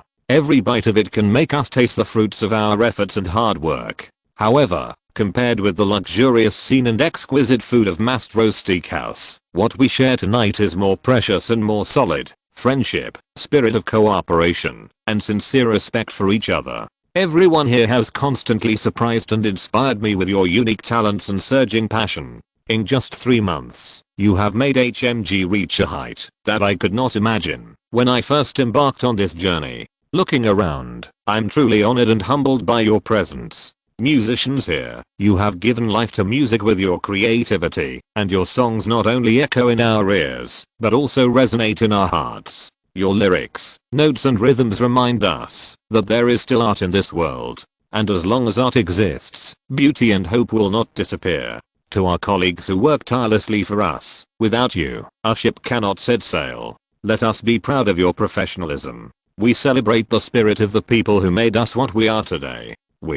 His talent for appeal, empathy, and incitement is comparable to that of James Baldwin or Mr. Rogers, and even reminds people of the fat prime minister on the other side of the Atlantic who led Britain out of the shadow of war. There are never any exaggerated body movements, and the tone is always elegant and humble, but he can always soothe the most impetuous hearts, calm them down, and resonate with his surging heart. Great leaders need to have more than just money and power, and are not limited to the exchange of interests and petty intrigues under the table. A true leader must be a beacon built by words and actions, standing at the peak of his career, and pointing the way for his followers. Although he is still young, and still needs to be honed, Zhao Yaozhen believes that the man he has identified will one day become a titan that competitors of this era can hardly match. Looking around the room, this is also the common idea of all those who choose to put the name HMG before their career achievements. Especially Madison Beer. She stood with her hands folded and drooping,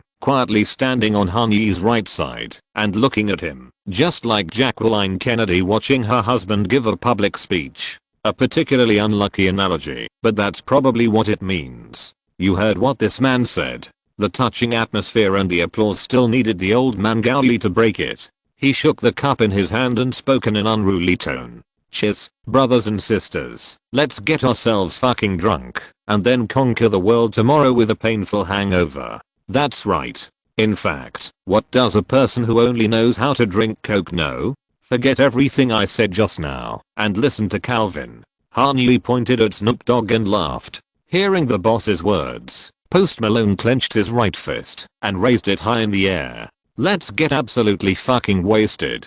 The warm party atmosphere made everyone except Han Yi and Madison have a splitting headache the next day, but this did not affect HMG's rapid progress at all. After deepening the emotional bond, the musicians in the creative camp performed more actively.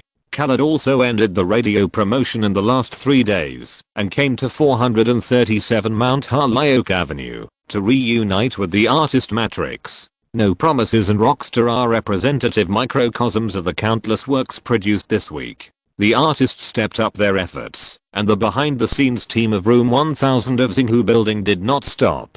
Even if everyone held a glass of iced American coffee against their temples to ease the hangover symptoms, the team led by Karen Guo, Adrian Nunes and Victoria White Mason did not stop on all fronts. The most intuitive result, of course, is more and more charts and higher rankings. HMG's single number 001, Ocean Eyes, ranked 57th on the Billboard chart this week, jumping up 18 places. The rise in the national radio play ranking was even more exaggerated, from 68th to 24th, with 1.052 million weekly plays on Spotify, and 679,000 weekly plays on Apple Music. Why did Ocean Eyes, which has already been promoted to the highest level of its style, suddenly increase in data? Of course, it is because of the help of Apple Music. To be more precise, it was the Apple Music Up Next project that secured Billie Eilish the opportunity to perform on Jimmy Kimmel Live.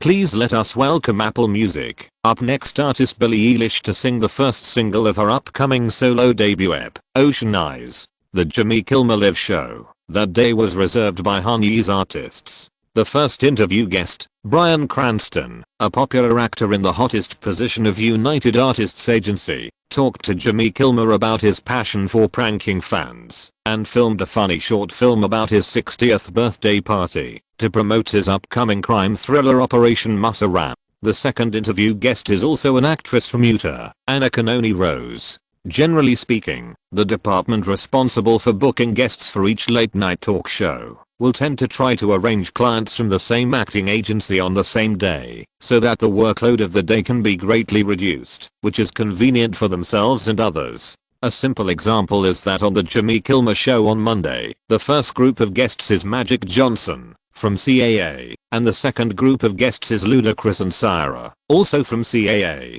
The music guest, Ariana Grande, signed to the acting agency, CAA. Many times, the formation of so-called routines is so simple. Most of the time, there is only one reason, because it is easier to do so. The same situation happened on June 1st. After Bryan Cranston and Anna Canoni Rose from Utah left the show, the third Utah client, musical guest Billie Eilish, made her television debut. The entertainment industry in the 2010s was infinitely inclusive, or influenced by political correctness. Everyone, every company, and every brand had to put on the cloak of inclusiveness. In theory, any race, gender, or cultural background should not be discriminated against in Hollywood. But in the scope of political correctness, there is no such thing as popularity. In other words, if you are a newcomer like Billie Eilish who has just released a single and entered the program list through Apple Music's platform promotion project, you can strongly feel the strict hierarchy of the music industry from behind the scenes to the front of the stage.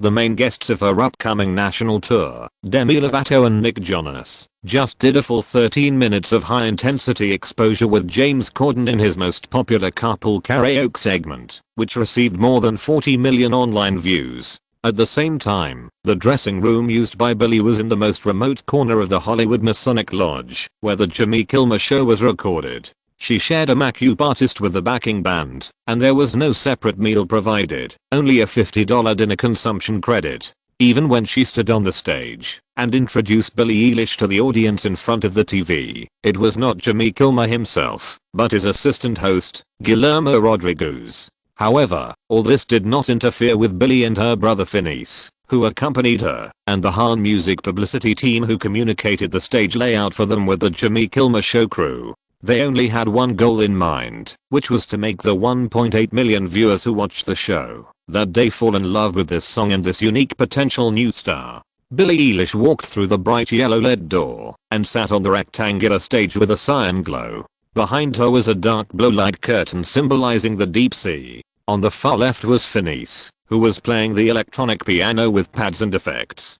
Billie's outfit on the show is not only a reflection of her personal aesthetics, but also the crystallization of the team's overall wisdom. Yellow is Billie's favorite color, and except for the black X on her chest and left pocket, the windbreaker she wore was all golden. In addition, her long silver hair with a little light purple sheen, which was dyed for the Apple Music. Up next, promotional photos and the Belly MV, and the pair of exaggeratedly large edge sneakers on her feet, all made this outfit extremely personal and unforgettable. This is exactly the effect that Billie Eilish and the HMG team want. Zhao Yaozhen loves the power of music in a single dimension, but the modern pop music industry is not just sound art, but also visual art. The popularity of the Billie Eilish brand in later generations is closely related to the visual efforts made by her and the team behind the scenes. I shuttle through this increasingly blind world. I can't stop myself from missing your diamond heart. A cautious creature, shoulder to shoulder with time, he only left her with the diamond heart and the eyes of the ocean. Billie Eilish sat cross-legged on the stage, singing softly and devotedly, without any tension or stiffness. Ocean Eyes was originally a single tailored for her by her and Phineas. The melody line is completely in her comfort zone, and the chorus part has a lot of harmony, which is basically equivalent to a half-open microphone state. Therefore, even if it is her first time on TV, Billie Eilish's performance is not much different from that of professional singers who have been immersed in the circle for many years. The voice may not be amazing, but this innate aura of dominating the stage is a talent that cannot be learned in many classes. With her flexible stage performance, poetic lyrics that transcend her age, and the already outstanding vocal melody of Ocean Eyes, Hanyi and Zhao Yuzhen, who were present at the recording site, have already outlined the response the show will get after it is broadcast. She has a very bright future waiting for her. As the last note fell, the scene was immediately drowned out by the audience's screams and applause. Amid the noise, Yuzhen turned her head and looked at Hanyi and spoke seriously. Yes. Hanyi smiled and nodded. Like you wouldn't believe. Chapter 144, Stormy Advance, Part 2. Going on one of the most popular late night talk shows in the entire country, performing in front of 1.8 million viewers, as impeccable a performance as a 14-year-old girl can. This achievement in itself was remarkable, but it also had an aftermath that surprised Billy and Phineas even more. Since Shazam was launched in 2002, people have been using the service to help them identify unfamiliar songs on TV shows. By 2016, many cable TV service providers in the United States, and even smart TV manufacturers themselves, had built-in Shazam apps. In addition, nearly 92 million mobile phone users in the country had downloaded the Shazam mobile app from their Apple or Android stores.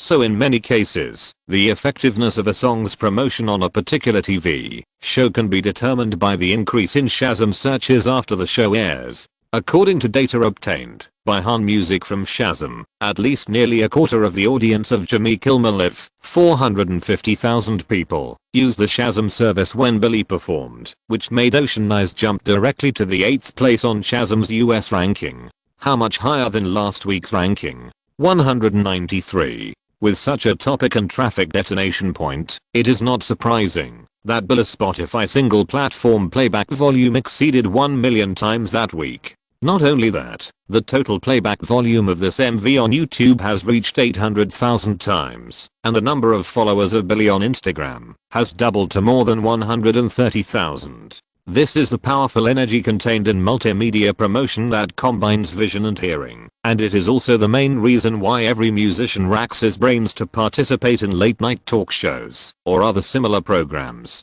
This is the best way to reach light music users besides radio. In fact, Jimmy Kimmel Live can only be regarded as the second echelon of music promotion in the field of television.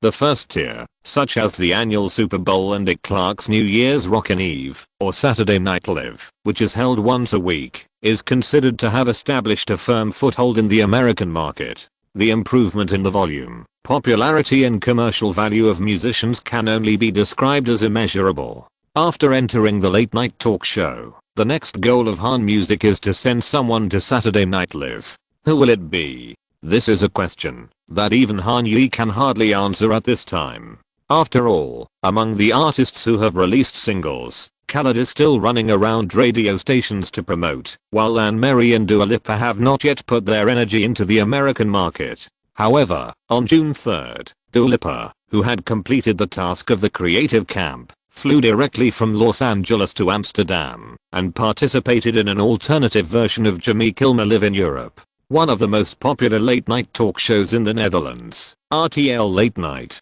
This show, hosted by Chen Yejian, a Dutch celebrity of Surinamese descent with Chinese ancestry, is broadcast on RTL4, the most popular commercial TV station in the Netherlands. Every Friday night, this TV station can attract nearly 2 million viewers in the Netherlands, which has a population of only 17 million. Because every Friday night, The Voice of Holland is broadcast, the originator of the world's best voices. After The Voice of Holland, Chen Yejian's RTL Late Night show can still retain about 150,000 to 300,000 viewers, which is already a very remarkable data in the Netherlands. The average audience is only 1/10 of its American counterparts, and RTL4's commercial income cannot be compared with ABC, which has Disney's Silver Bullet. Therefore, Dua Lipa's performance environment is much simpler than Billie Eilish's. A keyboardist, a drummer, and a synthesizer player, with an outdated LCD screen hanging on the left to play the MV, and a blue-green light sign with the words Dua Lipa on the right, which looks particularly tacky.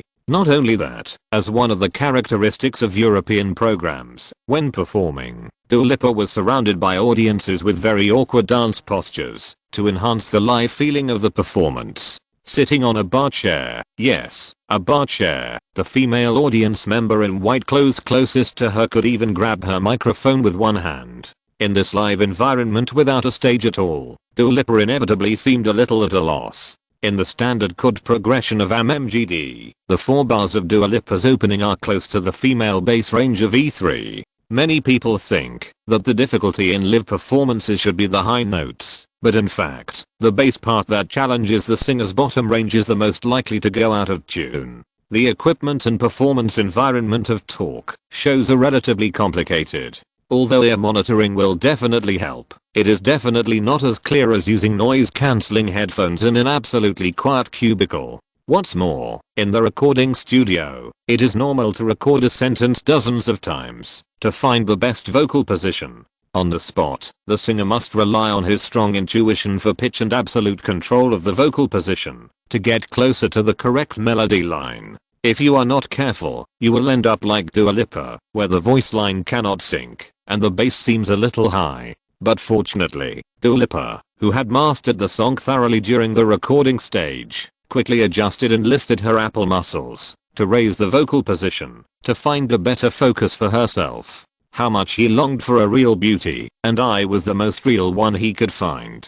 When my hand gently brushed across his neck, the emotions that were originally buried in my heart were awakened again. Using 100% chest voice is a taboo and nightmare for many professional singers, because whether you believe it or not, many pop stars standing on the stage actually do not have good vocal conditions, and can even be said to be quite bad. Speaking directly from the heart is the best way to expose their shortcomings. This is why many singers add breathy voices that far exceed the normal proportion in the bass area. However, Dua Lipa has no such concerns at all. Even though she is not yet 21 years old, Dua's voice is not like her peers, and it is still in the budding stage. In fact, since her first solo single New Love, Dua Lipa's voice has been a fully blooming flower. Unlike most of the famous female stars in the pop music industry, her voice is not like that of a cute girl representing youth and tenderness, but more like that of a mature woman who is generous, brave, confident and determined.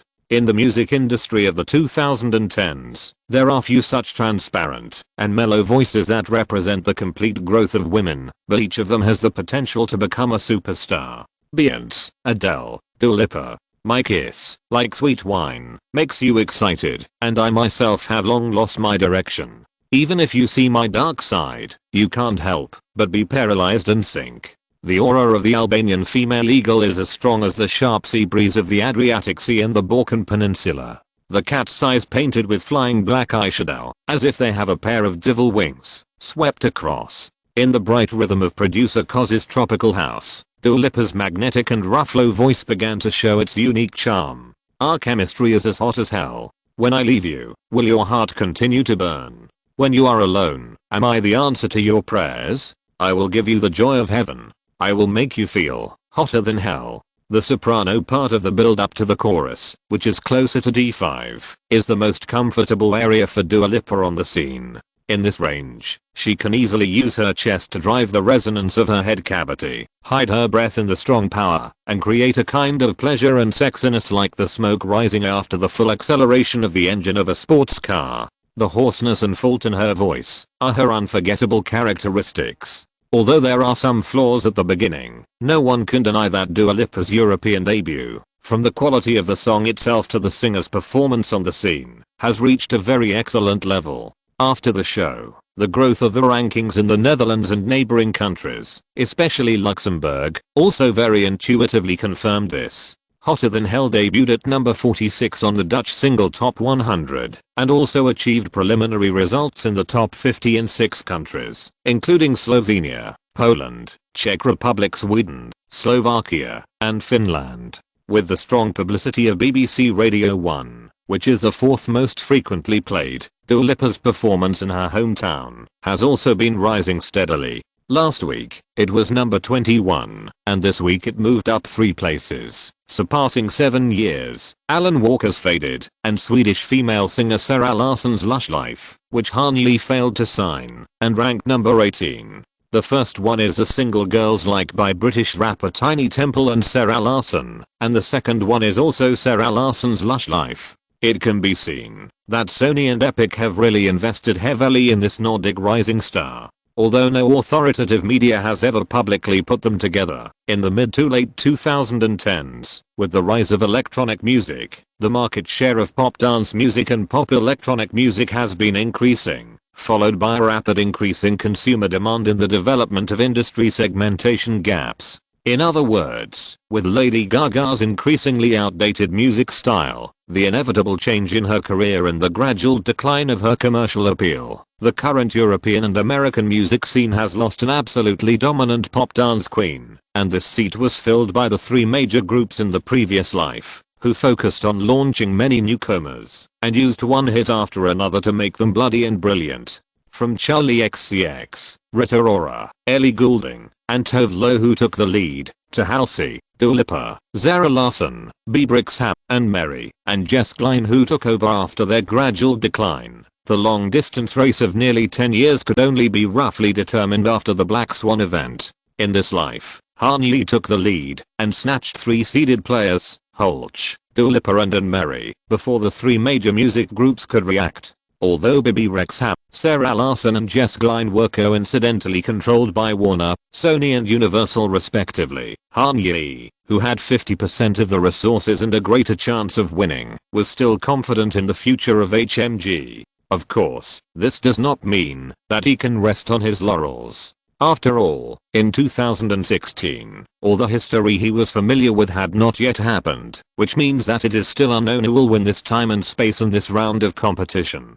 He must be 120% alert and invest several times more time, energy, and resources than the three major music groups to see the dawn of victory. You know, the competition without Han-Yi was an internal friendly match between the industry's rulers. The three major music groups are connected by broken bones, and the middle and senior management of each other are jumping around without any scruples. Especially after EMI was exploited by Sony and Universal in 2012, the relationship between them became even closer. Today I win, tomorrow you are the banker. Rather than saying that Universal, Sony and Warner are three competing interest groups, it is better to say that they are subsidiaries split from the same industry trust. With 72% of the global market share, the three players sit in a row and eat fruit, enjoying themselves.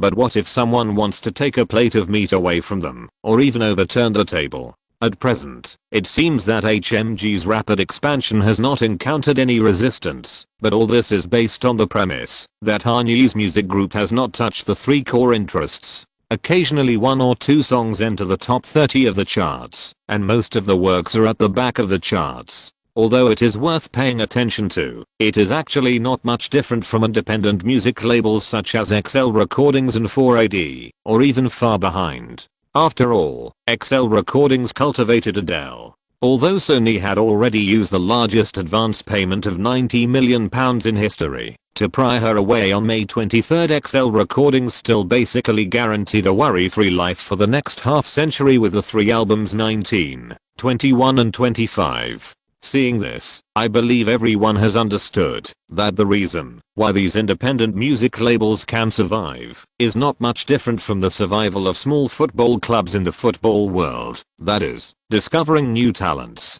cultivating them with all their strength, transferring benefits, and being content with the status quo. They don't even look at the 70% big cake and concentrate on finding their own piece of land in the 30%. If the luck comes, and a newcomer of Adele's level is made popular, then they will seize the time to make money, and when the contract comes, they will respectfully hand over the cash cow to the three majors and happily eat their old capital, or simply use this achievement to be directly acquired as a whole, and incorporated into the trust system. The former is XL Recordings, and the latter is Spin-In Records, which is currently negotiating an acquisition with Warner. There are subtle differences in the survival logic between the two, but they have the same goal. But Han-Yi's HMG is fundamentally different from these affiliates. He is not the kind of small businessman who will be scared by £90 million.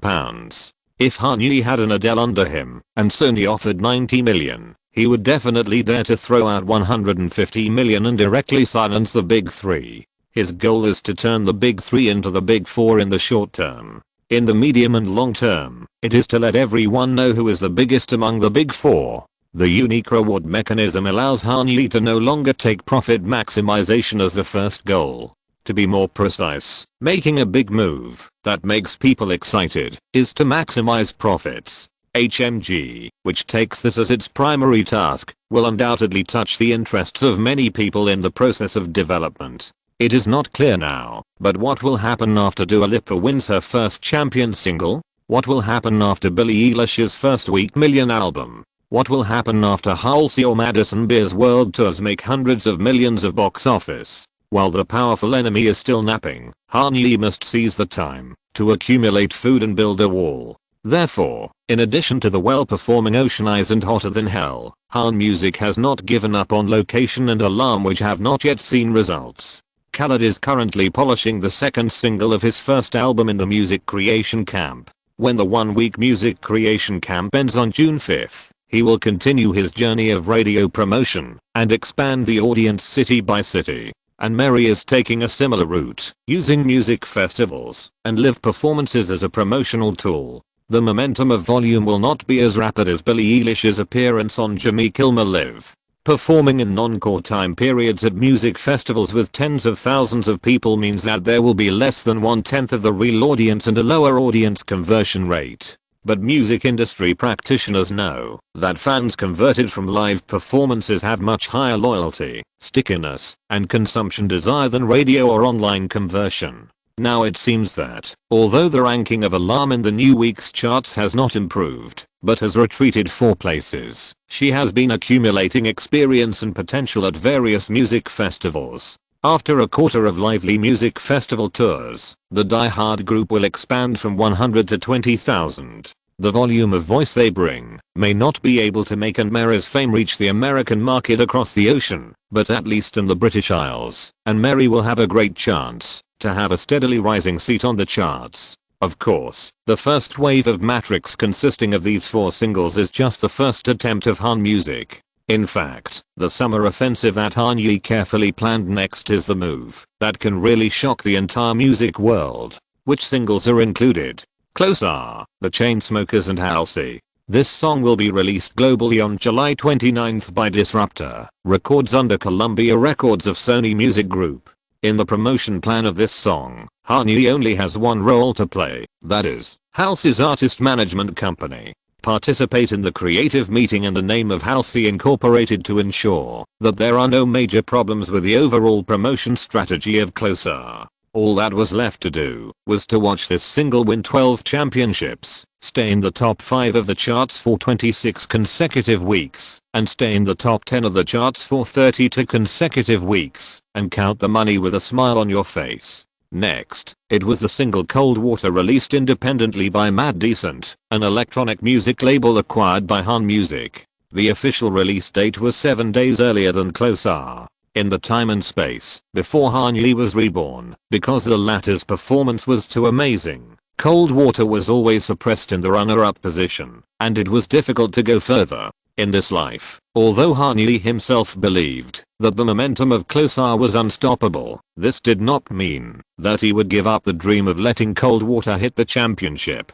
Because a very critical point is that although Closer was released at the end of July, it would not really top the singles chart until the first week of September. Maybe Closer after its rise would make it difficult for Cold Water to catch up, but before that, there was still more than a month for Diplo, Justin Bieber and Madison Beer to hit the first place. With the momentum of Lean On, the popularity of Justin Bieber, the full cooperation of Scooter Braun's SB Project's publicity team, and his fierce Silver Bullet offensive, can he get an honor that changes history before the end of summer? It's worth looking forward to. Also worth looking forward to is No Promises jointly presented by Cheat Codes, Love and Madison Beer, which is tentatively scheduled to be released by Han Music at the end of September 2016. Unlike in the past, this time Han-Yi insisted on putting Love's name on the feature list as a producer/composer. If No Promises can achieve outstanding performance in business, HMG Music will directly move the release date of Love's next single forward to mid-February 2017, and use a romantic love song I Like Me Better to occupy the Valentine's Day schedule of major streaming platforms.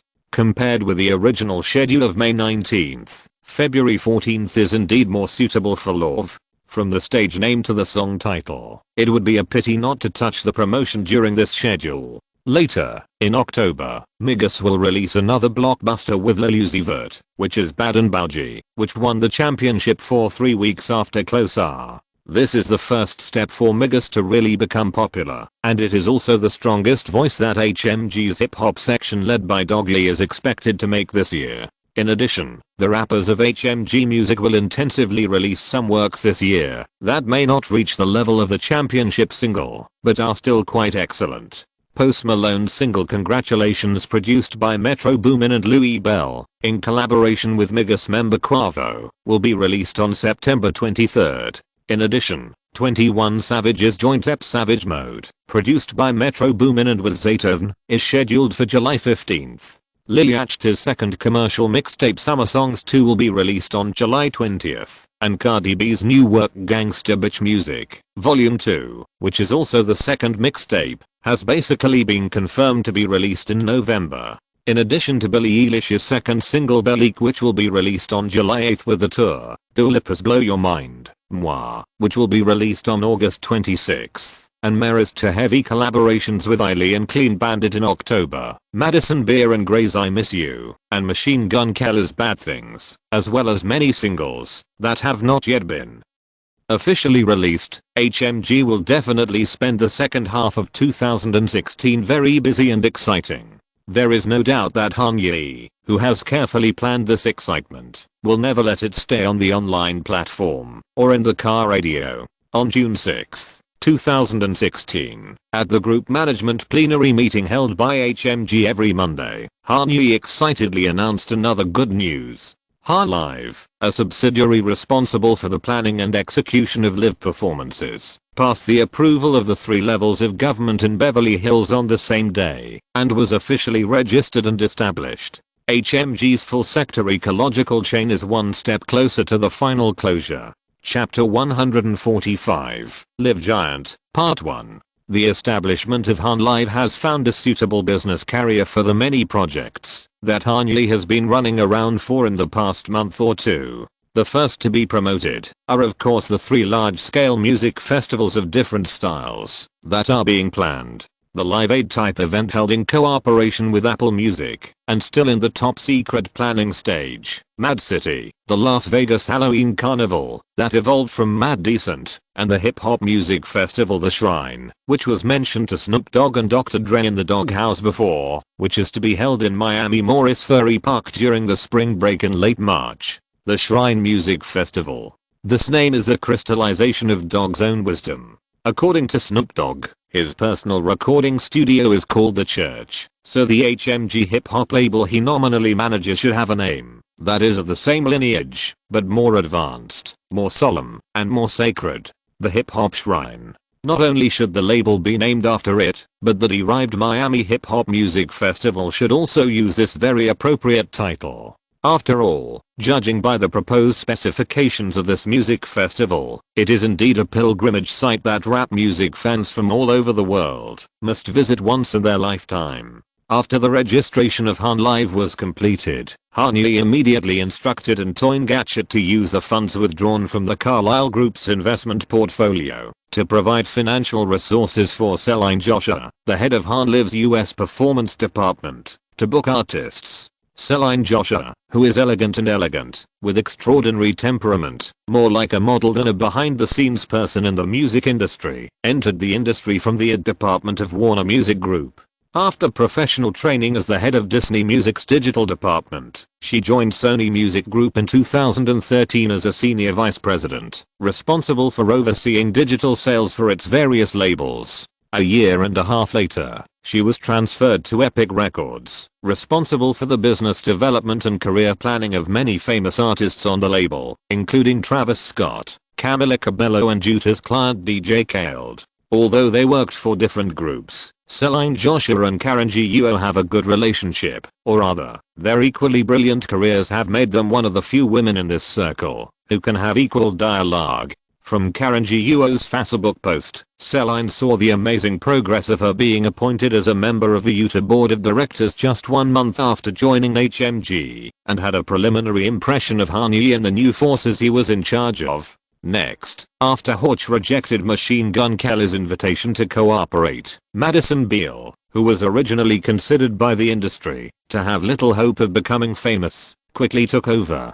After Karen Guo's careful operation, she snatched the feature of Bad Things from Camila Cabello, which made Celine look at her with new eyes. Of course, the most important thing is that HMG's salary is 21.3% higher than Sony, and the employment benefits are more generous. Under the influence of these three factors, Celine Joshua submitted her resume to HMG and was soon selected by Han Yi himself to serve as the senior vice president of the US performance department of Han Live. Yes, Celine has never been involved in the performance industry in her career so far, but her strength lies in developing and improving innovative business opportunities for artists through precise and accurate data analysis, which is exactly the talent that Han Live needs most now. Who to let perform, where to perform, and how large the performance is, a series of seemingly simple questions, all require a huge music performance database and an effective commercial value evaluation system to support. Celine's first task, after reporting to room 1000 of Xinghu building, was to finalize the guests for the Temple Music Festival. Needless to say, the first artist to confirm his participation was of course Gao Yi, who had reserved a wide glass partition in the northeast corner of the office, but had only come once. The friendship price of $100,000 gave the Temple Music Festival a heavyweight guest that could be used to suppress the prices of other top performances. Next, Migos at $60,000, 21 Savage at $20,000. Post Malone at $15,000, Lil Yachty at $12,500, and Cardi B at $4,000. Successively signed single performance contracts with Han Live by Utah representatives. Although it was a transfer from one hand to the other, in the business world, such necessary procedures and documents must still be retained. For Han Yi's willingness to take them to such a powerful hip-hop music festival, HMG signed rappers naturally had no other emotions except gratitude. Only Han Yi knew that he had suffered a world-class loss and got a huge bargain. On the one hand, the loss was that these 5 groups of newcomers were all his full-time artists. He knew very well that when the music festival was officially held in March 2017, their industry voice and commercial value would be at least twice the current quotations. And this is exactly where he got the advantage. After all, Han Yi's Han Live is also the organizer of the music festival. From this perspective, the opening guests he found for the Temple Music Festival may be a super cost-effective combination that no one can replicate in the next few years. Suffering a loss on his own and getting a bargain on his own. How should this account be calculated? It seems that there is no need to calculate carefully, because the expenditure of $211,500 is really a very insignificant number in the huge artist budget of the Temple Music Festival. On the third day, after Han Music's Hip Hop lineup was confirmed, all members of another app label also sent Celine the final signed version of the performance agreement through their agency. Aftermath Entertainment. WME confirmed. Kendrick Lamar, $220,000. Sitting opposite Han Yi's desk, Celine Joshua was holding a MacBook and reading emails from various agencies to her boss. In 2016, Kendrick Lamar had released his highly acclaimed Champion to Pimp a Butterfly, which received 7 Grammy nominations and won the Best Rap Album of the Year. According to Rolling Stone magazine, he may be the greatest rap star of this era. But Kung Fu Kenny, who loves Chinese culture very much, is still in his infancy. The album Damn, that made him truly a god, and won both commercial and word-of-mouth awards, was released in another year. The world-famous Humble and DNA are still in the production stage, so his current performance fee is far from as exaggerated as it will be in the future. 50 Cent, Appa, $120,000. In 2002, Eminem discovered 50 Cent and signed him to his own Shady Records, which is a sub-label of Aftermath. So if we are to rank them by seniority, 50 Cent should be Dr. Dre's apprentice. In February 2014, 50 Cent changed the channel distributor of his personal label G Unit from Jemiah Vine's Interscope to Caroline Records under Capitol Records Group. His business cooperation with Eminem and Andre has long been terminated.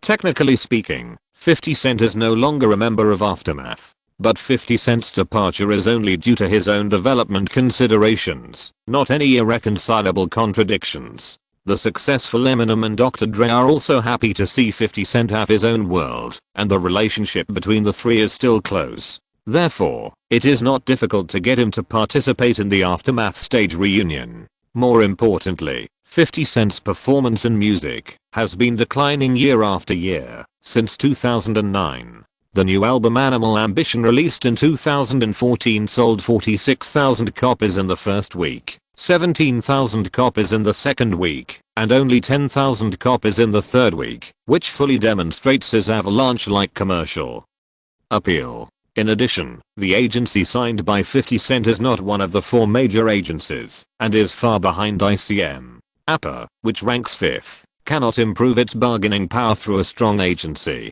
So in the end, the original asking price of $180,000 was directly cut by 1/3 and sold at $120,000. If it were not for the lasting influence of hip-hop classics such as In Da Club, this price should have been lower. The transaction price of the agreement signed by CLG, Eminem, $2.9 million.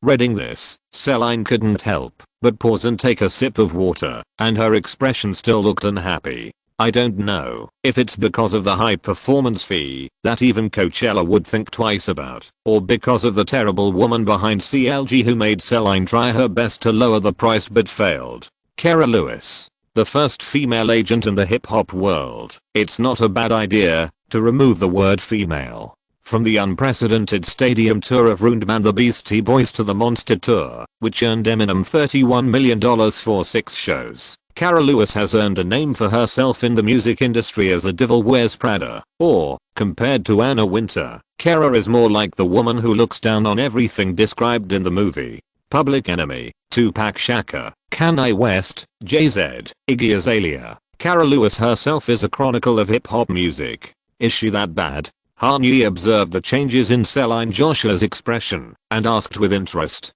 When she was at WME, her assistant didn't even dare to go to the bathroom. The junior agents who worked for her basically cried once a day when they went home, without exception.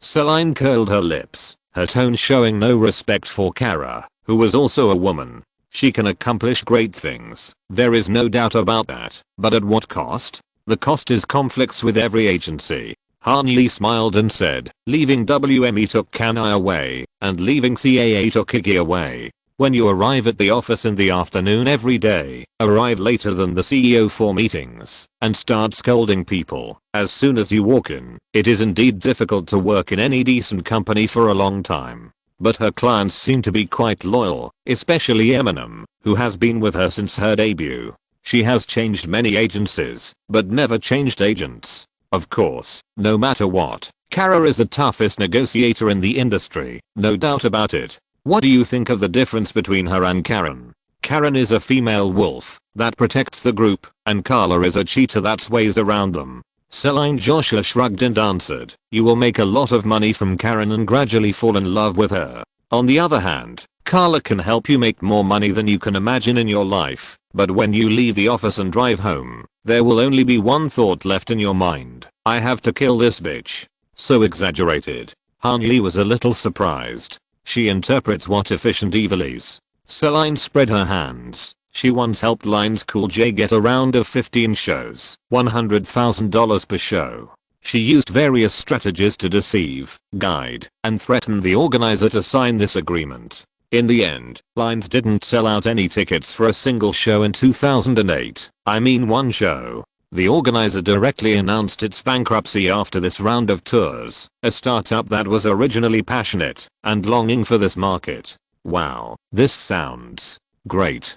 Kanye thought to himself. From the perspective of subordinates, Kara Lewis is the most terrifying nightmare of their lives. From the perspective of negotiating opponents, Kara Lewis is a swallowed demon that she never wants to encounter again. From the perspective of the management of the agency, Kara Lewis is an unstable factor that can never be controlled. But for artists, she is the savior who can revitalize their careers. For capitalists who invest in the entertainment industry, she is the gladiator with the highest winning rate in the Coliseum. Placing a heavy bet on her will rarely go wrong. Han Yi is now a capitalist. He is not a colleague who will personally go down to the arena to fight with Cara Lewis. He is a royal noble who stands above the arena and remotely views the arena, ready to wait for an opportunity to become the banker. In other words, Han Yi will never appear in front of Cara Lewis as an opponent she wants to defeat. Han Yi is Utah, an employee like WME and CAA. Since he has been through the latter two companies, why can't he make waves again at Utah? Han Yi wants to transform Utah step by step into his ideal state. What he needs most is to inject new blood into the agency. Inject a new blood with extremely destructive power that will disrupt the existing order. Only by destroying can we establish. It's really interesting. As for Cara, does she run her own agency now? I think the name CLG seems to imply that. Yes, Cara Lewis Group. Celine sneered. She has no other choice. After changing two agencies, no one dares to accept her anymore. Because every time she changes agencies, she takes important clients with her, right? Yes, although these clients originally belonged to her, it is still particularly bad negative publicity for WME and CAA who want to rush for IPO. Celine patiently revealed the unknown industry secrets to Han Yi, and every time she leaves, the aftermath will continue for a long time. First of all, her style of doing things will inexplicably attract many enemies to the agency. For example, this time CAA gave up working with her because her reputation was really bad to a certain extent. The partners couldn't do anything about the superstars in her hands, so they took it out on other agents and artists of CAA. Oh, no, Iggy Azalea was also targeted because of her. Iggy's sudden disappearance from the performance market is not without reason. Basically, she has been openly boycotted by the entire industry, just because Cara is too diva. I thought it was Iggy who was being a big shot. Bad influence. The main problem is Cara herself. Celine Joshua sighed softly. Another very important point is that Cara may not take the initiative to ask a client to leave with her, but she will definitely ensure that those artists who stay in the original company and the management team who take over will have a very difficult time in the future. I heard that Travis Scott is considering whether to return to CLG from WME, and he has only been away from Cara for 3 months. Why? Tired of the endless drama between WME and CLG. If I understand correctly, that is to say, no matter what means she uses, she can make a superstar level musician hesitate to change the management company? Han Yi outlined the important information and confirmed it again. In the music industry, people who are very weak most of the time rarely have such a strong influence as Cara Lewis. No matter where this strength comes from. You can say that. I understand. Han Yi responded in a deep voice and did not dwell on this topic anymore. Because at this moment, a firm calculation has emerged in his mind. The two most taboo things in doing things and judging people are to use other people's hands and mouths. Because the so-called facts learned from a third party will always be subjective and arbitrary. Even if the third party is kind and trustworthy, they will unconsciously project their own judgments on things and their requirements for values into the version of the story they tell. The story of a third party can only provide a profile of the character. If you want to really figure out a person's temperament and style of doing things, there is only one way, that is, to have a face-to-face communication with them without any filter. From Celine Joshua's words, Han Yi can only completely confirm one thing. Cara Lewis is indeed a tough character. And whether this tough character can be used by oneself, and how to use it for oneself is the answer that needs to be sought in person. Okay, forget Cara, let's continue. Han Yi pondered for a moment, tapping the desk lightly and regularly. Andre hasn't confirmed the offer yet. Drive Dre doesn't have an agency right now. It's all done by the business team around him. This didn't surprise anyone. After all, Dr. Dre is now business celebrity beyond the entertainment industry. Whether he needs an agency or not, or even whether he accepts acting notices, is irrelevant to him. So it will be a little slower, but don't worry, there's no problem. I've confirmed it with his legal advisor, and the rest is just a matter of procedure. Okay, then, we've almost sorted out the lineup for the first day. What about the second day? How's the progress with Young Money? Chapter 146, Live Giant, Part 2.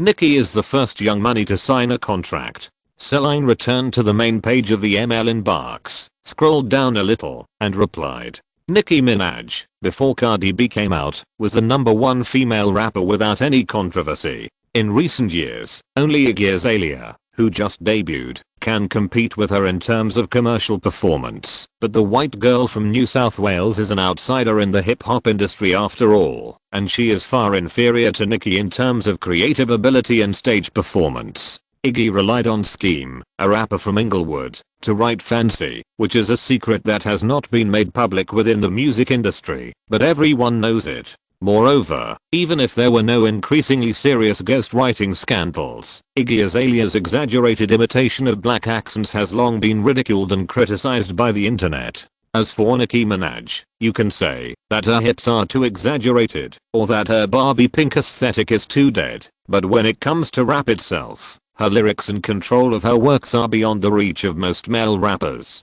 Super Bass, Starships, Bang Bang and other pop songs that have conquered the mainstream charts have made Nicki more popular than her contemporaries, and the god-level verse in Monster has proved to the world that she is not a Trinidadian bimbo with big breasts and no brains. Pull up in the Monster, automobile gangster, with a bad bitch, that came from Sri Lanka.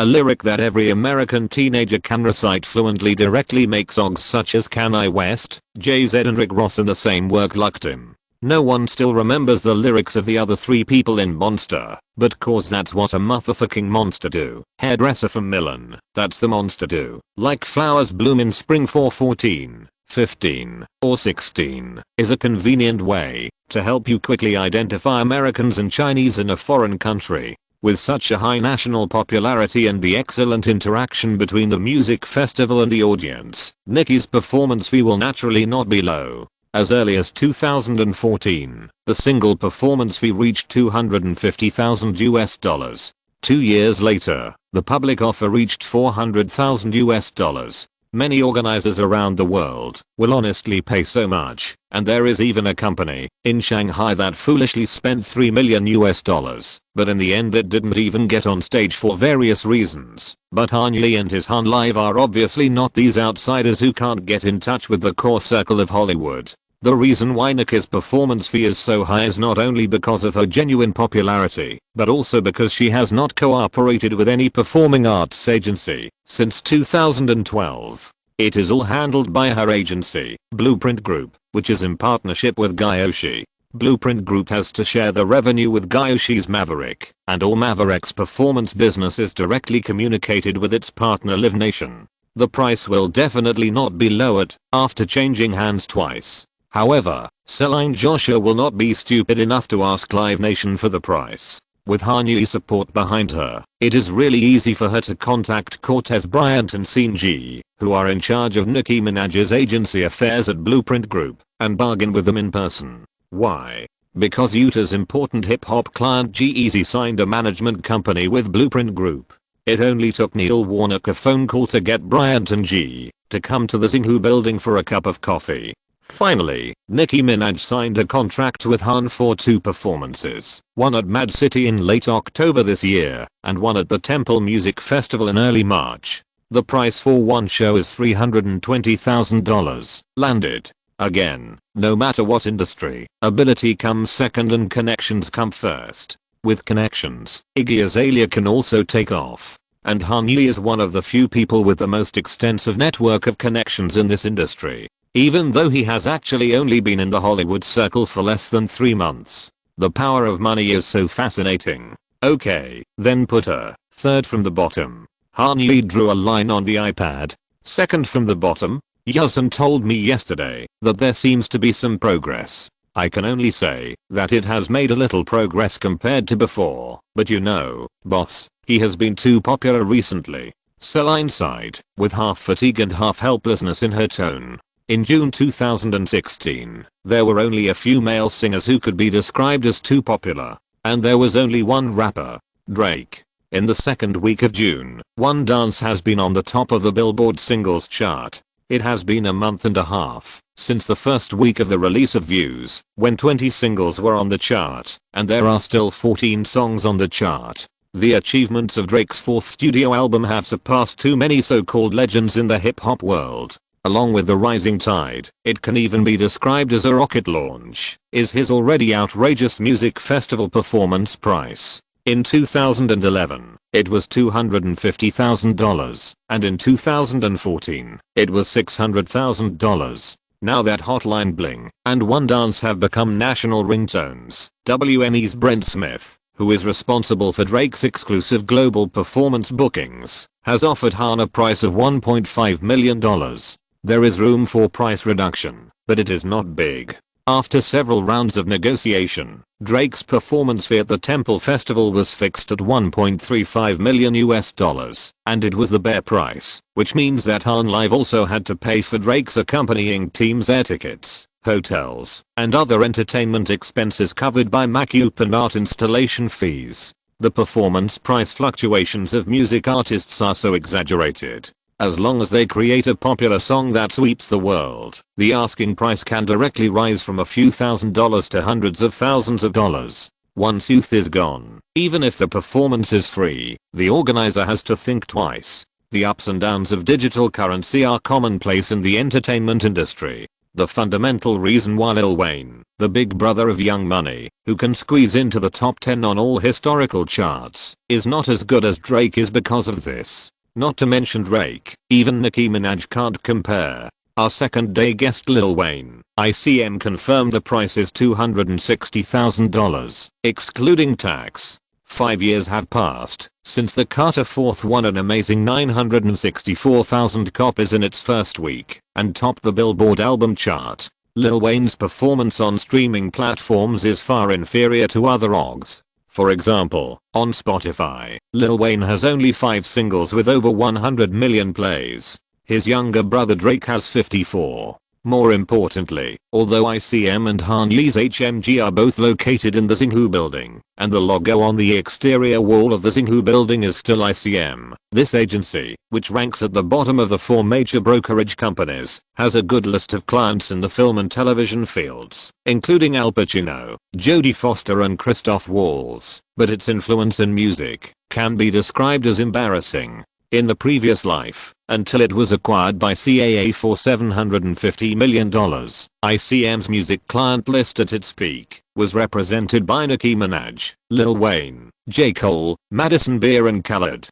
With Han Ye's disruption, ICM can't even catch Madison and Khaled, let alone attract superstars and improve bargaining power. Its own development is limited, the agency is not capable, and Han Live uses the theme of Young Money Night to put Lil Wayne in the finale position, giving this OG absolute respect. In the end, the transaction price Han Live got for the Temple Music Festival was actually 15% lower than his performance price in the nightclub. This arrangement would be absolutely impossible to replicate if it were a different name. It was precisely because Han Ye chose Young Money as a breakthrough that Drake and Nicki Minaj were willing to hand over the finale seat to the big brother. Otherwise, if it were any other ordinary music festival, their teams would have to fight for the title of headliner. After all, for musicians, the 2 most important things for a performance are the cost and the status. Let me see, 26, plus 135, plus 32,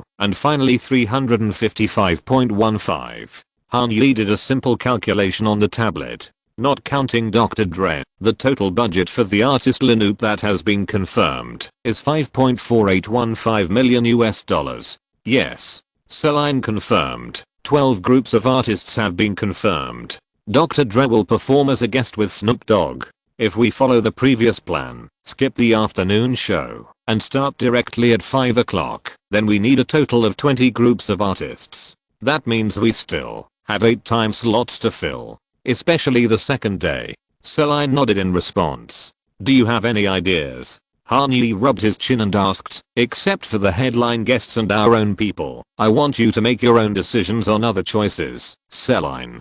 Combined with Palsta's music festival box office data and the streaming media playback situation in the past quarter, there are probably some options like this. Celine called up the Excel spreadsheet on the computer and read. 2 Chainz, Ty Dolla $, IGN, Lil Uzi Vert, Kodak Black, Playboy Carti, Rob Banker, plus XXXTentacion and Fat Nick should be able to meet most of the needs of the target audience. It sounds good. Let's follow this list and make changes if the schedule and price are not suitable. Han Yi licked his lips, stared at the to-do list of the Temple Music Festival on the iPad screen, and shifted his gaze to the next row. The total cost of the venue is $2.75 million?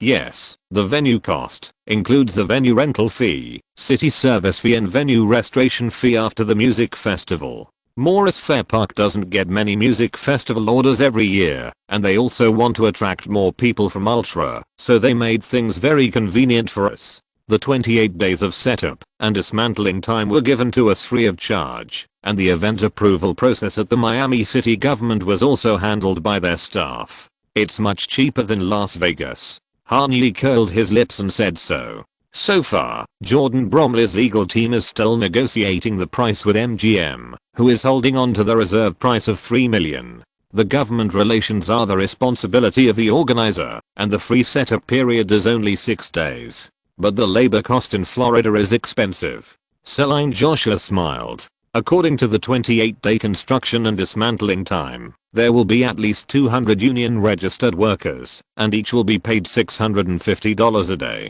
$650? Yes, the union requires that wages, insurance, meals, and transportation be included. If it is really planned and built according to the 28-day time, it will be almost $5 million. It shouldn't take 28 days. Han Yi shook his head and denied it. The stage of the hip hop music festival is simple to begin with. We won't do any exaggerated special effects and art installations this time. Even if we count it as full, 2 weeks should be no problem, right? I can understand that Ultra Next Door took 28 days. After all, it is an EDM music festival.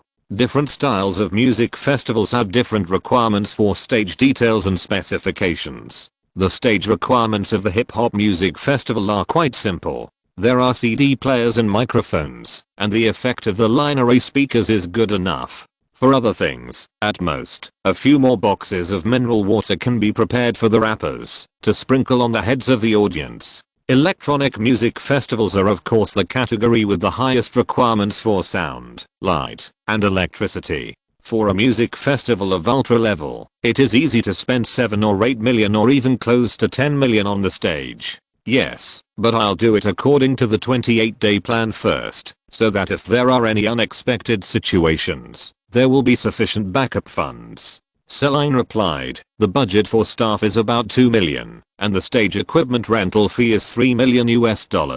There are many superstars participating this time, including fire and death insurance. I estimate that the insurance cost may be $2 to $2.5 million US. Medical, security, mobile toilets, add another $1 million US. Including the remaining artist expenses, that is, a total budget of about $20 million US.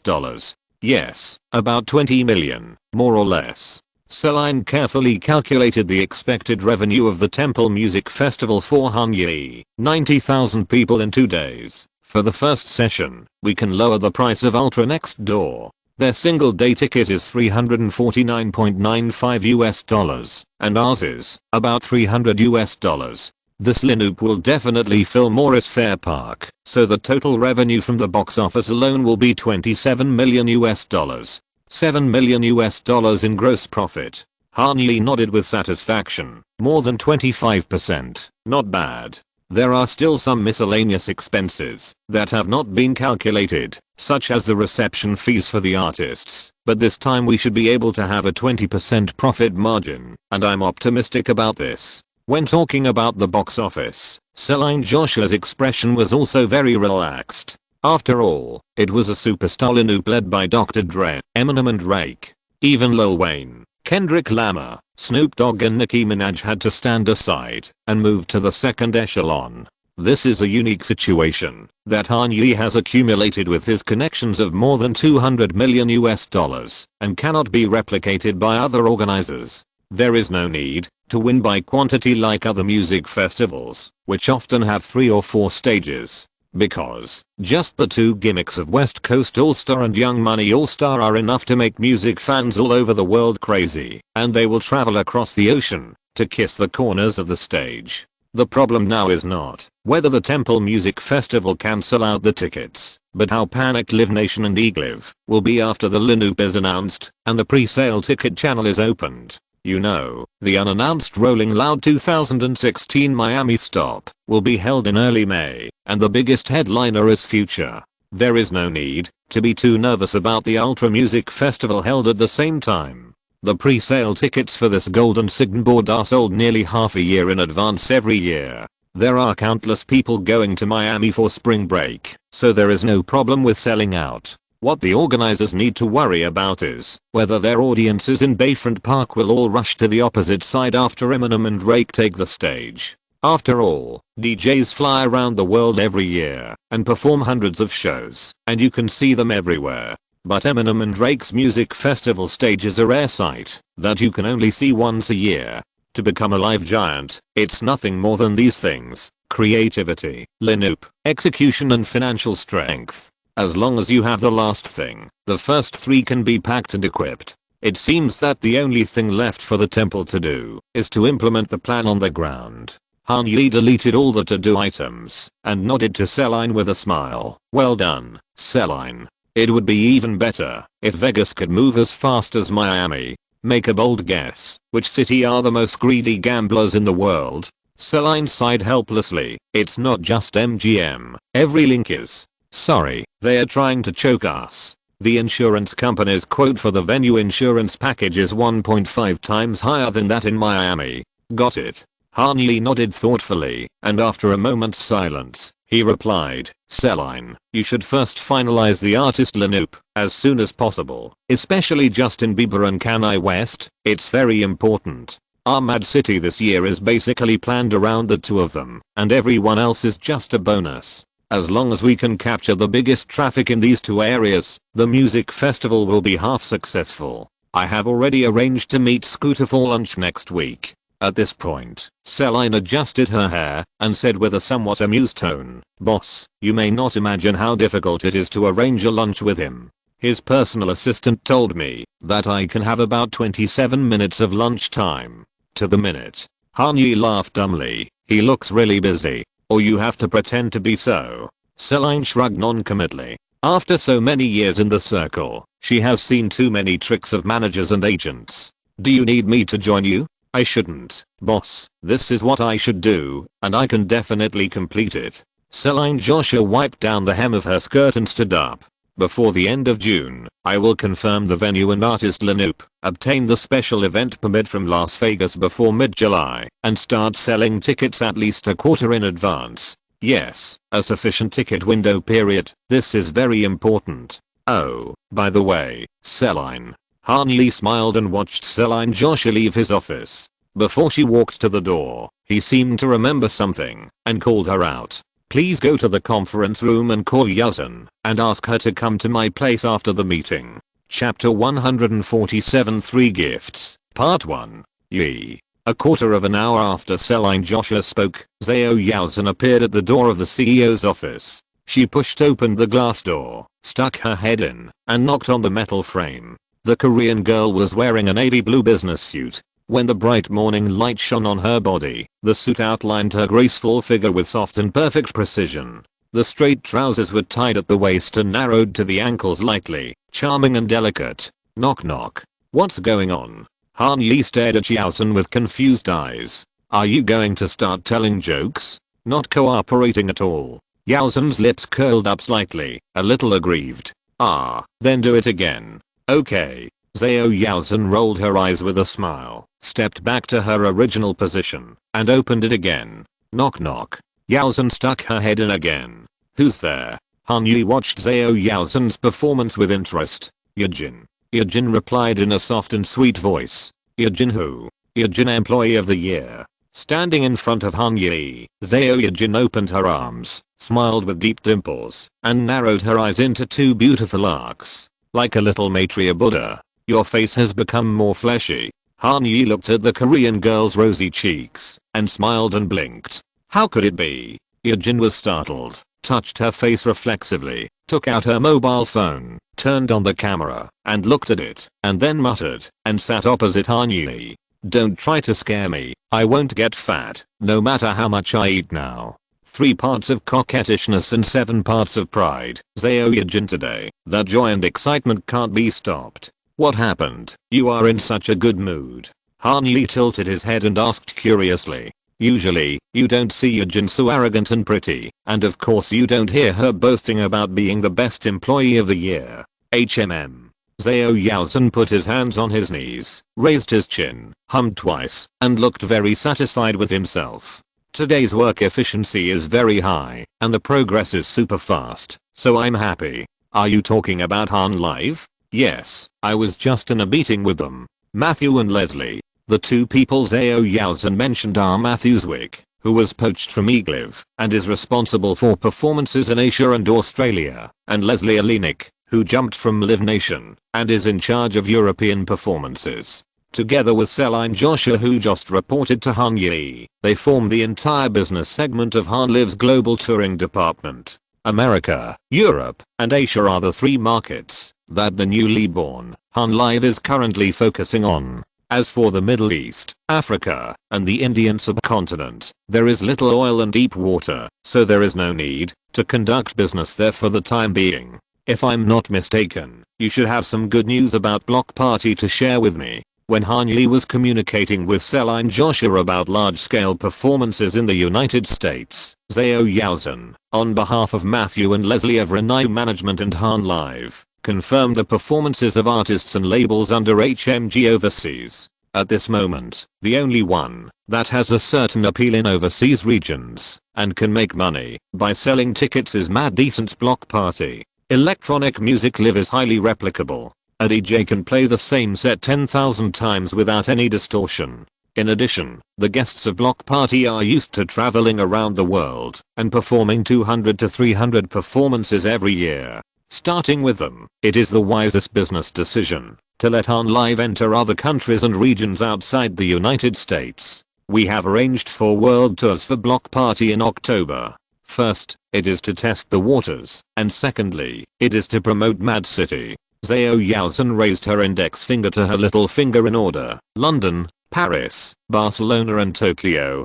Don't have too few people. Han Yi reminded, it's not easy to go there once. Try to have more than 3,000 people, so that we can expand the number of shows next year. Matthew and Leslie have considered this. In London, we booked the Printworks opposite Canary Wharf. The theoretical capacity is 6,000 people, but generally speaking, 5,000 people is the limit. In Paris, we invited DJ Snake, Malar, Chami, and Mercer's Pardon My French team to perform together. The ticket sales should be more optimistic, so we chose the Zenith in the 19th arrondissement, Paris. However, we are not very familiar with Barcelona, and there are no suitable Spanish DJs to perform with us. So we chose the Greek theatre next to Montjuic Castle, which can accommodate 1,900 people. Tokyo is a little smaller, because Shibuya Woon nightclub is interested in cooperating with us. We are discussing the specific model with them, whether it is a direct buyout or a profit sharing. How big is Woom? About 1,000 people. Zhao Yaozhen thought for a while and replied, we just discussed it. If the box office is good, we can split the Lanoop and do it in 2 days, which will also be 2,000 people. For the first time in Asia, this scale is also good. Han Yi nodded in agreement, pondered for a moment, and expressed his opinion. The electronic music scene in Japan is not as prosperous as in Europe, but it's not bad. And, hey, why not do one in Seoul, and Melbourne, Sydney, or Bangkok? Since we are going to Asia, it would be a pity to do one city. Go to as many places as possible to share the travel costs. That's what I think. Zhao Yaozhen smiled and replied, no, however, let's see how Tokyo wants to cooperate. If they buy out directly, then Seoul will be included. If it's a profit sharing, then we'll wait for the pre-sale situation after the ticket sales. Okay, when? Are you talking about the ticket sales or the performances? Performances. Han Yi added, tentative time. Barcelona October 20th, London October 21st, Paris October 22nd, Thursday, Friday, Saturday, just in time to put 2 performances with more than 5,000 people in the prime time. Tokyo is around November 4th. October 20th. Then it's during the ad, right? Yes. Ad is from October 19th to October 23rd. We will land in Amsterdam on the 19th and return to Los Angeles from Amsterdam on the 23rd, which will be just in time for us to participate in the first and last 2 days of ad. If there is anything you need to discuss, just schedule it for these 2 days. Amsterdam, Barcelona, London, Paris, a mini tour of Europe. Han Yi grinned and lowered his voice mischievously. If I'm not mistaken, you should have looked up food guides for a long time and found all the restaurants you want to eat. No. Zhao Yaozhen waved her hand, looking as if it was a matter of course. You come and find it. I'll be responsible for the food. Okay, I'll see which McDonald's in Paris is the best. Seeing Yaozhen's arrogant look, Han Yi couldn't help laughing out loud. Pigeon, mademoiselle. This is almost all of Han Yi's French vocabulary. The first word is shared by both English and French. Pourquoi valez-vous manger des pigeons? Je pense que vous préférez les casses de grenouille. Zhao Yaozhen tilted his head, and his Parisian accent came out at an incredibly fast speed, swallowing words and sounds.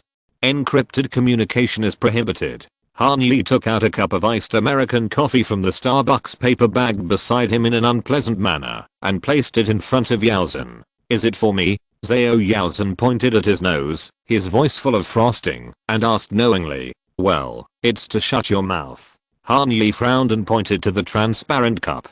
Don't you see, there's your name on it. Zhao Yaozhen pressed the cup lid with her fingertips, and casually turned the polyvinyl chloride cup around. Where is Yaozhen's name? On the first bold black line, there was just a line of ugly English words written crookedly, which was obviously not the handwriting of a barrister. I bought you a gift. Gift? Zhao Yaozhen looked up, and was surprised to find that Han Yi had placed a huge Channel shopping bag on the desk, while she was not paying attention. This is. When I went to New York for business 2 days ago, I passed by 5th Avenue, and saw one that suits you, so I bought it. Han Yi poked his head out from the right side of the shopping bag, and looked at the Korean girl expectantly. Take a look. Passing by, Zhao Yaozhen pursed her lips, and looked at the other party calmly. Did you buy it only for me? I bought it for Zhao Zhu as well. Han Yi answered honestly, but it's not this one. Oh. Hearing this, Yaozhen's facial expression relaxed and softened. Everyone knows the truth, and not lying to others is the most important thing. Opening the dust cloth, Zhao Yaozhen took out an extra large leather bag from it. It's as big as 3 of my heads. Zhao Yaozhen pinched one side with one hand, unfolded the bag, blocked her face, and showed it to Han Yi. You bought this because it looks like it uses the most materials? I mainly considered that I will have more performances in the future, and it will be more convenient to carry this, and I can put anything in it. Han Yi answered seriously. Did you really choose it carefully? This time, not only was there icing in Yaozhen's throat, but honey was also dripping into her eyes. 3 bluebirds from Disney's Love in My Heart were singing in her heart, not because of the material value of the gift. After all, although Zhao Yaozhen didn't have much savings now, and her family had cut off her financial supply, she could only rely on the $45,000 borrowed by Han Yi to pay for tuition and the salary issued by the Human Resources Management every month to ensure her life. But the skinny Yaozhen was bigger than Zhaoru. The closet was filled with brand name bags, and Yaozhen didn't even have time to take off the tags on some of them. What really made her heart flutter was that Han Yi didn't forget to bring her gifts when he was on a business trip and tailored them according to her needs, or at least what Han Yi thought were needs. Thinking carefully, this should be the first gift Han Yi gave her in his personal name. And a few $1,000s is not very expensive, at least compared to the 5th Avenue bag lying at home that she didn't even dare to touch. Compared to the crossover, the psychological pressure on Yaozhen is much less. I'll move the things into this bag later. Zhao Yaozhen held the large shopping bag in her arms, biting her lower lip, still too happy to open her eyes. She looked back at Maya Sullivan, who was sitting at the end of the corridor and checking documents with Victoria White Mason, took 2 deep breaths, and then suppressed the urge to bypass the desk and throw herself into Han Yi's arms. Her hands holding the shopping bag tightened a little, just as a better than nothing substitute. If you don't like it, you can change it. Han-yi scratched his head, and it can be seen that he is not particularly confident in his product selection level. You can return or exchange it within 30 days, and we can pick one you like. This one is great. Zhao Yuzin almost melted the bag into her body. I like it very much. I like it very much. That's good. Feeling the vibration of his cell phone in his pocket, Han-yi knew that the lamb had brought him wool again. He really wanted to see how many times the reward he could get, but for safety reasons, he decided to wait a while. By the way, what did you buy for Zaoru? Well, I'm going to Europe the day after tomorrow, on the 8th. How could he take on such a question that was more dangerous than the south side of Chicago head-on? Han-yi buried his head in a Starbucks paper bag, pretending to find his own cup of coffee, while abruptly changing the subject. I plan to let you management and Mad Decent form another subsidiary partnership, which will be responsible for the management of electronic music artists. So sudden? Zuyeru frowned slightly, and whispered as she walked down the floating stairs of the anti-Ching building shoulder to shoulder with Han-yi. If I had known earlier, I would. Just what? It's okay. Zuyeru waved her hand, intending to skip this topic. Oh my, every time you leave your words halfway, it makes me anxious. Han-yi stood still, his mouth corners drooping, 50% acting helpless and 50% pretending to be pitiful. Hurry up and tell me, or I won't leave. You're weird, why should I care? Okay, let's go, I'll tell you. Zuyeru dragged Han-yi's arm with both hands, allowing him to avoid the students behind him who were also rushing downstairs. Channel called me some time ago and invited us to attend the Haute Couture Fashion Week. When Zaoru first received the call from the Beverly Hills flagship store, she was still a little surprised, but when she thought about it carefully, there was nothing strange about it. Channel must do everything it can to maintain such a high quality customer who bought hundreds of thousands of dollars of haute couture at one time, and going to Paris to attend the Haute Couture Fashion Week is a good way. Yes. There is this thing. Han-yi's eyes lit up, and his tone was quite excited. Let's go. I'll pick something for you to wear in summer. You. Zuyeru didn't know the core reason why Han-yi wanted to spend money on her. Of course, as long as a person's thinking is not short-circuited, and there are no fireworks exploding in the brain at any time, he should not guess that Han-yi can make money by spending money. In Zaoru's opinion, there is only one reason why Han-yi is so eager to try. That is, Zuyeru, who has turned on the self-attack mode, speaks unconsciously lightly and softly. In July, they show the autumn and winter series. Autumn and winter clothes are also fine. Unexpectedly, Han-yi became more excited. How good are the coats? So he must buy 3 or 4 or 5 pieces? Autumn and winter should be more expensive in spring and summer, with more fabrics. The higher the consumption, the higher the reward. Let me see the ticket. Han-yi, who felt that time was running out, took out his mobile phone. What's the number? Wait a minute. For the past few minutes, she has been trying to stop Han-yi from doing all kinds of strange things, and Zaoru's palm has never left his arm. Summer isn't over here yet, and I can't go. Zuyeru pulled Han-yi down the stairs, pushed open the door, and walked to the back of the school, trying to persuade this man who wanted to take her to fly half the world just to buy her. Why bother persuading him? It's redundant. Isn't this just right? Thinking of this, Zuyeru stopped talking and swallowed more words back into her stomach. These sentences turned around in her body and then rose up through her warm chest, turning into a sweet smile at the corner of her mouth called a little happiness. That's right. Han-yi pondered for a moment and asked. Then let's do it next time. When is the spring and summer fashion week? January. That's just in time for the winter vacation. Han-yi nodded and stretched out a little finger to Zuyeru. Then it's settled. January. Don't tease me. Let's talk about it then.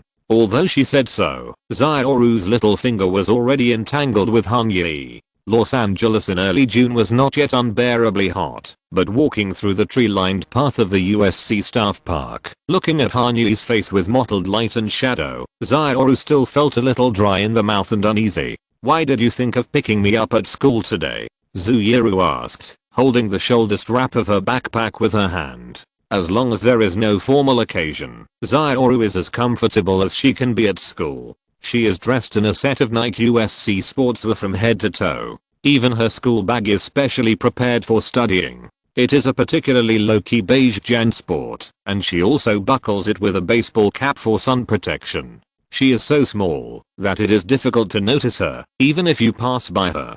But as long as you pay a little attention and see her face clearly, it will be difficult to look away. This is why, whether in class or after class, as long as Zaioru walks on the USC campus, she is always stopped to Snapchat, Instagram, Line, or WeChat. Of course, there was a grown man around today, and there were not many people on campus during the summer vacation, so Zaioru didn't need to put on a polite smile that was very friendly, but showed that she had little chance of success, as usual. Now this cute girl with her hands grabbing her sleeves and swinging them around, taking any route, but not a straight line, circling around Hanyi, sometimes competing with the squirrels and staring eyes, and sometimes silently reciting the road signs they passed by, was the most natural and unpretentious look of Zaioru.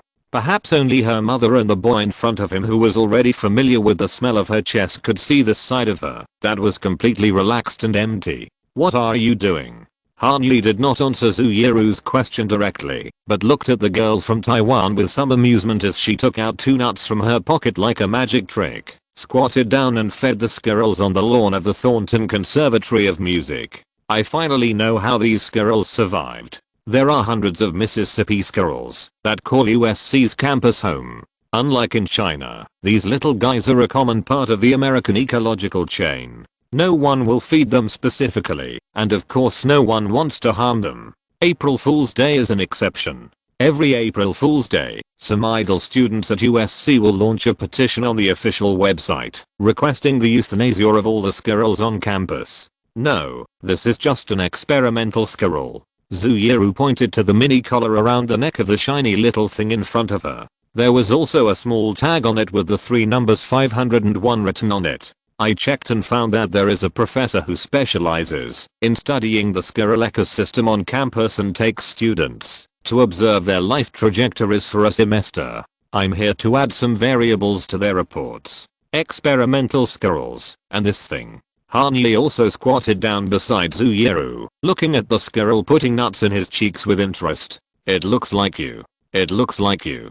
Zaioru knocked on Hanyi's head and glared at him unhappily. Then, she turned her gaze back and looked at the silly little squirrel with chubby cheeks and couldn't help laughing out loud. "It seems a bit like me. Yes, it's exactly the same as when you eat, but I don't know if it's the same as when you receive gifts." "What do you mean by the same as when you receive gifts?" This incoherent sentence made Zaioru feel a little strange. When she looked at Hanyi again, she found that he was taking out shopping bags from his own school bag. "You turned around too early." Hanyi put the bright yellow bag on the lawn, patted it gently, and smiled. "It's a gift for you." Chapter 148 3 Gifts, Part 2. Fendi. Zaioru looked down at the black logo. "What did you bring me from home?" Even the trash can at 864 Stradella Road is Fendi, and Zaioru knows this better than anyone else. "I didn't get it from home."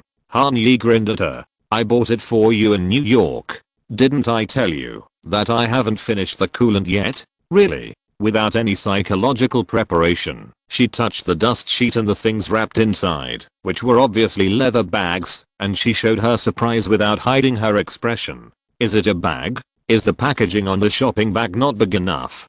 Hanyi leaned forward and confirmed that the Fendi logo was facing Zaioru, with a strange look on his face. "I thought you put Dean and DeLuca, but just picked a bag at home." While answering, Zaioru picked up the dust sheet with her fingertips and glanced inside. "It looks pretty good." Zaioru raised her head and smiled a lovely and charming smile. "Is it really beautiful?" "Actually, it's just so-so." Zaioru has never been interested in Fendi. It's not her cup of tea. "I knew you would like it." Hanyi clapped his hands happily. "I picked this one specially for you." "Specially?" Zaioru tilted her head, quite interested in this topic. "Why did you pick this one specially for me?" "Because it's called Peekaboo. Hahaha. It feels very cute and suits you very well." Hanyi blurted out without thinking. "I originally went to Channel and Dyer stores to show you, but no matter which one it seemed, you seemed to have it, so I didn't buy it." If I gave you a bag I already had, how embarrassing would it be? Then I went to Fendi across the street to take a look and found this one is pretty good. It feels very similar to Auntie's Kelly bag. I don't know, I just guessed. A little messy, obviously not a made up mental journey. Zuyeru's standard smile with 8 teeth showing all retreated to a shallow crescent. Zioru is such a person whose expression will never be consistent with her inner heart. If she smiles, then her heart must be calm. But if the expression is calm and unnoticeable, then there must be a storm brewing in the chest. For good or bad. Does calling me peekaboo suit me? Zioru, squatting on the ground, curled up, put her head on her knees, and stared at the other party. Why? I don't know why. I just feel that you must have loved playing this the most when you were a child. Hanyi covered his eyes with his hands and suddenly opened them to both sides. This is a weapon used by adults to make babies happy. Besides, when you become a mother, you should play this with your children every day. Become what? Zuyeru pursed her lips and half closed her eyes. Mom. No. Hanyi, who was completely on a different channel with the other party, stopped talking vigilantly. You just want to take advantage of me, right? I don't know who is taking advantage of whom. Zioru hummed twice, stood up, opened Hanyi's backpack, and stuffed the shopping bag into it. Put this in. I'll take that. You can put it in first. Hanyi pointed to his back. Carrying a bag on your back and another on your hand is a bit too exaggerated. What do you care? Zuyeru once again put her hands around Hanyi's arms, leaving the little squirrel still standing there in a daze, and dragged him forward. By the way, did you know? In the first show of this tour, Nick and Demi invited Rich Homie Kwan and Migas to help them open the show in addition to Billy and me. Madison Beer wiped the sweat from her forehead with a towel. After 2 hours of dance training, every muscle in her body was screaming. Of course, every brain cell in her body was screaming, but for completely different reasons. Her boss, her crush, and one of the 3 top WhatsApp messages on her WhatsApp came to watch her rehearsal today. So, even if she wanted to throw herself into the bathtub and soak for an hour or so, Madison had to cherish this hard-won opportunity to communicate face to face and find more topics to talk about with Hanyi. The most important thing is that Billy went to Riverside today to shoot the music video for Belik. No one came to disturb them. I knew Migas was going, but I didn't expect Rich Homie Kwan to be there. Hanyi handed her a bottle of iced Poland Spring. Madison's habit of drinking water since childhood really couldn't be changed. Every day she would carry 4 green plastic bottles to the dance studio and put them in the small refrigerator without fail. Will they perform before you or after you? After. Madison hung the towel around her neck, put one hand on her waist, and smiled nonchalantly. Anyway, their music style is indeed more attractive to the audience than ours. It's nothing. I like this idea. Hanyi nodded with satisfaction and encouraged. The most important thing this time is to accumulate experience and prepare for your future tour. Performing for half an hour in a packed stadium is more effective than any rehearsal. HMM. Hearing Hanyi's words, Madison wrinkled her nose and hesitated. What's wrong? Nothing, just. Madison looked at him hesitantly. I don't want to seem gossipy or mean. It would be bad if Hanyi thought he was a person who liked to gossip everywhere. I know what kind of person you are, Maddie. Hanyi comforted softly. Just say whatever you want to say. You will always be safe with me. Okay. Madison took a long breath, got closer to Hanyi, lowered her voice and whispered. I wouldn't use Full House to describe this tour. The box office was terrible. Hanyi raised his eyebrows and asked. It was not a tour he hosted, so he didn't care about the sales at all. The official announcement is that all the tickets for Atlanta have been sold out, but in fact only 7,000 tickets have been sold, Karen told me. Madison raised her index finger and drew a circle in the air. The entire second floor of the Phillips Arena will be sealed off by then. Considering the capacity of 18,000 people, it will be less than half. So bad? Hanyi's tone was a little surprised. For him, who was born in 1994, and whose adolescence happened to be the heyday of the Jonas Brothers and Demi Lovato, the combination of Nick Jonas and Demi Lovato should not have such bleak sales. Then why did they choose this kind of stadium with a capacity of 10,000 people? Can they make money? Who knows, maybe Live Nation is too optimistic, or they have a long-term cooperation agreement with these venues. Even if they only sell half, they can still make a profit. Madison shrugged and gave a not very accurate answer. At this stage, it is still difficult for McGrady to get in touch with the inside story of the concert industry. That's true. Han Yi, who had studied this major for 4 years, quickly made a calculation in his mind and nodded in response. Nick Jonas and Demi Lovato should be considered the last of the famous artists who can currently perform in stadiums. According to industry practice, if the two of them were to tour separately, they would be able to get a minimum guarantee of about $100,000 each. However, since it is a joint tour, the two should each take a step back. The minimum guarantee for each person per show should be around $60,000 to $75,000, with Demi Lovato getting a little higher and Nick Jonas getting a little lower. In addition, because their popularity is declining year by year, they cannot get a 9:1 split with the performance organizers. At most, it is 85%, 15%. That is, the artists get 85% of the net profit and the performance organizers get 15%. That's right, this is the reality of the European and American music industry. Don't think that the performance organizers' share is how high it is. Even Live Nation and Eglive can only get a small proportion. Of course, the organizers also have other ways to make money. After all, the sponsorship of Honda Civic helped Live Nation cover half of the production costs for this tour, including venue rental, tour team, equipment rental, security, insurance, stage design and construction team, ground transportation, public performance license, meals and medical care. More importantly, in general, the publicity and promotion costs of the tour are divided according to the share ratio. In other words, Nick Jonas and Demi Lovato need to bear 85%, while Live Nation only needs to bear 15%.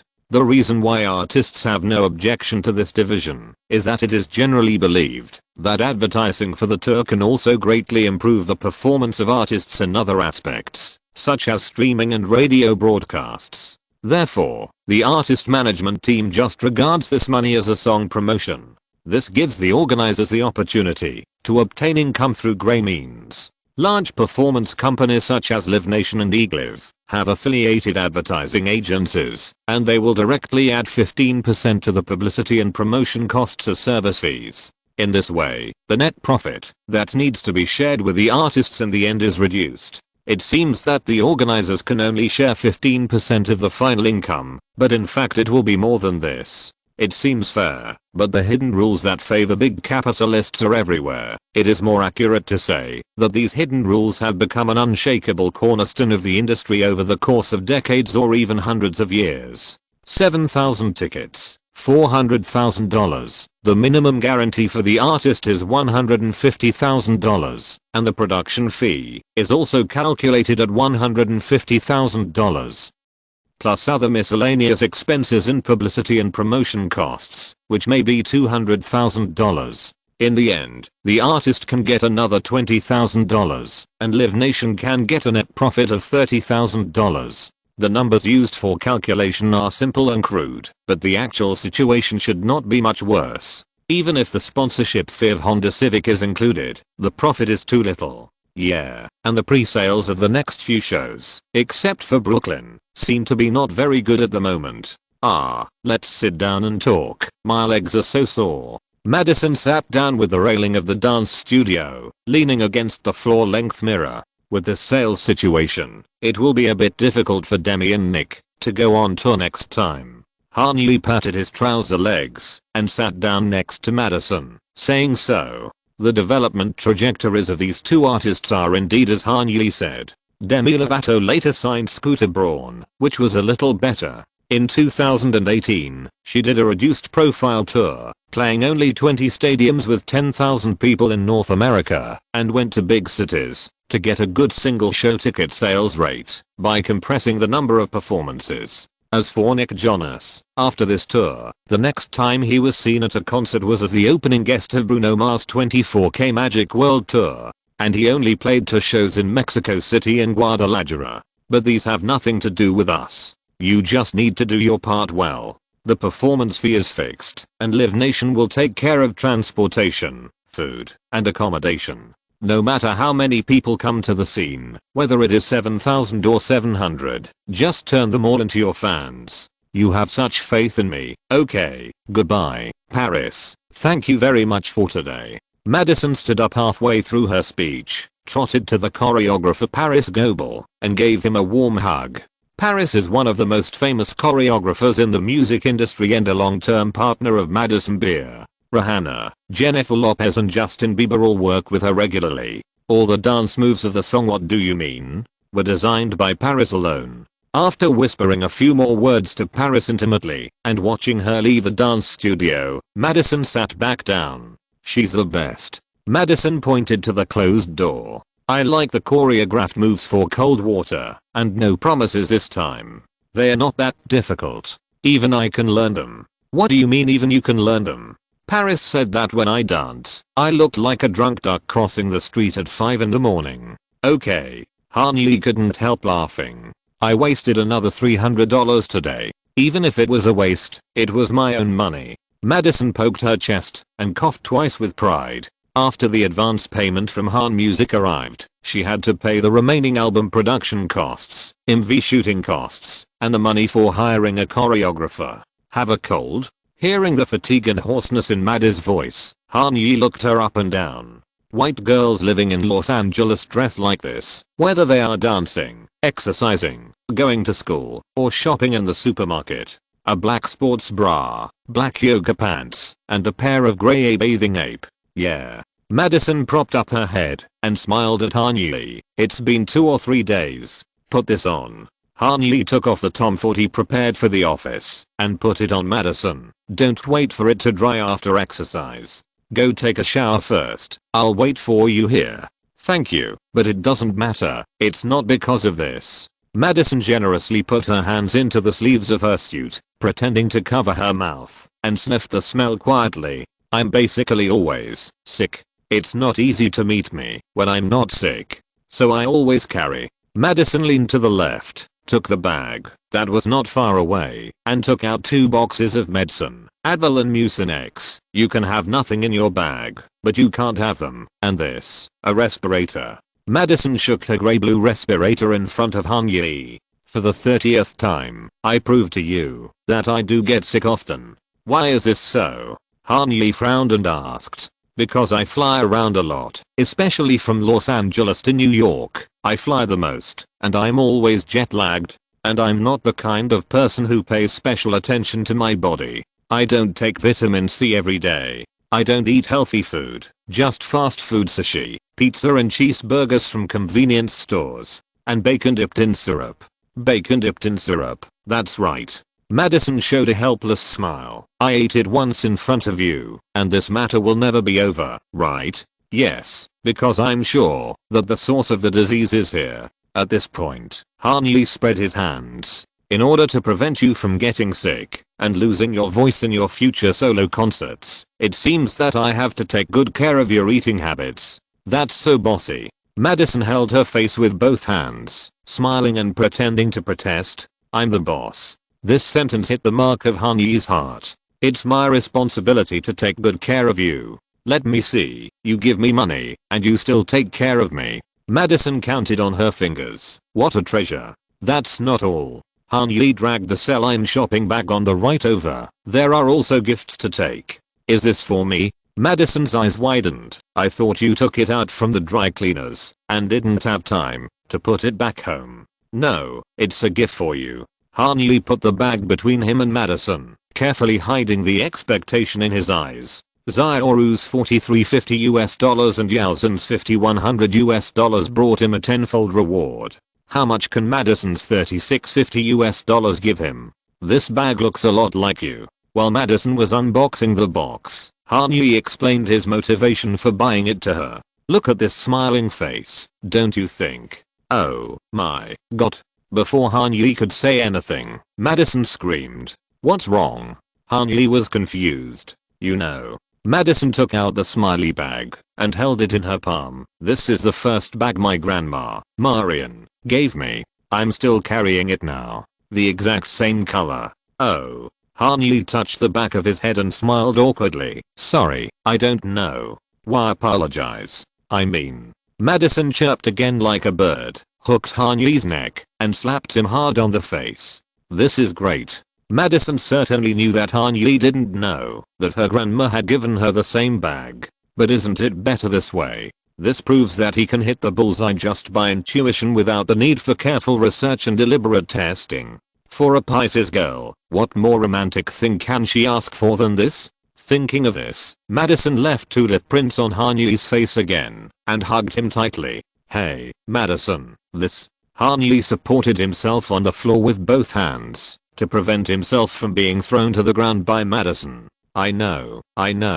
Madison giggled in Han Yi's ear. But first of all, there's no one in the room. We are absolutely safe. Madison moved her head back a few inches, her hand still around Han Yi's neck, and said seriously. Second, it was just a kiss on the cheek. At best it can only be considered a friendship kiss. At this point, Madison blinked, leaned forward again, and found the place where her lips wanted to go the most. Look. After a long while, Madison licked the corner of her mouth, revealing a playful smile like the saline bag next to her. This is something else. Chapter 149. The clearer I am, the more anxious I feel. Madison Beer. The last one yesterday was actually a courtesy kiss.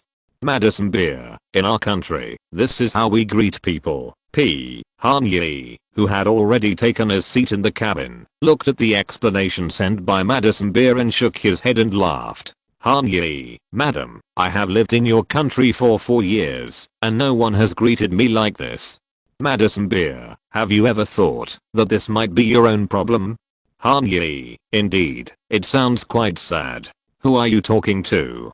Billy, who was sitting opposite Madison, had a mischievous look on her face. The new day's rehearsal would not start for another hour and a half, and they were sipping coffee under the umbrella of the Starbucks on 4th Street near Madison's apartment. I've never seen you smile like this before. Why am I smiling? Madison touched her face, looked at Billy, and asked. Well, I don't know how to describe it. Billy suddenly twisted her neck in a strange way, raised her voice, and stretched it out. It's like someone tasted the sweetness last night. What if I did? Madison combed her ponytail, shook her head left and right, and smiled brightly. No way. Who is it? Billy opened her mouth wide, showing her signature surprised expression. Tell me everything. Wait a minute, girl, I'm not done yet. Madison pointed to her phone and said seriously. I have to be responsible for others, and can't hit and run. After that, she flew her fingers on the screen with a winner's smile that had been on her lips all day. Madison Beer, yes, so you need a class on American culture with appropriate content. Madison Beer, when you come back, we will have the second period. Looking at the words that appeared in the WhatsApp dialog box, and the me trying to flirt emoticon that followed, Han Yi's pupils shrank slightly, and he didn't know how to reply for a moment. Is McGrady flirting? Of course, if this is not flirting, then every video on Pornhub can be considered PG-13. Is it inappropriate? No doubt. Whether it is the identity of a record company boss to a signed artist, or an adult to a minor, there should never be such a conversation between Han Yi and Madison Beer.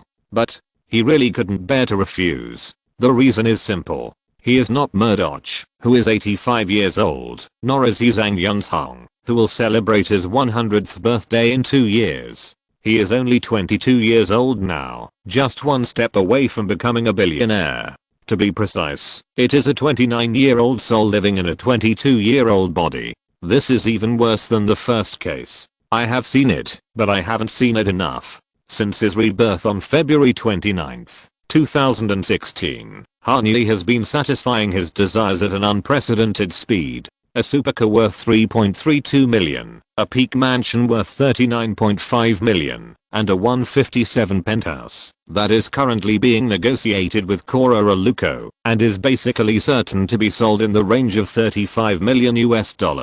Han Yi is not sure how many people in the world can afford nearly $100 million US in personal consumption in a quarter. But at least in his circle of life, he is the only one who can enjoy such rights and honors. You know, even David Rubenstein, his private island and his Hampton seaside mansion were slowly accumulated over decades. On the other hand, Han Yi's actions in laying out his business territory can also be described as sparing no effort. The $140 million from Bohu Capital was immediately used to acquire Utah's equity. The subsequent $399 million investment fund was divided into cash and partnerships, injecting abundant and surging fresh blood into various fields such as record companies, copyright distribution companies, live performance companies, and film and television investments. In comparison, his progress in love, or to put it bluntly, his exploration in sex, is almost zero. It's not that he doesn't want to. The unfinished regrets of his previous life, the hesitant longings in this life, and the negative influence of his original family make him struggle fiercely in his heart all the time.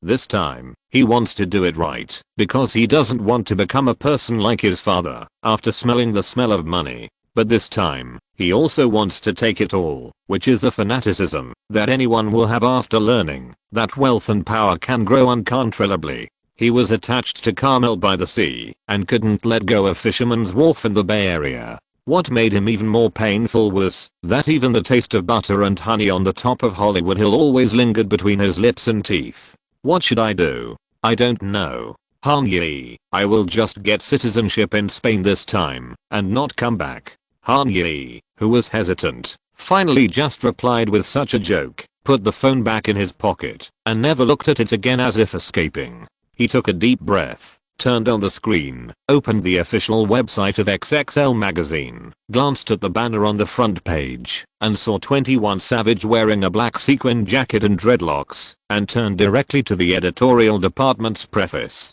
After months of anticipation, XXL is proud to present to the world the much anticipated 2016 XXL rookie class. A new generation of future hip-hop stars, ready to take on whatever challenges lie ahead in their quest to reach the top.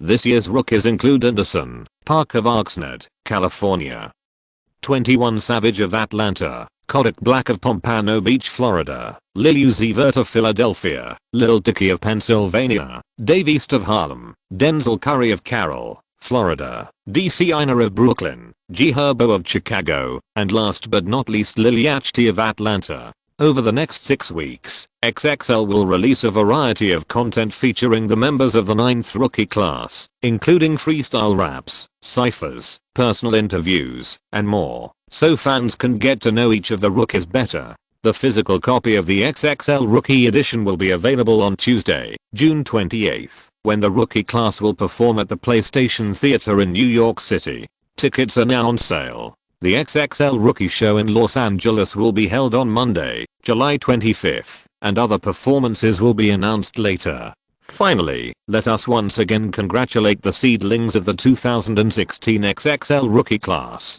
The new wave is coming. 21 Savage and Lil Yachty are his full-time artists. DC Iner and Lil Dicky are hip-hop clients of United Artists Management Company. Among the 10 people in the 2016 XXL rookie class, Han Yi has 4 in different ways. This shows that the kiss from Madison yesterday was really great. Hey, wait. Why did I suddenly think of that? The sudden idea scared Han Yi. He originally read the work news to distract his increasingly scattered attention and the increasingly hot fire in his chest. Han Yi pressed his temples a little irritably, trying to dispel Madison Beale's tender gaze from his mind. But it attracted more uneasy images. That day in the office, Zhao Yaozin leaned over to help him tidy up his hair, her face flushed. And that day on the campus trail, Zhu Yiru dragged his arm, intentionally or unintentionally leaned her head against him, pretending to be calm. Whether it was implicit or passionate, Han Yi knew the message they wanted to convey. The clearer he knew, the more flustered he became. Boss.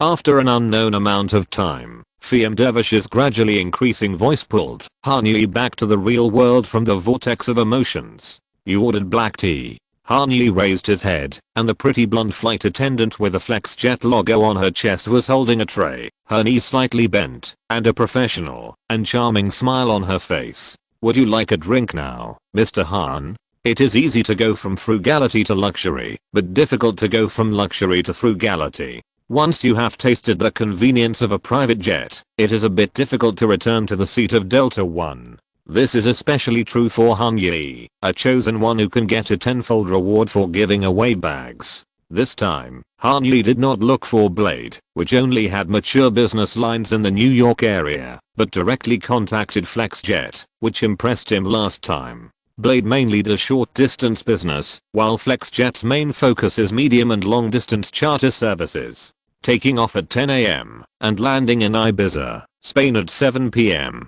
a total of 5,475 miles of long distance flight, let alone Bombardier's CRJ-200. Even the Challenger 350 of the same brand has to land in New York to refuel, before continuing the transoceanic flight.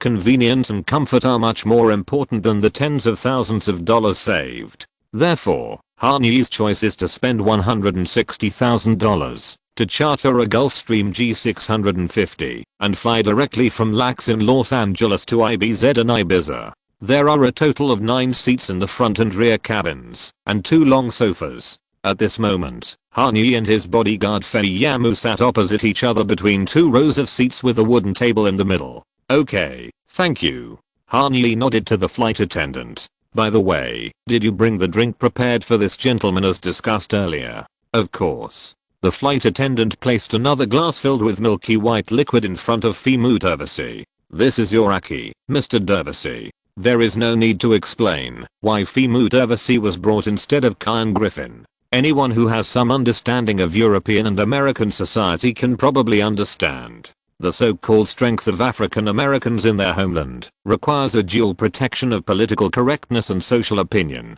but the great reputation of Albanians was earned in the bloodbath of the Balkan Peninsula. The immigrants exported by this country, where basically everyone is a soldier, are the most feared force in North America and Europe. It can even be said that Europeans have a much deeper understanding of this than Americans. If you see a man wearing a double-headed eagle logo on the street, take a detour. Don't mess with Albanians. From Lisbon to Frankfurt is a consensus that applies to all of Europe. Of course, in his 40s, Fiamu Dervish, who was born in the Special Forces and has settled down in Los Angeles, lacks the banditry of some of his compatriots and has also wiped out the bloody hostility of his youth. With 2 daughters at home, his gentle and polite manners form a very sharp contrast with his terrifying Iron Tower-like appearance. Oh, Raki. Fiamu looked at Han Yi with some surprise and then smiled heartily. Raki is an alcoholic beverage that is popular in the Hellenistic world. It is not only popular in its birthplace, Crete, but also a favorite drink of the Turks. Deeply influenced by these 2 cultures, almost all countries in the Balkan Peninsula have the habit of consuming raki, and Albanians are no exception. Even in cafes, this cheap and delicious fruit liquor is available. Thank you, boss. Feyamu pressed his chest with his right hand to express his gratitude to his employer for respecting his cultural background. But now we are working, and according to the rules, we can't drink. It's rare for us to encounter safety challenges in a private plane at 30,000 feet. If we do, it's not something you or I can solve. Han Yi smiled and pushed the glass a few inches towards Feyamu. And this stuff can't be considered alcohol for you, right? I heard that Albanians drink this as water. Well, it's too exaggerated to drink it as water, but this amount really can't make me tipsy. Feyamu's somewhat exaggerated way of speaking can be seen from the last time he added spicy gayoke to the soup when eating dipping noodles. He will not show off his physique, strength or professional skills. Only when the topic involves ethnicity will this almost over-defensive situation occur. As if to prove the bravery of the Albanians, Feyamu raised his head and drank half a glass directly. The spicy wine went down his stomach and he grinned with pleasure. Gzua. Han Yi didn't need to know Albanian to know that this word should be synonymous with cheers or so cool. How are Arela and Melinda doing recently? Han Yi liked the 2 smart girls of the Fiamu family very much. Last time when the team had a dinner at 864 Stradella Road, Fiamu brought them over. Arela was more quiet and Melinda was more active, but both of them were full of curiosity about Han Yi, flying around him like little birds, chirping and asking all kinds of questions. The older one has been failing science classes, and the younger one just beat up 2 boys at school yesterday. Wow. Han Yi laughed dumbly. I didn't expect Melinda to be so powerful. Oh, she's much more domineering than I was when I was a child.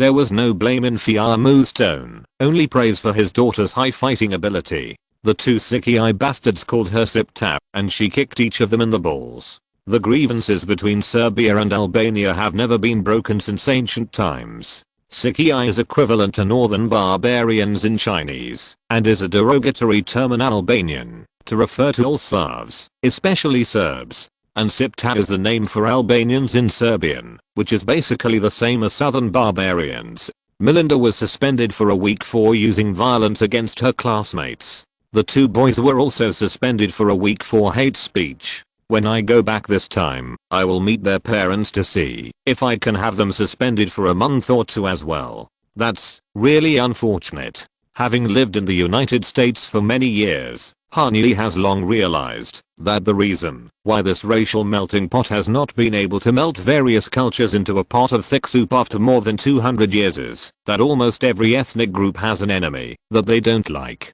As an outsider, the best way to deal with these problems is to pretend not to hear them, muddle through them, and divert attention with other topics. Do they have anything they like? Hani took a sip of black tea and asked, this time I go back, bring them some gifts from Europe. Don't indulge them, boss. Especially Melinda. If I bring a gift back this time, she may mistakenly think that I'm rewarding her behavior. Regardless of whether the other party should be fully responsible, it is always wrong to resort to violence. At this point, Fiamu smiled and looked at him meaningfully. And there are two other girls waiting for your gift. The other two? Hani was stunned. His mind still hadn't figured it out. Ms. Zhu and Ms. Zhao. Fiamu's smile became more intense. Ah, that's not necessarily true. Hani touched his nose uncomfortably. How can a friend bring gifts every time he goes out for a trip? Mr. Han. Fiamu raised the raki glass in his hand. If I'm drinking this, it means it should be considered a break, right? Yes. Hani nodded. At least I hope you think so. Then our current conversation is between friends and friends, not between employers and employees, so to speak. Of course. Hani's eyes were a little alert. He felt that Fiamu, who was so cautious, should ask some questions that he could not answer. We are actually very curious. Fiamu put the glass back on the table and smacked his lips. Which one do you like better? Grace or Yasin? Chapter 150 Reversal of Past and Future. I'm more. Hani was dumbfounded when he heard Fiamu's question. What? Don't get me wrong, Mr. Han, every member of the team at 864 Stradella Road is absolutely professional, and we respect your privacy 100%. Fiamu stretched out his hands above the dining table and explained. However, our respect and closeness to you are not just the kind of respect for a beloved employer. Everyone regards you as a precious friend in their lives, including Kyan, Bobby, and everyone else. Compared to those eccentric and lonely billionaires, Hani can be said to have no heirs at all for his mansion butler team. Of course, they must do their best to complete their duties, but beyond that, Hani will never add unnecessary pressure to them. Not only that, Hani will care about the lives of everyone at 864 Stradella Road as much as he cares about his family. He sent gifts and snacks to the children of Fiamu and Sofia, helped Corey, who likes conceptual art, get tickets to John Baldessara's private exhibition through Chase Private Bank, found a masseur to help Bobby Lewis treat his long-standing back pain, and provided financial support to Johanna to encourage her to make her own scented candles. On the premise of abiding by the bottom line of the employment relationship and preventing the team from becoming lazy and indulgent, Hani did everything a good boss should do, and even more. This family-style living atmosphere made Hani feel comfortable, and at the same time, it also made every employee working at 864 Stradella Road feel a sense of belonging. We never gossip about your love life, but Fiamu stretched out his index and middle fingers and pointed at his two eyeballs. We inevitably observe something. It was Sofia who started it, right? Hani wanted to divert Fiamu's attention with a witty remark. Why do you say that? Oh. Seeing Hani's obscure and reserved eyes, Fiamu suddenly realized, boss, this is a stereotype. I didn't say anything.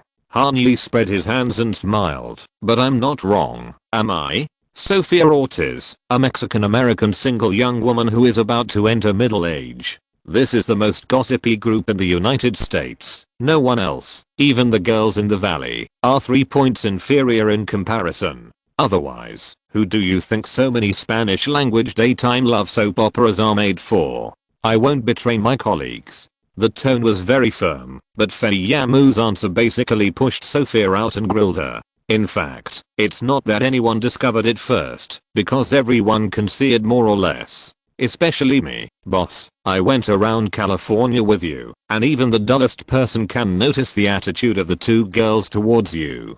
Hanyi did not interrupt Feiyamu's narration. He just looked at the other person calmly, pursed his lips, for fear of missing any details. The person in charge was in a state of confusion and urgently needed a bystander with a clear vision to help him sort out this mess from another perspective. Oh, God, I can only say that any man who can get the favor of either of them will be so happy that he can't sleep, and you have to. Whether it is Grace or Yasun, we like them very much. They are very friendly and amiable to every staff member. So, I hope you can understand, boss, we will inevitably be more concerned. Hanyi opened his mouth and hesitated. After a long while, he thought again and again, before he slowly spoke. You really think so? What do you mean, boss? They? Hanyi pointed to his chest. They favor me. Let me put it this way. I have lived happily with my wife for 14 years. Every weekend, we get up at 8 o'clock on time. I make her flidger, and she reads me the news in the newspaper of the day. After the news is read, breakfast is ready. Every time, I scoop up a piece, blow it in my mouth, and then feed it to her. From Tirana to Los Angeles, this ritual has never changed over the years. Believe me, boss. Every time at that time, the way Flora looks at me is not much different from the way they look at you. Feiyamu's answer made Hanyi fall into a long silence, and Feiyamu did not expand the topic further. He slowly tasted the raki in the glass, and moved his eyes to the window. The Gulfstream G650 is crossing the border, and entering Ontario, Canada. They will continue to fly in this northern country, across Ontario, Quebec and Newfoundland and Labrador, passing over Valladolid, Madrid and Valencia, and finally landing on Ibiza Island in the southeast of mainland Spain. I don't know. After the flight attendant served lunch, and removed the empty plates, and the black tea in front of him had run out for the 4th time, Hanyi spoke again. What did you say, boss? Feiyamu, who was almost asleep, shuddered with his chin in his hand. Oh, sorry, I said what I was thinking. Hanyi smiled apologetically. This will make me sound like a terrible person, but I really don't know how to choose, man. Grace. Just like her name, elegant, beautiful, considerate, and the kind of gentleness that is everywhere like water dripping through a stone. I have known her for more than 2 years, and to me, it's like she has appeared in my life for a lifetime, or even more. Do you understand? Of course, boss. Feiyamu nodded. In fact, he didn't understand, but he didn't want to embarrass his employer over such a trivial matter. Grace carries everything I wanted in the past, all the wishes that might be crazy or unrealistic. To put it more exaggeratedly, being with her might be all that is needed for a perfect life. But, from a certain moment, that special moment, I discovered that there is more in this world. The future, the front, the new dawn, whatever you want to call it. And that is Yasun? Feiyamu asked tentatively. Yes, Hanyi admitted generously. In the past, I didn't know that there was such a side to the world. Weird, complicated, glamorous, and novel. I'm not just talking about Yasun herself, but also what she represents. My entire career. She has been there since the beginning. No, she has been there since there was no beginning. She opened the first door and took me to take the first step. Hanyi muttered to himself, not caring whether Feiyamu could understand his stream of consciousness statement. Yasun is not good at expressing herself. Like me, she is afraid to show her true emotions in front of others. She is also crazy about her current career like me. Sometimes I feel that she doesn't need to speak or do anything. She just needs to be there. That tough but sweet support can provide a constant source of surging power. And there is a third person who can't be mentioned in front of Feiyamu. Madison Beale. She is another kind of beauty. The kind of beauty that changes the world. In the previous life, they were definitely not in the same dimension. Even if they lived on the same planet, they would never have any intersection. Millions of people can see the big star who only exists on the other side of the screen when they open social media every day. She hooked her neck affectionately, and her obsessed eyes were connected like a spider web. Her crystal lips opened and closed for him, closed and opened again, delivering the smell of butter and honey without reservation. She was a shining star in the sky, but she was so persistent in treating him as the sun that radiated heat and hope. What an addictive extreme pleasure. Everything in the past and the future was overturned at this moment. Han Yi, who was unable to feel the true love between men and women in the family environment he grew up in, found it difficult to distinguish what the three emotions he felt meant. But he knew that these strong and overflowing emotions made it impossible for him to make any resolute choices that could not be reversed, at least in the short term. And the more this happened, the more he hated himself. Because Han Yi sadly discovered that he seemed to be gradually becoming the person he hated the most. Father, Fei Yamu, what do you think people should do? In the silence of 30,000 feet, Han Yi hesitated for a moment, but still asked the question that had troubled him for a long time. Abandon one of the equally perfect options? I know how to find the wrong fork, nail a road sign in front of it, write that this road is blocked, and then go in the right direction. But what if both roads are correct? You only have one life, boss. Fei Yamu pondered for a while, and gave a seemingly unrelated answer. Everyone only has one chance. They, and you too. I know, that's the crux of the matter. Only one chance, everyone. Han Yi sighed lightly, looking at Fei Yamu with hope in his eyes. You and Flora are so happy. What kind of decision did you make to become what you are now? Sorry, boss, I think I seem to have never made a choice in terms of feelings. Fei Yamu's smile was filled with a hint of helpless apology. She and I are first love, since high school. Well, I mean, we must have had some other fleeting relationships before, but they were all short-lived. True love, she and I only have this one time. I joined the army, she waited for me to come back, and then we came to live in Los Angeles together. It's that simple. So what decision you said you should make? I don't know either. Maybe it's best to let it happen naturally? You know, as they say, see where the water takes you. A tough guy who came from the military, talking skills are definitely not his strong point. The Raki was almost gone before Fei Yamu could utter a few words of comfort. You had it easy, Fei Yamu. After carefully looking at Fei Yamu for a few seconds, the light in Han Yi's eyes faded, and a gentle smile appeared again. After an ambiguous pun, he turned his gaze to the window. The G650 they were riding on was facing the countercurrent, crossing the edge of the North American continental plate, and flying into the depths of the Atlantic Ocean. End of this chapter. Thank you very much for reaching the end. Don't forget to like. Looking for more exclusive content and immediate access? Subscribe to our Patreon. Remember, every like, subscription, or donation encourages us to continue. Thanks to everyone. See you in the next video.